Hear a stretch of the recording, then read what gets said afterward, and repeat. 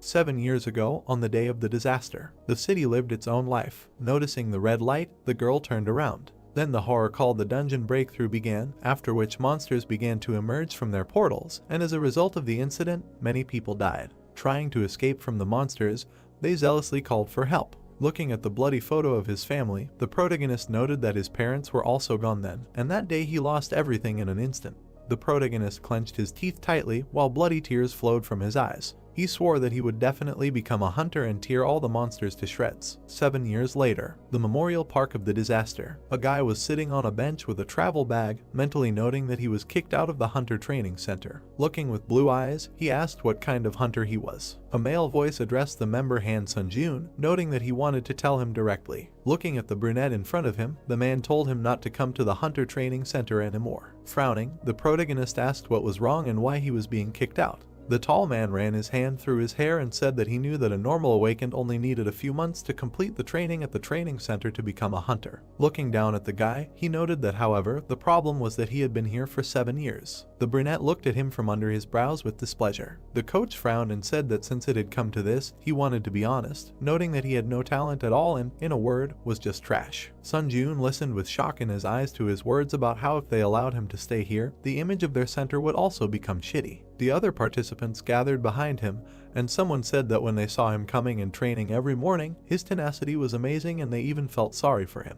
His comrade noted that there was no need to feel sorry for him, because he was a fool who did not know his place. Standing aside, the guy listened to his question about how it was even possible that after 7 years of training, his stats had not increased. The brunette sharply squeezed the tin can with the drink. Biting his lower lip, he mentally asked that if we do not even talk about opening unique characteristics and acquiring skills, why did not even the stats increase? Sitting on a bench, the main character heard a question from the side. Did she remember how dad died? A woman with a child was standing aside, who said that he knew and remembered everything. The girl with a helmet on her head smiled and said that when the monsters attacked, dad fearlessly died, saving people until the very end. Her mother sat on her knees, saying that everything was right, and then asked what to do if difficulties arise in life in the future. The child replied that she needed to gather her courage up. Sunjun's eyes widened as the girl exclaimed that she should never give up. The mother hugged her child and praised her. Suddenly, they perked up, looking to the side. A boy stood next to them, bowing. A moment later, he took off as soon as the woman tried to find out who he was. Rushing forward, the brunette thought that it was true that 7 years had passed. As a drop of sweat ran down his cheek,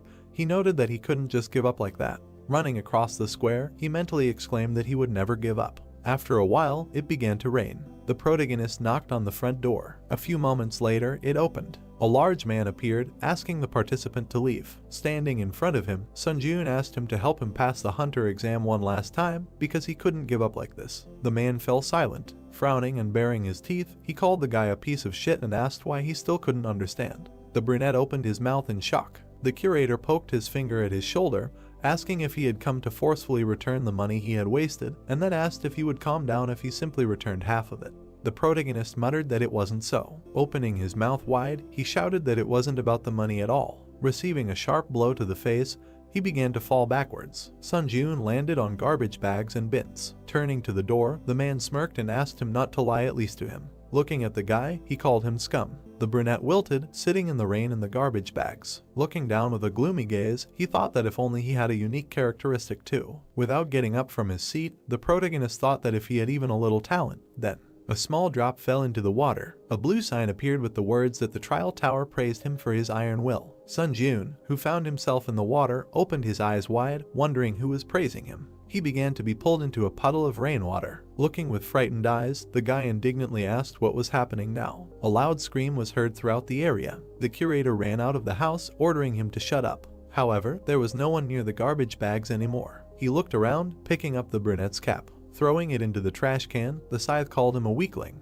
Meanwhile, the protagonist fell into the abyss of water. Puffing out his cheeks, he tried to hold his breath. Suddenly, the water threw him out and he began to fall down. A blue screen appeared in front of the protagonist, which said that the test tower had selected all suitable candidates from Earth. Reading the text, Sunjun wondered if this was the second disaster. His eyes widened when he was asked to choose a difficulty level, noting that the reward he would receive would depend on it. Biting his lip, the guy thought that he did not understand what was happening now, but looking at the 3 difficulty levels, he mentally noted that his intuition told him to use this chance. The brunette pressed the button. Suddenly, his cool bright light The system noted that it hoped that he would receive a satisfactory result from the suffering he received, and then it was said that he would soon go down to the first floor of the test tower. The protagonist looked with surprised eyes. The system noted that all the statuses of taxes and injuries of the candidate were currently being healed, after which the loading of the first floor of the test tower began, for which he needed to prepare. Sun Ji-yoon found himself in the desert. His eyes widened. A notification about issuing a weapon appeared on the blue screen, after which a sword appeared. It pierced the sand in front of the guy. The system noted that the theme of this trial was survival, the reward for which was unlocked unique characteristics. After reading this, the brunette froze in shock. Remembering how he trained in the center, he thought that he would receive what he had worked so hard to obtain for the past 7 years. Smiling like a madman, the protagonist thought that this was just madness. He walked towards the sword. Suddenly, the sand under his feet shook. Falling forward, Sun Ji-yoon loudly asked what was happening right now. Horror froze in his eyes when the system noted that the training trial was about to begin, and the selected difficulty in the Tower of Trials was hard. A huge sand golem appeared above the brunette. Looking up at it, he noted that he could not believe it. The notification said that he needed to survive for a limited time, and his remaining time was 9 minutes 58 seconds. Sun Ji-yoon began to run away from the golem. A blue screen appeared in front of his face. Horror froze on his face. It was noted that the punishment for failing the test was death. Loudly, the boy ran along the sand. Looking back sideways, he wondered if he could really escape from it like this. Looking at the running monster, he thought that it was faster than he thought. Stepping on the sand, the brunette mentally noted that it was because of him that it was impossible to run for 9 minutes without rest with his endurance. The protagonist continued to rush forward. Squeezing the hilt of the sword, he mentally noted that the system even gave him a weapon ordered him to survive, so he did not have a rich choice. Without slowing down, Sun Ji-yoon thought that either he would die here trying to escape or die in battle. Dedication. Looking back, he wondered how he could defeat this creature. Suddenly, he remembered the gloomy faces that called him a fool who does not know his place. Opening his mouth, the guy thought that this was enough. It was as if the curator was slapping him with a cone, saying that he was just a worthless person. Gritting his teeth tightly, the protagonist wondered what would happen if he tried to run away now. Jumping to the side, he thought that he could not allow this to happen. The brunette, tightly clutching his sword, thought that he had been trying to become a hunter for 7 years, and when it came to theory, he could say that he knew more about his feat than other hunters. He thought that running away was not an option, and he needed another way. Thinking about the monster that was still rushing after him, the protagonist mentally noted that usually, monsters like him would stop moving if they destroyed the core. Climbing the mountain of sand, he thought that however, the core was usually in hard to reach places. Heading to the top, Sun Ji-yoon thought that if so, he pressed himself into the sand again. Jumping forward, the guy thought he would just make it easy. He did a somersault with his sword catching on the sand. The brunette slowly went down. The golem jumped after him and fell. It started to roll down the slope. The protagonist lowered it to him. Jumping up, he realized that now was the time. Finding himself on the golem, Sun Ji-yoon spun that he could reach it. He smiled smugly. After that, he hit the core on his chest. The sword slightly cut the stone. The guy's mouth opened in shock as the sword was thrown back in his hands. There was a small crack on the core. When the monster smiled, he thought that this core was much stronger than it looked. Gritting his teeth tightly, the brunette cursed with a frightened face. He swung again, thinking that if he could hit again. A huge hand grabbed him. Opening his mouth, the protagonist screamed loudly, thinking that he knew it. The golem brought it close to his face and he began to hear words about how he was worthless, pathetic, and just a fool who did not understand his place. Sun Ji-yoon tightly gripped the hilt of his sword with a bloody hand. Fury flashed in his eyes as he ordered all the voices to be silent. Throwing the sword, he angrily repeated. The blade hit the core. The golem opened its mouth in confusion and the system noted the destruction of his words. A piece of the monster with Siemens began to fall. A notification appeared saying that the remaining time was 7 minutes 8 seconds and that he had completed the training test. The monster began to fall apart. After a while, Sun Ji-yoon ran in a pile of sand. Starting to rise, he wondered if he really did it. He knelt down, trying to figure out if he really saw this sand golem. The guy smiled contentedly, thinking that he really defeated it. He stood up, and the system congratulated him on successfully spawning the first floor of the trial tower. The brunette noted that he was able to survive. The information on the blue screen said that as a reward for clearing, he would receive a unique characteristic. As a reward, he would receive 1,000 points, and as an additional reward, he would receive the skill Quick Recovery of rank E+ and 500 points. The protagonist's mouth fell open in surprise. Standing in front of the screen, he mentally said that he could not believe it.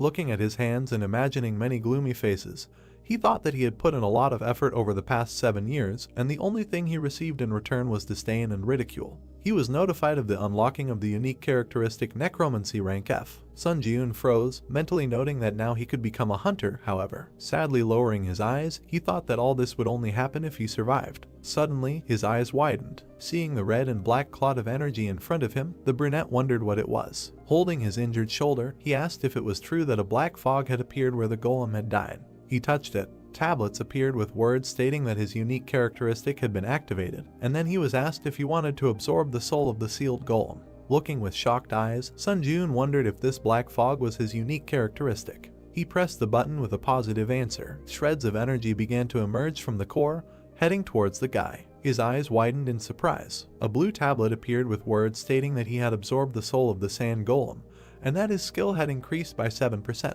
The guy bent over and froze. He looked at his hands with puzzled eyes. Suddenly, bloody energy began to seep into his chest. He breathed heavily until it sank completely. A notification appeared that the number of souls was a 5th. Imagining the core, the brunette thought that he could feel this soul, and then wondered if this meant that he could store souls if he absorbed them. He closed his eyes, thinking that if he were to use it like this. The system noted that he could increase his stats by absorbing. Strength was increased by 3, and endurance by 2. The protagonist began to float above the ground. Opening his mouth in surprise, he thought that he felt like energy was filling his body. He mentally noted that his stats had indeed increased. Remembering how he was kneeling in the training room, Sun Ji-eun thought about how he had not been able to lift them for the past 7 years, and he finally managed to do it. His unique characteristics appeared. It was said that the main effect was to absorb the souls of the dead and use them as you wish, and the additional effects were a permanent increase in stats and the storage and use of souls. The boy smiled mischievously, thinking that if he came back with this skill,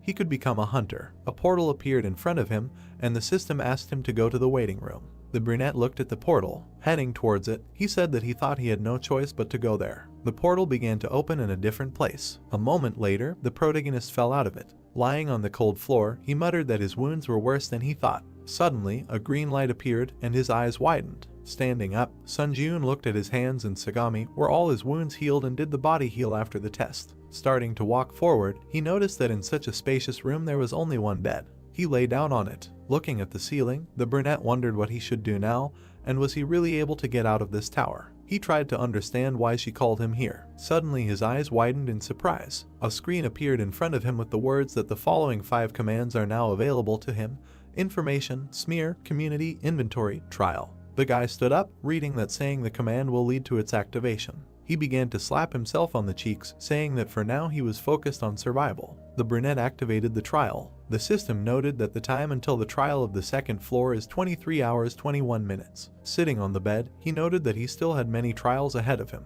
Then he activated the community. A notification appeared that he entered a community of difficulty. A chat opened in which people asked to explain what was happening here, asking for their stats back, and someone wrote that 2 had not been a hunter before. The main character mentally noted that now he understood what was meant by the community. Frowning, he thought that everyone in the chat was confused, and besides, it seemed like people who weren't hunters were also dragged here. Suddenly, an admin entered the community and locked the chat. Sun Ji-eun perked up. The admin wrote that he had important information to share with those who had passed the tutorial trial. Sitting on the bed, the guy thought that maybe he would tell them how to return and that he found it difficult to remember everything. The admin wrote that he would teach them how to use the points they earned during the tutorial trial. That points were a currency used in the trial tower to buy from the store, and that points could be given out or received from others through the community. The brunette read the messages with fear in his eyes, that they couldn't get even a drop of water in the trial tower without points, and points could only be obtained through trials. Imagining himself dying of thirst and hunger, the protagonist thought that, in other words, he needed to do his best to get used to the rules of the tower. And the fact that he couldn't even get water without points meant that he needed to pass the challenges to earn points to survive. The admin wrote that that was all and exited the chat, unblocking it. The protagonist touched his face, saying that he thought he could become a hunter if he just came back. He looked away. Looking at the sword on the wall, Sun Ji-eun said that he couldn't do much with just a sword, and then activated the store. After a while, he covered himself with a shield. The guy swung his sword, thinking that all the hunters had lost all their stats when they entered the tower. He kicked off the floor with his foot, mentally noting that, however, it should be easier for them to master the skills they had previously mastered. The brunette with the sword jumped to the side, thinking that this is why he can't forget that he is not on the same starting line with them, and if he does not train, he will not be able to catch up with them. After a while, he was lying on the floor exhausted. A soft light appeared around his body. The protagonist stood up and stretched his body, saying that thanks to the healing effect of the waiting room, he can train without problems and prepare for the next trial. He froze when his stomach growled loudly. Sunjun opened his inventory, asking what to do with his hunger. He looked at the contents of his inventory. Clenching a piece of dried meat between his teeth,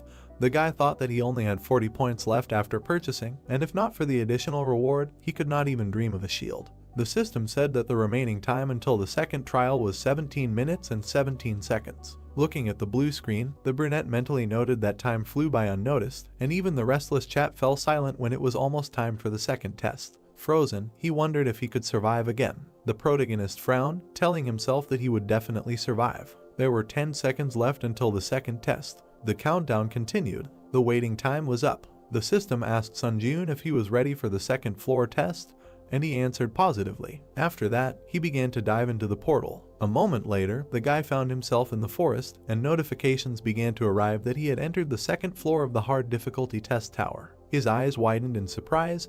The brunette muttered that this time he found himself in the forest. The system noted that the goal of this test was assassination, and that he needed to kill the chieftain of the orc tribe in the allotted time. They showed the chieftain with staffs in his hands, who was directing his army. The protagonist found himself at the edge of a cliff. He saw a small camp below. With his mouth wide open, he asked if the orc tribe was there. Looking closer, Sun Ji-eun saw many green monsters below. With fear in his eyes, he asked if they really wanted him to go to a place teeming with orcs and kill their leader. The sun was shining on the camp. There were 2 guards at the entrance. A guy was watching him from the bushes. Frowning, he thought that in normal dungeons, if the orc tribe had a guard, then he should consider that they also had a huntsman. Looking at the large muscular monster with glowing eyes, he thought that he was not sure that he could defeat even the orc hero, let alone this entire crowd of monsters. Imagining the team of hunters, the brunette mentally noted that in order to defeat the orcs, at least an E-rank hunter would have to form a group, so his chances of winning were close to 0. Looking at him with a gloomy gaze, he wondered what he should do now. The protagonist sank completely to the ground, thinking that first of all, he should retreat and think about a strategy,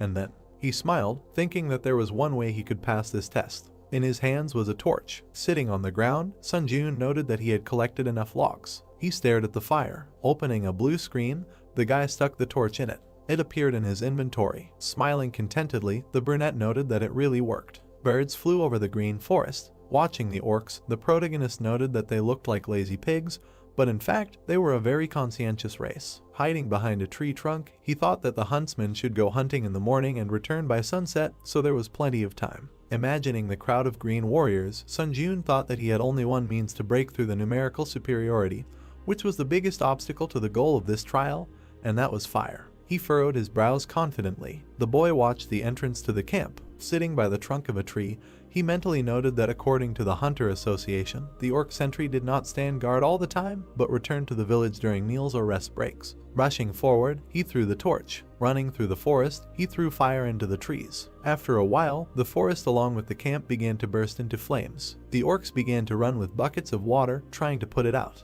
Looking at the thick smoke rising from the camp, the protagonist thought that when the fire completely engulfed the village, he would no longer have to worry about running into the orc rangers returning from hunting. Watching the monsters running through the forest, he made a mental note that he needed to catch at least 2 orc workers before the flames consumed the population. One of them broke away from the majority. The monster began to collect water from the river and turned around when he heard the sound. Suddenly, Sun Ji-eun plunged his sword into his back. A red and black outline of a soul began to appear around him, and the system asked if he wanted to absorb the orc spirit, to which the guy answered positively. Smiling, he said that this was exactly what he was waiting for. As the energy passed into his chest, a notification appeared saying that he had absorbed the orc spirit and his mastery increased to 9%.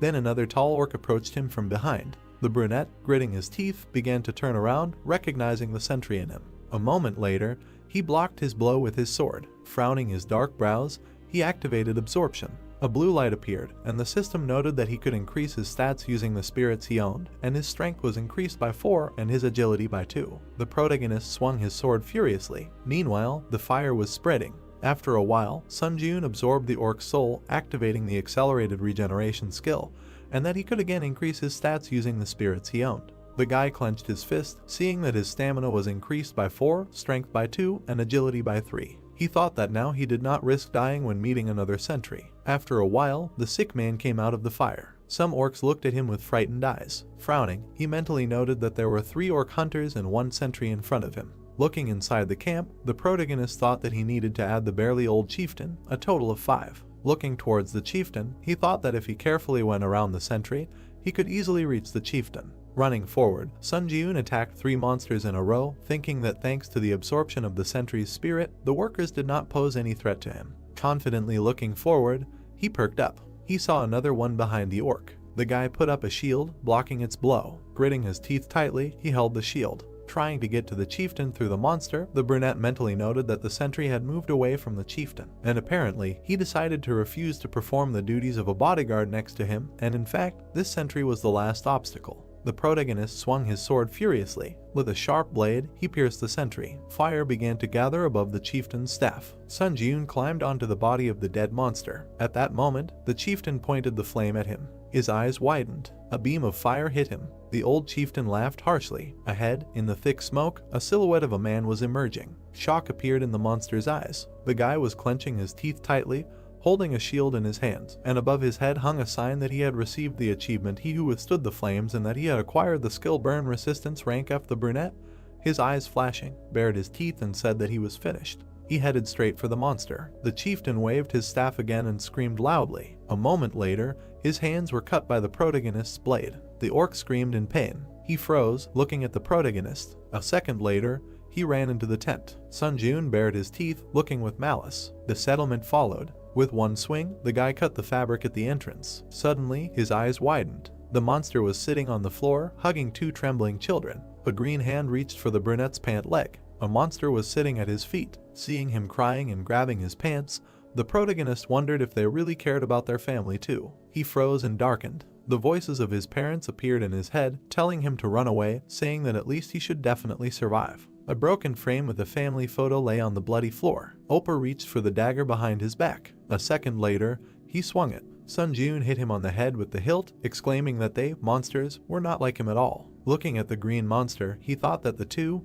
even if there was a chance that they would become ghosts, following in his footsteps, he would still exterminate them all. The chieftain ran towards him with another orc. The guy swung his sword. A moment later, the system congratulated him on overcoming the 2nd floor of the test tower. Looking at the battered shield, the brunette noted that it had become unusable, but it was thanks to it that he was able to survive. Opening the blue screens, he said that this time he was again on the verge of failure. The protagonist opened his mouth and said that the number of applicants had been reduced by almost half. His eyes widened. A certain person wrote in the community that he had figured out how to return to Earth by sending a letter with a question. Sun Jiun imagined many people walking in the sun in the park. He mentally noted that information was one of the 5 commands used in the test tower. The guy opened the tab with the question and read that he could write a question that the administrator would answer after processing was complete, and that each time he entered a new floor, 1 question ticket would be added. The brunette frowned, thinking that it turned out that he could use the right to send a letter with the question he was interested in here. It was noted that the chat naturally formed an atmosphere for exchanging information obtained during the sending of questions to the administrator.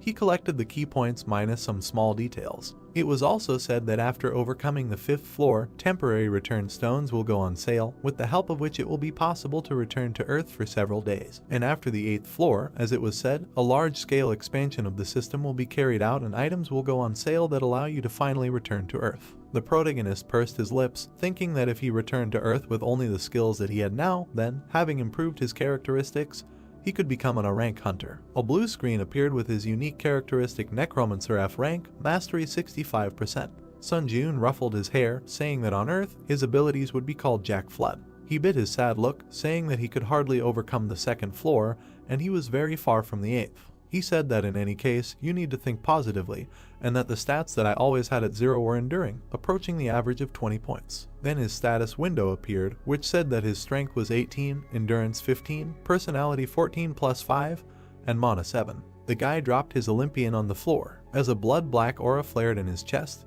he mentally noted that he needed to absorb the 5 spirits that he had obtained by risking his life. When he absorbed them, his strength became 27, endurance 25, agility 28 plus 5, and mana 13. The brunette opened his eyes in shock, thinking that the strength was simply overflowing him. He abruptly ran forward. Starting to run on the ceiling, the main character thought that he was beyond human capabilities, which he could only read about in a book before. He jumped off the stream. A moment later, his face distorted in surprise. A loud crash was heard. The protagonist was lying on the floor, slammed into the wall. Wiping the blood from his nose, he said that due to his rapid growth, his body had not yet gotten used to the new sensations, and then activated the store. Sun Ji-eun took the dead giant shield for 21 points. Activating the inventory, the guy noted that now was the perfect time to use the rewards from the previous trials. He looked at the E+ rank Black Iron Sword, which added 5 reaction speed, 10 attack speed. He also had a D rank Assassin's Cloak, which reduced sensitivity by 10% and which increased movement speed by 15% for 1 minute when agility is below 50. The brunette put the items on himself. He sighed, thinking that he could get used to this equipment before the next trial. The protagonist rushed forward.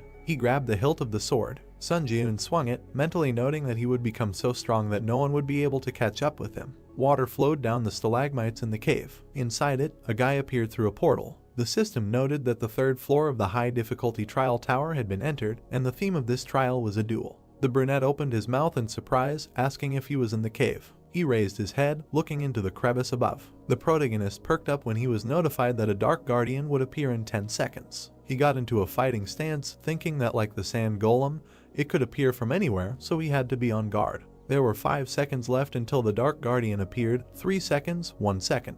The system notified of the guardian's appearance. A human shadow appeared behind the protagonist. His eyes widened. The shadow guardian attacked him with a weapon. After that, he smiled contentedly. Sun Ji-eun bared his teeth in anger. The system notification said that he needed to defeat the shadow guard, his double. Gritting his teeth, he turned back. Sun Ji-eun kicked his opponent. They stood opposite each other. The triplet licked his sharp fangs with a grin, and the guy was breathing heavily. When the accelerated regeneration skill was activated, he mentally noted that if he had not reacted in time, his spine would have been broken. The brunette pursed his lips, thinking about the shadow pose. Equipment clanked in the cave. Looking at the exact same fighting stance of the enemy, the protagonist wondered if this creature was imitating his movements. He ran forward, thinking that he needed to clash with him in battle to test his guess. Sun Ji-eun abruptly rushed past the enemy. He looked back in confusion. Suddenly, blood splashed to the sides. The guy stopped some distance from the shadow guard. He frowned. The brunette saw how the monster's wound began to heal.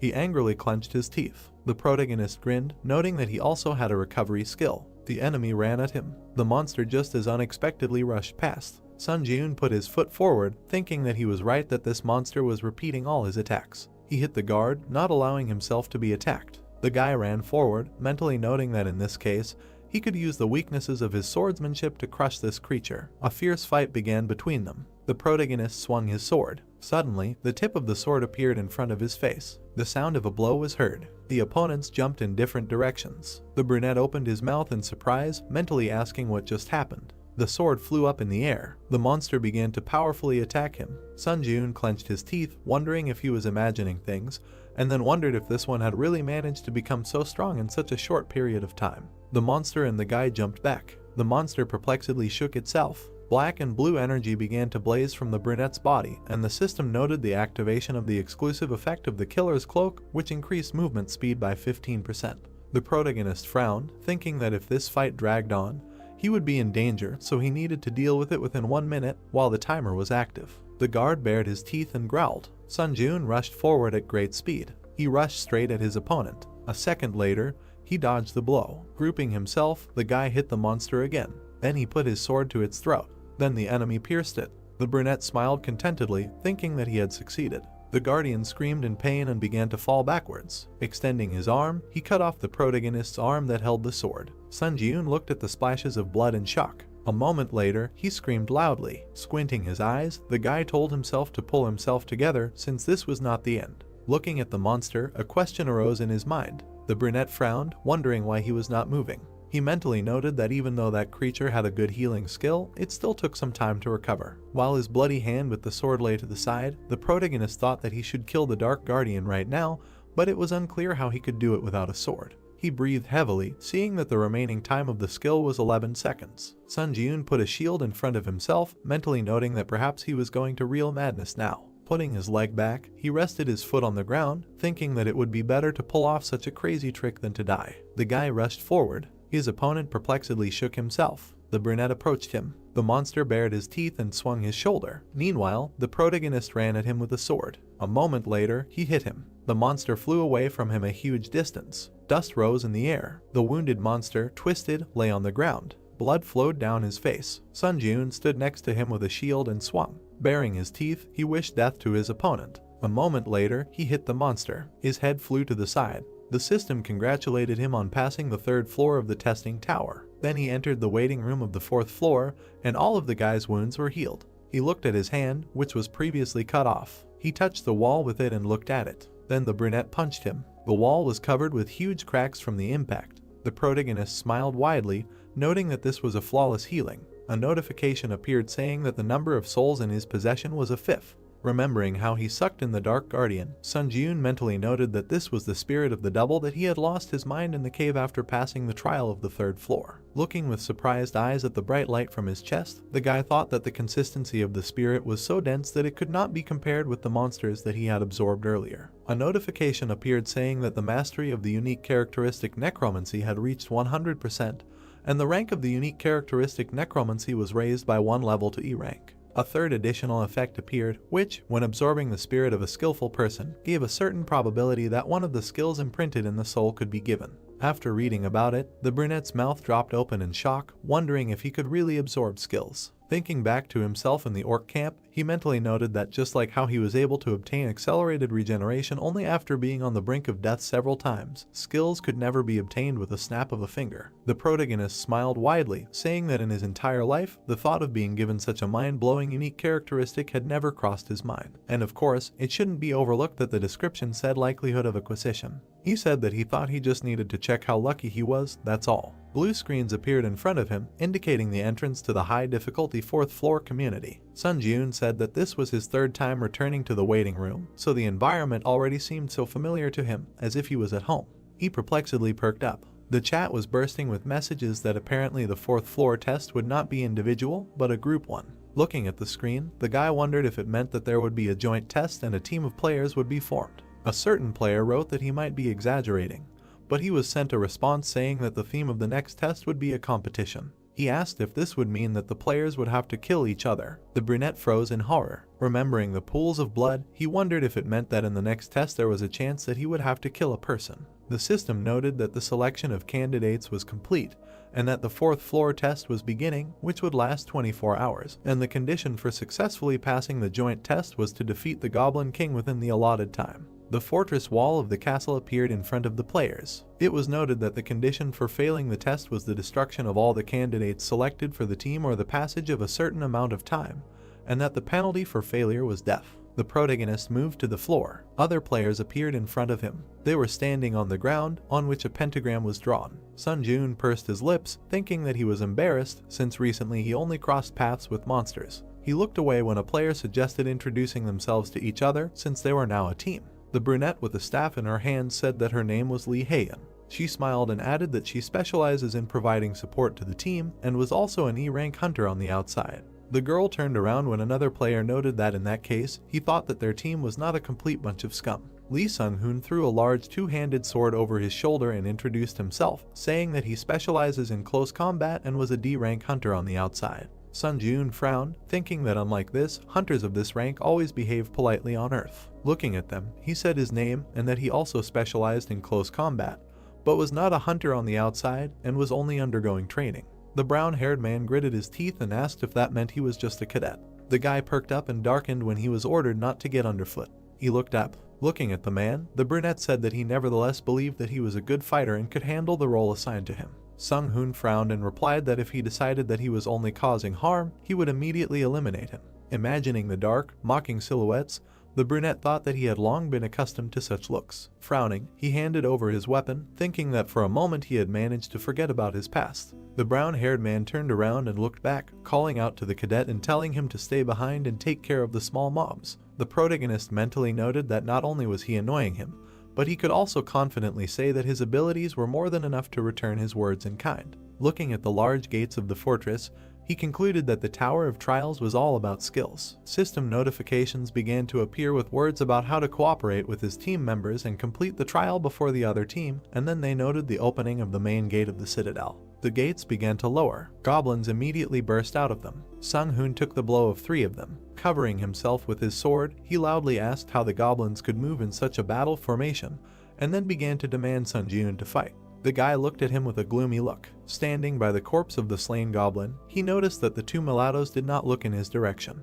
Heian exclaimed behind him that her spell would be completed any minute. The brown-haired man holding back the monsters shouted, telling her to stop chatting and make some kind of buff as soon as possible. The girl replied that she had already used all her support spells. The brunette approached her and addressed her, saying that it seemed that he needed help, and he left her for a while. Heian, with a worried look, told him to stop. A moment later, the protagonist rushed forward. The huntress frowned, asking who would cover her from behind if he left. Suddenly, her eyes widened. She saw many goblin corpses to the side. The brunette, frozen in place, said that she could not believe her eyes. The remaining goblins attacked. Sung-hoon, blocking the blows, cursed loudly. One of the monsters was spinning a mace on a chain. Then he threw it at the man. The blow sent the sword flying out of his hands. He landed on the ground. The goblin jumped on the unarmed brown-haired man. Looking at him with frightened eyes, he indignantly asked why he was so unlucky to be on the same team as a cadet.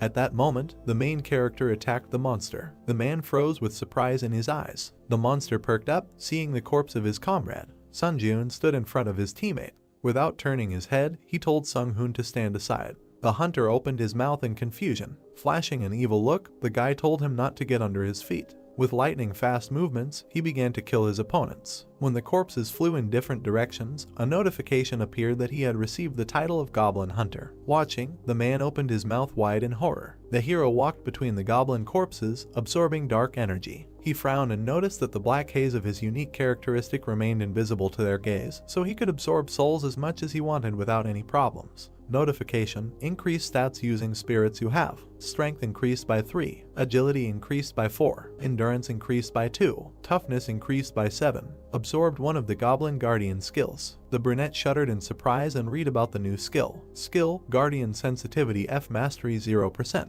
Effect: the overall field of view expands, making it easier to notice approaching subjects. Sun-joon's eyes widened and he looked to the side. Now he understood what it was like to see the world from a wider angle. The guy grinned, happy about another jackpot. He came closer to his teammates. Sung-hoon smiled tensely and said that luck was on the cadet's side since he was only up against weak goblins. The man added that, be that as it may, the young man had tried hard. The protagonist and Heian looked at their comrade in silence. The brunette pulled up his hood and said that from now on he would be leading the operation himself, moving in the vanguard. He suggested that this formation would bring the greatest benefit to the team. Sun-joon looked closely at the man and asked if he had any objections. The knight frowned, then looked away and replied that so be it. The hunter asked if there were any other instructions. The hero said that he should simply protect Heian, nothing more was required of him. He turned to the girl with a request to provide support and provide orientation on the terrain. In a word, to do the same as before. The sorceress smiled and agreed to work productively in the remaining time.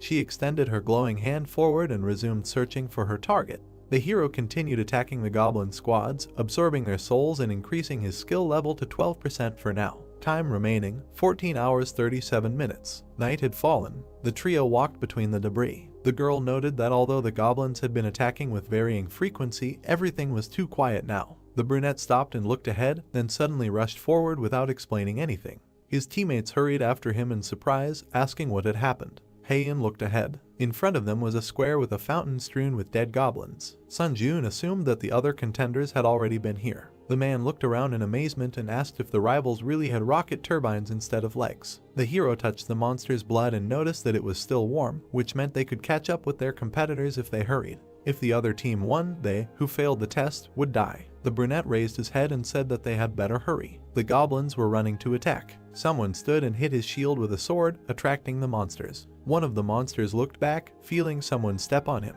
The guy with the blades was sitting on the goblin's shoulders. He grimaced and muttered that he was already sick of hunting goblins. The hunter expressed hope that this was the last fight before going to the boss. The monsters rushed at him. The player jumped up, dodging the attacks. He bared his teeth and his eyes lit up. A few moments later, the guy was already standing among the corpses. The knight and the wizard looked at Lee Seon and praised him for a job well done. The assassin grimaced and complained that he had to do everything alone.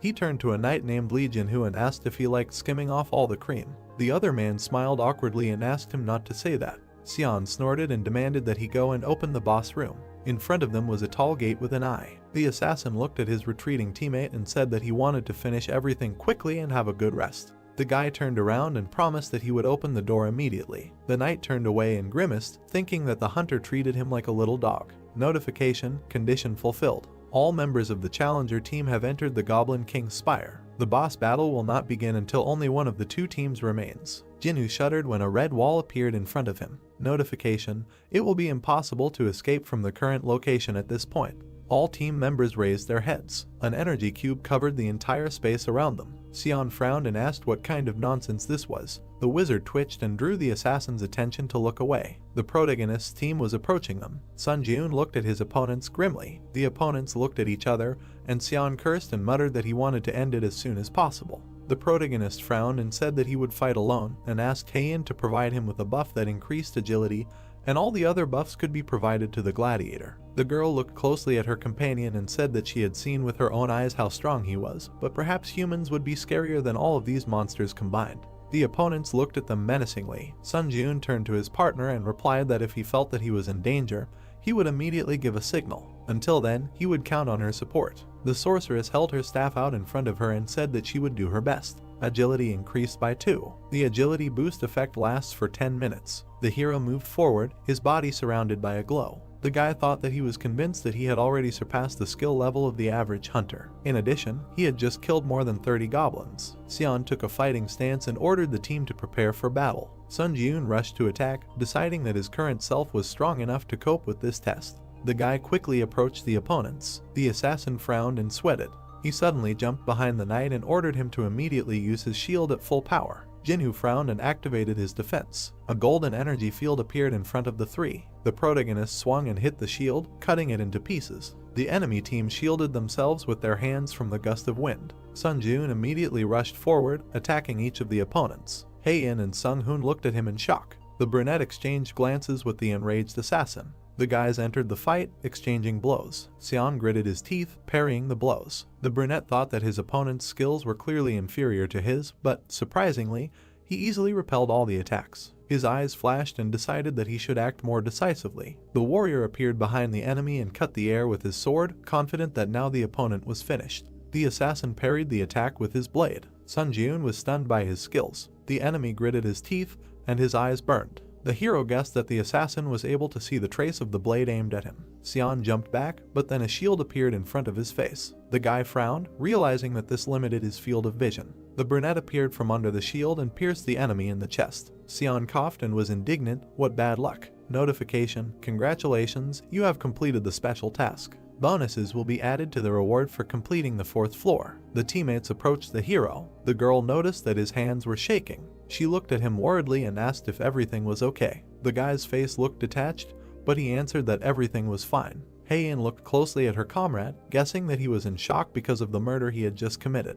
It seemed to her that the hero was a strong and cold-blooded person. Sun Jiun turned to them and asked if they were ready to go to the boss right now. The partners confidently agreed. Blood spurted from the Goblin King's mouth. The brunette pierced him with his sword, jumping from behind. Notification: the test target, the Goblin King, has been destroyed. The boy jumped to the floor and the body of a monster fell behind him. Sung Hoon looked at the hero in shock and thought that he must be a monster. Notification: congratulations, you have passed the 4th floor of the trial tower. As a reward for breaking through, all stats have been increased by 4. As a bonus reward, the skill instant acceleration was received. Teleported to the waiting room. The gladiator turned around and said that he would leave them first. The hero stood in front of the sorceress. He said that he hoped that she would return safely. The girl looked at him carefully and said that her words may have been out of place, but the boy only did what he had to do. The bodies of the defeated players lay behind them. Heian added that someone had to kill the enemy team anyway. If the hero had refused, she would have joined the fight. The brunette looked at his interlocutor in surprise. He smirked and replied that after her words, his soul felt better. The guy looked questioningly at his partner, who pointed her finger into the air. A notification window appeared in front of him. The challenger Heian sent you a friend request. The girl turned around and said that, one could say, the test of the 4th floor was completely passed due to his power, so she had a feeling as if she was indebted to him, and this made her a little uneasy. The sorceress blushed slightly and asked to find Heian from the White Guild in the future when he returned to Earth. The hero watched her in surprise until she disappeared into the portal. Sun Jiun turned around to look at the dark energy swirling nearby. Left alone, he had to make a decision. Glowing cores hung over the bodies of the dead. Would the guy decide to absorb a human soul or not? When he made sure that he was capable of something like this, he postponed the absorption process for later as he felt that he was about to cross an irreversible line. Now the hero has made up his mind. He jerked his hand, and energy began to emanate from the dead man's body. Sun Ji-eun stretched out his hand, absorbing the power, and thought that although he had no intention of killing people to become stronger, in a situation where he had no choice, he would have to resort to murder. In addition to his original desire to become a hunter, new ambitions were already beginning to sprout in his soul. The trial tower had given him a chance, and he would take full advantage of it. The hero wants to continue climbing to the top of the trial tower. The brunette passed through the portal and entered the waiting room of the 5th floor. Notification: system expansion begins. A ranking system for applicants has been created, and the results of the trials are being summarized. The guy looked at the system window in surprise. The window required entering a nickname. Sun Ji-eun thoughtfully touched his chin and then entered the word. Your nickname has been changed from Sun Ji-eun to Hunter. The results of the 4th floor trial are being summarized. 1. Kim Seung-hoon. 2. Lee In-hoon. 3. What's an alias change? 4. Hee Sun-ah. 5. Artisan of the brain. 6. Overpowered sword. Everything was in plain sight. The guy tapped the screen to check if he was somewhere on this list. The hero's eyes widened, finding himself in 16th place. His 4th floor challenge breakthrough time: 11 hours, 14 minutes and 51 seconds. 4th floor challenge breakthrough process: SS+. 4th floor challenge clearance result: B+. 4th floor challenge overall summary: A. The brunette looked at the notification and noted that his ranking was much higher than he thought.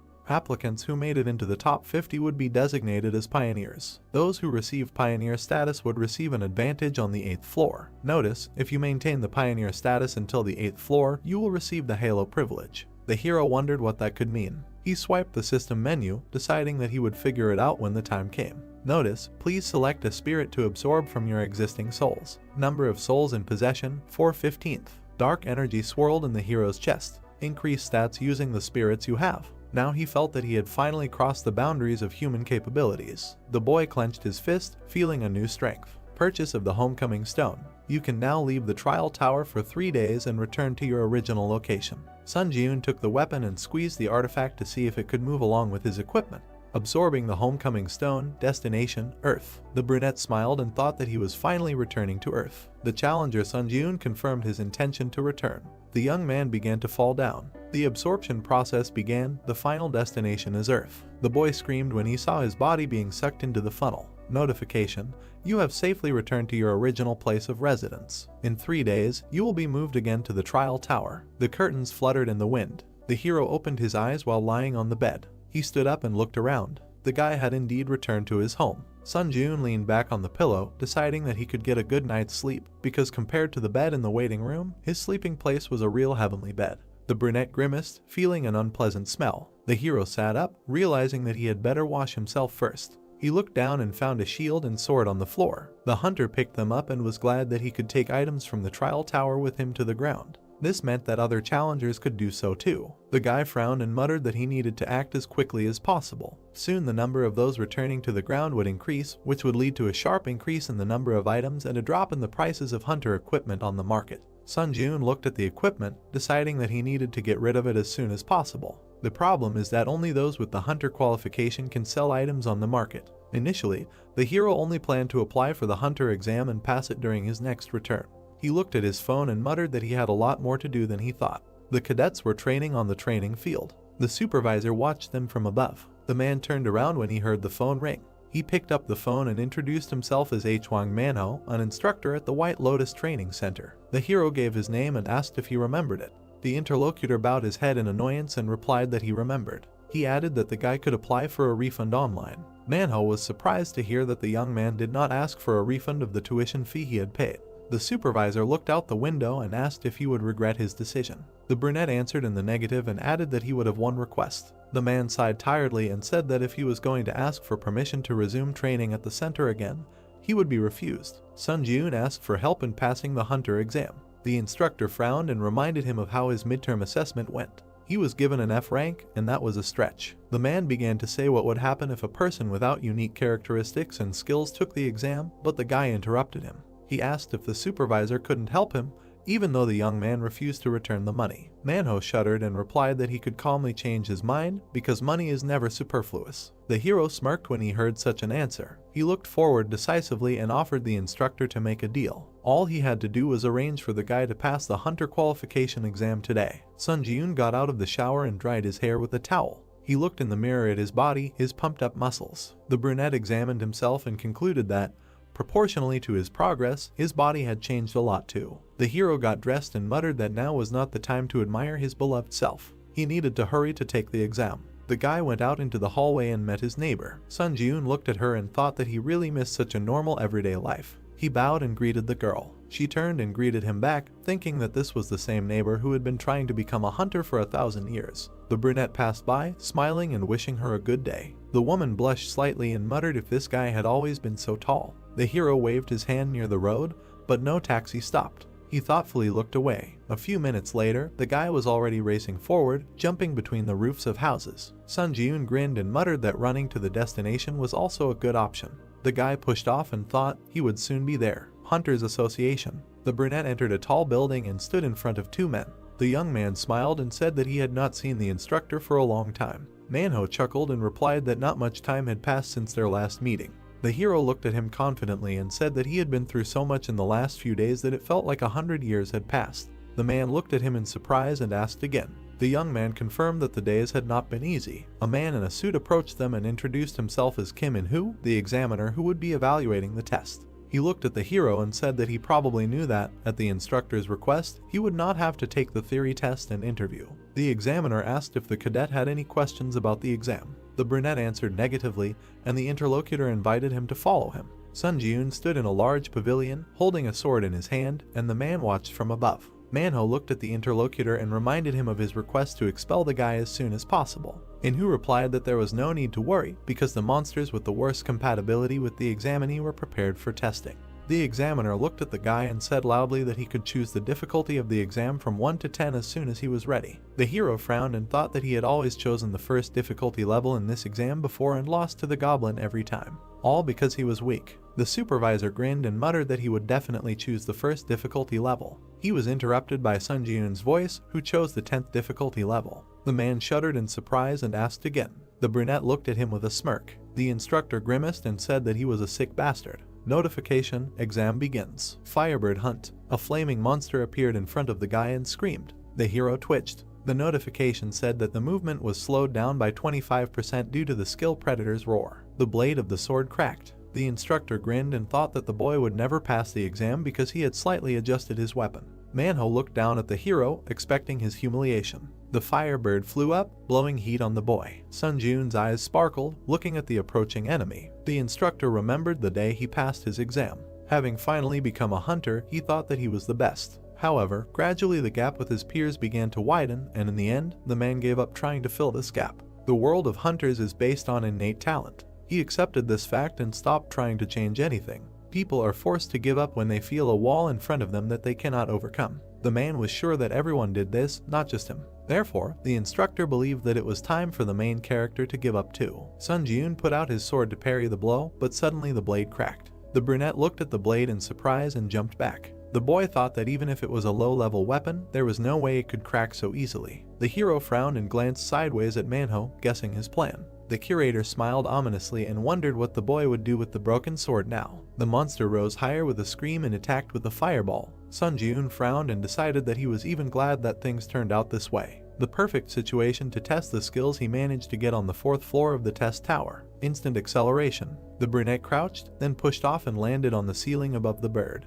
The hero smiled slyly and thought that this was much better than the increase in movement speed when using the buff of the assassin's cloak. The monster growled and began to prepare for another attack. Sun Ji-yoon pushed off and plunged the broken blade into the enemy's eye. The bird howled in pain. The guy landed on the floor and muttered that the sword was, as expected, too short. He picked up one of the slabs from the floor and swung it at the guy, managing to slice his head in half. The slab smashed into the wall, breaking through the crossbars of the balcony where the men were standing. The curator turned around, dumbfounded, and asked what the hell this bastard was doing. The exam was over. Congratulations. The monster fell down. Sun Ji-yoon waved his hand and asked if the audience was okay because he didn't expect the tile to fly to them. The brunette smiled decisively. The woman smiled widely and handed the hero a hunter's card, congratulating him on successfully passing the exam. The guy accepted it with gratitude. The interlocutor said that since he was registered with the Hunters Association, he could now officially engage in hunting activities. He looked at her and clarified whether she meant entering the dungeon and selling items. The woman answered in the affirmative. Manhwa slammed the table and asked the man sitting opposite how this could even happen. The examiner promised that the guy would fail within 10 seconds, but in the end, he passed the test in that time. Enro straightened his tie and muttered that the interlocutor really knew how to joke. The man looked at the instructor and declared that he had done everything in his power. Based on the stated data, Cadet Sunjun would never be able to pass this test. Manhwa frowned and asked if it was possible to assign the youth a lower rank. The examiner was surprised, where else could it be lower? He killed a monster in 10 seconds, which is aimed at cadets who received rank D at the midterm assessment. If the hero was assigned rank D, he could appeal. Sunjun entered the conference room and said that he received a hunter's certificate. Enro coughed and congratulated him. The guy came closer and looked at the curator, noticing that he did not look very well. Manhwa smiled tensely and congratulated the interlocutor on his status as a hunter. The hero looked at him and said that, if his memory serves him correctly, the man reached rank C before retiring. The man tensely asked him what he meant. The brunette tilted his head and said that the instructor said that he considered him scum, but perhaps he really was that scum. Manhwa's face was distorted with hatred. The instructor swung at the young man, shouting that he had completely lost his fear. The examiner tried to calm him down. The hero smiled and thought that, contrary to expectations, the man had easily fallen for his provocation. He deftly dodged the fist and hit his opponent in the stomach. The brunette frowned and said that he had just acted in self-defense. Sunjun slapped the curator and added that this was his response to aggressive actions. The man recoiled, not understanding where such strength came from for a C rank. The guy stood in front of the examiner. He looked at him carefully and asked if he was really offering him a job as a direct employee of the Hunters Association. Enro answered in the affirmative and added that his salary would be 1 billion won, and a larger amount could be discussed. The man said that the hero would only benefit if he accepted his offer. Sunjun looked at the card and muttered that such an amount was a good start. Enro smiled and said that he had simply seen his potential. The guy said that it seemed that the difficulty level of the exam was adjusted arbitrarily. The interlocutor shuddered and sweated. The brunette turned around and said that he would not make a big deal out of it, but it was not in his rules to make a deal with someone he did not trust at all. The hero threw the examiner's business card and left. 2 days later, on TV, the host reported that there were rumors that a mysterious phenomenon called the Trial Tower had been observed among hunters lately. The hero closed his laptop and muttered that everyone finally knew about the Trial Tower. He took the chest and the stone and held the phone in his other hand. Sunjun said that he got rid of the equipment at a very good price. After all, these 3 days were spent very productively. It seems that your time on Earth is coming to an end. Notification: in a few seconds, you will be transferred to the Trial Tower. The brunette looked at the system window and said that he would do it with pleasure. Time is up.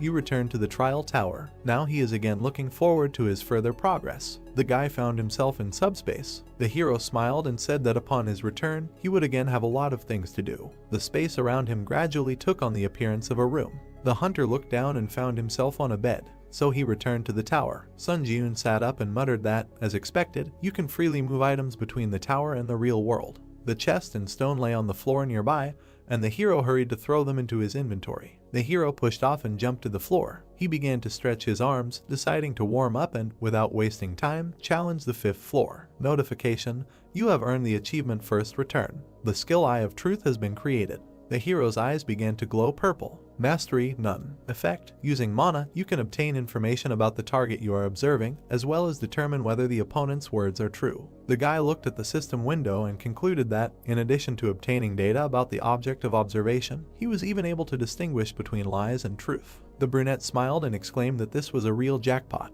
Thunder Sword purchased, 55 0 points will be deducted. Hunter Scout Shield purchased, 38 0 points will be deducted. The hero swung his new weapon. Although he had shelled out a ton of points for the sword, he really liked its options. 10% chance to apply the lightning effect when hitting an enemy. The guy decided that it would definitely be useful. A notification window appeared in front of him. You are ready to begin the test on the 5th floor. Sunjun resolutely jumped into the portal, determined to begin the test after so much time. Entered the 5th floor of the test tower. Selected difficulty: hard. The theme of this test is hunting. Remaining time: 24 hours. Condition for successful completion: defeating the werewolf boss in the Wolf Ravine. Conditions for failing the test: the death of the challenger or the expiration of the allotted time. The reward for a successful breakthrough is a werewolf headband. The penalty, in case of failure, is death. The hero found himself in front of a high mountain with the moon shining above. He smiled and clutched his sword. Werewolves gathered around him. The animals growled and rushed to attack. In a few precise movements, the guy cut them down, making his way forward. Sun Jun kicked another enemy. The wolf flew to the side, and the guy was indignant. Why are they so puny? The werewolf hit his big paw. The hero shuddered and looked in that direction. 3 large white wolves stood in front of him. The beaten dog whined pitifully. The white monster roared and bit into the small wolf. The large monsters began to surround the hunter. He looked up warily. His eyes sparkled in anticipation. The trial tower never disappoints. The wolves rushed to attack. The player pushed off and swung his blade, saying that he was even starting to enjoy the trials. He delivered a slash and muttered that he might be slowly going crazy. The blade swept across all the wolves, leaving wounds on them. Mastery of the hunter's dagger skill reached 100%. The hunter's dagger skill was increased to rank E+. The accelerated regeneration skill was increased to rank D. The guy landed on the ground, feeling his strength growing. He frowned and thought that the hunter's dagger skill he had obtained on the 3rd floor had also almost reached its growth limit. He needed to obtain a new swordsmanship skill. 2 wolves jumped from the boy's back. The hero turned around and said with a smile that they could continue to attack without stopping. His back was to the scattered corpses that emanated dark energy. The boy raised his hand, absorbing the power, and noted that he had already managed to hunt 3 times, and it turned out that the sword lightning effect appeared even less often than he thought. You have absorbed several spirits of the crazed wolf. Mastery has increased by 16%. The brunette looked at the system window and noticed that the mastery of the unique characteristic was also steadily increasing. If he gave it his all, he would be able to achieve an increase in the rank of his unique characteristic. He moved on, reaching almost the middle of the wolf ravine. Sun Jun stopped. There were corpses of wolves lying around. The hero assumed that there was a conflict in the pack. The boy crouched down to the body and realized that the cut was too clear, which meant it was made by a sword. He looked at the rock and thought that the marks left nearby only confirmed his assumption. Hunters used the eye of truth, and his eyes turned purple. He looked at the wall. A trace of aura, rank D. A trace left after a rather skillful aura neatly split the wall. The boy stood among the defeated monsters, wondering if aura was also one of the skills. Sun Jun frowned and thought that there were too many nuances that did not fit in his head. He felt somehow uneasy. Suddenly, a howl was heard. The hero jerked forward, realizing that it was somewhere nearby. He rushed along the gorge until he noticed something in front of him. Ahead was the entrance to a cave from which a roar was heard. A werewolf flew out of it. He hit the ground several times. The brunette looked at him in surprise, not understanding what was happening.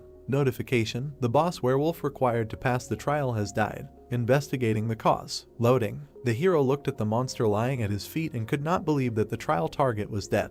Analysis complete. The brunette jerked and looked at the system window. An intrusion was detected in the Sun Jun challenger's trial. The trial target has been changed. Kill the challenger from another dimension who has intruded into your trial. A man in armor came out of the cave. The hero looked at him, processing the information. He realized that the trial tower existed in several dimensions at once, other than Earth. The hunter squinted, trying to understand how the enemy had ended up here at all. The knight looked at him and said that he did not expect the challenger from the underdeveloped world to still be alive. He clarified that the hero was the master of this trial. The man pointed his sword at the boy and decided that he was silent because he was paralyzed by fear of his impending death. The brunette smiled nervously and thought that this bastard was also cuckoo. They stood opposite each other. The hero looked ahead and thought that he did not expect a situation where the target of his test would be killed by an intruder from another dimension. However, he was very lucky that the test did not fail. The brunette frowned. The enemy assumed a fighting stance, and his sword began to shine.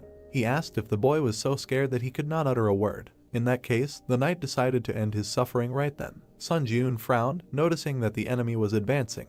The enemy quickly ran forward. The hero kicked the werewolf's corpse, throwing it towards the intruder. The wolf flew at the knight, but he cut it with his sword. He looked away. The brunette ran around him and swung his sword, saying that he was caught. The guy jabbed his sword at the armor, but then his eyes widened in surprise. The blade slipped, although the hero was going to cut the enemy in half. The enemy swung his sword and said that the young man was caught here. He brought down a blow on the hunter, who barely managed to cover himself with a shield. The defense split into pieces. The guy was thrown back and slammed into a rock. Sun Jun coughed in pain. The brunette grabbed his broken arm and clenched his teeth. The enemy came closer and was surprised that the young man blocked the aura. If he allowed himself to be cut in half, he would have met a quick and painless death. The hero frowned and shouted that he had never heard of any invaders. The knight came closer and replied that the barbarian had no way of knowing what a floor infiltration was. The boy sweated and muttered in horror why something like this had happened in his trial. The enemy looked at him menacingly, radiating an aura, and told him not to hold a grudge since the tower was originally such an unpredictable place. He would rather leave long conversations and end everything.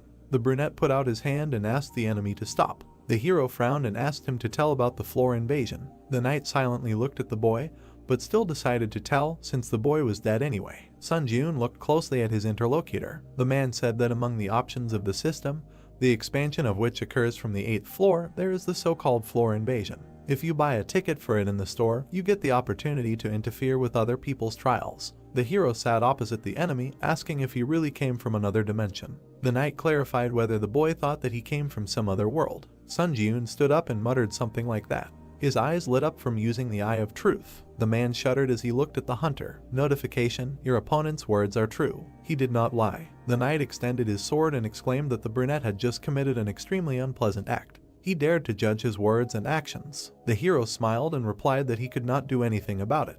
The opponent swung his sword and asked how the barbarian brat dared to be insolent to him.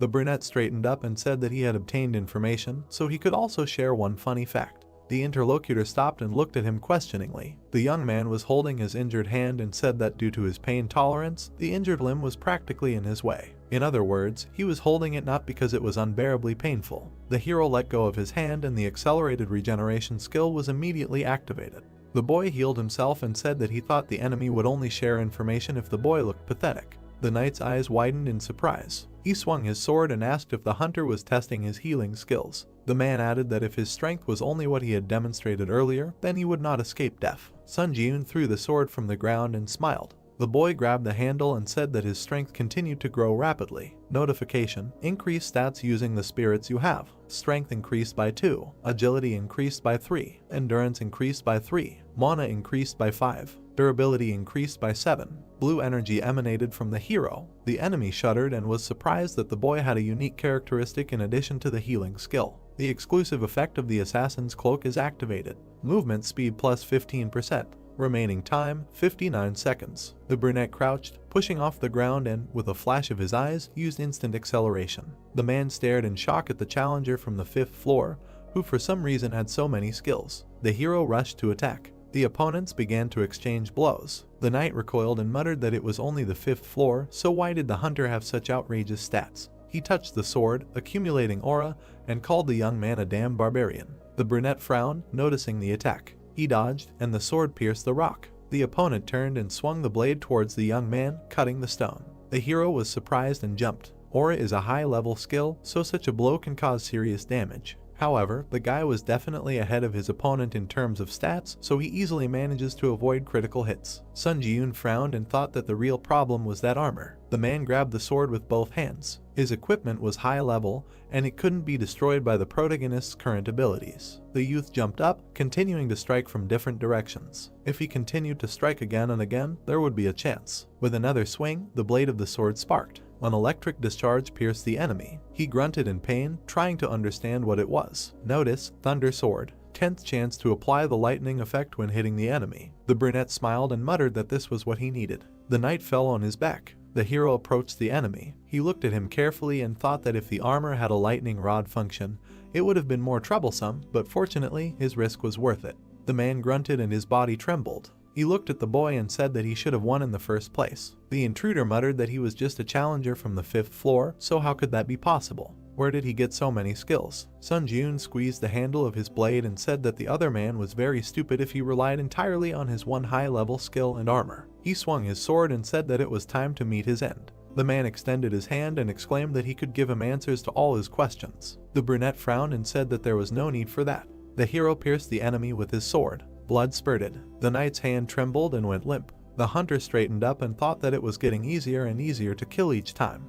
He stepped back and swung the blade. If the boy felt awkward piercing someone else's flesh, it would have been a much more serious problem. Notification: congratulations, you have passed the 5th floor of the testing tower. A purple aura emanated from the invader's body. The brunette shuddered and extended his hand, hastening to use absorption. You have absorbed the spirit of the challenger Kata Drax. Mastery increased to 15%. The boy looked tensely at the energy in his hand and noticed that he almost missed the opportunity to absorb his soul. It turns out that if you die in another dimension, you simply dissipate like a mirage. The hero stood in the ravine, not understanding why the reward message did not arrive. Notification: the difficulty level and the reward do not match. The reward content has been completely revised. The young man turned his head in surprise. As a reward for breaking through, the skill 3 absolutes was received. As a bonus reward, you received 75 points. As an additional bonus reward, you received 35 points. The hero was happy that instead of the promised C rank reward, he received an A rank. The invading knight must have been strong enough for the system to consider the difficulty of the completed trial to be much higher than originally stated. Sun Jun smiled and said that he still couldn't believe that he had managed to hit such a jackpot. Entered the waiting room of the 6th floor. You have been healed of all debuffs and injuries. Information about the challenger Sun Jun will be displayed on the trial summary board. The guy walked through the portal and, taking off his equipment, put it in his inventory. One way or another, he encountered an invasion from another dimension. The hero sat down on the floor and thought that the trial tower really could catch you off guard. The hunter tried to save as many tickets as possible for sending questions to the 8th floor. The guy frowned. The system window indicated that the current number of tickets was 5. The hero began to type, deciding that it was time to ask about the floor invasion and whether it was possible to find out about it in advance. Your question has been sent. The brunette winced when he received the reply. He looked at the email in surprise, which had arrived so quickly. It read as follows: Floor infiltration is a system that allows you to enter the trials of a challenger with whom you have a gap of no more than 10 floors. However, you can only invade personal trials, and special and combined trials cannot be invaded. It is a system that expands from the 8th floor and is currently unavailable. The guy frowned and concluded that it was like breaking a ladder for someone climbing. He wanted to scroll down, but a notification appeared that this information was not available on the current floor. Since the request was only half fulfilled, the ticket to send a question would not be used. Sun Jun stared at the system window in shock and realized that the ticket to send a question was not all powerful either. He swiped the screen and thought that he was glad he had saved the ticket. The hero smiled and said that it was time to use the items he had grabbed from the ground. The brunette reached into his inventory and pulled out a chest, a broken shield, and a stone. Notice, use the Kroken Magic Tower's restoration chest to restore this hunter's shield. The remaining uses of the chest have been exhausted. The shield was restored to its original form. The guy admired that the performance exceeded all expectations. Notice, use the Purity Stone. The item shone in the hero's hand. The brunette rubbed his neck and muttered that buying a Purity Stone might seem like a waste of money, but he believed that the feeling of freshness and vigor that comes from bathing was worth a few thousand won. The 6th floor trial will begin in 1 hour and 12 minutes. The hero opened the system menu and decided to check the trial results board and look into the community if he had time. Ranking table: 1 Kim Seung-hoon, 2 max level sword, 3 hunter, 4 Hee Sun-ae, 5 Oh Chun-seok, 6 Princess Sudi. The guy stared at the rankings, seeing himself in 3rd place. He had risen quite a bit from 16th place. Sun Jun touched his chin thoughtfully and asked if this made him any closer to gaining the benefits of a pioneer. He would have to go all the way to the 8th floor to find out. Entering the community. Difficulty: high. Players were trading skills that were useful for killing and robbing each other. Someone was indignant that they were animals, not people, since they only thought about someone's death. An argument broke out over this. The chat turned into a field of chaotic madness. The hero stared at the messages, trying to understand what had happened. The mental resistance skills that were being actively traded now have the attractive effect of reducing some mental shock, but at the same time they are a double-edged sword. Even if you use the skill to let go of your heartache every time, it won't change the essence of the problem. Sun Jun frowned when he saw the message. Dear all, did you know that the bastard who suddenly leaked the information about the 4th floor trials changed his name to Princess Sudi? It was the same challenger who spoiled the atmosphere in the 4th floor community chat. The hero remembered that he felt like he was deliberately inciting everyone to fight each other. Sun Jun frowned and asked if it would be the same this time. The guy swiped the screen and muttered that he should remember this person's nickname well. The system asked if he was ready to begin the trial on the 6th floor. The portal opened. The trial of the 6th floor begins. Difficulty: high. The theme of this trial is occupation.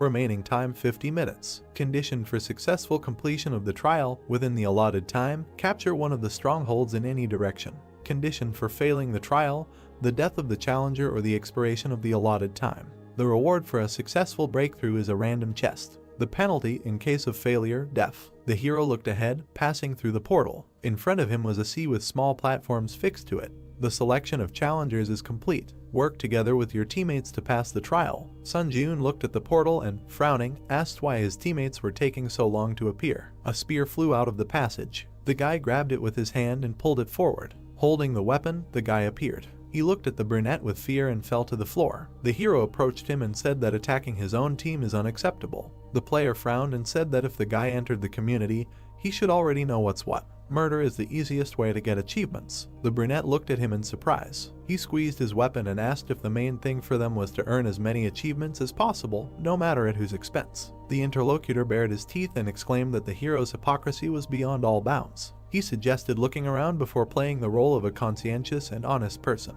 Screams were heard everywhere. Players were killing team members, shouting that only the tower should be blamed, not them. Someone did not even hide their greed in an effort to earn a new achievement. Sun Ji-yoon stood and listened to the cries for help. The interlocutor asked if he now understood what was what, calling him a hypocritical bastard. Someone swung a sword and pierced his comrade. Many were fighting to the death. Someone shook hands, deciding to join forces in such a difficult situation.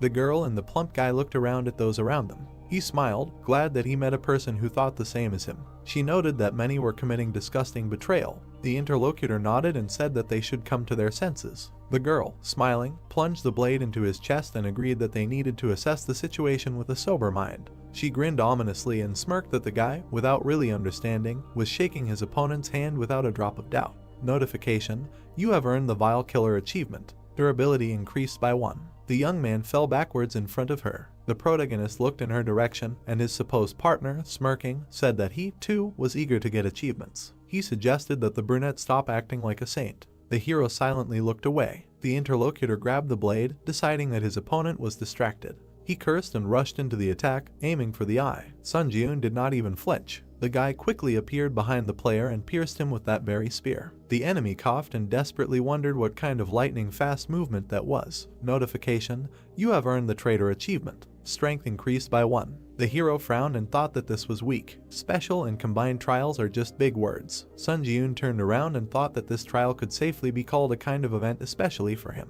Here he would be able to improve the mastery of his unique characteristic, and, if he was lucky, maybe even add a couple of new skills to his piggy bank. However, the guy was not going to specifically attack to kill other challengers. The brunette resolutely looked ahead, deciding to simply fulfill the conditions of the trial and fight those who decided to attack him first. The man raised his hand and used Iron Dome, protecting himself with a shield. The sphere expanded. The man smiled and said that this was the perfect trial for him, who had learned water magic. He turned around at the sound and saw the main character running towards him. The guy jumped up and looked carefully at the other player. The man looked up in confusion, wondering who was in front of him. Sun Ji-yoon kicked the dome. The magician laughed and exclaimed that it couldn't be penetrated. However, the defense didn't want to confirm his words, breaking under the hero's blow. The guy flew into the candidate's face with his foot. The magician was thrown to the side and fell on his back. The brunette landed in front of him and thought that although his actions were a little cruel, the main thing was the end result. The other candidates glanced at Sun Ji-yoon in fear, assuming that he was a ranker who looked like a monster and ran in other directions. The hero sat down on the platform and thought that with his actions he could instill fear in his opponents. The other players ran away from him. To be honest, even though he wanted to earn achievements, he didn't want to make unnecessary kills. Notification: stronghold captured.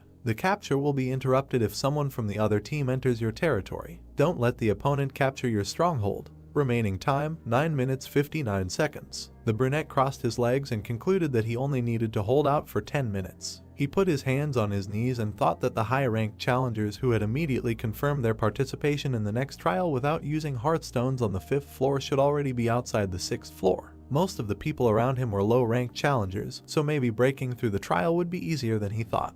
The trial on the 6th floor makes you think about a lot of things. Mistrust of others. This is the reality of a low-ranked challenger. The darkness and gloom that the trial tower has nurtured. The guy frowned and thought that the fake sympathy was the real hypocrisy. Even if he managed to distract the opponents by switching their attention to another stronghold, eventually someone would die. Notification: an enemy has entered your stronghold, capture has been suspended.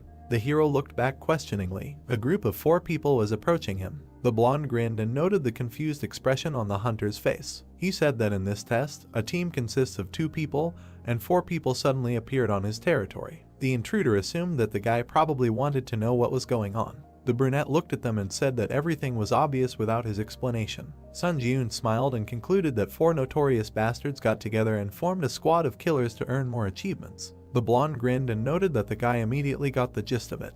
The challenger added that his sentence would now be carried out. The man bared his teeth and kindly offered the hero to go to the next world. The 2 knights moved to attack. The young man grabbed the sword and assumed a fighting stance. The enemy wizard folded his arms and used heart fusion. The hero shuddered in surprise. By using the unique attribute heart fusion, the challenger Sunjun now shares the pain of the challenger Kim Jinhan. The magician took the dagger and stabbed himself in the arm. The protagonist gritted his teeth and dropped the weapon, feeling a sharp pain. He looked at the wound with displeasure. The skill pain tolerance is activated. All types of pain are reduced by 15%. The bald man with the shield approached the guy and poured seawater on him. The brunette cautiously covered himself. Notification: you have touched the water of the 6th trial floor. Strength decreased by 10. Dexterity decreased by 10. Endurance decreased by 10. Penalty duration 2 minutes 59 seconds. The boy opened his mouth and noted that, apparently, there was a penalty for contact with water. The opponents were approaching to attack. Both knights swung, striking. The hero thought that this was a terrible deal. Would be for an ordinary player. Sunjun smiled excitedly. The swordsman swung his blade, but the boy deftly dodged. He raised his hand and said that the strategy of depriving the enemy of a weapon and reducing his stats, admittedly, is pretty good. But they made one fatal mistake. The player looked at the approaching hand in fear. The hunter grabbed the swordsman by the head and stabbed him into the floor, declaring that they chose the wrong opponent. The trio froze in shock. Notification: you have earned the achievement one-hit kill. The skill Contempt for the Weak has been created. The hero straightened up, and the bald knight cursed. Skill: Contempt for the Weak. Mastery 0%. Effect: if the enemy cannot surpass any of the user's stats, strength increases according to the difference in stats. The bald man swung to strike from behind. Notification: all enemy stats are lower than the user's. Contempt for the Weak is activated. Strength increased by 1. The man struck, then looked up in shock. At that very second, the protagonist kneed him in the face. The brunette turned around in the air and kicked the enemy in the head. You have earned the achievement Merciless Killer. Sunjun smiled. Agility increased by 1. The knight fell to the ground. The blonde gritted his teeth and frowned. The hero moved towards them. The mage looked at his teammate in fear and asked what to do now and whether they should attack at the same time. The swordsman silently slashed his comrade's leg with his sword. The wizard's face distorted in pain, and he fell to the floor with a scream. The protagonist flinched, feeling a pulsation in his leg. The brunette dropped to one knee. Sunjun breathed heavily, thinking that they only shared one pain between the two of them, but fortunately, there was no real damage. The only problem was that this pain limited his actions. The mage grabbed his leg and shouted, did the man still consider himself a human after such an act? The blade pierced his side. The blonde continued to strike, warning the protagonist not to come closer. The challenger grimaced and shouted that if he took another step towards him, he would slit the throat of this idiot.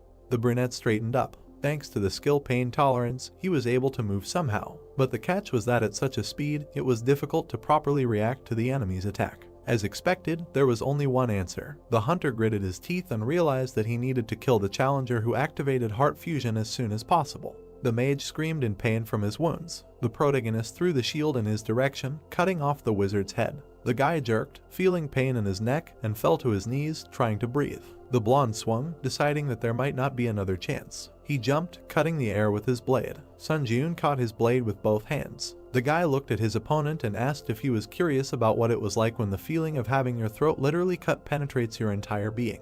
The enemy smiled tensely and muttered that the guy was frostbitten.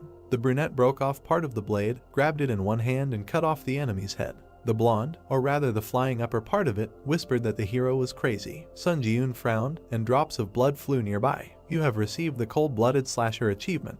You earned 15 points. Time is up. The stronghold has been captured. The other users began to shout joyfully that they survived. Someone who managed to maintain camaraderie hugged each other. Was it someone's instigation that many people were delighted with the murder at the beginning of the challenge? But in the end, the final winners were those who kept the team together. The hero turned around and noted that there were exceptions. He looked at the guy who was standing there covered in blood and muttering that he did nothing wrong, and that the bastard who couldn't dodge his blow was to blame. The brunette looked at his hand and wondered if he looked like such a monster in the eyes of others. Notification: congratulations, you have passed the 6th floor of the challenge tower. A random draw box will be sent to your inventory as a breakthrough reward. You have received 8,000 points as a reward. Moving to the waiting room. Dark energy emanated from the bodies of the challengers. You have absorbed the spirit of players Lee Songjun, Kim Jinhan, Song Jinuk, Han Sik-jun. The guy put out his hand, absorbing the energy. Mastery of the unique attribute Necromancy has reached 100%. The rank increases by 1 level. Necromancy, rank D, entered the waiting room of the 7th floor. The hero exited the portal and noticed that the achievement viewing function was activated. List of achievements: Class S first return, Class A none, Class B none, Class C one hit kill, Class D cold-blooded slasher, Rank E the one who endured the flames, Ruthless killer, Goblin hunter, Traitor, Class F none. The guy carefully looked at the system window and said that, as he thought, the first return was not a simple achievement. He poked the screen, deciding to take a closer look. One hit kill, Class C. The achievement is awarded for killing an enemy with one hit. As a reward, the player receives the disdain for the weak skill. Merciless killer, Class E. This achievement is awarded to those who consistently kill challengers without hesitation. As a reward, the player's dexterity is increased by 1. Cold-blooded slasher, Class D. This achievement is awarded for killing 5 or more challengers in a challenge. As a reward, 15 O points are awarded. The hero thought that he really got a lot of achievements for killing. It turns out that if the player earns an achievement, he will receive various rewards such as skills, points, or stat increases. Sun Jun opened the inventory. Random draw box. In front of you is a box tied with a yellow ribbon from which you can randomly take out one item. When you open the box, you randomly receive one of the items from F to B rank. The boy looked at the trophy in his hand and muttered that the reward for breaking through the 6th floor was a bit ambiguous. If the rank ranged from F to B, then perhaps he shouldn't expect much. He pulled the ribbon and decided to pull out the item and start absorbing souls. Light burst out of the box. The hero looked in surprise as someone jumped out of it. The small green goblin did a somersault and landed on the floor. The boy looked at it in shock. Sun Jun smiled and muttered what kind of Pokemon this was and whether it needed to be caught. The creature frowned, looking at the hero. Sun Jun dashed forward, stretching his hand out in front of him. The little animal dodged his palm at the last moment. The boy continued running forward, trying to catch his target. He pushed off the floor with explosive force. In his last attempt, he managed to grab the little animal. The hero smiled and shouted happily. The captured beast opened its mouth wide and screamed. Then it forcefully squeezed the boy's forearm with its teeth. Pain struck the boy's body, causing tears to appear in his eyes. The little beast jumped to the side. It frowned angrily and bared its fangs. The boy went into a furious frenzy and said that the enemy was quite cute, so he tried to be gentle with him. Jumping up, he said that now the little beast could expect no mercy. The boy made several dashes, but his target jumped very high. The hero looked up and thought. A moment later, the beast noticed that the boy had risen to his height. After somersaulting in the air, the boy looked at his target. He frowned and swung his right hand. His fist was approaching the little beast at high speed. The boy struck the beast's head with incredible force, dealing a critical blow. The place where it hit turned red. The little animal crumbled into pieces, revealing a necklace. The system congratulated the boy and said that he had drawn an item corresponding to the highest class in the random draw box. He looked at the prize and said that if it said the highest class, it meant that his item was Class B. The necklace emitted a blue glow. The system said that it was a pendant made of forged iron, which increased the effects of metallurgy skills and swordsmanship by 7%. And when mana was introduced, an exclusive effect of steel defense was activated, but temporary recovery was stopped since man was spent to activate. The young man took the pendant in his hand. He looked at it and thought about its description. He poured energy into it and decided to check the effects. The next second, energy enveloped him. The system reported that the pendant activated an exclusive effect, as a result of which the skin began to absorb 10% of all physical damage. He exclaimed in surprise. The beams of light glinted on the surface of the pendant. The guy thought that this pendant had much better parameters than most class items, because it was equipped with both attack and defense, so it was truly a scam item.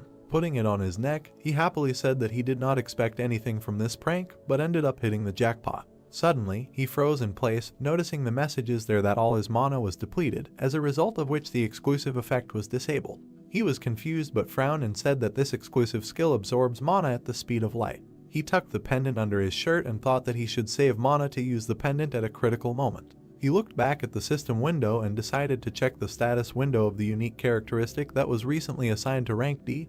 The system asked him if he was ready to begin the trial on the 7th floor. The heroes looked up, not understanding what this was and whether there was usually a waiting period before the next challenge was issued. Standing in the middle of the room, he said that if it was possible to start the challenge a little faster, he didn't see anything wrong with it, and he wondered if the others' waiting time had disappeared. The system reported entering a community whose difficulty was high. The tower ghost asked if they knew that the waiting time had disappeared. Reading other people's comments, he decided that as he thought, everyone could now immediately begin the challenge. He pointed his finger at the system window and thought that no one cared about the waiting time having disappeared. After all, no one was particularly interested in the advantage of being the first mover, and the atmosphere in the community was one of desperately wanting to return home. He lowered his head and wondered if this was because most of them were low-ranking hunters. Looking closely at the comments, he thought that compared to the 6th floor, the manner of communication had changed a lot. He imagined the evil faces of people and thought that all these maniacs have now become quiet, and the next one is a personal test, so, by entering into a dialogue, no one will gain anything. With a calm expression on his face, he decided that he should also be wary of the murderous maniacs who use the lives of their comrades as simple tools for gaining profit, and most importantly, he hit his fist into his palm and said that he needed to develop skills that would not be shaken by any variables. Opening the system window, he looked at the description of the unique characteristic and looked at it in surprise. Raising his eyebrows, he noticed that even more specifics were added to the description of the basic effect. Schematically imagining how souls turn into enhancement, magical power, and a protective shell, he thought that before, the main emphasis was on enhancing skills, but now souls can be used both as magical power and as a protective shell. He waved his hand, opening another window, and said that he hoped that something like an increase in the probability of obtaining a skill would appear, because anything can happen, so the ability to protect the body will never be superfluous. He pulled the sword out of the inventory. Throwing it into the air, he decided to check how effective the spiritual shield was. The hero put his hand to the side and said that he should risk it, because even if he cut off his hand, the waiting room was equipped with a healing buff anyway. The sword quickly spun, approaching him. At high speed, it approached the guy's wrist. The next second, a bright red flash lit up the space. The system reported that the spirit absorbed the damage inflicted on the user. The sword rose into the air again, energy swirled around it. The system also added that the player's soul had disappeared, and the number of souls in possession was 3 out of 30 positions. The young man looked at the hit site in surprise. Smiling, he decided that the effectiveness exceeded all his expectations. Heroes looked at the number of souls in his possession and said that it was better for him not to absorb all the souls, but to always have a couple in reserve to ensure his own protection. Heroes opened the board summing up the results of the trial. The system opened the player ranking table, on which Sunjun was in 4th place. Frowning slightly, he said that he had slipped to 4th place, and we want but it was a bit of a pity, but it was not so critical, because in order to receive the title of Pioneer, he only needed to enter the top 50. He warmed up and said that he was already tired while checking this and that, but he did not have time to delay further advancement. A portal opened in space. Heroes decided that it was time for him to challenge the next trial. In the darkness in front of him, system windows began to appear, informing him that the 7th floor high difficulty test was beginning, the theme of which would be proof, and 40 minutes were given for completion. The condition of the test was to pass 3 tests within the allotted time, and the conditions for failure, the death of the applicant or the expiration of the allotted time. As a reward for a successful breakthrough, he was guaranteed the skill of Grace of the Wind, and the penalty for failure was equal to death. The young man found himself in the middle of a dark corridor. He raised his eyebrows in surprise, not understanding what kind of place this was, because the atmosphere was completely different from the previous tests. Walking straight, he thought there that he literally did not feel anyone's presence, and this irritated him greatly. His hair began to flutter in the wind. A bright light flashed at the end of the corridor. A wave of glow quickly overtook the young man, transferring him to the first test zone. The hero found himself in the middle of the desert. The system demanded that he prove that he had overcome all his fears. Looking around, he recognized the surroundings. An endless sand landscape stretched out before him. Suddenly, the ground beneath his feet shook violently. The young man thought that everything was as he expected. In an instant, a giant sand wall rose up in front of him. The young man looked up and realized that it was a sand golem. He remembered that in order to successfully pass, he had to break through 3 trials in the remaining time, and he thought that this space was now a reproduction of the training trial, and this meant that during this trial, the 3 trials that he had already passed would be recreated. He frowned angrily, thinking that he could defeat the sand golem with his eyes closed, and wondered if that meant he would be on the 8th floor very soon. He noticed that a large amount of sand was falling down from the golem's shoulders. The monster was getting taller and taller, leaving the boy at the bottom. The boy looked up, noticing the giant monster, and said that he didn't remember the golem being this big to begin with. A bright light was shining in the monster's eye sockets. The boy smirked and thought that he felt like he had been enlarged 3 times. The golem raised its arm. It swung its right hand, slightly leaning towards the boy. The boy took out the sword and shield from his inventory, deciding to try and hit the empty head of the opponent. He rushed straight towards the golem's strike. Deviating from the trajectory, it ran up the arm. The hero frowned confidently. He quickly climbed up the sand, straight towards the monster's head. Finally, he made a dash and jumped away from the enemy's head. He thought that this was all very strange while he was upside down. Nu looked down at the golem and thought that the sand golem's weak point was the core, but he couldn't find it anywhere, and perhaps the more massive the golem, the deeper the core was hidden in its body. Shin quickly turned around and looked at him. The hero frowned tensely. The next second, the monster's hand was quickly approaching him. The golem grabbed him in midair. Sand continued to fall from his hand. Suddenly, a blue light appeared from his palm. The sand exploded, freeing the youth. The boy looked up and said that since he couldn't deal with the enemy in one blow, he should just cut him into pieces. He rushed into battle, delivering sweeping blows to the golem's body. He landed and slid across the sand. Sun Jiun looked at the wounds inflicted. He smirked slightly and thought that as expected, he was just cutting him over and over again, and he needed that you did not find and destroy the core. The monster raised his hands and screamed loudly. The boy said that with his tactics he only attracted his anger. The monster sank to the ground, resting his feet on it. His ankles sank into the sand. The hero opened his mouth in surprise, looking ahead. Quickly straightening up, the monster raised his foot to trample the hero. The boy rushed from the spot, surprised at what was happening. He looked back in fear and said that dodging the blow is not a problem, but if that sand wave falls. The monster's foot quickly approached the sand. The boy quickly ran away from the resulting sand wave. He lost his balance when the shock wave caught up with him. A huge sand explosion thundered in the middle of the desert. Dust and sand began to settle. A golem appeared from behind the curtain. The young man was half buried in the sand. He smiled evilly and said that he was furious. Rising from the ground, he looked at the golem. The young man held his sword in front of him. The golem walked towards him, holding his hands in front of him. The young man began to emit streams of aura using 3 absolutes. The system opened the description of the skill. The hero flew past the golem at incredible speed, cutting off its arm. The monster looked back at the lost limb in surprise. Landing, the guy dealt a few more blows. He cut off its arm with just one attack. He immediately remembered the Dark Knight and thought that when he encountered the so-called floor implantation, he was very angry. Smiling, he also added that now he should probably thank that knight for intruding on that trial. The monster's arm began to recover. The hero thought that although this golem was recovering with the help of sand, he should still continue to cut with his sword until his core was found. The monster bowed down, heading towards the guy. The boy challenged him and said that he should try to recover after the next one. With a deft movement, he cut the sand body. A moment later, another cut appeared. The boy ran past the golem, cutting off all of its limbs. The monster began to recover again. The tired guy frowned and insulted him, after which he wondered later where his core was. Suddenly, he raised his eyebrows in surprise. Standing in front of the golem, the boy calmly asked when he managed to become such a cutie. The golem suddenly fell into a stupor. He blushed embarrassedly, hearing for the first time that he was cute. The young man noticed that the golem had shrunk and thought that the resource called sand, which the golem's body was made of, could not be extracted from the environment indefinitely, which is why it had apparently shrunk so much. He looked down and thought of something. A mad smile appeared on his face. He grabbed the sword and asked the golem if it wanted to lose some more weight. The monster opened its mouth and let out a loud roar. Vidya didn't particularly like the continuation.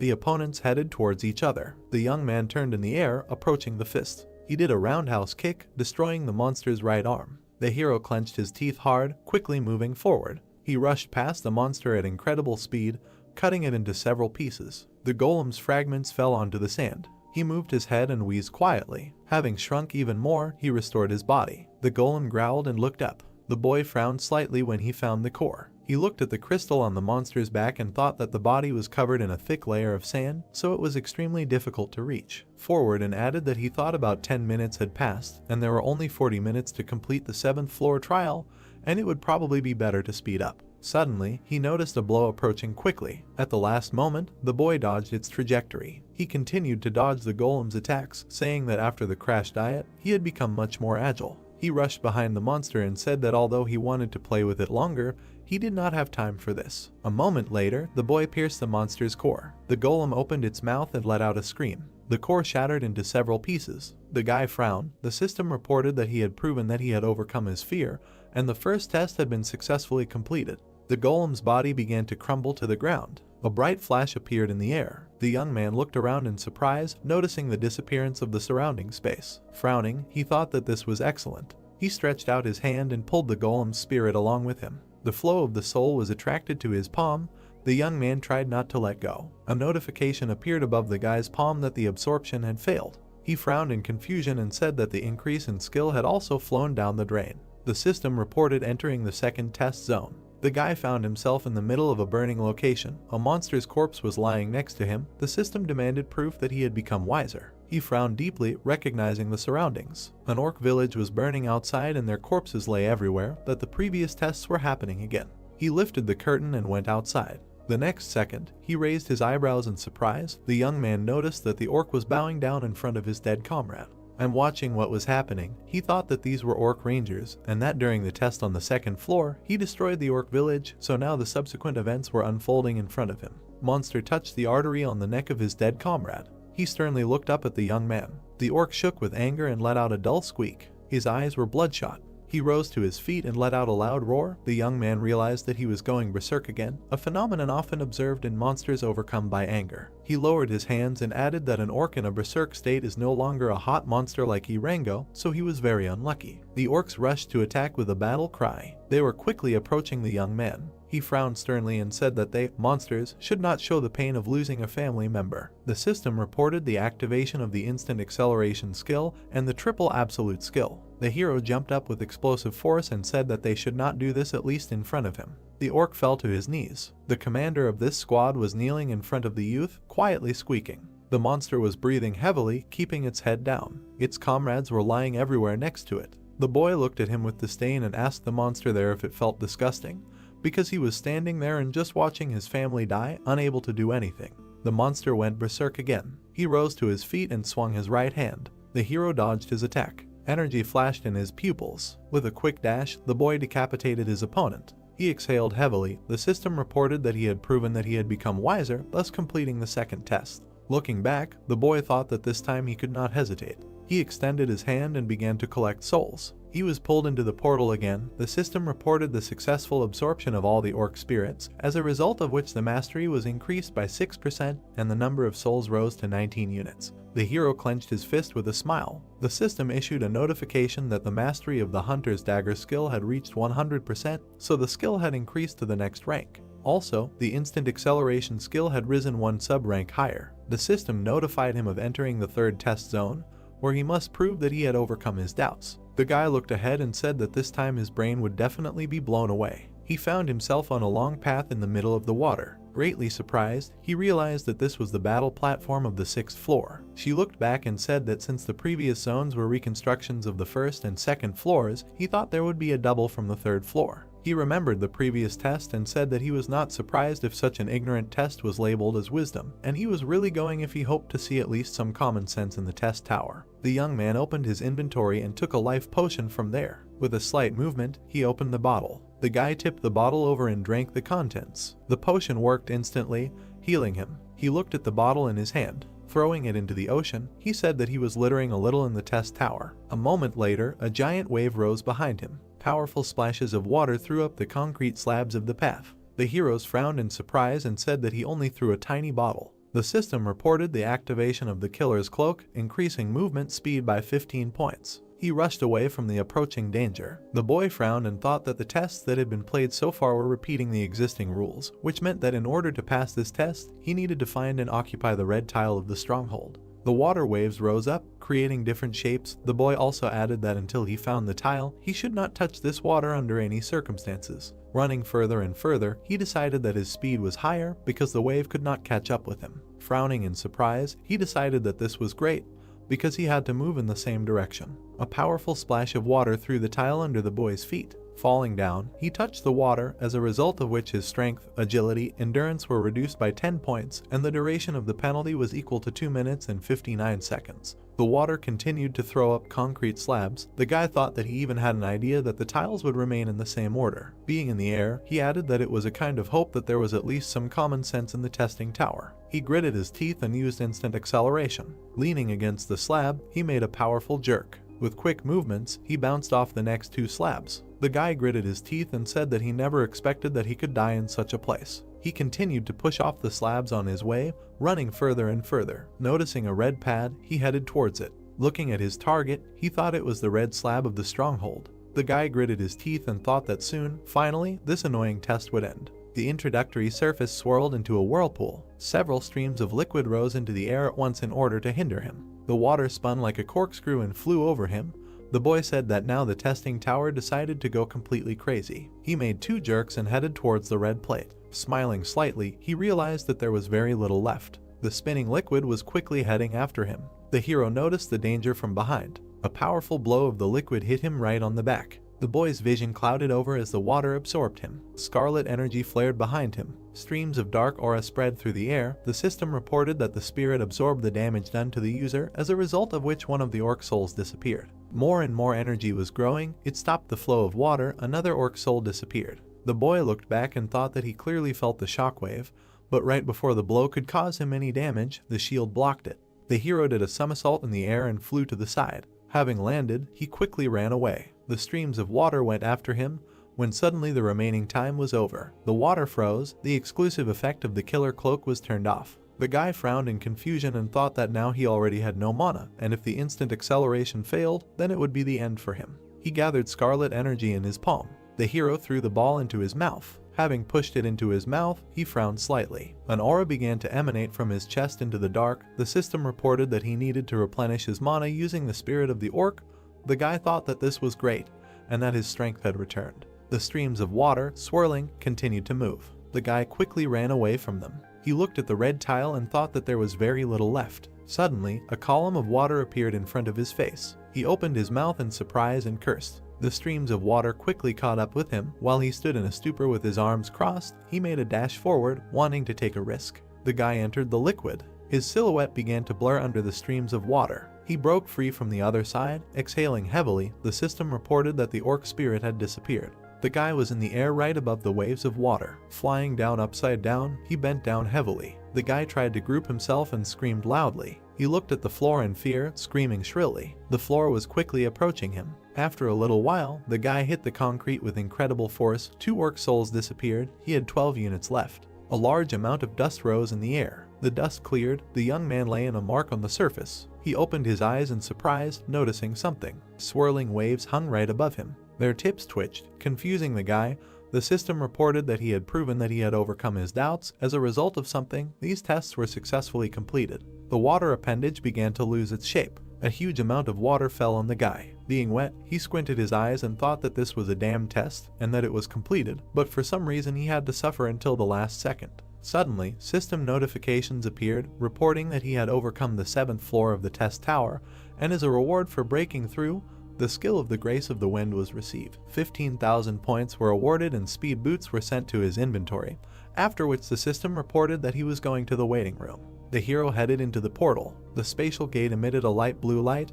The young man went to the waiting room. He threw off his coat. Slightly lowering his head, he remembered the past test. The young man frowned deeply and realized that he was close to failure. He bit his lip and thought that in the current situation, he was a little anxious to go to the 8th floor right away, because he did not think that he would continue to be so lucky in the future. Suddenly, he raised his head, feeling a shaking. The system windows opened in front of him.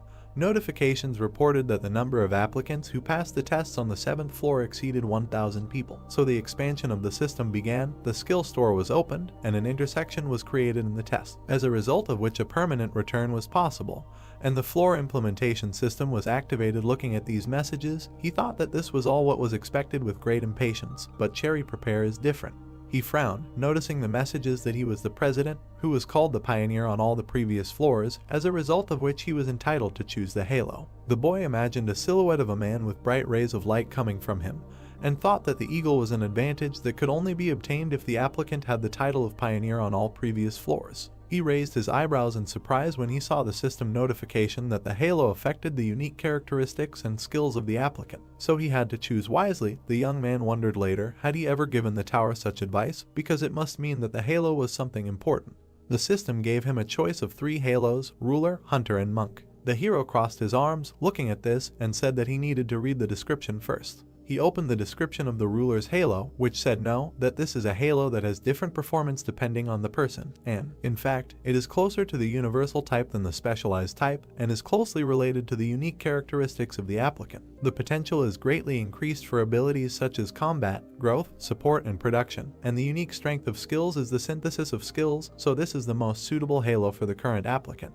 The youth raised his eyebrows in surprise and said that it affects all skills and even the unique characteristic. Looking closely at the last lines, he thought that the tower was openly saying that this is the most suitable halo for him. He poked his finger at the system window and said that he needed to look at other options. The system opened the description of the hunter's halo, which said that anyone can easily adapt to this halo. It is closely related to improving characteristics and skills, and the effect of the halo greatly increases the level of skill and stats. The unique power is to increase the level, and this halo is also perfect for the current challenger. The hero looked at the writing with distrust and was surprised that this choice was also not bad. He opened the description of the monk's halo. The system said that this is a halo that is strongly influenced by talent and perseverance, and the longer a person invests, the stronger he will become. But this takes time and talent, and if a person does not have talent, all efforts may be useless. The unique power of the halo is the path of practice, and this halo is not recommended for the current challenger. He waved his hands, dividing the system window into 3, and said that this halo is definitely not for him, so he needs to make a choice in favor of one of the remaining 2. So he lowered his hand and decided to choose it. He pointed his finger at the system window. Shining rays appeared behind him. The system reported that he had chosen the ruler's eagle, and the special effect of the ruler's halo launched the evolution of unique characteristics. She showed him the possibility of developing into the field of necromancy, and said that he could begin to summon or, as a result, be able to use absorbed spirits to revive powerful skeletons. Then she showed him in the form of a magic swordsman and said that his talent for the sword and magic would increase, and the ability to acquire the corresponding skills would increase 3-fold. Then the system showed him in the form of a blacksmith and said that he could also go the way of the creator, and in this case, the talent for creating items would increase, and the ability to acquire skills related to production would increase 3-fold. The young man looked at these options in surprise. He touched his finger to the system window. They say that he has nothing to even think about. He looked closely at the system windows, reporting that the summoner attribute had been added to the unique characteristics of necromancy. Due to this, some effects were modified, and new detailed effects were added. Then the unique ability of skill synthesis was created. The dark energy swirled and began to gather into the youth. The system opened the status window. The hero stepped onto the floor, happy with the end. He looked down as the energy continued to gather in his chest, and thought that the eagle was finally created. The hero poked his finger at the system window, opening the description of the unique ability, skill synthesis, the effect of which allows you to select 2 desired skills and combine them. And if the skill levels differ during the use of the effect, the skill of the higher rank becomes the center of the synthesis. Sun Jun opened his mouth in surprise and thought that by combining useless skills, you can create something new. The thought flashed through his mind that this was really a jackpot. The system asked him to look at the list of skills and select the material to create the synthesis from the skills currently available. The hero looked at the list of his abilities and thought about what to combine. He touched his chin and began to search for skills that he does not use. The hero chose the skill of contempt for the weak and continue the battle. The system asked him if he wanted to continue. The young man pressed the button and decided to continue. The synthesis window of the bright lit up. The system reported the completion of the synthesis of skills. A bright light illuminated the boy's face. The skill of forced breakthrough was created. The young man looked at the description of the skill in surprise.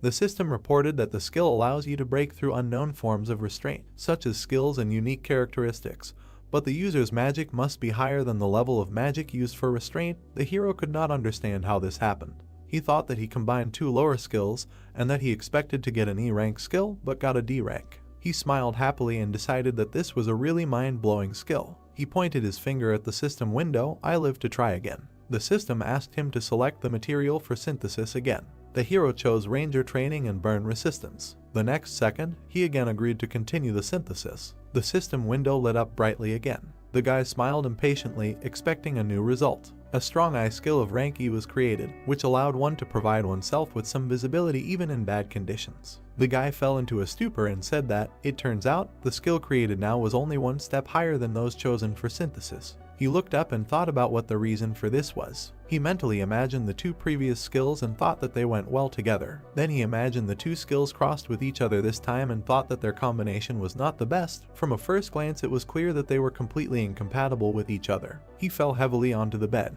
Looking at the ceiling, he said that he had come a long way from holding the status of a pioneer to receiving the reward of the areola, but for some reason he felt a little strange. Lying on the bed, he wondered if he had really achieved everything through his own efforts, or if he had just been lucky with a unique characteristic. The hero was silent for a second. He jumped to his place and decided that he couldn't lie around doing nothing, thinking about all sorts of nonsense, because it would be much better if he checked the reward he had received. He looked at the description of the skill of the Grace of the Wind, the effect of which allowed him to increase all speeds by 10%. The system reported that this skill could be stacked, reproducing up to 7 times. However, when the limit was reached, a 24-hour cooldown would automatically be activated.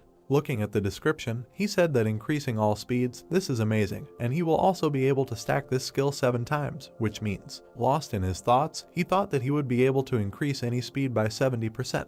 The hero imagined himself running forward at incredible speed. The young man imagined a bright glow and thought that this skill does not consume mana at all. Sitting on the bed, he said with a smile that the grace of the wind is essentially a skill that has no downsides. He opened the inventory and looked at the boots. He put on new shoes. The guy looked at the new thing with a smile. The system reported that these are speed boots that increase attack speed by 3% and movement speed by 5%. The young man said that all the rewards on the 7th floor are related to speed, and he is incredibly happy with this arrangement.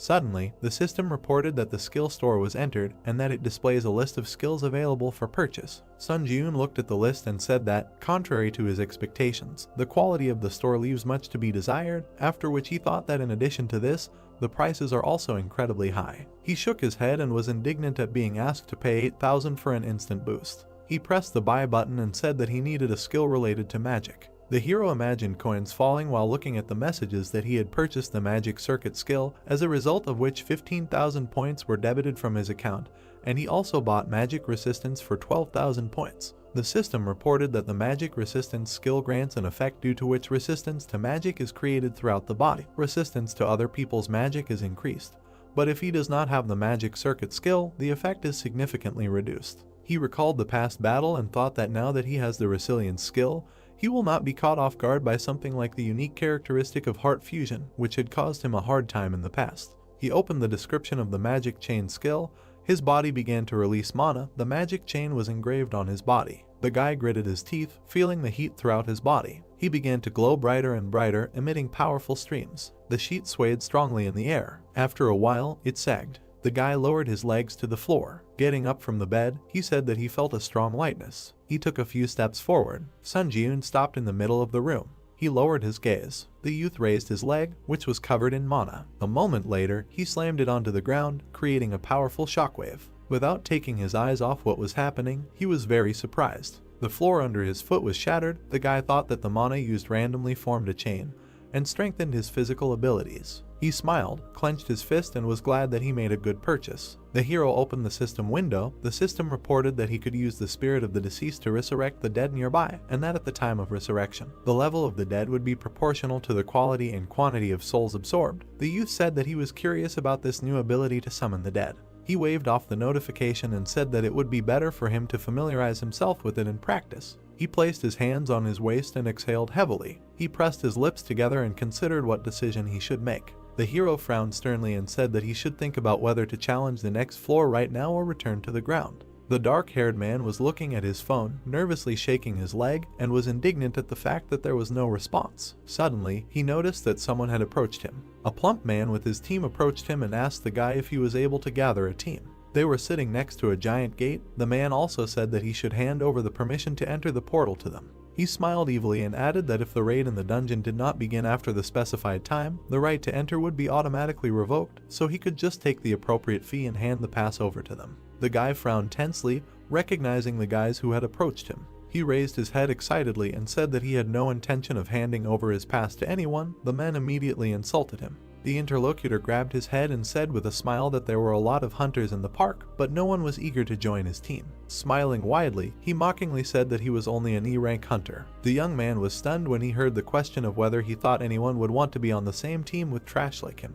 The man, along with his team, looked at the guy ominously. The surrounding people discussed how he was being too cheeky, but telling the honest truth. Suddenly, everyone froze in place when someone asked if the team was still recruiting. Sun Ji-yoon walked through the crowd. He held out his ID and introduced himself. Frowning, the guy asked if this was enough to join the team. The saddened man stood up from the bench and said that he completely satisfied all the requirements. The evil man put his hand on his shoulder and asked if he didn't see the line of people waiting or if he didn't understand what was going on at all. The boy let out a sigh and smiled. The man got angry when he heard the words that if he was unhappy with something, he should also apply for the Chiaowan team. The man was very indignant about this. Suddenly, the guy became completely serious and threateningly told the man to remove his hand from his shoulder before it was broken. The guy immediately released his aura, surprising everyone around him. The man turned pale and immediately removed his hand from his shoulder. He frowned in surprise, wondering what kind of energy this was and if he was really a C-rank hunter like himself. The man's allies admired this energy with a smile, thinking that it was released by their captain.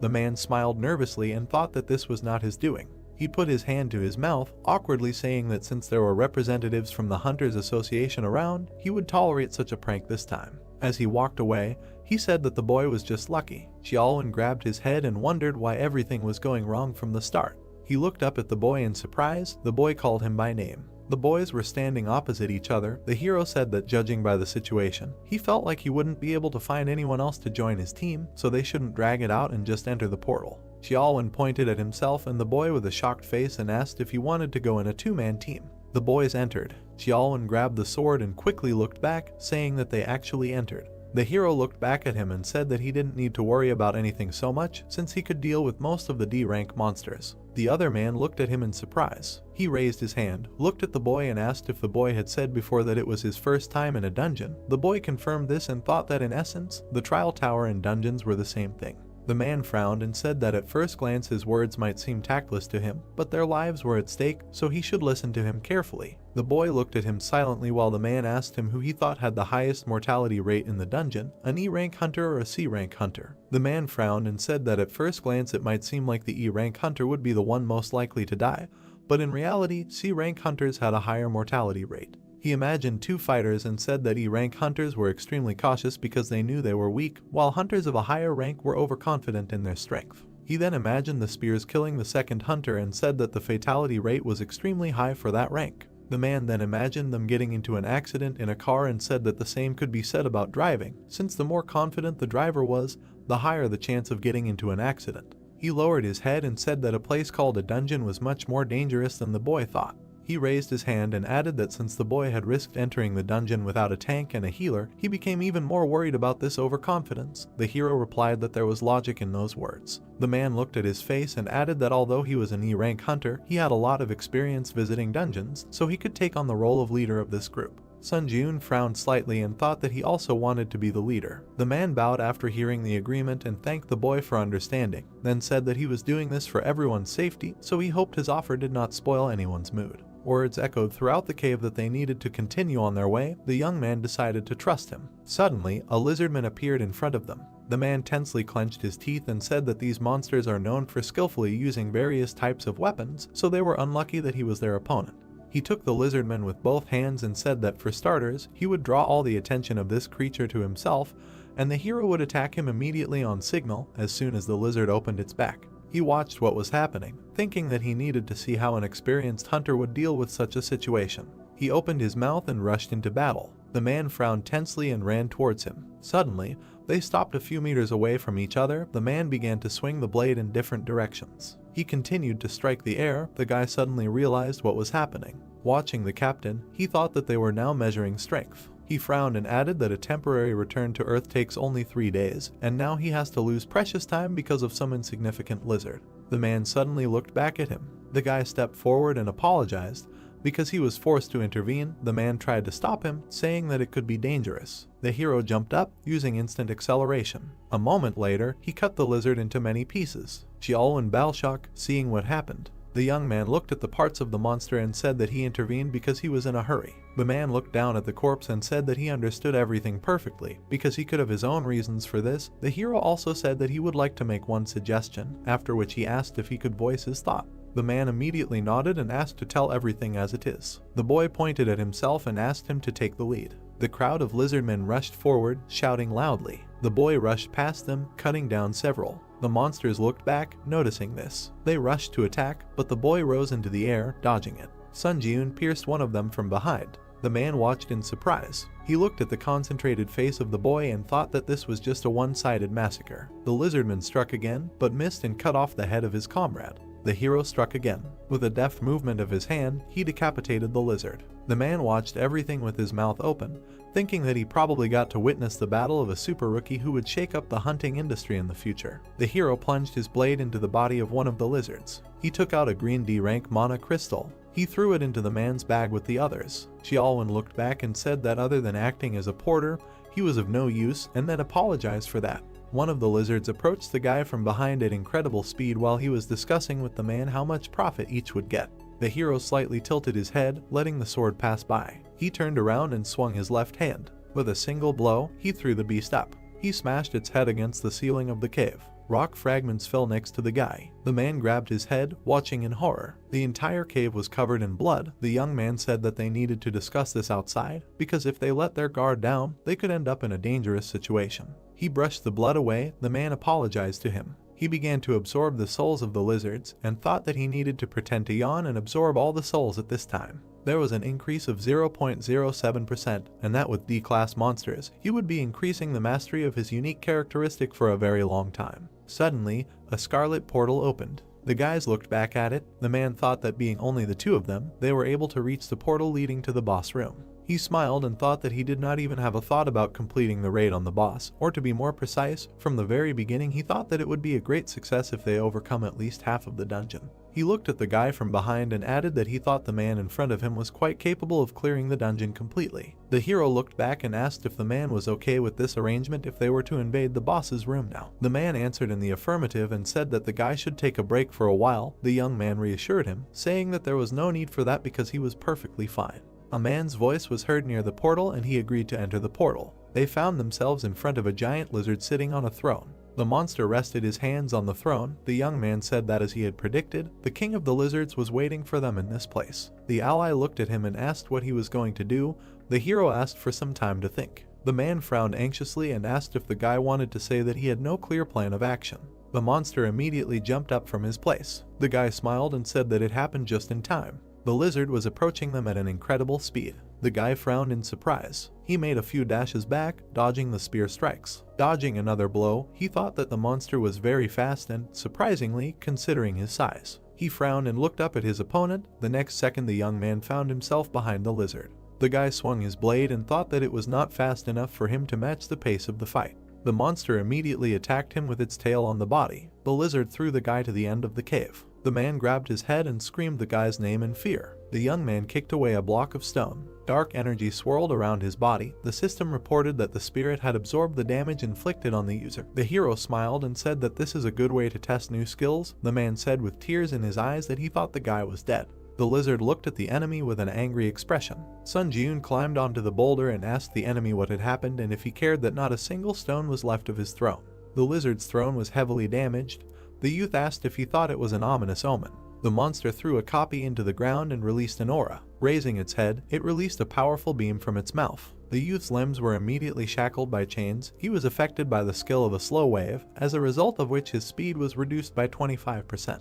A green sphere cut off the chain. The youth activated a forced breakthrough. A pleasant colored energy swirled around his body. The system announced the removal of the slow. The lizard opened its mouth in surprise, noticing this. The guy exhaled heavily and thought that the skill was the result of synthesis, so he had some doubts about it, but the effectiveness was high. Suddenly, the monster turned his gaze to the side. A quiet groan was heard in the cave. The man, bound with chains, fell to the ground and said that his body did not obey. He was scared, but looked at his ally and asked for help. The monster looked at him and growled. The guy frowned in surprise, realizing what was about to happen. The monster turned around and ran towards the man. The hero gritted his teeth, rushed after him and shouted that he was the lizard's rival. Moving at high speed, he tried to catch up with the lizard. Looking at the monster from behind, he thought that the distance was too great. The guy raised his eyebrows in surprise. His pupils turned scarlet, and he used the summoning of the dead. Two skeletons appeared right in front of the monster. They opened their mouths and rushed to attack. The lizard defeated them without much trouble. The guy watched the bones fall and thought that they were not strong enough to stop such a giant,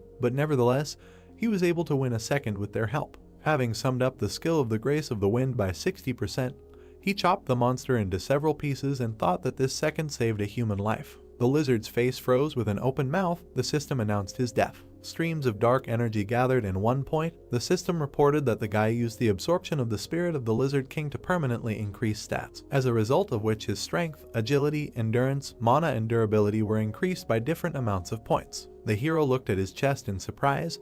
The system also reported the absorption of one of the Lizard King's skills, the Spiritual Eye. The man yawned widely. He looked in front of him and said that except for the fact that all three portals appeared at the same time for power, nothing special happened.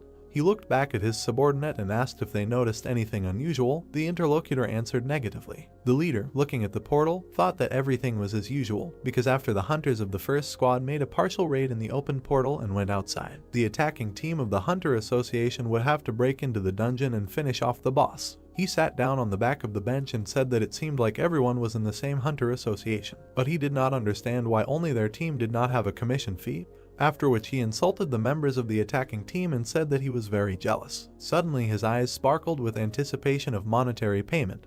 The man said that if the advanced squad completely cleared the portals in the first quarter, then their control team would be able to get their share. Suddenly, he sadly lowered his eyebrows. Smiling slightly, he thought that this would only be possible within a rank hunter and wondered if there was even one high-class hunter who would pull off such a crazy stunt. Suddenly, Xiaolwen and Sun Jiun appeared from the portal. The leader looked back. Hearing the shout that the advance party of the third portal had finished clearing, the leader was surprised that it was so fast. The subordinate tried to accompany the guy. The leader was surprised that they went to raid the dungeon with only the two of them, meaning that this group couldn't even get halfway there. Suddenly, he raised his eyebrows in surprise, noticing something. The portal behind them began to disappear. He opened his mouth in shock, thinking that the portal that had become colorless meant that.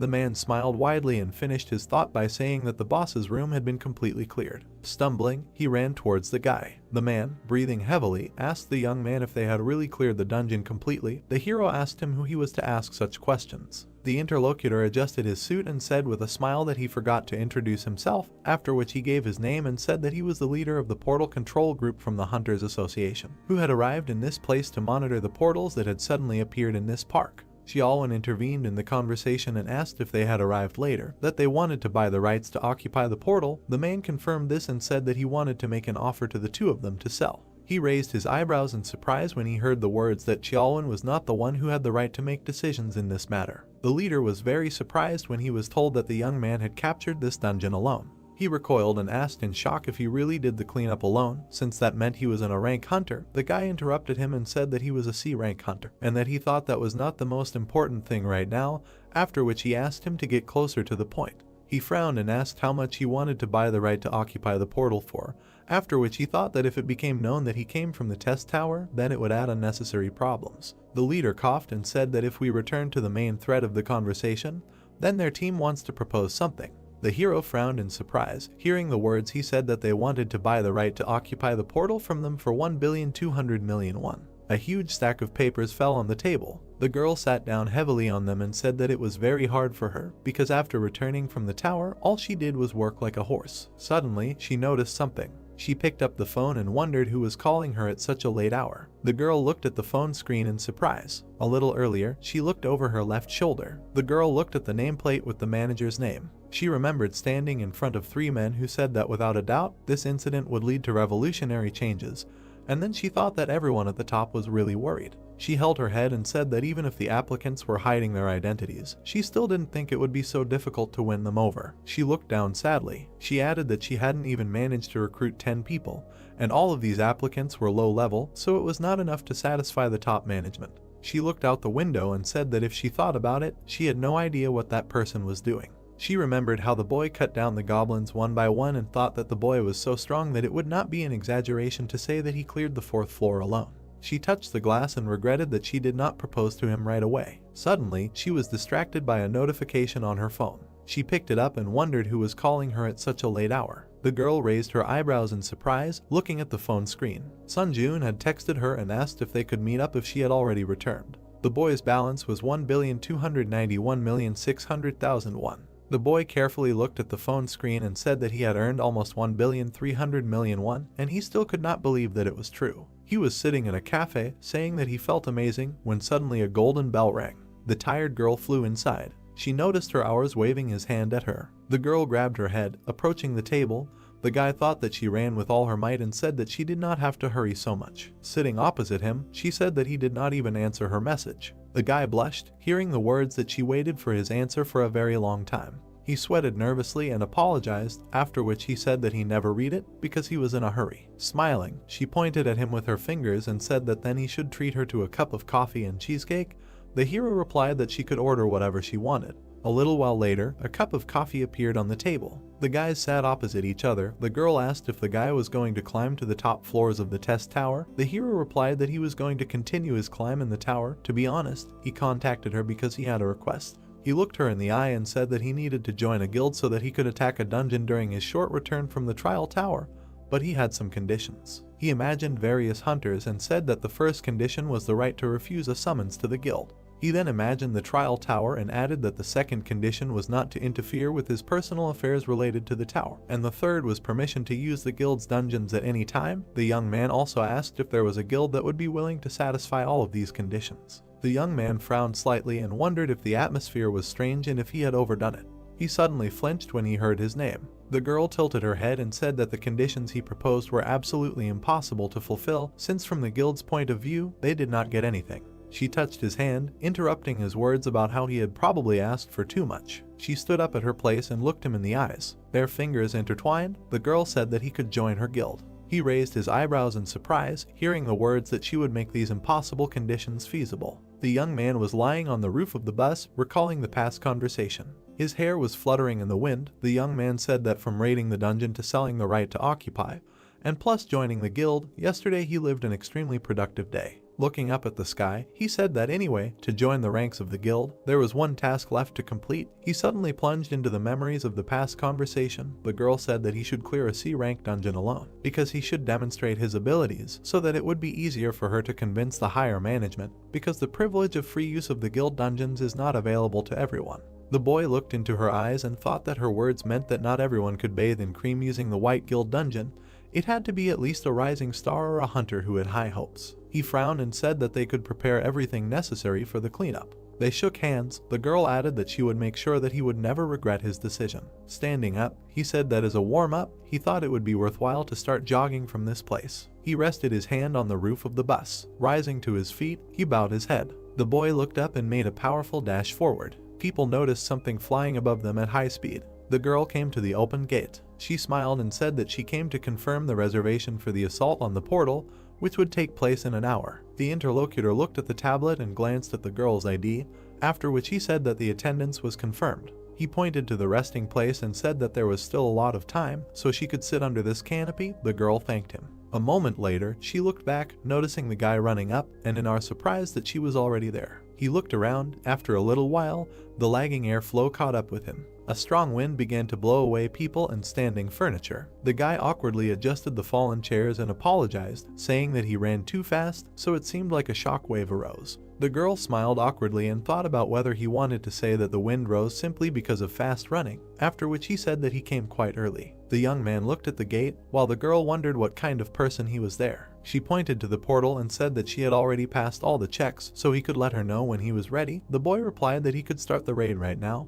because he didn't care. They entered the portal and found themselves in the middle of a wheat field. The guys looked around. The boy was surprised that they were in a field. He turned to the girl and said that if she was in danger, she should immediately let him know this. She replied that she would be completely fine. She touched her chest and presented her necklace, after which she said that she was wearing an artifact that was given to her by the guild because it was an item that had a shield function and a weak invisibility effect. Heian looked at it and said that if she attracted the attention of monsters, she would help him to some extent, so she would try to stay as far away from the battlefield as possible. The hero walked forward, telling her that now he could fight without worrying about anything. He was enveloped in dark energy. The spiritual eye skill was activated. The young man remembered that this was the skill that he received from the Lizard King. He noticed 3 objects approaching. Frowning tensely, he thought that he felt the presence of enemies invisible to the eyes, and added that this is what gives him the spiritual eye. The opponents quickly approached him through the wheat field. The young man watched as they approached very closely. He rose into the air, dodging 3 lizard-like monsters. The monster opened its mouth, looking at him.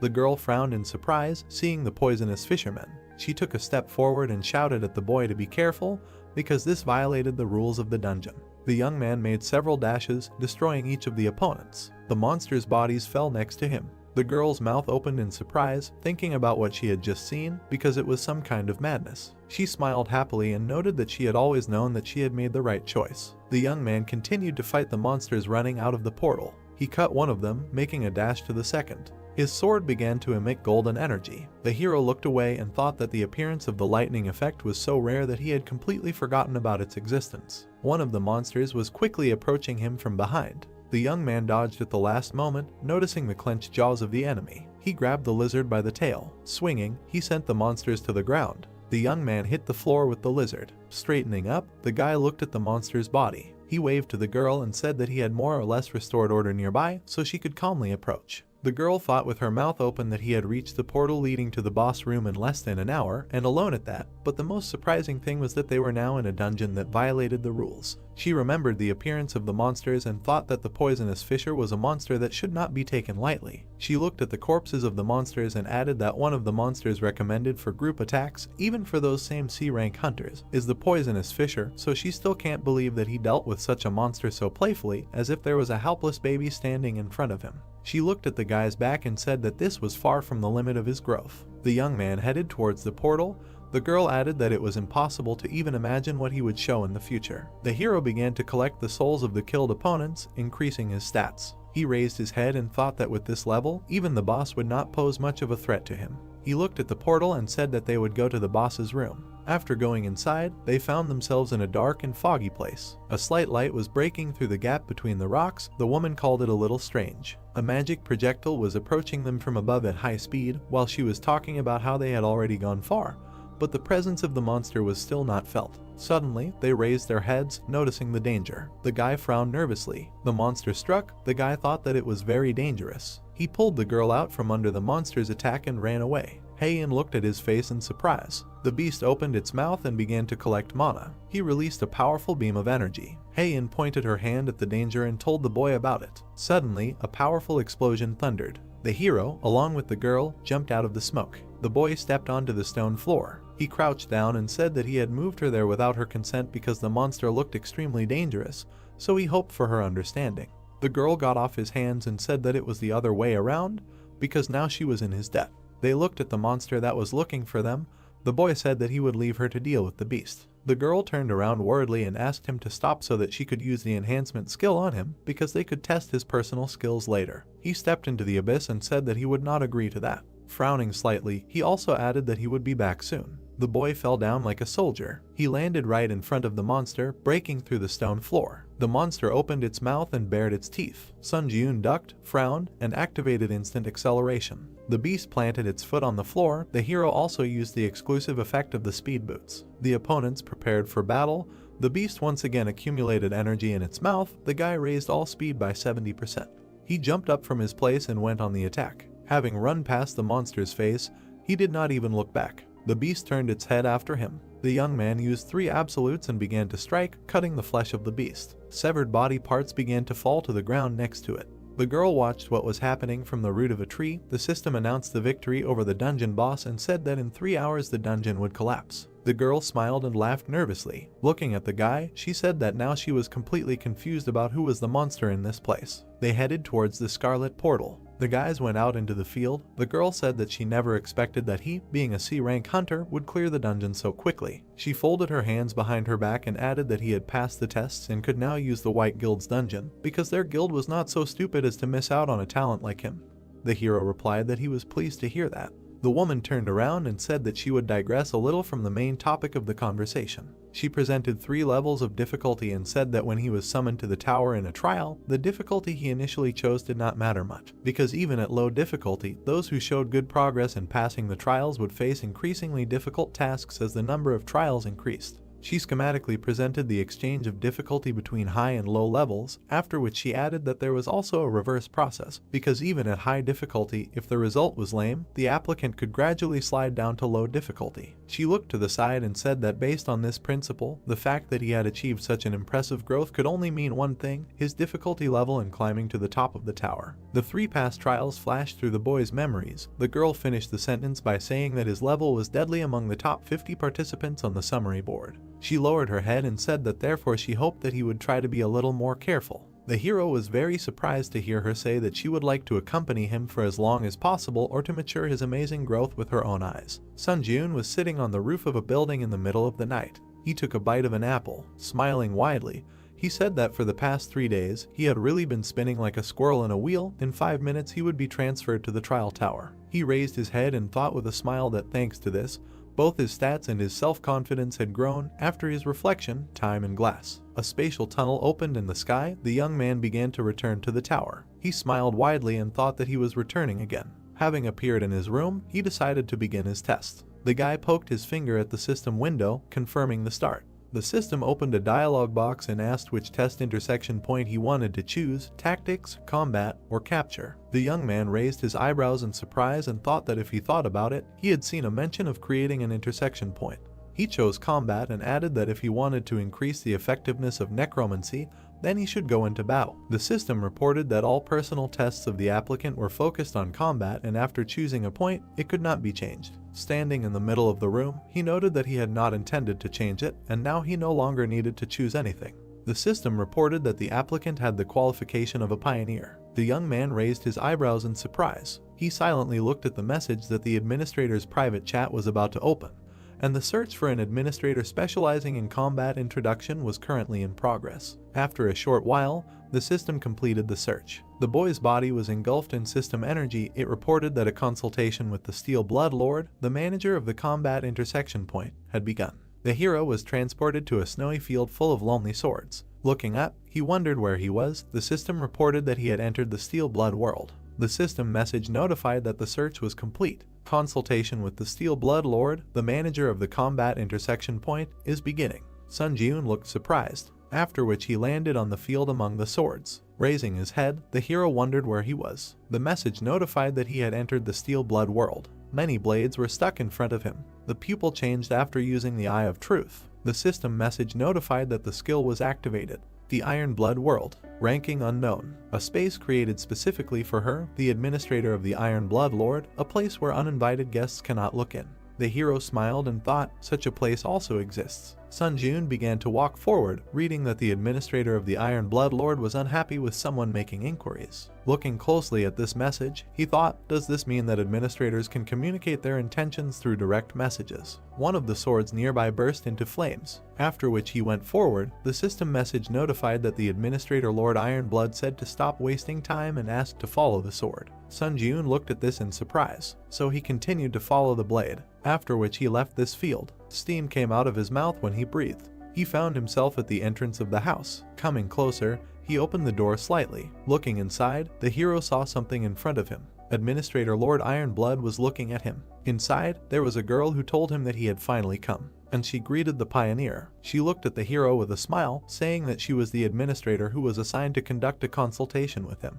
That same Lord Ironblood. She sat with her legs crossed. Sun Jiun looked at her carefully, thinking that in appearance she looked like a foreign beauty. But he saw her bright aura, realizing that in fact, in front of him was the creature that controls the trial tower. Suddenly, the girl appeared in front of his face, after which she reached for the bottle on the shelf, saying that she was curious about what this monster looked like, and she would say that it was pretty good. The hero thought in surprise, when did she manage to get here? He was staring at her non-stop. The hostess of the house went to the fireplace. Sun Jiun asked if she knew him, and she answered of course. The trial on the 4th floor was quite impressive. The drink was filling the glass when the guy asked if she had been watching his trials all this time, to which the girl said that she only knew about what happened from the data of the final report, because it is impossible to watch the trials of candidates below the 8th floor. Sun Jiun's eyes grew bigger from surprise. He thought about the fact that she is an administrator but cannot watch the trial. While stirring the contents of the glass, the girl also said that judging by his expression, she thought he had misunderstood something.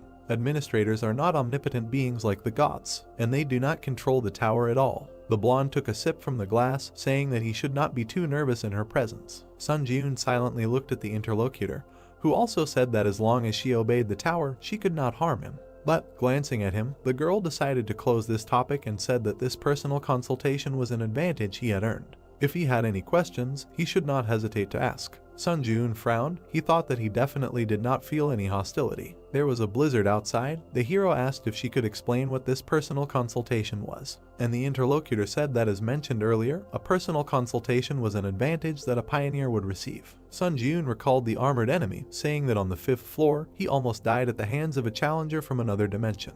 Why did he come to him? Looking at her glass, the girl said with a smile that there was no special reason. Looking at the interlocutor again, she also said that it was because when entering a certain floor in another world, an intruder could not only steal the reward for the challenge of that floor, but also gain more favorable advantages. The fireplace was burning brightly in the room.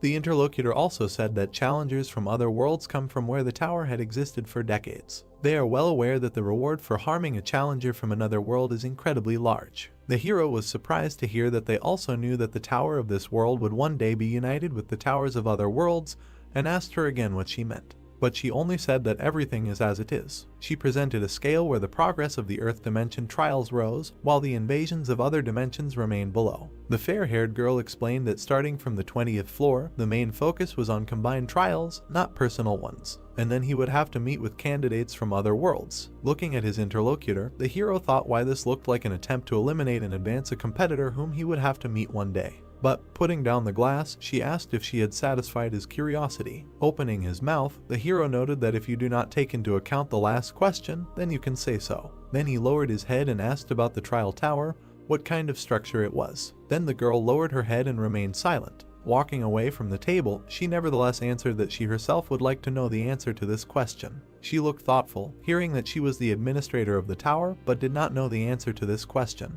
Her own silhouette was visible in her eyes. The girl said that originally, the so-called administrators were just like him. The applicants who died after passing the 40th floor were given the right to be reborn as administrators. She had once climbed the tower to see the end. However, she could not reach the top of the tower. No, she remembered herself covered in blood, saying that it would be more correct to say that all the administrators died before reaching the end. That was how she became an administrator. Sun Ji-eun clenched his fist and asked if she wanted to say that the administrators were just former applicants. He looked at the floor, saying that he hoped that she knew something about the top of the tower after all. Hearing this, the girl frowned and looked at him. Then she grabbed him and lifted him off the floor. Holding him with one hand, she said that the words about the top of the tower were not something that could be said so frivolously and carelessly. Sun Ji-eun looked confused and just kept silent, but she noticed with a smile that he was not particularly puzzled and asked again if he was scared. In response, the hero simply lowered his head, saying that it was because she herself said that a personal consultation was his advantage. In addition, he did not feel hostility from her, after which, his fingers dug into the wall, and the next moment, he broke it and found himself on the street. At that moment, a blade appeared in his hand, and he said that he did not intend to let her harm him so easily. The girl was very surprised. Meanwhile, snow was falling on the roof of the house. She began to go outside with a smile, saying that she had been living for many years, and for the first time she saw the one who destroyed the administrator's residence. But his actions convinced her. The hero only looked at the interlocutor with incomprehension. Then the girl looked closely at Sun Ji-eun, calling his name. But he was confused when he heard that she was offering him a patronage contract.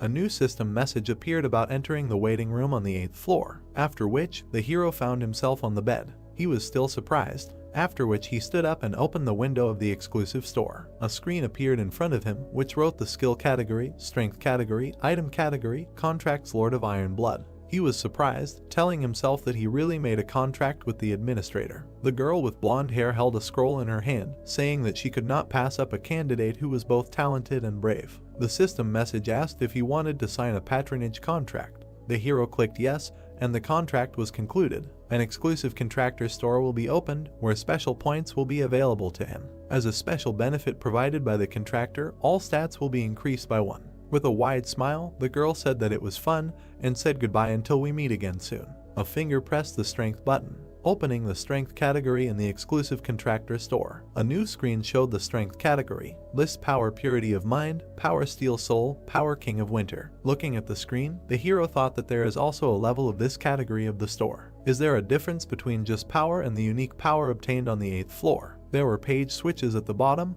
and the hero decided to check them. But a new message appeared that he does not have sufficient rights to view the current list of powers. He can view the list of powers in the waiting room on the 10th floor. Looking at the screen, the hero wondered what happens. At the moment, only these 3 powers are available to him.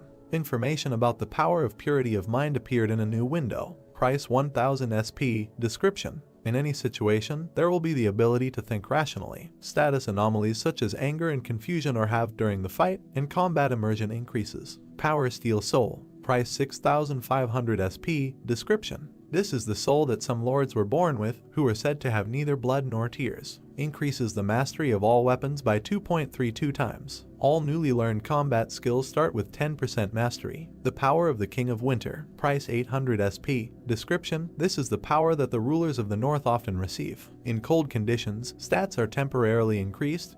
There is no suffering from the cold. Puzzled, Sun Ji-eun thought about how ambiguous it was. Somehow, perhaps it would be better to save up a little SP, but he still pressed the button, deciding no. New notifications appeared, saying that he had purchased the Power of Purity of Mind. 1000 SP written off. Description: in any situation there will be the ability to think rationally. Status anomalies such as anger and confusion are halved during combat, and combat immersion increases. Sun Jun remembered climbing a cliff, thinking about the power that allows you to reason sensibly in any situation. Then he clung to the ledges with his fingers. It is better to raise your survivability bar this way than not prepare for anything at all, because there is a chance that he will face a floor invasion right now. A portal appeared in front of him asking if he is ready to begin the test on the 8th floor. After that, new messages appeared. The test on the 8th floor begins. The difficulty is high. The theme of this test is destruction. The condition for successfully completing the test is to defeat the Lick who summons skeletons. The condition for failing the test is the death of the challenger. Failure condition for the test, all stats +2. The penalty for failure is death. Sun Jun looked down at his feet in surprise. Countless skeletons were visible from the cliff. Why were there so many? Watching this, the hero wondered if this was an attempt to overwhelm the enemy with numbers. An army of skeletons was looking at him below, and Sun Jun decided it was time to begin. After which he jumped off the cliff. He pushed off with his foot. Upon landing, he created a large shockwave, but other enemies surrounded him. One of the skeletons attacked the hero. The others also tried to strike, but Sun Jun stood calmly, saying that, as expected, they could not even penetrate his basic defense. After which he himself struck them. New system messages appeared. Mastery increased by 0.08%. Sun Jun lowered his eyebrows, only 0.08%. How annoying. Each swing hit multiple skeletons, increasing his proficiency. Holding his fist to his face, he decided that there was no point in increasing his proficiency during this trial. Standing on the battlefield, the hero suddenly heard a voice asking who he was. What kind of bastard dared to cause trouble in the shrine? Sun Jun turned around. Looking into the distance, he wondered if the voice was coming from there, and, raising 2 fingers, he used Summon Dead. The fallen skeletons rose again. He absorbed the souls to summon skeleton soldiers. In possession, 1/30. One of them took a stone in his hand. Then he struck a similar skeleton. Sun Jun looked at this in surprise, saying that he did not know before that skeleton soldiers were also quite usable. Rubbing the back of his head, he decided to let them deal with these weaklings, and he will go for the boss's head for now. The skeletons watched as the hero rushed forward. New messages notified that the skill Grace of the Wind had been activated. All speed increased by 60%. Current stacking progress is 6/7. The exclusive effect Speed Boost C+ was applied, instantly increasing speed. Sun Jun flew over the countless army of the dead. Landing behind them, he continued on his way. A building was visible in the distance. Looking at it, the hero realized that the voice was coming from there, after which he rushed forward again. There stood a skeleton wearing a crown. Having caught up with him, the hero stopped in front of him. Smiling, Sun Jun was glad that he found him. Eyes glowed from the sockets.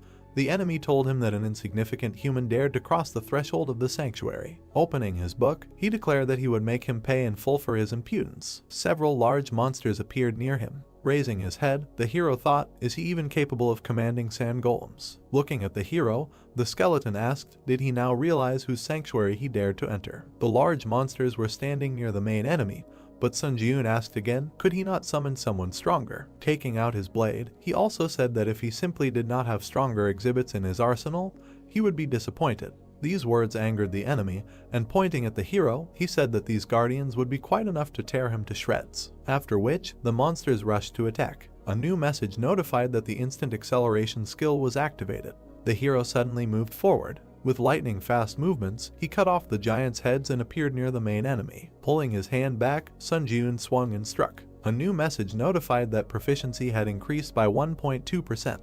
Pleased with this, Sun Jun placed his hand on his chest, thinking that the undead definitely greatly increased his proficiency. The legless skeleton sat on the floor, wondering where the hell this monster came from. In his eyes, the hero was tall and had bright red eyes. Walking up to him, Sun Jun raised his blade again, thinking that it was time to end. But at that moment, something caught his eye. He noticed a book lying on the floor, thinking that if he looked at the situation, the Lick was freely summoning various monsters. With a wide smile, he thought that maybe he could master this skill too. Then, he threw the book to his enemy. Standing in front of him, he asked if he could summon the guardians again.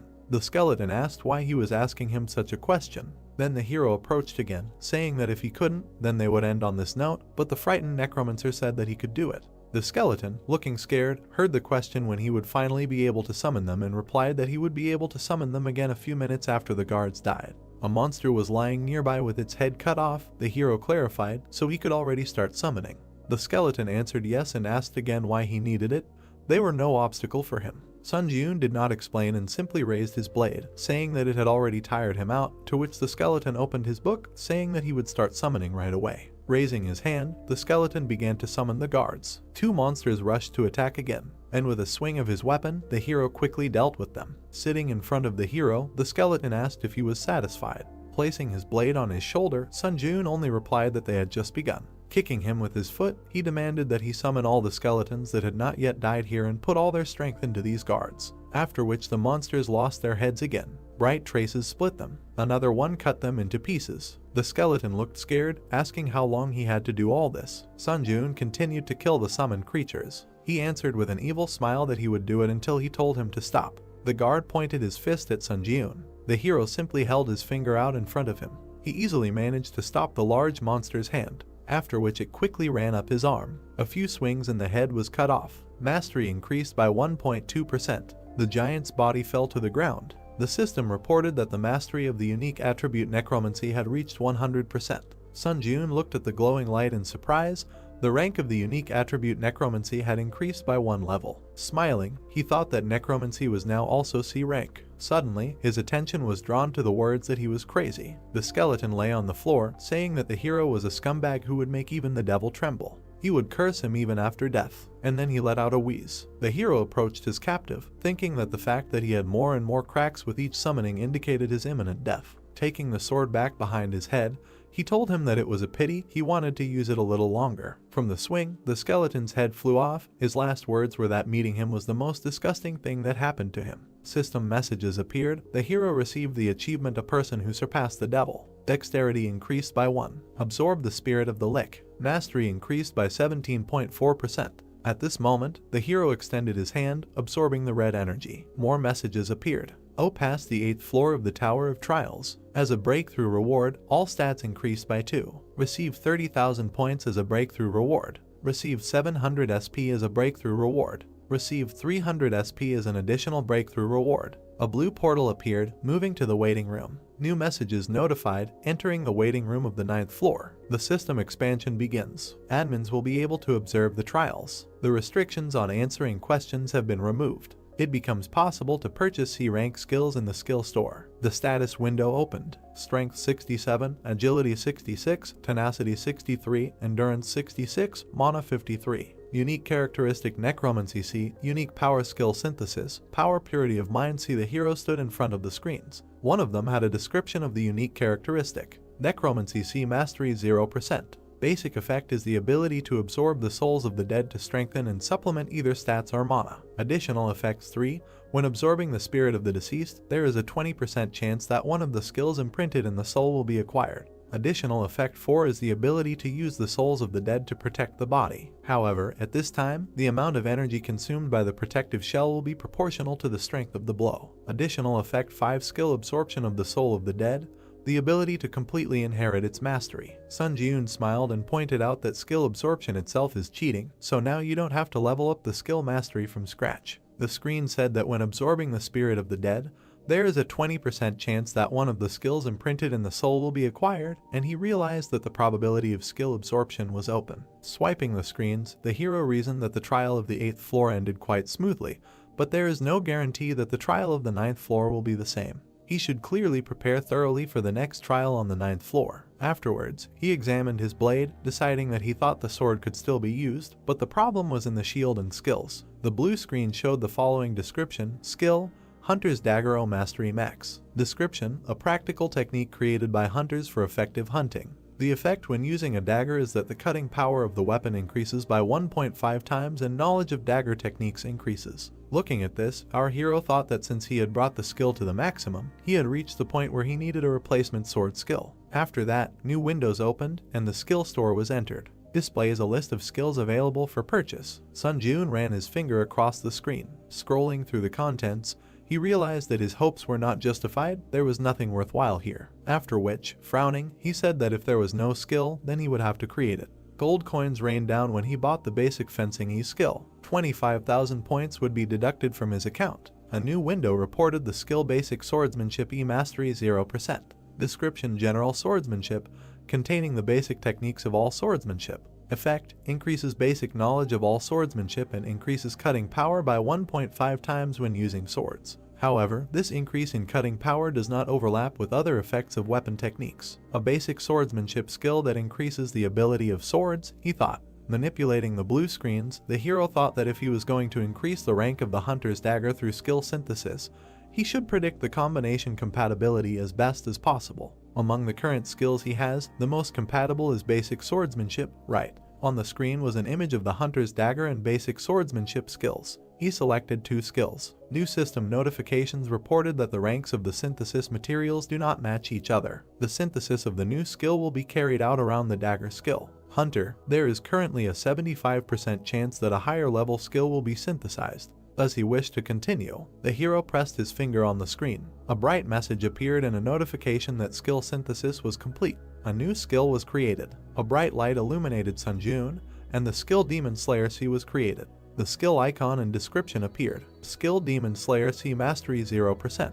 Description: a hunting swordsmanship art designed to kill demons. The main effect increases the basic knowledge of all types of fencing and increases the cutting power by 3 times when using swords. However, the increase in cutting power does not stack with the effects of other weapon techniques. An additional effect: when fighting non-humans, your attack speed is doubled. Looking at this, the hero thought that this adds attack speed when fighting non-human creatures. It seems that this skill is simply made for hunting monsters. He smiled, because, as expected, skill synthesis is a good ability. There were several ability cards in his hand, and he thought about trying to synthesize the remaining skills. Continuing to tap the screen, Sunjun said that he checked the skill compatibility and the probability of synthesis. Several new windows appeared. Accelerated regeneration plus resistance to the laws of nature gave iron blood regeneration. Iron blood regeneration and pain tolerance gave ash blood. At this moment, the glow became brighter. The hero looked in surprise. A new description of the ash blood skill appeared on the screen. Description: the main racial trait with which a mutant vampire is born. The user's recovery effect increases proportionally to the user's durability. Regeneration increases 3-fold when dealing physical damage. Depending on the damage dealt, up to 40% of pain is blocked. His eyes grew bigger in surprise. Sunjun thought that a 3-fold acceleration of regeneration is already cheating in itself, and the skill also blocks pain. After which he took the weapon in his hands, saying that since the waiting room was equipped with healing, he would not be able to properly test this skill. Also thinking, however, 120 points were not a burden to him at all now. After which the messages appeared again saying that the waiting room's regeneration effect was removed. 50 points would be deducted from the account. Fatigue would accumulate, and he would not recover from physical damage. The guy raised the sword above his head, thinking that since all the spirits had been absorbed, the shield would not activate in any way. The swing left a bright trace. He decided to start the test. Drops of blood flew to the sides, but his hand looked whole. He injured himself again and again, but after raising his hand, it was unharmed. Looking at the green glow, he realized that this was an amazing ability. Even being outside the waiting room, he essentially seemed to be under eternal healing. Adjusting his sleeve, he also thought that in addition to this level of regeneration, he also had a spiritual shield. To be honest, he no longer needed this tin can called a shield. Facing the wall, he still realized that he had to use it until it broke. Then he opened the community tab. Scrolling through the screen, Sunjun said that it seemed that there was nothing worthy of his attention. Then a portal opened in front of him. The time spent in the waiting room was coming to an end, so there was no point in dragging it out. New system messages appeared. The entrance to the 9th floor of the trial tower was completed. The difficulty is high. The theme of this trial is fighting.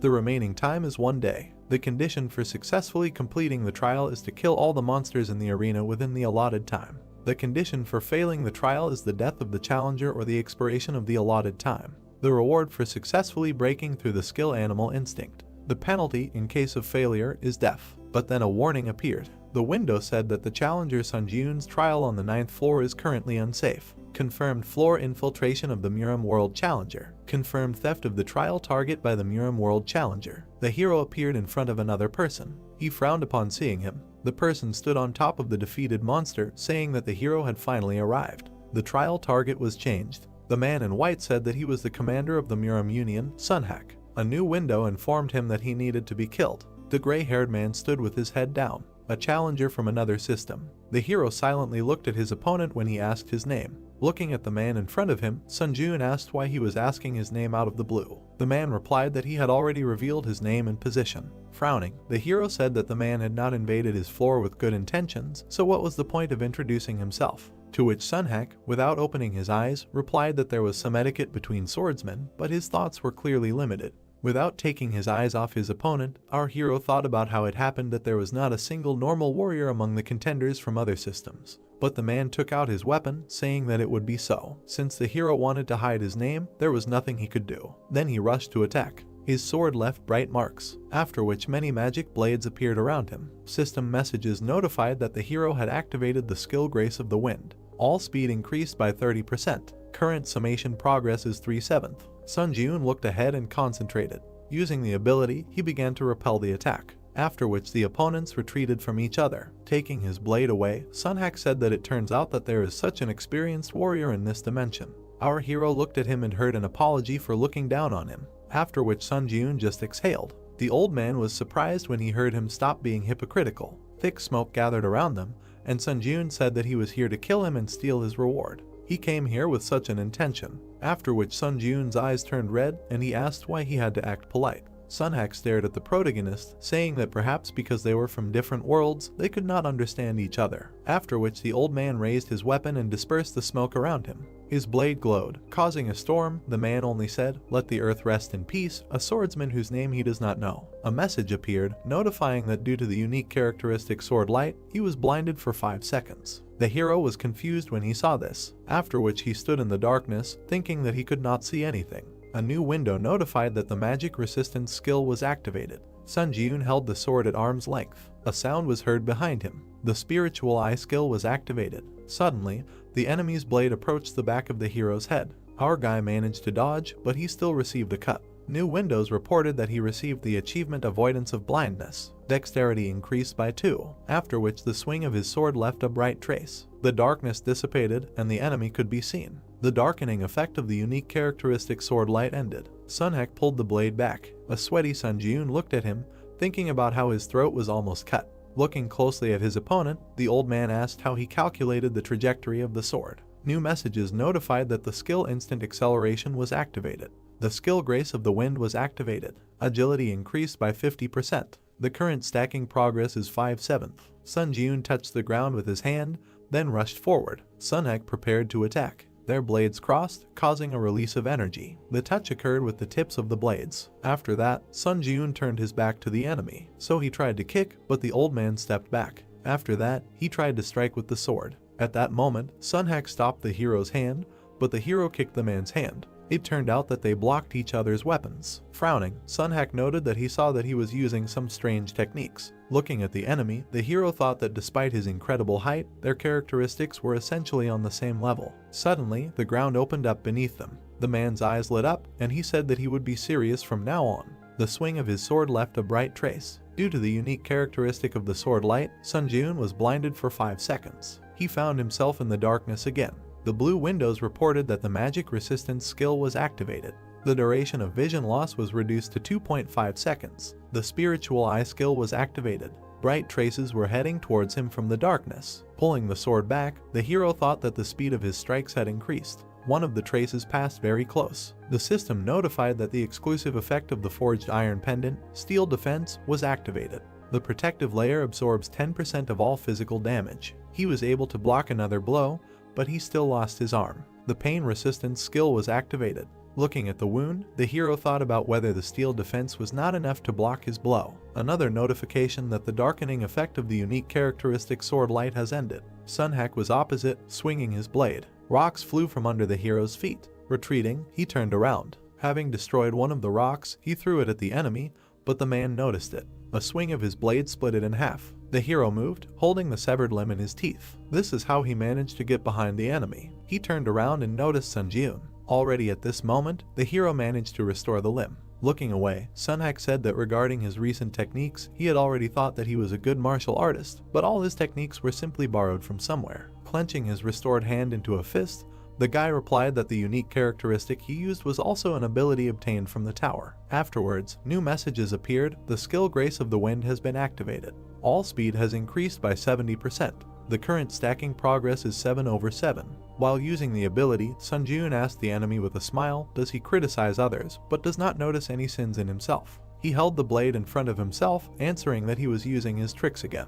As a swordsman, relying on borrowed techniques is highly unacceptable. But our hero had already rushed to attack. He tried to strike, but the old man managed to block it. Looking at this with surprise, he wondered, then how about dying from a borrowed ability, and pressed his weapon even harder on his. Sunhack recalled the defeated enemies, thinking that until now he had performed a floor insertion dozens of times. Back then, blood was dripping from his sword. With this sword he cut down opponents from different worlds. He imagined how liquid flowed from the planet into the bowl. In particular, the people of the world called Earth were weak in terms of abilities in all respects. It was so bad that this place was called a honey jar. He stood there with his eyes closed. The challengers from Earth couldn't touch even a hair on his head. In addition, when using the unique attribute sword light that obscured the enemy's vision, a single sword in his hand was enough to deal with any of them. Now he dodged Sun Ji-Eun's attacks, thinking that this time too he was sure that history would repeat itself, after which he was able to retreat back. Gritting his teeth, he still received an injury. Ring marks appeared in the sky, so Sunhack retreated even further from Sun Ji-Eun. The hero took a deep breath. The old man was breathing heavily. More messages appeared above his head as he stood with his head down. Administrator White Crane Sword admires the young challenger. Administrator Beast of the North predicts his imminent defeat. Administrator Late Night Lords is interested in the young challenger. Administrator the Hero of the Black Islands was amazed by the skill of the young challenger. He looked up and glared at the boy. As his sword flared up, new messages appeared. The skill 1 strike, 2 skins activated. Attack speed doubles. The skill Lightning Sword Kai is activated. Lightning energy fills the sword. The skill 1 strike is activated. The cutting power of the sword is doubled for the next attack. The skill Nymph Walk is activated. Increases the user's movement speed by 2 times for 1 minute. Sun Ji-Eun smiled widely, noting that just a moment ago, the same one Ankeny techniques. The windows that appeared notified that the second floor implementation penalty was applied. All stats were reduced by 8. He cannot use some skills. The old man looked angry about this. The skill 1 strike, 2 skins was forcibly deactivated. The skill Lightning Sword Kai was forcibly deactivated. The cooldown of the unique characteristic Sword Light has ended. Activating the unique characteristic Sword Light. The hero was surrounded by shadows again. He thought that he was starting to get used to his pattern attacks. The Spiritual Eye skill was activated. Putting his hand behind his back, Sunhack opened his mouth wide, shouting that he would rip out all his insides. A bright beam was directed towards the hero. He prepared to attack, using the 3 absolute skill. 3 attacks are strengthened by the skill effect. Sun Ji-Eun gritted his teeth. After that, he swung his blade, leaving a bright trace. A new message appeared stating that the darkening effect of the unique characteristic sword light was over. The hero stood behind the old man. He was breathing heavily, and the enemy was motionless. After that, Sunhack's sword fell to the ground. The old man began to walk forward, but his body was trembling, and a wound appeared on his belt. His eyes became larger from anger. He screamed that this could not be. Then blood gushed out of the wound, and he fell to the ground. The hero smiled as he was congratulated for breaking through the 9th floor of the Tower of Trials. Red lines stretched towards Sun Ji-Eun's hand. He had absorbed the spirit of the challenger Sunhack. Mastery increased by 27%.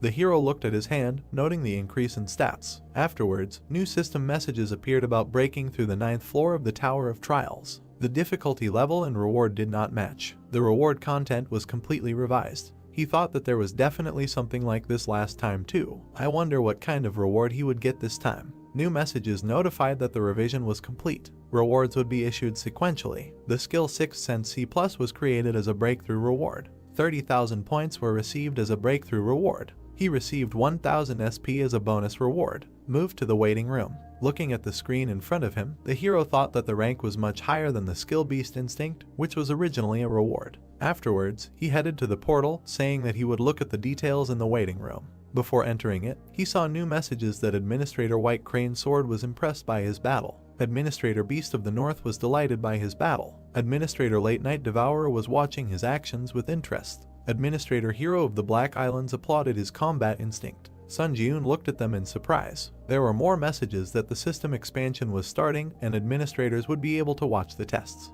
He thought that if his memory served him correctly, there was a notification of this kind. So a smile appeared on his face when he decided that one way or another, many administrators were delighted with his fight. He felt a little satisfied that he had received at least some recognition. Sun Ji-Eun looked at the blue screens again. It said that Administrator Lord of Steel Blood condemned the excessive interest in the contractor. Administrator Lord of Steel Blood said that the contractor should not become obsessed with the increased attention. After that, there were more messages that Administrator White Crane Sword wanted to add power to the contractor's exclusive store and asked if he was willing to accept the offer. Sun Ji-Eun widened his eyes in surprise and wondered what this meant. The administrator was simply giving power. The hero looked at the screen again, and a notification appeared that Administrator Lord of Steelblood said in a dissatisfied tone that he could accept the power. Then the hero wondered if he could just accept. Then a new message informed that Administrator Lord of Steelblood said that there are cases where power is sponsored to gain the favor of contractors. Looking at the screen, Sunjun wondered if there was any benefit to the favor of a candidate who had already made a contract. He wondered if there would be situations where they would have to face each other. Standing silently, the hero saw a message that Administrator White Crane Sword laughingly said that there would be many such situations in the future. The sun shone on the rocks. A notification appeared that Administrator Lord of Steelblood said that the power provided would be so excellent that he would feel a certain burden. Then the hero thought again that the power was not that good, but at the same time they were trying to buy his favor with it. So this power was given to him because they expected something from him. After which, he tapped the screen, deciding that there was no need to doubt, and replied that he gratefully accepted the gift. You have accepted the power added by Administrator White Crane Sword. Another screen notified that the administrator of the White Crane Sword asked him to remember this kindness with a smile on his lips, and Sunjun replied that yes, of course, he would be happy to use their gift. After exiting the portal, the system messages notified that the waiting room of the 10th floor had been entered. The system expansion is beginning. Access to the common areas is now possible. The light reflected from the hero's eye, he wondered about the common areas. Looking down, he wondered if the administrators could watch him here too. Then he opened his mouth and asked if they were still watching him, but only the walls and silence surrounded him. Then he brought his fist to his mouth and cleared his throat. Blue messages immediately appeared about the opening of the Strength category in the Contractor's exclusive store. Strength category, list a third. Strength Purity of Mind C, acquired. Strength Steel Sola Plus. Strength King of Winter D Plus. Strength Sword Master Kai C Plus. Our hero was surprised by what he saw, after which he clicked on the screen. Then the description of the power of the Kai Sword Master C Plus opened. Price 1500 SP. Description: the Kai Sword is the result of converting the released Kai energy, which can only be used by first-class warriors, converting it into power. The Kai Sword is slightly more powerful than a normal sword, and when he receives this power, he will be able to strengthen the sword with energy such as mana or internal Kai energy. However, the mana consumption will increase proportionally to the duration of activation. Looking at the screen with interest, he realized that he can pour mana into the weapon and use the Kai Sword, saying that he was told that the power is so-so, but it looks very good. After that, he moved to the second page, saying that now he can check the second page. A new window opened their categories Power, List 2/3, Power Bone Reconstruction C+, Power Steel Blood Sword A Power Hand of Death B. Looking at the new blue messages, the hero saw the description of the Power Bone Reconstruction C+. Price 1500 forks. Description: bone structure can be reconstructed for any martial art. All stats increase by 2. Strength Blood Steel Sword. Price 5000 forks. Description: able to summon a low mana blood steel sword. The user's mana is not consumed. However, only one blood steel sword can be used. Strength Hand of Death V. Price 2000 forks. Description: the yin and black magic element is activated, causing damage and slight decomposition of the body. He glanced at the information about the funds, noting that he only had 2000 forks. Sun Jiun imagined himself covered in golden light, deciding that the power he could buy now was bone reconstruction. His weapon was surrounded by the blue glow of the Kai Sword Master ability. This was one of the two. Looking at the screen, he wondered what to do. Maybe he should save up a little more forks. After which he raised his hand, thinking that the old man Sunhack he had just met on the 9th floor was also a crazy monster. So, tapping the screen, he thought that in order not to die at the hands of such bastards, it was important to buy more powers first. A new notification appeared, saying that he had bought the power of Sword Master Kai. 1500 forge points would be deducted. The sword in his hand shone brightly. He had obtained the power of Sword Master Kai. After swinging it a few times, the hero said that the triple absolute skill also uses mana, but the feeling was completely different. Waves crashed against the stone. Sun Jiun thought about how if the mana flowing into the sword instantly like a wave was called the triple absolute skill. The river flowed along the riverbed, but perhaps the power of Sword Master Kai should be compared to a stream of water flowing over the sword. Afterwards, the hero looked at his weapon in surprise when notifications appeared that 1 minute had passed since the activation of the Kai Sword Master power. Increases mana consumption by 2%. 2 minutes had passed since the activation of the Kai Sword Master power. Increases mana consumption by 4%. Every minute, mana consumption increases by 2%. In about 50 minutes, mana consumption will increase by 100%. Lowering the sword, the glow began to dissolve. The Kai Sword Master power was deactivated. The hero realized that he must distribute his mana well when using this power. Tapping the screen again, he said that the reward for the 9th floor was the 6th sense skill. The description opened. Skill 6th sense C+.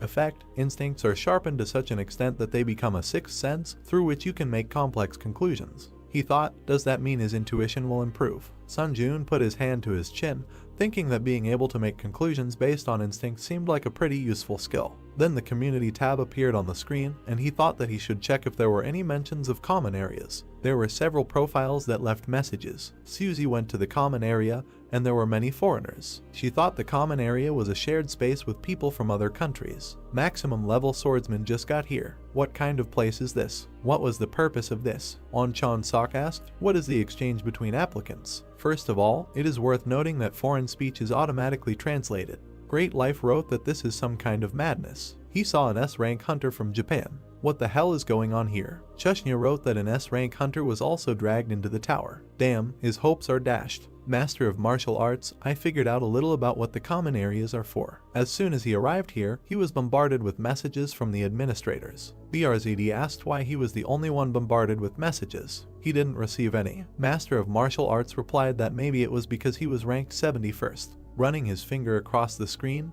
the hero realized that there were a lot of comments about the common areas that had been added to the 10th floor. Suddenly, something caught his attention. The hero opened his mouth in surprise. The message said that just now, in the common area, a foreigner asked him if he wanted to exchange the power of his administrator. Is it possible to exchange powers? Looking at the information on the screen again, the hero reasoned that there was an opportunity to personally see many applicants and also exchange powers. A smile appeared on his face when he wondered if he could go on reconnaissance himself then. A new message appeared about moving to the common area on the 10th floor. A view of the open space opened up in front of the guy with green eyes. Delighted by this, he realized that this was the common area. Looking forward with excitement, he thought about how he even used the question ticket to learn as much as he could about this place, so he was going to make the most of it before heading back. Someone was watching him as he walked along the forest path. Several people were standing in the forest. One of them said that the bastard seemed to be a hunter from Korea. His comrade supported him, saying that right, this was a Korean rank hunter. He remembered seeing his profile. A smile appeared on the bandit's face when he said that he was a strong hunter and he was constantly worried about how his behavior always left much to be desired. Then his eyes filled with a red light from the words, "It was okay to kill outside the common area, right?" Meanwhile, the boy was walking calmly along the forest. Suddenly, red shadows lowered him to the ground, and there were messages that the mana consumption rate increased by 100% due to the effect of the unique characteristic weakening light. Due to the effect of the unique characteristic territory restriction, all stats are reduced by 20%. Under the effect of the unique characteristic Eye of Terror, part of his body is paralyzed. The boy tried to move his finger, then he turned his head behind him. A group of bandits had gathered there, and he asked what they were doing. Their leader licked his blade, telling the boy that the victim was one of the strongest Korean hunters, but he had no idea what was happening now. Gritting his teeth, he cursed and thought about how they were not on a trial, but they were even here robbing. Unable to move in front of them, he heard them stop. The purple-haired girl waved her hand and asked them if they were sure they could handle the consequences. If they didn't stop right now, she would turn on the community function to report their actions to others. The bandit leader was confused. Standing up, he still agreed. Then he smiled evilly and said that if she took off her clothes, he would think about it. Putting the blade on her back, he also said that if she dropped all her items, then so be it, maybe he would have mercy and leave one of them alive. The girl blushed with indignation and asked what this meant. Then the bandit extended his hand, asking if she could help him. But he turned around, hearing something. Sun Jiun was passing by them. Looking at him, the bandit asked, "Who the hell is that bastard?" Sun Jiun was standing with his back to them when they called out to him. The hero only turned his head. Then he took off his hood and asked again if he had been told that. Standing next to the prisoner, the bandit said yes. Afterwards, all the criminals had sinister smiles when he asked the question, "You are also Korean, right?" After which the bandits used their abilities on the hero. He calmly looked at the approaching shadows, and, opening his mouth, he simply noted that he wanted to quietly pass by. Stretching his hand in front of him, he was surrounded by a glow. Notifications appeared that the forced breakthrough skill was activated. The magic resistance skill was activated. The effect of increasing mana consumption by 100% was cancelled. The decrease in all stats by 20% was cancelled. Paralyzing effects applied to body parts are removed. This shocked the bandit. Opening a blue screen, Sun Jiun took out a blade. Then he took it aside, saying that he was not the one who started it. The instant acceleration skill was activated. Sun Jun rushed at the enemies. They were shocked by such speed. The hero quickly struck. One of the bandits used an ice shield. Others were bleeding from their wounds. With a satisfied smile, the hero pulled his fist back and struck the barrier. The girl and the boy were shocked. The bandit fell to the ground. Sun Jun destroyed the barrier with one blow. The bandit stretched out his hand and screamed that he was wrong. But Sun Jun struck him in the neck when he asked for mercy. New messages appeared on the red background saying that he had absorbed the player's spirit. And then 2 more. Mastery increased by 6.4%. The boy with green eyes stood up from the ground. Folding her arms, the girl said that she should have helped, but the battle ended faster than she could have thought. Our hero replied that everything was fine, that he should not worry about it and go on his way. Bowing, she thanked him and said goodbye. Looking at his savior, the boy asked if he was a ranker by any chance. Turning to him, Sun Jun replied that in a way it could be said that way, thinking about how he had always been in the top 10 players in the final rankings. Then the saved man smiled, saying that it was clear it was a great honor for him to meet him. Thanks to him, he survived. Looking at him, the hero thought that it seemed to him that they wanted to kill him, so, getting rid of the problem that had fallen on him, he simply helped him along the way, but he replied that it was nothing special, so now he could go about his business. Sun Jun had already turned around and said goodbye to the stranger, but the stranger asked him to wait. The hero looked over his shoulder. The guy pointed at the dead bandits, asking him to leave the corpses of those applicants with him. Sun Jun looked at his interlocutor in confusion and asked why. The man happily smiled and replied that if he gave him those corpses, as well as for saving his life, he would pay him by giving him power. Sun Jun looked interested. Gluttony, a dark light came out from his hand. The corpses of the bandits were sucked into his hand. Wiping his forehead, the guy said that it was not bad. Smiling again, the interlocutor said that, so, as promised, he would give him power. A new message appeared that the hero accepted the power added by the administrator. Sun Jun looked at the monitor with a smile, reading that the Power Steel Wings was added to the power category of the exclusive contractor store, and thought that he did not expect to get another power. Visualizing the magical wings on his back, the administrator said that this is a power that allows you to create wings on your back with the ability to levitate. If he buys this power with So, he will be able to use it right away. Sun Jun smiled happily and thanked the interlocutor, thinking that as soon as he returns to the waiting room, he will immediately try this power in action. But then several new messages appeared in front of the hero, saying that the administrator of the White Crane Sword was saying not to bother the applicant who had been noticed by him. Administrator Gourmet, is he outraged that business ethics are not observed to such an extent? Administrator Steelblood is unhappy with the one hanging around his contractors. Administrator Black Devil is watching the fight between these three with interest. He did not understand what the administrators had started among themselves. Looking at this, the hero thought that seeing how the competition between the administrators flares up, one can confidently say that they clearly want to get something from the applicants. Well, he will just get to the bottom of the truth step by step. The two guys continued on their way through the forest. Turning to his companion, the administrator said that the common area is divided into an arena, an auction zone, and a game zone. And in addition to these well-known facts, he can share much more interesting information. The hero looked at him as he continued to explain that the other dimensional worlds that had been revealed so far through the floor embedding process were Ares, Murim, and Kellyan. So they could only encounter these three dimensions when it came to floor embedding. He imagined a warrior kneeling before another. The challengers from the Ares world placed great importance on chivalry. The samurai held his sword. The Murim challengers were similar to them, but a little more aggressive. Sun Jun narrowed his eyes and thought about what it meant that the Black Knight was from the Ares world and Sunhak was from Murim. He also introduced the representatives of the other races, saying that he had heard that Kellyan was a world of races such as elves, fairies, and beastmen. Looking at his interlocutor, Sun Jun noted that he was well informed. The administrator smiled, replying that he had found out about everything in advance, using his right to ask questions. Stopping in front of the city gate, the guy in the green jacket was glad that they had finally reached the common area. He extended his hand to the hero, saying that although he was not a ranker, let the hero take his business card. Taking it in his hands, Sun Jun noted that he was the leader of the candidate control team from the Hunters Association, to which the interlocutor clarified that if Sun Jun had any questions, he could contact him at any time. Another candidate passed through the gate and messages appeared that the common area had been entered. All abnormal statuses were removed, and battles between candidates became impossible. The guy slyly rubbed his hands, saying that now he needed to slowly move towards the auction zone, to which Sun Jun replied that he also just happened to have a place where he should definitely visit. Looking into the hero's eyes, the interlocutor asked where he intended to go. With a confident smile, the hero answered that he was going to the arena. A welcome message appeared about arriving at the arena. Sun Jun walked among the blue chairs. Indignant people stood in front of the screens, not understanding why they lost again. Looking at them, the hero thought, is this the arena? More like a gambling house. New messages appeared that the administrator Black Devil is pleased, saying that this reminds him of the old days. Administrator Lord of Steel Blood with undisguised hatred says that the arena is the same everywhere. Administrator White Crane Sword is very excited because of the heat that has settled in the arena. Looking at the empty seat, the hero wondered if he just needs to sit in one of these chairs. Then he comfortably sat in one of them. He looked thoughtful when new messages appeared that the arena system was activated.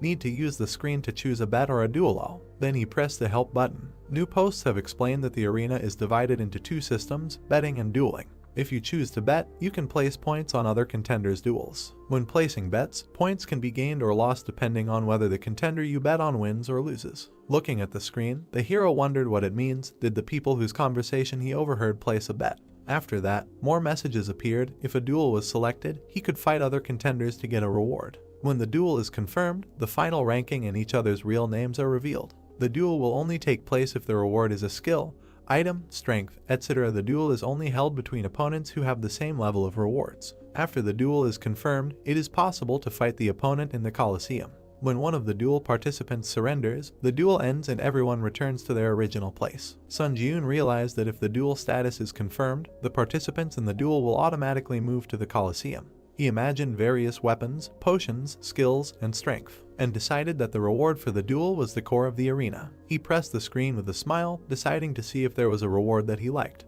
The other contenders looked at the gaming place with delight. The girl asked if the Witch of Hellfire Catherine was there. Someone asked again, the same famous huntress from America. The red-haired girl ran her finger across the monitor. Looking at the screen, she said that no one was sending a request for a duel. This was because she had too many victories. On the screen were Catherine's statistics, server USA, final rating 6, number of victories 17, number of defeats 0. She said that it would be better if these duel statistics did not exist at all, then she could challenge other opponents more often. A message appeared saying that the administrator of the Lord of Fire laughingly said that these were mere trifles. Continuing to look at the screen, Catherine concluded that it seemed like only cowards had gathered here. After which she was about to get up from her chair, saying that she needed to stop wasting time and leave the arena. Suddenly, something caught her eye. A new message notified that a duel request had arrived. Sun Ji-yoon, South Korea server, final rating 3. Reward for victory, Demon Slayer skill. Number of victories, 0. Number of defeats, 0. The hero's name was visible on the screen.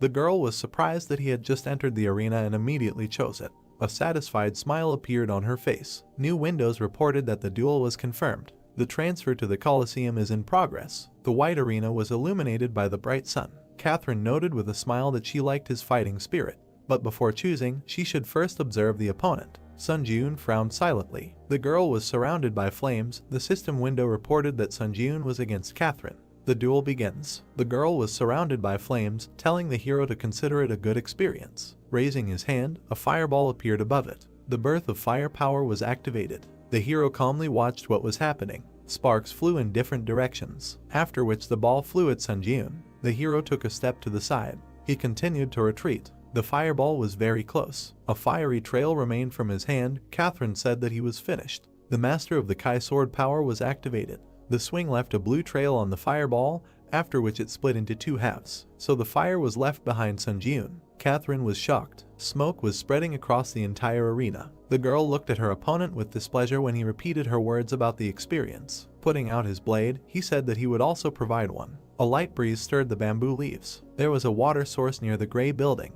The girl sipped tea from a miniature cup. A blue whirlpool appeared in front of the long-haired blonde. An image of Sun Ji-yoon's challenger appeared in its center. The girl sitting in front of the image said that she didn't expect him to already have control over the released Kai energy. She scratched the bird sitting on her shoulder with her finger, saying that she made a great move when she sponsored such a wonderful power. In the future, she would need to gain the favor of this candidate faster than the other administrators. Looking at the bird that took off, she thought that perhaps this candidate could fulfill her long-standing wish that she could not fulfill. The wind blew Sun Ji-yoon's hair. An explosion ball appeared in front of him. The system reported that the instant acceleration skill was activated. The hero jumped up, escaping from the fireballs. The fireballs flew behind him, leaving flaming traces. He moved, cutting the fireballs with sword strikes. With his back to the flames, the guy swung his sword. The fabric of his cloak was burning. Sun Ji-yoon turned around and cursed in his mind upon seeing this. He landed on the arena, raising dust. Looking back, the boy thought that it was a pity to lose the exclusive effect of the plaza due to the inability to use the skill Grace of the Wind.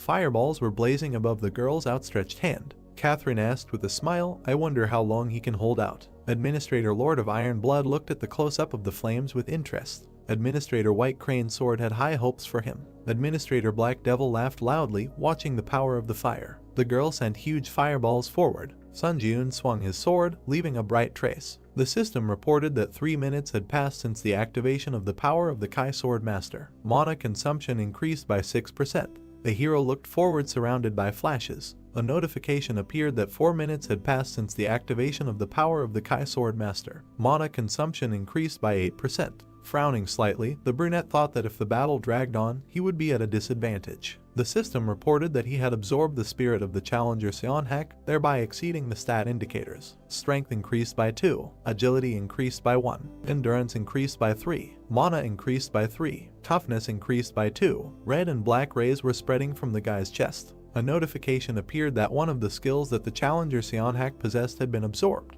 He received the skill Lightning Sword Kai, B skill Lightning Sword Kai, proficiency 0%.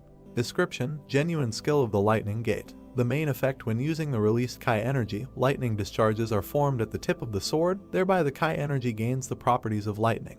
However, the effect cannot be used when Kai energy is unavailable. Additional effect: when the skill is not activated, the basic statistics of Kai energy are greatly increased, which allows you to perform a slash. Sun Jiun carefully read and thought, Lightning Sword Kai allows you to perform a slash. Does this mean that he can launch Kai energy over long distances? Catherine's palm was ablaze with fire. She said that it seems that he thinks that he has time to be distracted by other things. The guy looked at her carefully. Many fire arrows appeared above his head. They quickly flew down. Sun Jiun ran, dodging their attacks. The guy ran right under 2 fiery flashes, and then with a sharp blow of the sword, he cut them. The system reported that the skill Ash Blood was activated. A blue glow appeared on the hero's fingers. He extended his hand with a sword to the side, thinking that he did not know if he would succeed the first time. The sword in his hand glowed blue. He decided that he needed to practice. A notification about the activation of the power of the Sword Master Kai appeared. The skill Lightning Sword Kai was activated. Bright blue rays flew forward. The girl chuckled when one of the balls was cut by the rays. She looked forward in amazement, summoning a shield. A fire shield surrounded her, protecting her from the Kai energy. Catherine gritted her teeth from the tension and thought that he immediately counterattacked. Suddenly, the hero appeared behind her. The red-haired girl closed her eyes, saying that he really was incredibly strong. She lost. The system reported that the challenger Catherine surrendered. He won. As a reward for winning, he receives the skill Storm C+. The duel is over. The teleportation to the general area of the arena on the 10th floor is performed. Sun Jiun, surprised, materialized in a red chair. Looking forward, he said that he decided to participate in the duel to practice his sword skills, but the opponent was quite strong. As a result, his robe burned. Pointing his finger at the blue screen, he said that he should remember the name Catherine. The description of the skill Storm appeared on the screen. No mastery. The main effect is activated when attacking with a piercing sword and increases the attack speed by 3 times for piercing strikes. An additional effect when activating the skill is a 30% chance that the wind property will be applied to the piercing blow, and the movement speed will increase significantly. Seeing this, the brunette said in disappointment that he thought it was some kind of fencing art, but it was about the skill of piercing blows. An information window appeared in front of him, which said the server was South Korea, the final rating was 3, the number of victories was 1, the number of losses was 0. He thought, just 1 victory. He needs to start growing actively. The system reported confirmation of the duel. The hero is moving to the Colosseum. The hero saw a semicircular gray structure of the arena. Sun Jiun versus Owaki Yuji. The duel begins. The opponents stood opposite each other. The hero thought that he was ranked 11th on the Japanese server. The long-haired man with a spear said that he was ranked 3rd on the Korean server, so he was really looking forward to their duel. But the one who appeared before him looked like a beggar, nothing to even look at. The guy's lips stretched into a smile. Owaki sullenly asked why he was laughing. In response, he heard that he found it funny that they had the same thoughts. Veins bulged from anger on the Japanese man's face. He swung his spear, shouting insults. Sun Jiun dodged his blow. Looking at the blade in front of him, he thought that this was all that the 11th ranked player in the Japanese server could do. The boy smiled, thinking that he must have become too strong. If this level seemed like child's play to him. The long-haired man fell, spitting out blood. The system reported that the challenger Owaki had taken serious damage. Sun Jiun had won. The brunette smiled contentedly, saying that this was a cornucopia of skills. He struck the man in the green coat with his sword. The system reported victory. The man screamed as he flew back. The hero had won. Sun Jiun gripped the sword resolutely. He had won. The system reported that he had obtained the Dual Master achievement. Strength increased by 2. Mist swirled among the mountains in the central lands of Murim. A man was meditating in front of a bamboo grove. His eyes were closed. Then he opened them and asked the one who had come up to him, "What?" The one sitting on the stone asked again. He said, "Master Seonhak is dead." The boy confirmed it. Bowing, he said that according to the latest news he had received about Master Seonhak, it had recently become possible to connect to the earthly dimension, and it was said that he had attempted a floor-by-floor penetration there. The man opened his eyes, listened, and thought that he seemed to have arrived. A dark figure appeared among the bamboo thickets. A roaring white beast emerged from there. The long-haired boy chuckled. The huge beast was approaching him from behind as he said that it had been 5 years since he had stopped climbing to the top of the tower. He extended his palm, surrounded by flames. The sword thrust into the stone began to glow, trembling. The beast jumped back when the man caught the weapon. He jumped up, breaking the rock beneath him with energy. The huge monster saw him fly over his head. The man approached, his brows furrowed in determination, and then he plunged the sword straight into the monster's forehead. Red lightning surrounded the beast. The boy looked at it, thinking that he had dealt with such a powerful spiritual creature with such ease. The martial arts of a martial artist are so strong that contemplating his power gives goosebumps. The man pulled out the sword from the head of the defeated monster and asked, "Earthly dimension, I wonder." Smiling, he ordered to find out by any means who exactly killed Master Seonhak. Sun Ji-eun came out of the blue portal. The system reported that the entrance to the waiting room of the 10th floor was made. The hero fell onto the bed. Lying on the pillow, he said that there was no trace of fatigue left, which was to be expected from the waiting room. The boy touched the blue information window with his finger. He looked at it with a slight smile, thinking that in such an unexpected place he was able to access some other powers. On the screen was a description of the power Steel Wings C+. Price 15.0. The power that allows you to create steel wings with mana. They are able to provide high flight speed. To keep the wings active, you need to constantly fill them with mana. When there is not enough mana to maintain them, the wings will automatically disappear. The hero imagined himself hovering with pink wings on his back and thought that the power with which you can fly. Just thinking about it fills his heart with happiness. The screen said exclusive contract store, so 500. The guy thought that, but he can't buy it right now because he doesn't have enough. So Sun Ji-eun sat surrounded by blue information windows and said that he would now begin synthesis. The screen said that the unique power of skill synthesis was activated. Skill synthesis is complete. The system repeatedly notified that a new skill was created. Shining windows appeared in front of the hero. Sun Ji-eun looked at them with interest. A short list of skills that he managed to create after an hour of deep thought. The logo depicted a red shield. This is defense, counterattack shield. Be the image of a purple footprint near the foot spoke of the speed of movement, secret shadow step, C+. The red glowing blade indicated attack speed, frantic swordplay, C+. The palm was surrounded by a red glow. The hero thought that there was even a B rank shield skill among them. The system reported that the counterattack shield was activated. A glowing red defense appeared in front of the guy's palm. He looked at the shield with impress. The 10th floor of the test tower has been entered. The difficulty is high. The theme of this test is cooperation. The remaining time is 3 hours. The condition for successfully completing the test is to prevent the resurrection of the Lord devouring the darkness within the allotted time. The condition for failing the test is the death of all team members or the allotted time has expired. The reward for a successful breakthrough is a skill enhancement potion, B+. The penalty for failure is death. Portals appeared at the entrance to the cave. Team members are distributed according to their final ranking. The assignment of team members is complete. A man in an iron mask came out of the portal. This is first place in the final Seunghoon ranking. The pink-haired youth, second place in the final rankings of Chunseok. From the next portal appeared Sun Ji-eun, third place in the final rankings. From the next portal appeared the blonde man in a red suit, Sooty, sixth place in the world rankings. The system announced a 30-minute grace period. During the grace period, the remaining time will not be spent. We must try to unite as much as possible during this time to defeat the monster boss. The masked man asked, "Is this a team trial again?" The pink-haired man ran up, asking if he had also climbed the trial tower. Sun Ji-eun watched carefully, thinking that the two of them were first and second place in the final rankings, and it seemed like they had met before. The red-suited man stood behind them, looking at them. The heroes suddenly looked up, hearing a scream. Sooty pointed angrily, shouting that he was the one he met on the 4th floor. Sun Ji-eun looked at him questioningly. Seunghoon in a mask asked, "Did the two of them cross paths during the trial?" Judging by his reaction, it was not a pleasant meeting. The blonde hugged himself, trembling, and said gloomily that he was absolutely right. They met on the 4th floor during the combined trial in this hunter. Sooty trembled in front of the hero, saying that he was someone who strives to grow by accumulating achievements for killing. The red figure of a man smiled wickedly. Sooty, the blonde touched his chin. For Seung-joon, deceiving others was an everyday matter. The participants fought in the crowd. He created conflict by turning others against each other and used this time to get a reward. Sudi held the gems with a wild smile. This was a survival tactic he had developed. The smile revealed sharp teeth, which he began to actively use in another place called the Trial Tower. The administrator, a lying clown, laughs at the contractor's deception, so much so that even the corners of his mouth are torn from laughter. The image of the clown laughed at the wickedly smiling blonde. Sun-joon looked at him in surprise. He thought that his expression showed that he was confused. Well, should he add something else? He pointed his finger at the brunette, who tried to say that there was a misunderstanding and exclaimed that he even brutally killed a member of his team.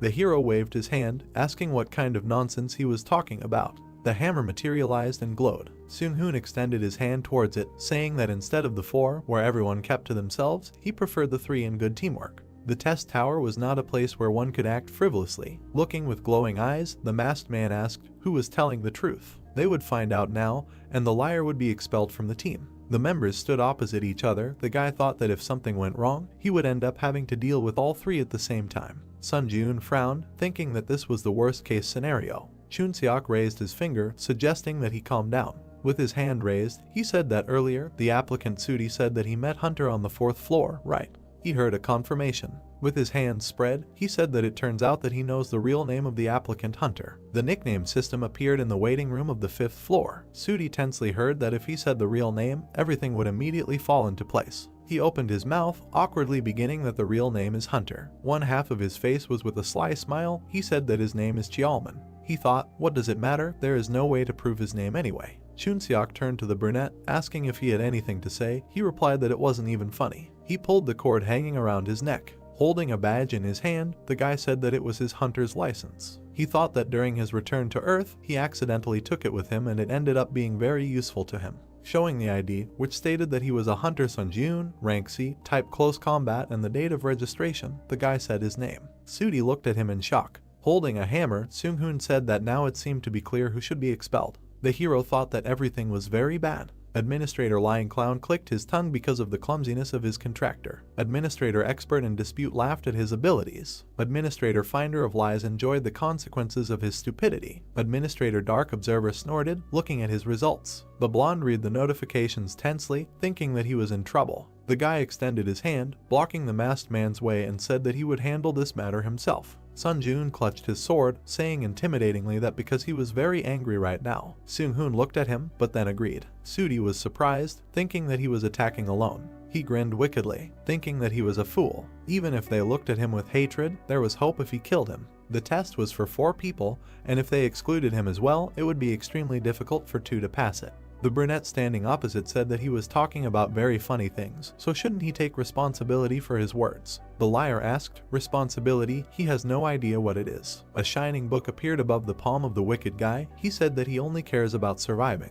Putting forward his hand with a shining seal, he said that he was not the only one with power. The system reported that the stems of the swamp spirit were entwined around his legs. Green vines were entwined around the hero's legs. The notification said that the magic resistance skill was activated. The stems of the swamp spirit were completely destroyed. Surrounded by a green glow, Sun-joon approached the enemy. He decisively swung his sword. Extending his hand with a barrier, Sudi said that he was annoying. He also had a magic resistance skill in his arsenal. A bright beam of attack collided with a magic shield. The ground broke from the impact. Seung-hoon said that he should move away. Chun-seok replied that he liked it here, so you can fully feel the fight between them. The masked man dragged him by the collar, telling him not to be capricious, and there is nothing wrong with caution. The young man whined, saying that he likes to watch everything from special places. Sudi frowned and stretched out his palm and wished for death. Shining balls flew forward. Sun-joon dodged one of them, and then angrily swung his fist. A powerful blow crashed into the enemy's body. The blonde grinned, saying that it seemed that the hunter had become the prey. Sun-joon looked questioningly. Behind him, balls surrounded by lightning glowed. Turning around, the hero thought, are these the spheres that he launched earlier? A bright beam quickly crashed into the hero. Sudi, with a book in his hand, laughed and said that he was in vain pretending to be a tough fighter. Let him look at himself now. Suddenly, his gaze became surprised. He exclaimed in confusion. The system reported that the counterattack shield skill was activated. Sun-joon stood on the broken ground, holding a shield. The system reported information about the counterattack shield skill. Mastery 0%. The main effect after memorizing the name of the skill, he can summon a red shield created from mana. The additional effect absorbs 25% of the damage received by the shield and then immediately releases it. The hero resolutely held the red magic defense, asking why he was so surprised. Everything was just beginning. Sudi's dissatisfied eyes glowed yellow.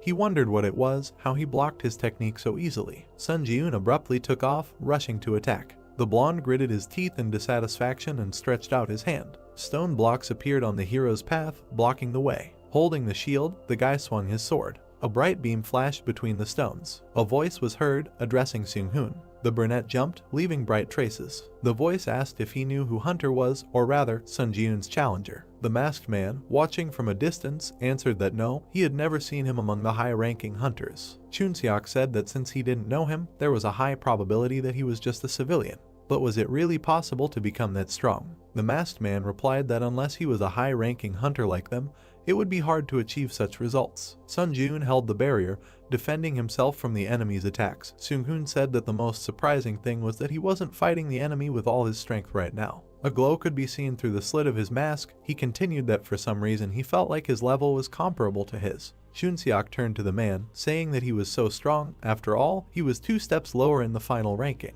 Although this was just a guess. Introducing the orcs who rushed to attack, he said that if the team's luck had passed him by in all the combined tests so far, there was a high probability that he would have been underestimated compared to his original skills. He imagined Sun Ji-eun standing with his back in the blue light. The real Sun Ji-eun swung his sword. It attacked the blonde's hand, cutting the book. Sudi grabbed his injured hand with a scream. Falling to his knees, he saw the tip of the sword. Looking at it carefully, Seung-hoon thought that he was surprised. He did not kill the enemy, but suppressed him with his superiority and did it as if it cost him nothing. Sudi stretched out his hand and begged for him to stop. The hero towering over him heard that if he killed him, then perhaps no one would be able to survive this trial. Let him think carefully. This trial involves the top 4 players, right? With tears on his face, he opened his mouth, saying that in this situation, he was thinking of the trial tower. The guy silently watched, hearing that she was giving such an easy task that it could be easily completed even if one of the team members died. Instead of answering, Sun Ji-eun turned to the others. The man standing on the rock said that they would not interfere. Let him choose what he thought was right. Gritting his teeth, the blonde pulled his hand back, and then extended it with a shining pink sword. Sun Ji-eun swung his own in displeasure, insulting him. A bright trace of his blow cut the head of the surprised blonde. However, instead of his body, a white haze remained, and the blonde himself jumped back. The system reported that the unique characteristic deception was activated. All stats instantly increased by 10. The wounded Sudi stood surrounded by pink swirls, and thought that he wanted to hide his last trump card until the very end. Extending a blade with red inscriptions, he shouted that he would finish him off. Sun Ji-eun calmly extended his palm with a shield. Pink chains brightly collided with the barrier, and then flew apart, but only to attack the guy again. The system reported the activation of the skill Grace of the Wind. All speed increased by 40%.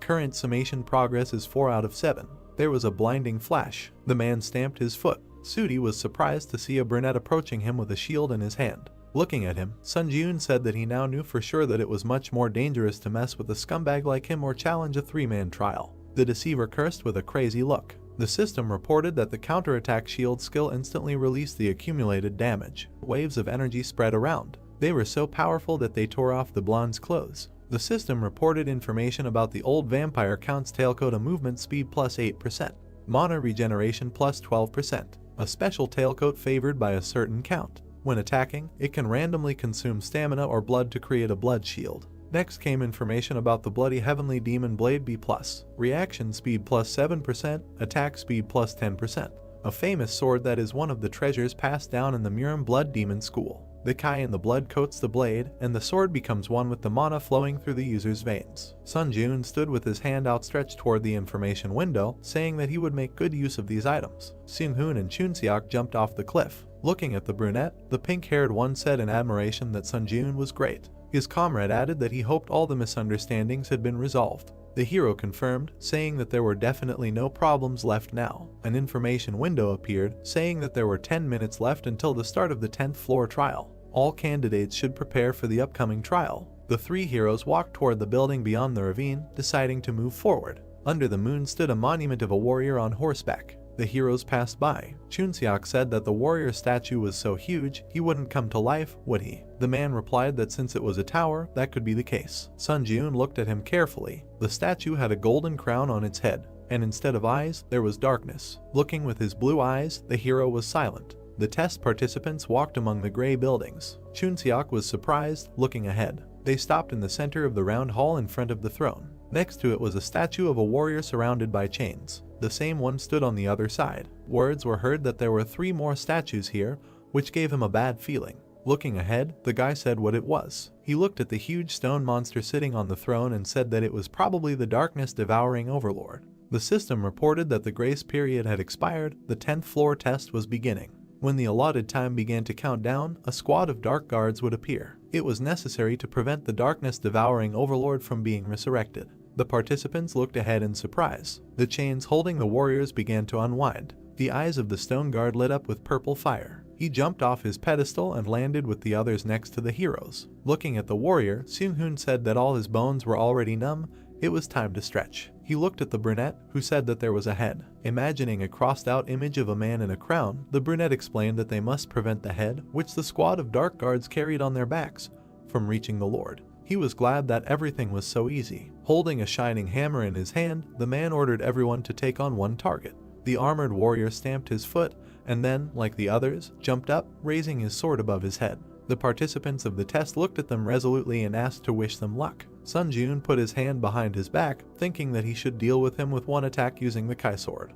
The enemy swung his weapon, leaving a purple trail. The guy jumped towards him. His gaze became surprised. The hero landed, sliding on the ground. He looked at the purple glow around the stone giant's sword and thought that it was Kai energy. Looking carefully, he thought that it was not as simple as it seemed. Are the others okay? At this time, a powerful blow knocked him off his feet. The shockwave smashed the stones on the floor. The warrior with the head behind his back ran quickly. A huge boulder flew forward. He looked at it in surprise. The warrior chopped the stone with an axe, but was still knocked off his feet. Seung-hoon's hand was surrounded by blue glove energy. An eye glowed in the slit of the mask. He said that each of them was of a level that matched the boss. Holding a blue glowing hammer, he told everyone to be careful. A chuckle was heard. He seemed to have let his guard down a moment ago. A pointed hat materialized. Chunseok put the hat on his head, saying that it doesn't suit him, so he can't stand to use it. He stood in front of the warrior running towards him and said that for this, that he made him wear this clown hat. A bow with 3 glowing arrows appeared in the hero's hand. He will have to incarnate his life for this. The arrows, surrounded by lightning, flew forward. Bright flashes appeared from them behind the warrior. Holding a sword in his hand, he quickly attacked the archer. The hat hid his eyes. Clash with magicians, the standard is close combat. A scythe with a red blade appeared. Chunseok stretched out his palm in a fighting stance, saying, "Only if the opponent is an ordinary magician." Looking at him, Sun Jun mentally admired, thinking that after only encountering weak opponents, the sight of these people excites the blood. He jumped back, saving himself from the enemy's bright attack, and thought that the main thing was for him not to fail in such a team. Stones flew around. The brunette kicked them, sending them into the body of a stone monster. The skill Grace of the Wind is activated. All speed is increased by 50%. Current summation progress is 5 out of 7. The hero quickly ran forward with a determined look. The huge warrior thrust his weapon into the ground. The state when he steps on the shadow of a creature. The skill Secret Walk in the Shadow C+ is activated. Strength is temporarily increased by 3. The brunette with a sword ran up to the enemy who was carrying the head. The skill Furious Swordplay is activated. Sword attack speed is increased by 10%. Current summation progress is 5 out of 10. The skill Master of the Kai sword is activated. The hero jumped, cutting the monster's head with his sword. The stone head shattered into pieces along with the crown. The man in the mask talked about a depth charge. His opponent was surrounded by bright golden lightning. The stone man's face was distorted by the scream. The crowned head behind him was also smashed. A red whirlwind appeared in the air. It was the guy in the hat who attacked swiftly, twirling the weapon in his hand. He jumped high, holding a double-bladed scythe. The shining weapon struck the stone enemy. The third head of the boss was smashed into pieces. The stone monster opened its mouth, screaming loudly. The participants of the trial watched as they walked away. Chunseok asked if they were running away. Seung-hoon replied that now that there were no heads left, resurrecting the Lord was impossible. It was time to end. The 3 guys ran forward. They left the circular area following the monuments. The brunette running behind became alert, noticing something and wondering what that sound was. The huge stone monster stomped its foot. Sun Jun's eyes widened in surprise. The 3 stone opponents stood together, forming a pedestal. The horse quickly galloped over their bodies and jumped high with the cloaked rider. The guy looked at him in shock, thinking that it was the one from the entrance. The stone rider was rapidly approaching the headless body on the throne. The heroes quickly rushed after him. Gritting his teeth angrily, Sun Jun thought that it was too late to run after him. The rider held the Lord's head in his hands and jumped high. The brunette swung his sword as he ran. The guy's eyes shone brightly with anger. With a sharp movement, he threw the weapon forward. Meanwhile, the enemy had already brought the boss's head to his neck, but a bright blue beam smashed it right in his hands. The Lord's golden crown fell next to him. The stone warrior's eyes glowed red, and then he, like the others, screamed loudly. Chunseok made a joyful gesture with his hands and exclaimed that this was great. The brunette standing in a throwing pose breathed a sigh of relief. Suddenly, a stone hand picked up the fallen crown and placed it on its head. The fingers were clutching the handle of the weapon. The silhouette of the monster who cut off his own head appeared. The heroes looked at it in amazement. They rushed forward shouting that they had to stop him. The stone man held the head and the crown above himself. The guys jumped on him with weapons in their hands. When it was disconnected from the neck, there was a bright flash, and then a powerful red explosion through the hero's back. There were black flashes in the thick smoke. The system reported that the conditions were met. The stone monster in the crown rose from the throne. The system reported that the Lord who devoured the darkness had been resurrected. Looking at him in shock, Sun Jun cursed in his mind. He had received a special task to destroy the Lord who devoured the darkness. Red steam came out of the mouth of the huge stone man. The system reported that any damage would be nullified by the power of immunity. Challengers whose stats were higher than the darkness-devouring overlord would be able to deal damage. The brunette looked at him in surprise, mentally asking what kind of power. He had never heard of monsters being able to use power. The overlord raised his hand, and a sword surrounded by a red glow was approaching. The stone fingers closed on the hilt, and then the boss made a powerful slash with the sword on the ground. Sliding on the floor, Sun Jun thought about what kind of cheating ability this was. If dealing damage by itself was impossible, then they could do absolutely nothing. He froze. A huge stone warrior appeared behind him. The huge blade of the sword moved forward. Sun Jun flew back from the bright attack. The wound on his stomach glowed green, healing. The guy thought that he got a problem because they could not complete the mission. Suddenly, his gaze became surprised. He thought that this might work. Several stone guards were approaching with weapons. The hero's comrades ran up to him. Chunseok asked if Sun Jun was okay, and Seung-hoon added that they should come up with a plan and hit the overlord, but first, they needed to deal with his guards. Standing next to the participants, the brunette said that he had a request. Could the two of them delay the overlord for a while? The masked man noticed that they couldn't do any damage to him, so wouldn't it be more effective to clear out his guards first? Looking at him with determination, Sun Jun said that he had an idea. There was a way to kill the overlord. The face of the huge stone monster in the crown looked surprised. An eye glowed through the slit of the mask. Finally, Seung-hoon turned away, saying that they would trust him. Looking at the hero, he said that they would not be able to hold out for long, so he should hurry up. The guys quickly rushed to the overlord. Sun Jun decisively turned to the guard, saying that he was starting. He stood in front of the huge stone guards, saying that they would have to play with him for a while. The blue hammer was surrounded by golden lightning. They quickly hit the boss when the participant used a depth charge. Then any damage is nullified by the power of immunity. The man in the crown turned his red eyes. Seung-hoon landed, telling his comrade that as expected, there was no use. The system reported that the power of the overlord's greatness was activated. The eyes of the stone monster glowed. A notification appeared that everyone should show respect to the overlord. Any action that does not meet this requirement will be blocked. The heroes bent from the powerful energy bending them to the ground. The king struck with his sword, breaking the ground. A huge crack in the floor almost reached the heroes. The palm lying on the hilt glowed golden. The system reported the activation of the magic resistance skill. Golden flashes surrounded the body block was partially released. The guy in the hat screamed, seeing a flash nearby. The explosion that soared through the hero's back. Seung-hoon put his hands out to the sides, protecting the younger one. A powerful force hit him in the back. Blood dripped from under the mask. Chunseok grabbed his comrade by the arm and asked if he was okay. Then he turned around, covered in shadow. The huge stone boss pointed his sword at them. The guy closed his eyes as the tip quickly approached him. His foot slid along the ground. Sun Jun managed to protect his comrades with a red impenetrable shield. Chunseok looked at him in surprise, hearing an apology for being a little late. A red barrier was spreading from the shield on the guy's arm. He calmly said absorption. The system offered to increase stats using the spirits he had. Black and red swirls appeared in the air. The system reported that strength increased by 4, agility increased by 3, endurance increased by 3, mana increased by 6, tenacity increased by 4. Sun Jun clenched his fist, holding the red barrier. A notification appeared that the shield counterattack skill instantly released the accumulated damage. A bright beam threw the overlord's sword away from the shield. The system reported that the power of the Kai Sword Master had been activated.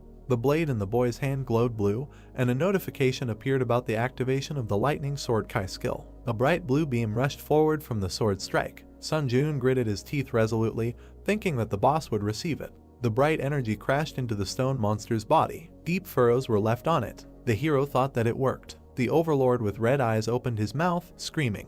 The system reported that the power of the overlord's greatness had been activated. Everyone should show respect to him.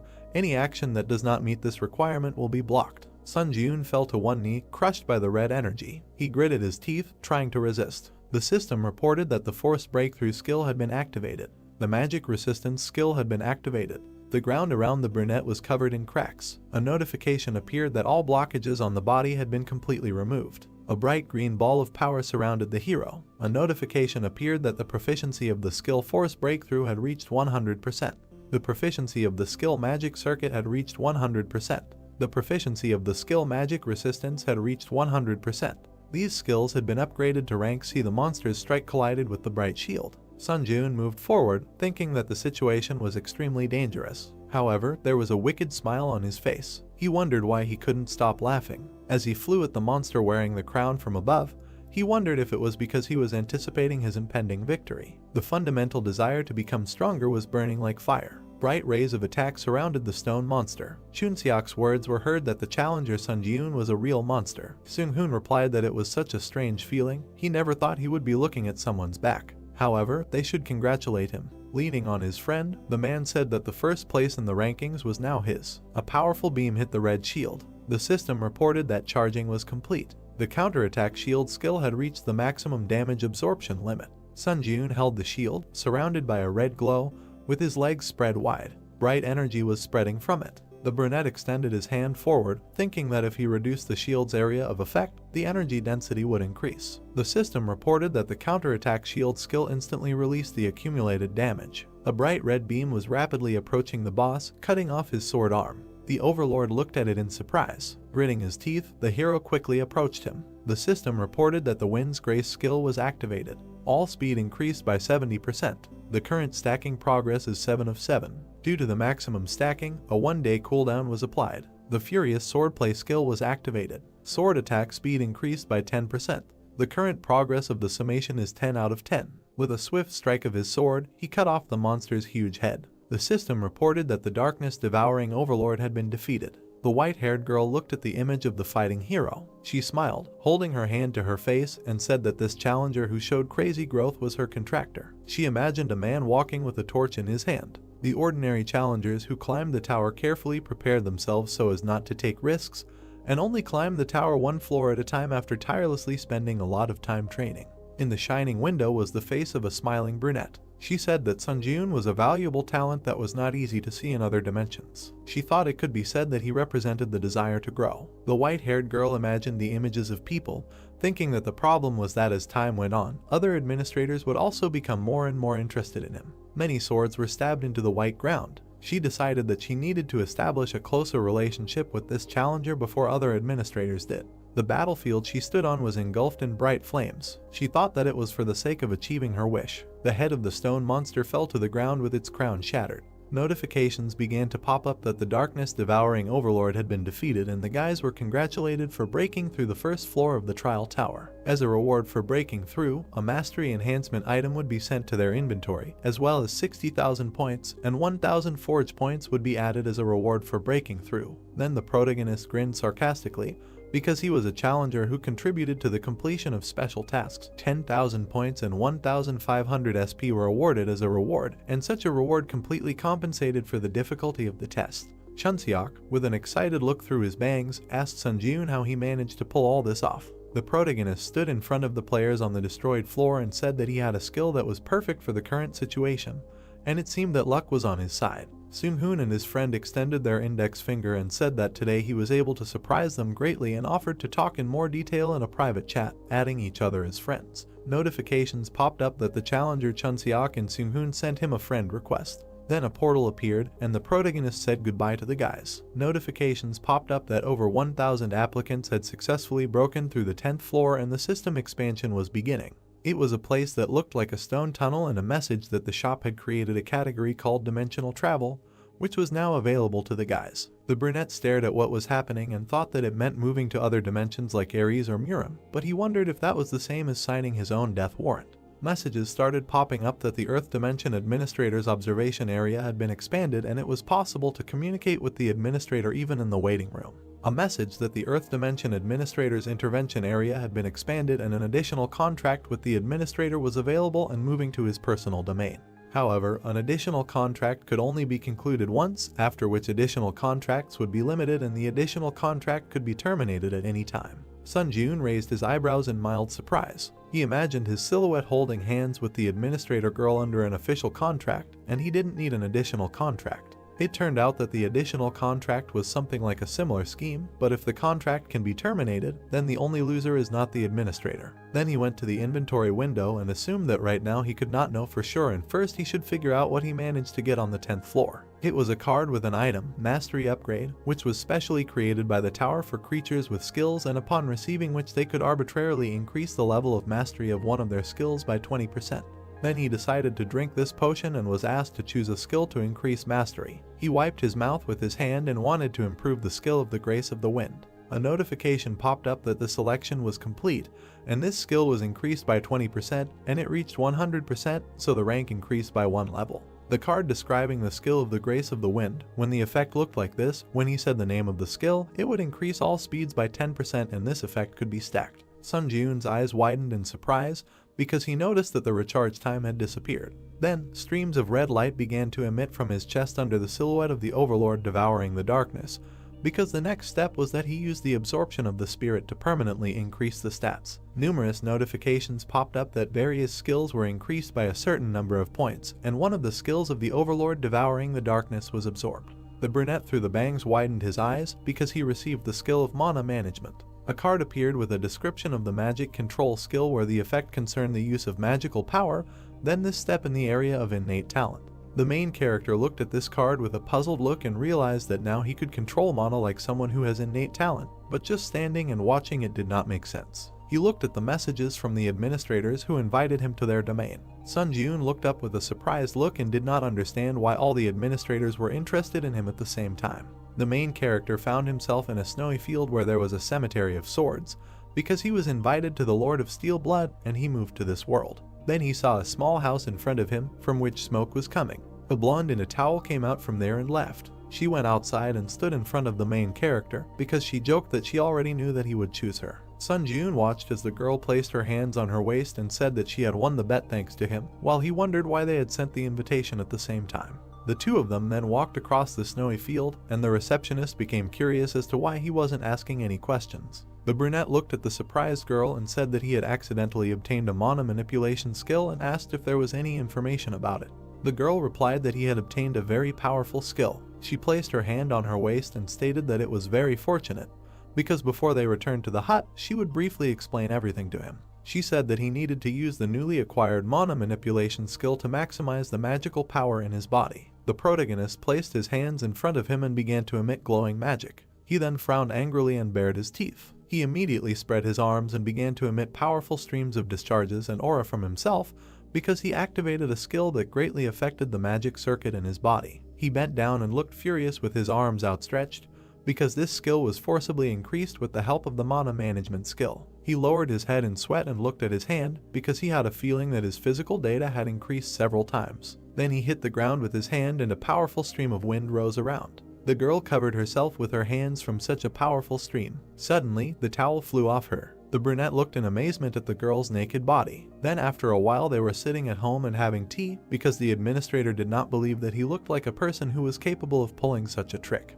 The main character sipped tea and choked on such a statement and said that it was just a misunderstanding. The girl placed her hand on the table with a malicious smile, saying that he was at a loss, and in any case, he should try this skill from time to time later, namely activating skills that use manas with the mana management skill. She imagined how thin branches of skills were emitted from the bright sphere of energy. She said that no matter how the understanding of mana management changed, the skill would be able to stimulate the growth of each skill. Sun Jun inquired about why he was called. The girl sat at the table opposite the guy and said that when he entered the waiting room on the 11th floor, he received a notification about the expansion of the system. He replied that thanks to this, he was able to come here without going through the tower. At this time, he was chewing on a cookie when the girl explained that only the expansion was not limited to such a function as the interference zone, and the real purpose was to convince that the administrator could seriously cultivate applicants. He became curious about what this meant. The girl immediately raised her hand, snapped her fingers in the discharge of aura. A message popped up that the administrator of the Blood Iron Lord was transferring power to the contractor using the interference zone, and the new power was engraved on the soul. Light began to emanate from the protagonist's chest, and he was tense all over because it was the power of the Blood Iron Sword imprinted on the soul. He asked if she couldn't just give power before, to which he received a refusal. They sat opposite each other at the table, and the girl said that she had already paid the corresponding price of the tower. Sun Ji-yoon, looking at her in surprise, realized that the additional contract function was also open, so maybe it would be better to find another applicant, and did not understand why him. He inquired about why she was so actively helping him. The girl sat opposite the protagonist and said that she saw a huge opportunity in him. Through her long hair, sitting on a chair, she said that administrators are rewarded by developing applicants, but this is by no means the end goal. Sun Ji-yoon's eyes widened in surprise through his bangs when he heard that everyone was investing in one or another precedent to fulfill a long-standing wish. While Sun Ji-yoon sat at the table with a confused look, notifications from various administrators began to pop up. The girl at this time smiled maliciously, leaning on the back of the chair, and said for those too impatient, she will end her story here. Then the protagonist found himself in a bamboo forest, because he received an invitation to the administrator's domain. He walked along a green meadow and realized that it was ideal for training, because he was just curious about his training method that the Steel Blood Lord taught him.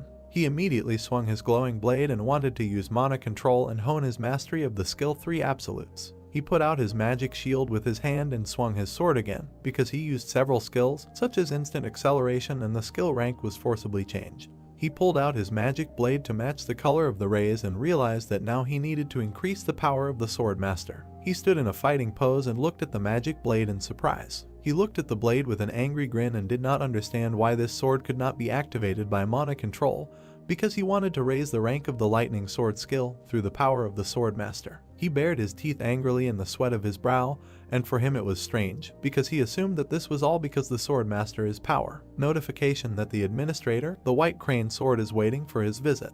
He walked along a forest path among the bamboos, and messages popped up in front of him, because he decided to postpone the issue of skill growth with energy for now. The administrator, the White Crane Sword, puffed out his cheeks and spoke well. It was the bamboo trees in the forest, and he realized that judging by the title of the administrator, he must be an old man like Baek Sunhak. He looked ahead in surprise. He saw a man on the Chinese veranda, meditating and eagerly awaited. It was a white-haired girl, the administrator, the White Crane Sword, and she was eagerly awaiting the arrival of a challenger like him. The protagonist's eyes widened in surprise, and he realized that the girl in front of him was actually a teenager. He was standing next to the girl, who asked if there was a problem. He replied that it was surprising to see the administrator in front of him, with whom he only corresponded. He was about to come closer when the girl extended her hand and said that she understood everything perfectly, but it was not very convenient to talk while standing, so she suggested that he go somewhere else. The protagonist looked dumbfounded with his hair disheveled, and he found this conversation very refreshing.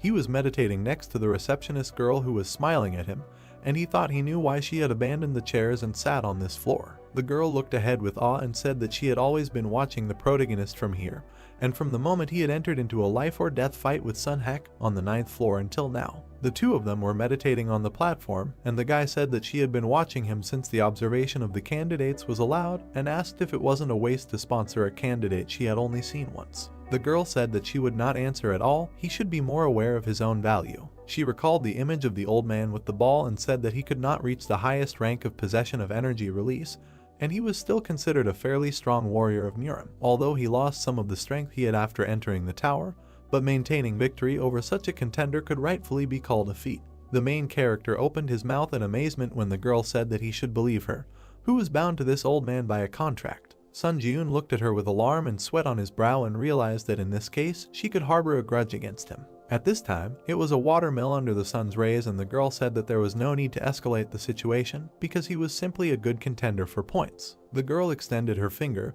and a butterfly was about to land on it because she had managed to sign a contract with many applicants in her life but had never invited anyone into her domain. Sun Ji-yoon stared at this butterfly, and the girl said that everything was until she saw him thanks to her previous applicant. Then she looked at the sleigh with slight malice and said that he should already guess what was what, and therefore decided to say it directly so that he would make an additional contract with her. The protagonist looked at her coolly through his bangs and asked if there were any benefits for him that he could get after this action. The two of them sat on the platform and looked at the forest when the administrator said that if he signed a contract with her, she could make him an apostle of the administrator of the White Crane Sword. He again became curious about what benefit he would get from becoming her apostle. She imagined a warrior in armor standing in front of the unique sign, and explained that in the tower, the term apostle refers to a candidate who enters into a special contractual relationship with the administrator, and the latter can only appoint one person as an apostle in his entire life, and only candidates who become apostles can acquire all the powers of the administrator. The protagonist thought about what was happening in surprise. He remembered the image of that very girl administrator of Steel Blood and realized that the patronage contract was so important, and realized that the girl then proposed to conclude a patronage contract, but did not bother to tell him about such important nuances. The white-haired girl was sitting on a pillow with a sword in her hands, and Sun Ji-yoon said that in the test tower it was said that an additional contract is a contract that can be broken at any time, and asked why she was offering him patronage that can only be presented to a candidate once in a lifetime under such unfavorable conditions. She said that, like that woman, she chose him to fulfill her long-standing wish. She imagined a huge sharp sword and said that she wanted the sharpest sword in the world, the best sword that would never break or become dull. She imagined the protagonist in a demonic form with shining eyes and saw that it had the potential to be sharper than any sword. Sun Ji-yoon stared through his bangs and realized that this was an old wish, and the Bloodlord had mentioned it earlier too, but it didn't seem like a simple wish. Then the protagonist looked at her and asked about the old wish. The white-haired girl looked ahead with trepidation and was about to tell him about it. Sun Ji-yoon stared at the puzzled girl, who said that the administrator's old wish was a memory that came from regrets in the past. She imagined a group of different administrators and said that the old wish was a right given to the administrator by the tower. The main character in this image found himself in a dark space, and such a test of the tower of an old wish is also a kind of test that the administrator can give to the applicant with whom the contract was signed. When the old wish is fulfilled, the applicant receives a reward. The girl slightly closed her lips and said, if suddenly it is possible to fulfill an old wish, then it will even be possible to change an event in the past. The main character's eyes bulged in amazement from such a statement. Sun Ji-yoon looked closely at the girl and asked how it is possible to change some event in the past, because such a thing is absolutely impossible. The girl lowered her head and explained with trepidation, since he had already gone through the test of the tower so many times before today, he should know perfectly well whether she is telling the truth or lying. The brunette looked at her intently and understood that she was not lying. He remembered how he was trapped, tried to get out of it in his various moments from the past, because if we are talking about the tower, then it is definitely not lying. The guy frowned slightly from under his brows. The two of them were sitting under the roof and chatting when Sun Ji-yoon asked if he could ask just one question. He looked at her warily and asked about fulfilling her long-standing wish. How high should he go up in the test tower? The girl immediately timidly scratched her cheek and looked away. Sun Ji-yoon looked at her with sweat and slight anxiety when he heard that it had to be at least the last floor. The message that the contract had been concluded. This administrator, nicknamed White Crane, began to jump happily because she said that he would make an excellent choice and would not regret it under any circumstances. Sun Ji-yoon immediately stretched out his arms to hug the girl and realized that he had made a contract with her after all. He imagined a huge gloomy tower and realized that it was the last floor, because he learned that the top of the tower was the goal that needed to be reached in order to fulfill the administrator's long-standing wish. The main character looked ahead with a surprised expression when the notification that he had been recognized as the true apostle of the administrator, the White Crane Sword, popped up. As an apostle's privilege, the effectiveness of the powers and skills of the dimension increased by 10% and also mana increased by 3. Currently, the challenger Sun Ji-yoon was recognized as the apostle of 2 administrators, and as a privilege, his agility increased by 3, but he knew that he could not pass up this kind of advantage that allows him to immediately become stronger. He remembered that the girl showed her sharp blade and received an unexpected gift. He exclaimed and looked at the girl, who asked if he had heard anything from that woman. Sun Ji-yoon looked at her with a puzzled look when he heard about the creature that was looking for him. The White Crane put her hand on her head and was indignant, because the Steel Bloodlord did not tell her and completely believed in his strength. The white-haired girl looked through her bangs, which she was adjusting with her fingers, and said that she believed in him too, but still felt that she should tell him that she was going to use up his question tickets from now on because of such valuable information. Sun Ji-yoon looked at her intently and agreed, because he didn't use them anyway, and they just accumulated in his inventory. A notification that all the question tickets belonging to this applicant would be used up. The protagonist realized with a dumbfounded look that this was a huge amount of tickets spent at once and tried to comprehend how serious a topic this was to discuss. It was a huge Chinese tower because in the Muram dimension there was a huge force called the Muram Union. It was a group of teachers led by Sukhan, who he killed on the 9th floor, but he held an important position as a commander in this union. The girl introduced the guy with the blade with a surprised look and said that because of his high position, there were people from that dimension who were looking for Sun Jun. The main character stood in front of the girl under the shadow and assumed that she meant that the Muram Union would pursue him to kill him. Bruce stared at her when she refused and corrected him that the Muram Union was currently in disarray due to the fight for the vacant position of commander. Our hero became curious about who wanted to take revenge on him then. She answered that it was the sword, the dragon of the Namgung family, when suddenly a magical portal appeared in the city of Tokyo. It was the heavenly dragon sword, Namgung Hayek, who flew out of the portal. This heavenly dragon looked at everything around him arrogantly, because he was a creature that in the Muram dimension, where everyone was obsessed with martial arts, was called a genius. All the fighters immediately flew with swords to attack Namgung, because he was looking for Sun Jun, using revenge as an excuse, but in reality, he was driven by simple curiosity. Namgung stuck his glowing blade into the ground when a whole crowd was flying at him, and the girl said that she did not know when this would happen, but if he encountered them, he should be ready to risk his life. These fighters were immediately bloodied and killed by the blade of the heavenly dragon. The message that there was a transfer to the waiting room. Through the magic portal, the protagonist found himself in a room and was about to take off his jacket. He then looked away warily and thought about Namgung. He opened the inventory window again and realized that he was being sought by a psychopathic killer from the Muram dimension and realized that he needed to go to that dimension himself. A notification that he had purchased the powers of the steel wings and spent 15 forge points and purchased the homecoming stone. He held a magic stone that emitted an aura in his hands, and now he had learned something new. But it was little that I had no choice but to level up like crazy before he met Namgung. A notification that the absorption of the homecoming stone, the destination, the Earth. The protagonist immediately found himself in his room and was looking at his phone. He stared at his phone. He saw a bunch of missed calls and messages from Heian.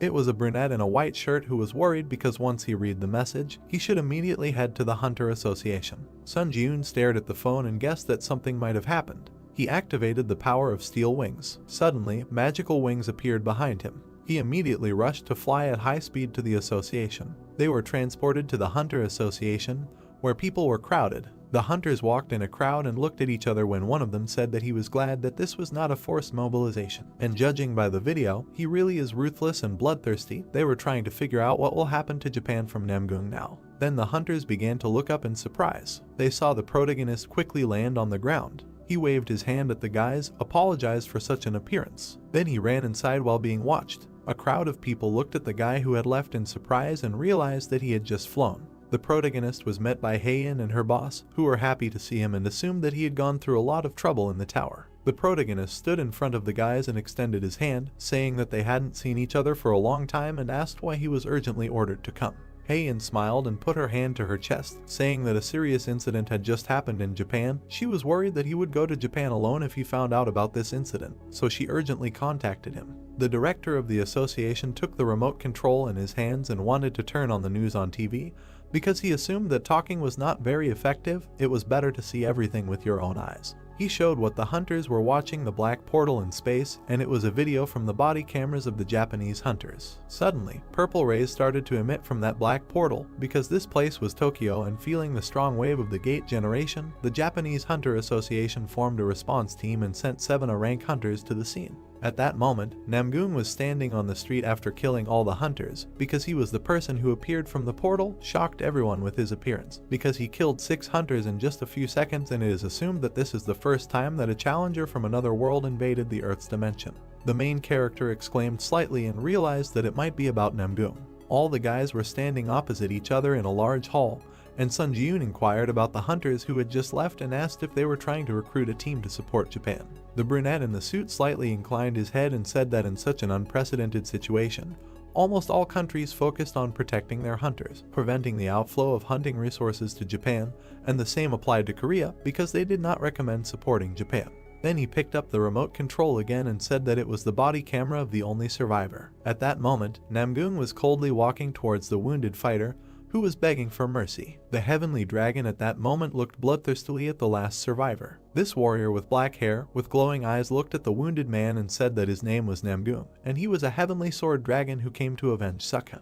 Our hero immediately frowned and realized that it was Namgung, because he could not imagine that they would cross paths so soon. Then our hero looked to the side. Heian grabbed his sleeve. He looked at the girl who asked why he had such a serious expression on his face, because this was not a forced mobilization, and they met for the first time after such a long time and suggested to have lunch together first. From under his bangs, the main character began to hesitate with an answer. Heian looked at Sunjun with slight sadness and asked if he would go. Our hero looked straight through his bangs and said that he would answer the call of Japan and go to the area in Tokyo. Heian's eyes widened from such a statement. She immediately began to shout why he always acts so recklessly, because he should also be able to think at least a little about the feelings of other people. He immediately put his hand on the girl's head and tried to calm her down. He immediately began to leave with an angry look, waving his hand, and said that this was a problem that he must definitely solve. In the memories, it was little Namgung, who held a magic sword and did not understand why no one understood its sound. At this time, the boys restrained the defeated fighter and said that it was just sparring, but Namgung attacked his opponent too hard.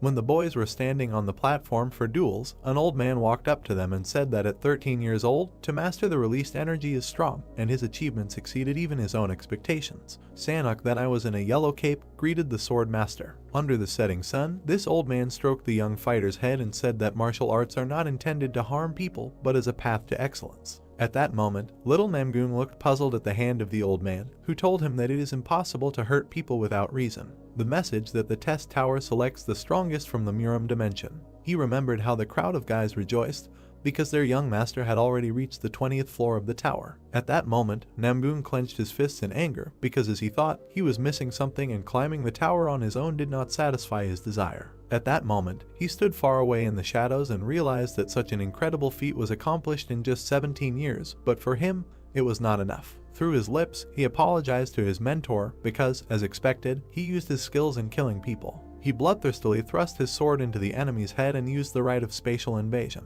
His silhouette stood on the ruined remains of the city burning in flames and declared that he was no longer satisfied with death from fools, and in Murim, he could not kill whenever he wanted. He frowned maliciously and realized that he thought that this scoundrel named Sunjun would be able to dispel his boredom. At this time, the main character walked out of the airport under the rays of the sun. He was met by a girl in a suit and pointed to the car. He was driving a black car under a police motorcade. Then the protagonist followed a girl in a suit who pointed him inside because other hunters were waiting for him there. Seung-hoon and Chunseok at this time noticed the presence of the protagonist and looked at him sarcastically because after the test on the 10th floor, fate brought them together again.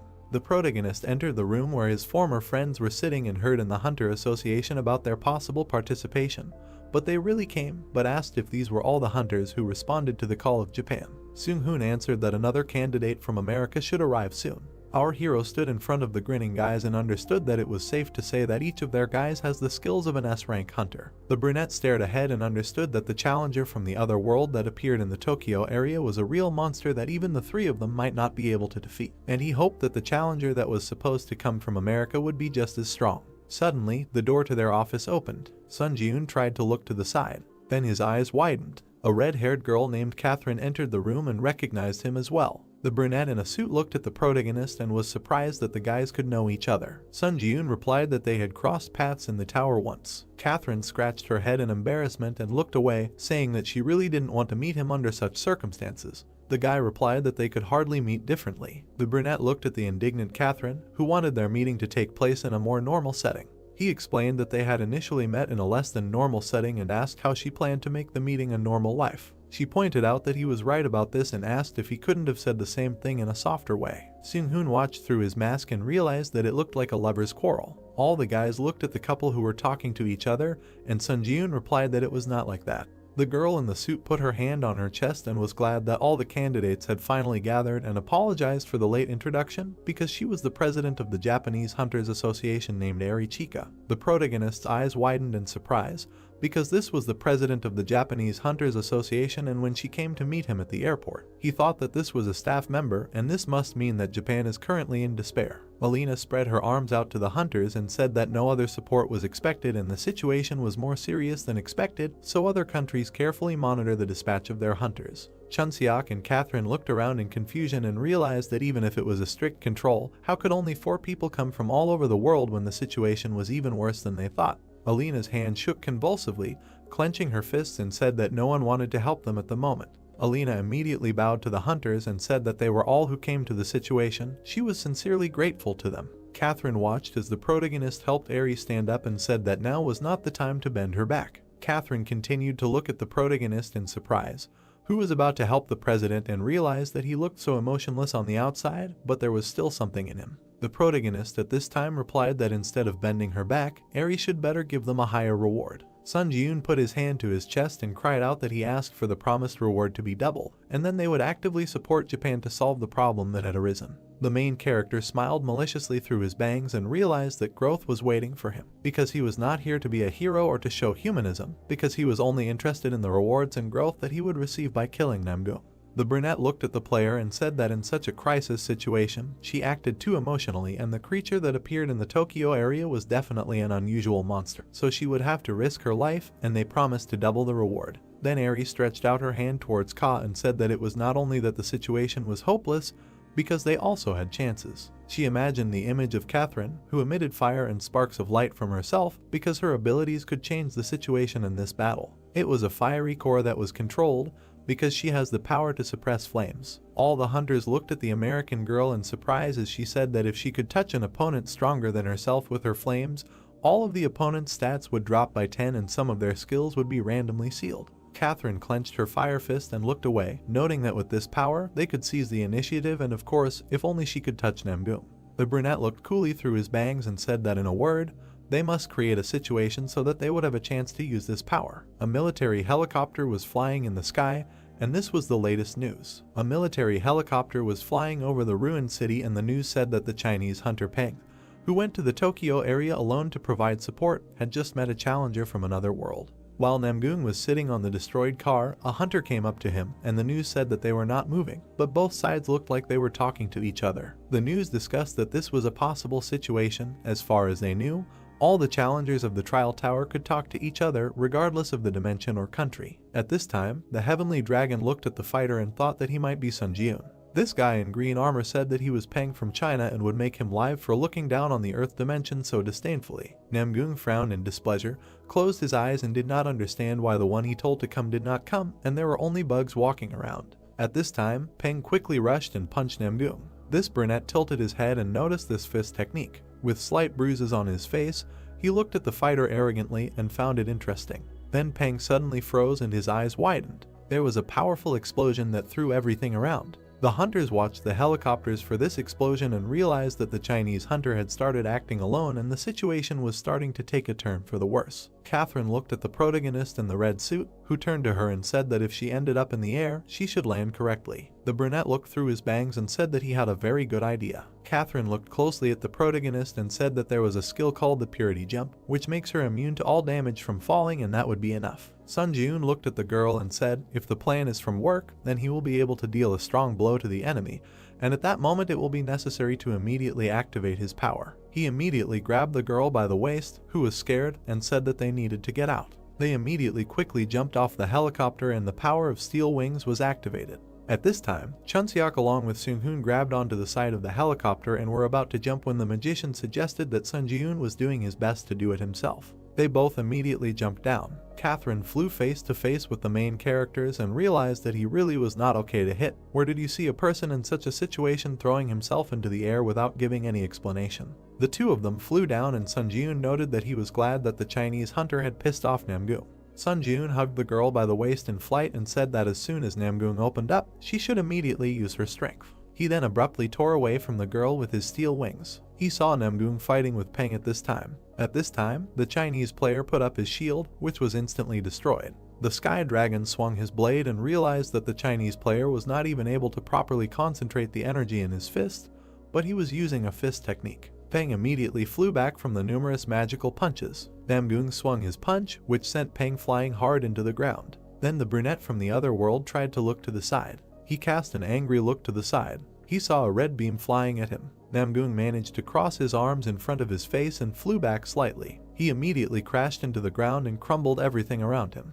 These were concrete fragments and light drops of blood. After such a blow, Namgung was slightly landed, kneeling on one knee. A huge blister appeared on his hand. Our main character appeared, leaning his hand on the wall and walking with a sword. Sun Ji-yoon stood in front of his opponent and said that falling from the real sky is something that can be done twice. Namgung looked at our hero with an evil eye and asked who he was. Our character bared his teeth with glee and said that Namgung had been desperately looking for him, and when he met him face to face, he had no idea who was in front of him. A notification began to pop up that the skill Ashen Blood had been activated, and all types of more damage caused to users were reduced by 40%. Because he had survived, being on the brink of death, and skill mastery was increased by 20%. The main character stood in a fighting pose with his sword. Namgung slightly closed his lips and realized that it was him. Sun Jiun looked at his opponent with an evil eye and said that he was that player. A notification that the power, Sword Master, had been activated. He pulled out his magic blade. Namgung stood in a fighting pose with blisters on his fists and could not wait to find out who he was. He added that it was about a worthless scoundrel using a fake art of released energy. He immediately struck with his fists to break the blisters. Then he grinned bloodthirstily, looking at the enemy, and said that he could not even imagine how much this consciousness angered him.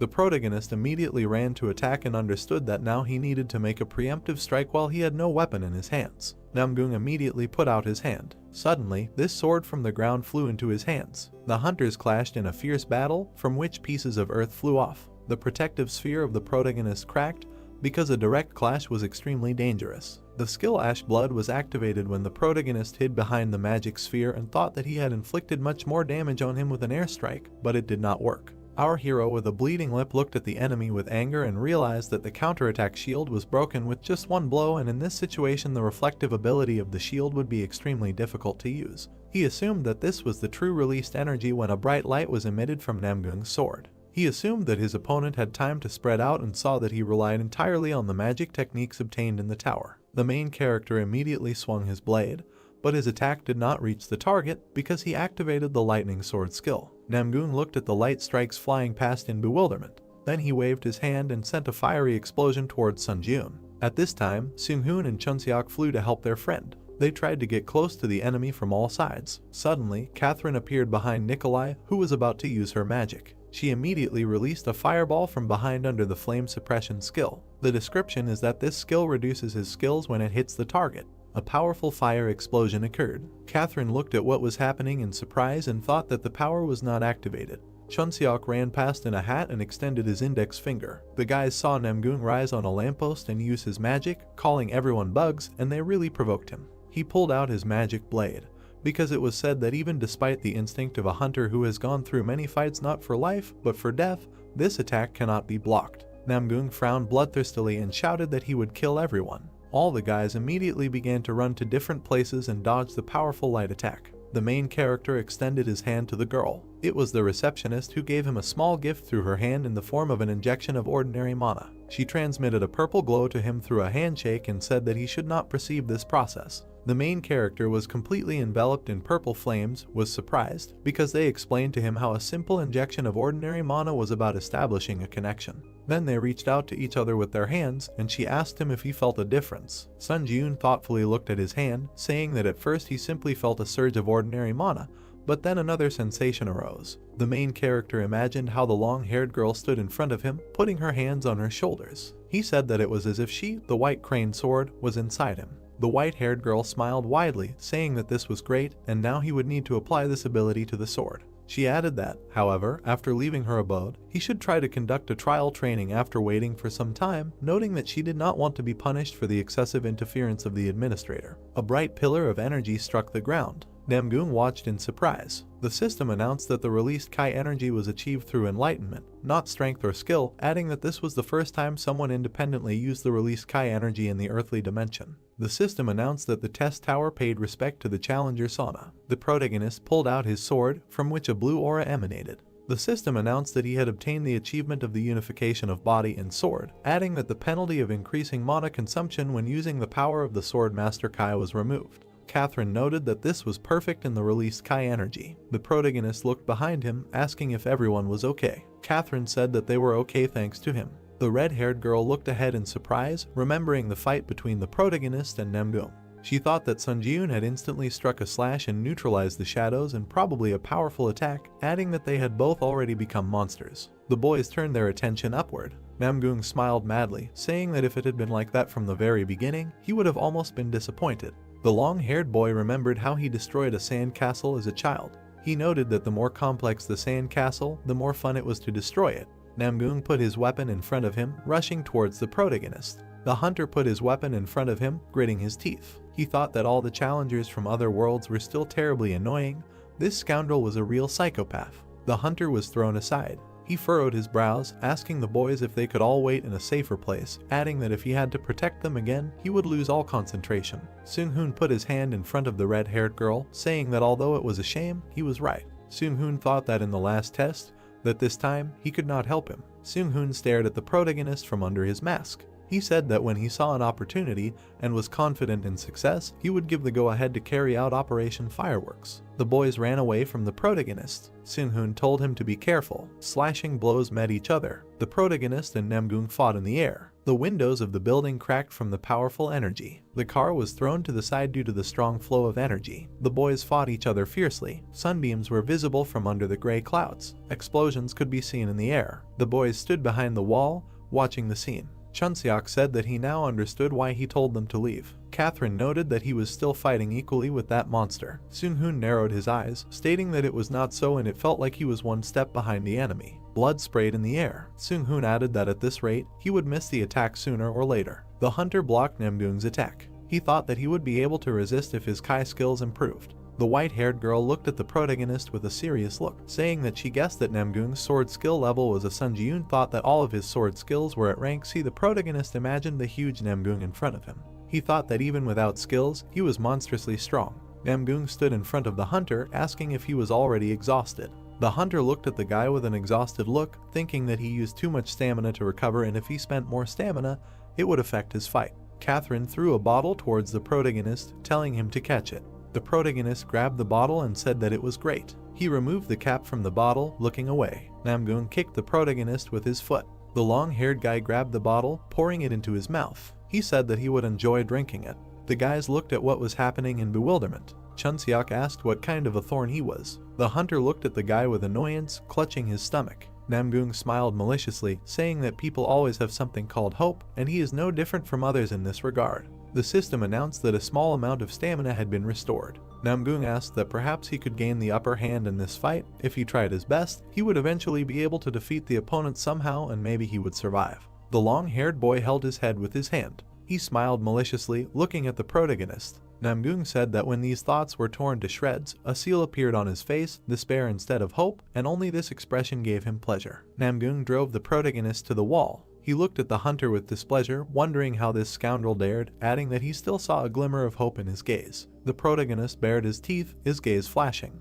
Namgung gritted his teeth in displeasure. He struck the protagonist. The attack sent the protagonist flying backwards. He fell onto the broken rocks. Sun Ji-yoon looked up. Namgung looked at the protagonist furiously. He thought that he didn't even have the strength to move now, wondering why he kept looking at him like that. The long-haired guy swung his blade in front of the hunter's face. He told him to taste despair as much as possible. Blood gushed out from the protagonist's eyes. The hunter gritted his teeth, noting that the stamina that was the fuel for recovery had also reached its limit, and if he gathered all his strength, he would only be able to attack once. Namgung exuded a malicious aura. The protagonist thought that he couldn't see a thing, so even attacking him just once wouldn't work. The protagonist bared his teeth in annoyance, wondering what he should do. The guys ran towards the protagonist. The red-haired girl called out to the hunter. The protagonist sat with his eyes closed, his mouth slightly open. He thought that if they came closer now, they would just die a miserable death. The hunter put his hand in front of him, telling them not to come closer. Namgung slightly opened his mouth. He looked at the guys with a bloodthirsty smile, saying that these were his comrades, and that was why he had this annoying expression on his face. Catherine shot a fireball towards the enemy. Suddenly, Namgung unexpectedly appeared in front of the girl. The long-haired guy attacked the girl with his sword, drawing it across her back. Seung-hoon looked to the side, calling out to Catherine.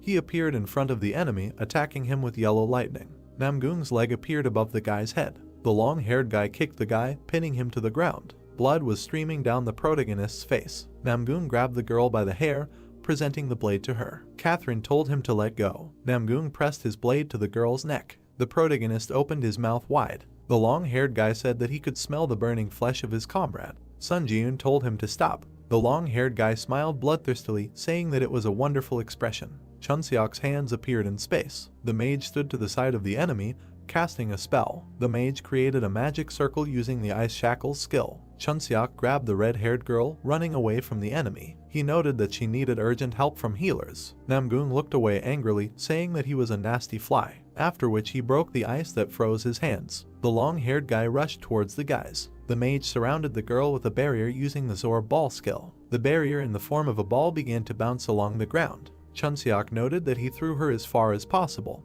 and this is the most he can do, adding that now he needs to open up again. Chunseok looked behind him, using the concealment skill. Suddenly, Namgung grabbed the mage by the head. The long-haired boy attacked the mage with his blade. Seung-hoon was lying on the ground. The protagonist thought that everything was exactly the same as that day 7 years ago, and now he was also unable to protect anyone. The protagonist gritted his teeth, raising his hand to his face. A rat with red eyes was running along the ground. Not far from the protagonist, a crowd of rats was visible. The rats were shining with their red eyes. Sun Ji-yoon noted that this was a disaster and acknowledged his battle of disaster, and tens of thousands of rats ran out to the surface to survive, and he reproduced the only attack he had left. A blue pillar of energy appeared from the protagonist as the rats flew into the air. A red aura was gathering in the protagonist's chest. The system announced that he had recovered his stamina by using up all the souls in his possession.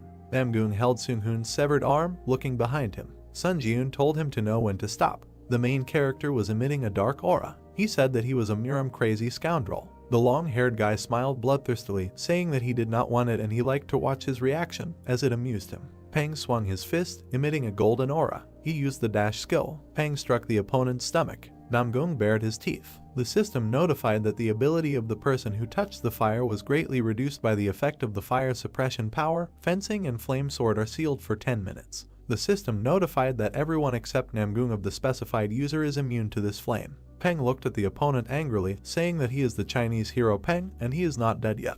After which the brown-haired man abruptly ran to the side, saying that he delivered the flame to Catherine and now dares to take his leave. Namgung looked ahead with displeasure, saying that this little fly was trying to do something until the very end. The system announced that he couldn't use swordsmanship because the fire suppression skill had been sealed. The long-haired boy bared his teeth in anger. He raised his blade above his head when swords appeared in the air. He used the skill battle of the strongest. The swords began to fall to the ground around the guys. The protagonist and Namgung were in the center of the barrier. The system announced that a duel zone was formed within a radius of 30 meters by the unique characteristic battle of the strongest.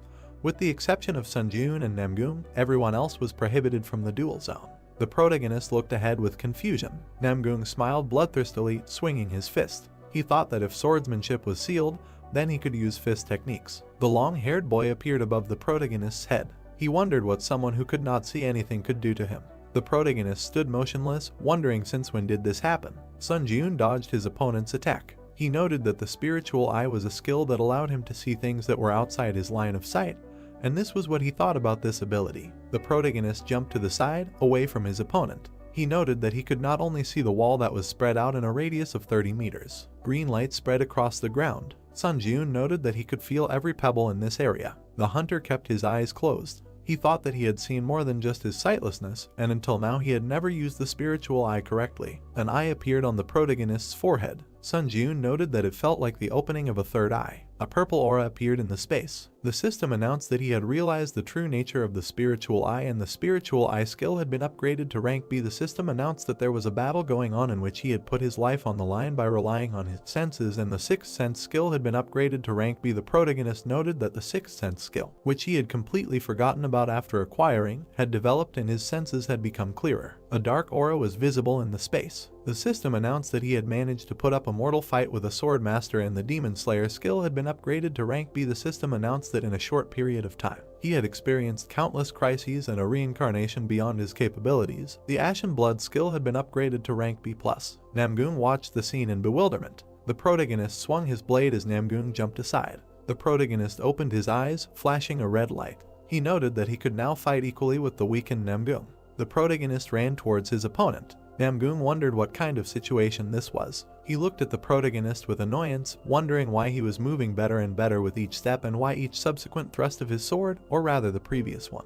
The protagonist moved his hand with the blade to the side. The system notified that the skill Secret Walk in the Shadow was activated, and he was moving by stepping on the shadowed space, adding that the user's movement speed was increased by 30%. The protagonist bounced off the ground. The system notified that the skill Instant Acceleration and Grace of the Wind was activated. All speed increased by 70%. The current stacking progress is 7 out of 7. The hunter collided with his opponent. The system notified that the skill Furious Swordplay was activated. The sword attack speed was increased by 20%. The current stacking progress is 10 out of 10. Sun Jun tilted his head to the side, dodging the attack. He noted that even with everything in his arsenal, he was barely close to the point of fighting on equal terms, and he was in a high-risk zone. Namgung clenched his fists. Sun Jun noted that his stamina would soon drop to 0, and Namgung's reduced abilities would return to their previous state in 10 minutes, adding that he should deal with him while the flames were active. The protagonist raised his hand with the blade, thinking that it was the only thing that could turn the tide of close combat. The hunter threw his blade towards his opponent. He noted that this was a sudden change. Namgung dodged the blade with a malicious smile, saying that he made a stupid choice because he was cornered. The long-haired guy swung his fist, saying that he was a fool. The hunter leaned to the side, dodging the attack. He looked ahead with a cold gaze, using the blood steel sword skill. A blade appeared in front of the protagonist's foot. The system announced that the power, the Sword of Steel Blood, had been activated. The hunter stabbed the blade into his opponent's body with his foot. Blood flowed from the mouth of the long-haired guy. A red blade was sticking out of his body. Namgung gritted his teeth, thinking that he had touched the core of Kai energy and he needed to act quickly if he wanted to fully recover later. The long-haired guy looked down in bewilderment. The system announced that the effect of the power, flame suppression, had ended. The purple barrier gradually began to disappear. The system announced that the action of the unique characteristic, the Battle of the Strongest, had ended and the dual zone within a radius of 30 meters was unlocked and outside interference became possible. Chunseok said that the barrier had disappeared. Namgung began to sheath his blade, saying that he had played too much and would finish this battle next time. The long-haired guy took out a stone with a mark. A blue portal appeared in space. The guys looked at what was happening in bewilderment. Chunseok asked what the portal was. Pang noted that he was going to return to the Muram dimension. Namgung was moving towards the portal. At that moment, everyone instinctively felt that if they couldn't kill Namgung here and now, the guys looked at the enemy with an angry look. The author noted that one day he would become a real disaster for the earthly dimension. The guys moved from their place, heading towards Namgung. Pang said that they couldn't let him go. The guy said that they shouldn't let him escape. The long-haired guy looked behind him. He narrowed his eyes, asking what they said about escaping. Namgung raised his blade, declaring it on fire. He used the flaming sword skill. Namgung directed a fire attack towards the guys. Catherine looked at what was happening in bewilderment. A bright flash occurred on the ground. The debris of buildings lay on the ground. The protagonist stood in front of the boys, protecting them from the attack. Sun Jun looked away when his arm was torn off. The system notified that the counterattack shield skill was disabled, making it impossible to reflect the accumulated damage. Catherine looked at the protagonist in fear, saying that his arm. The protagonist looked behind him, telling her not to pay attention to her since the enemy was still in front of them. The hunter gritted his teeth, looking away. Namgung called out to the protagonist. The long-haired guy looked at the hunter with a menacing look. He noted that he could kill him with one hit from the very beginning, asking that he really wants him to go to the very end. The protagonist looked at the guy furiously, thinking that this was terribly angry,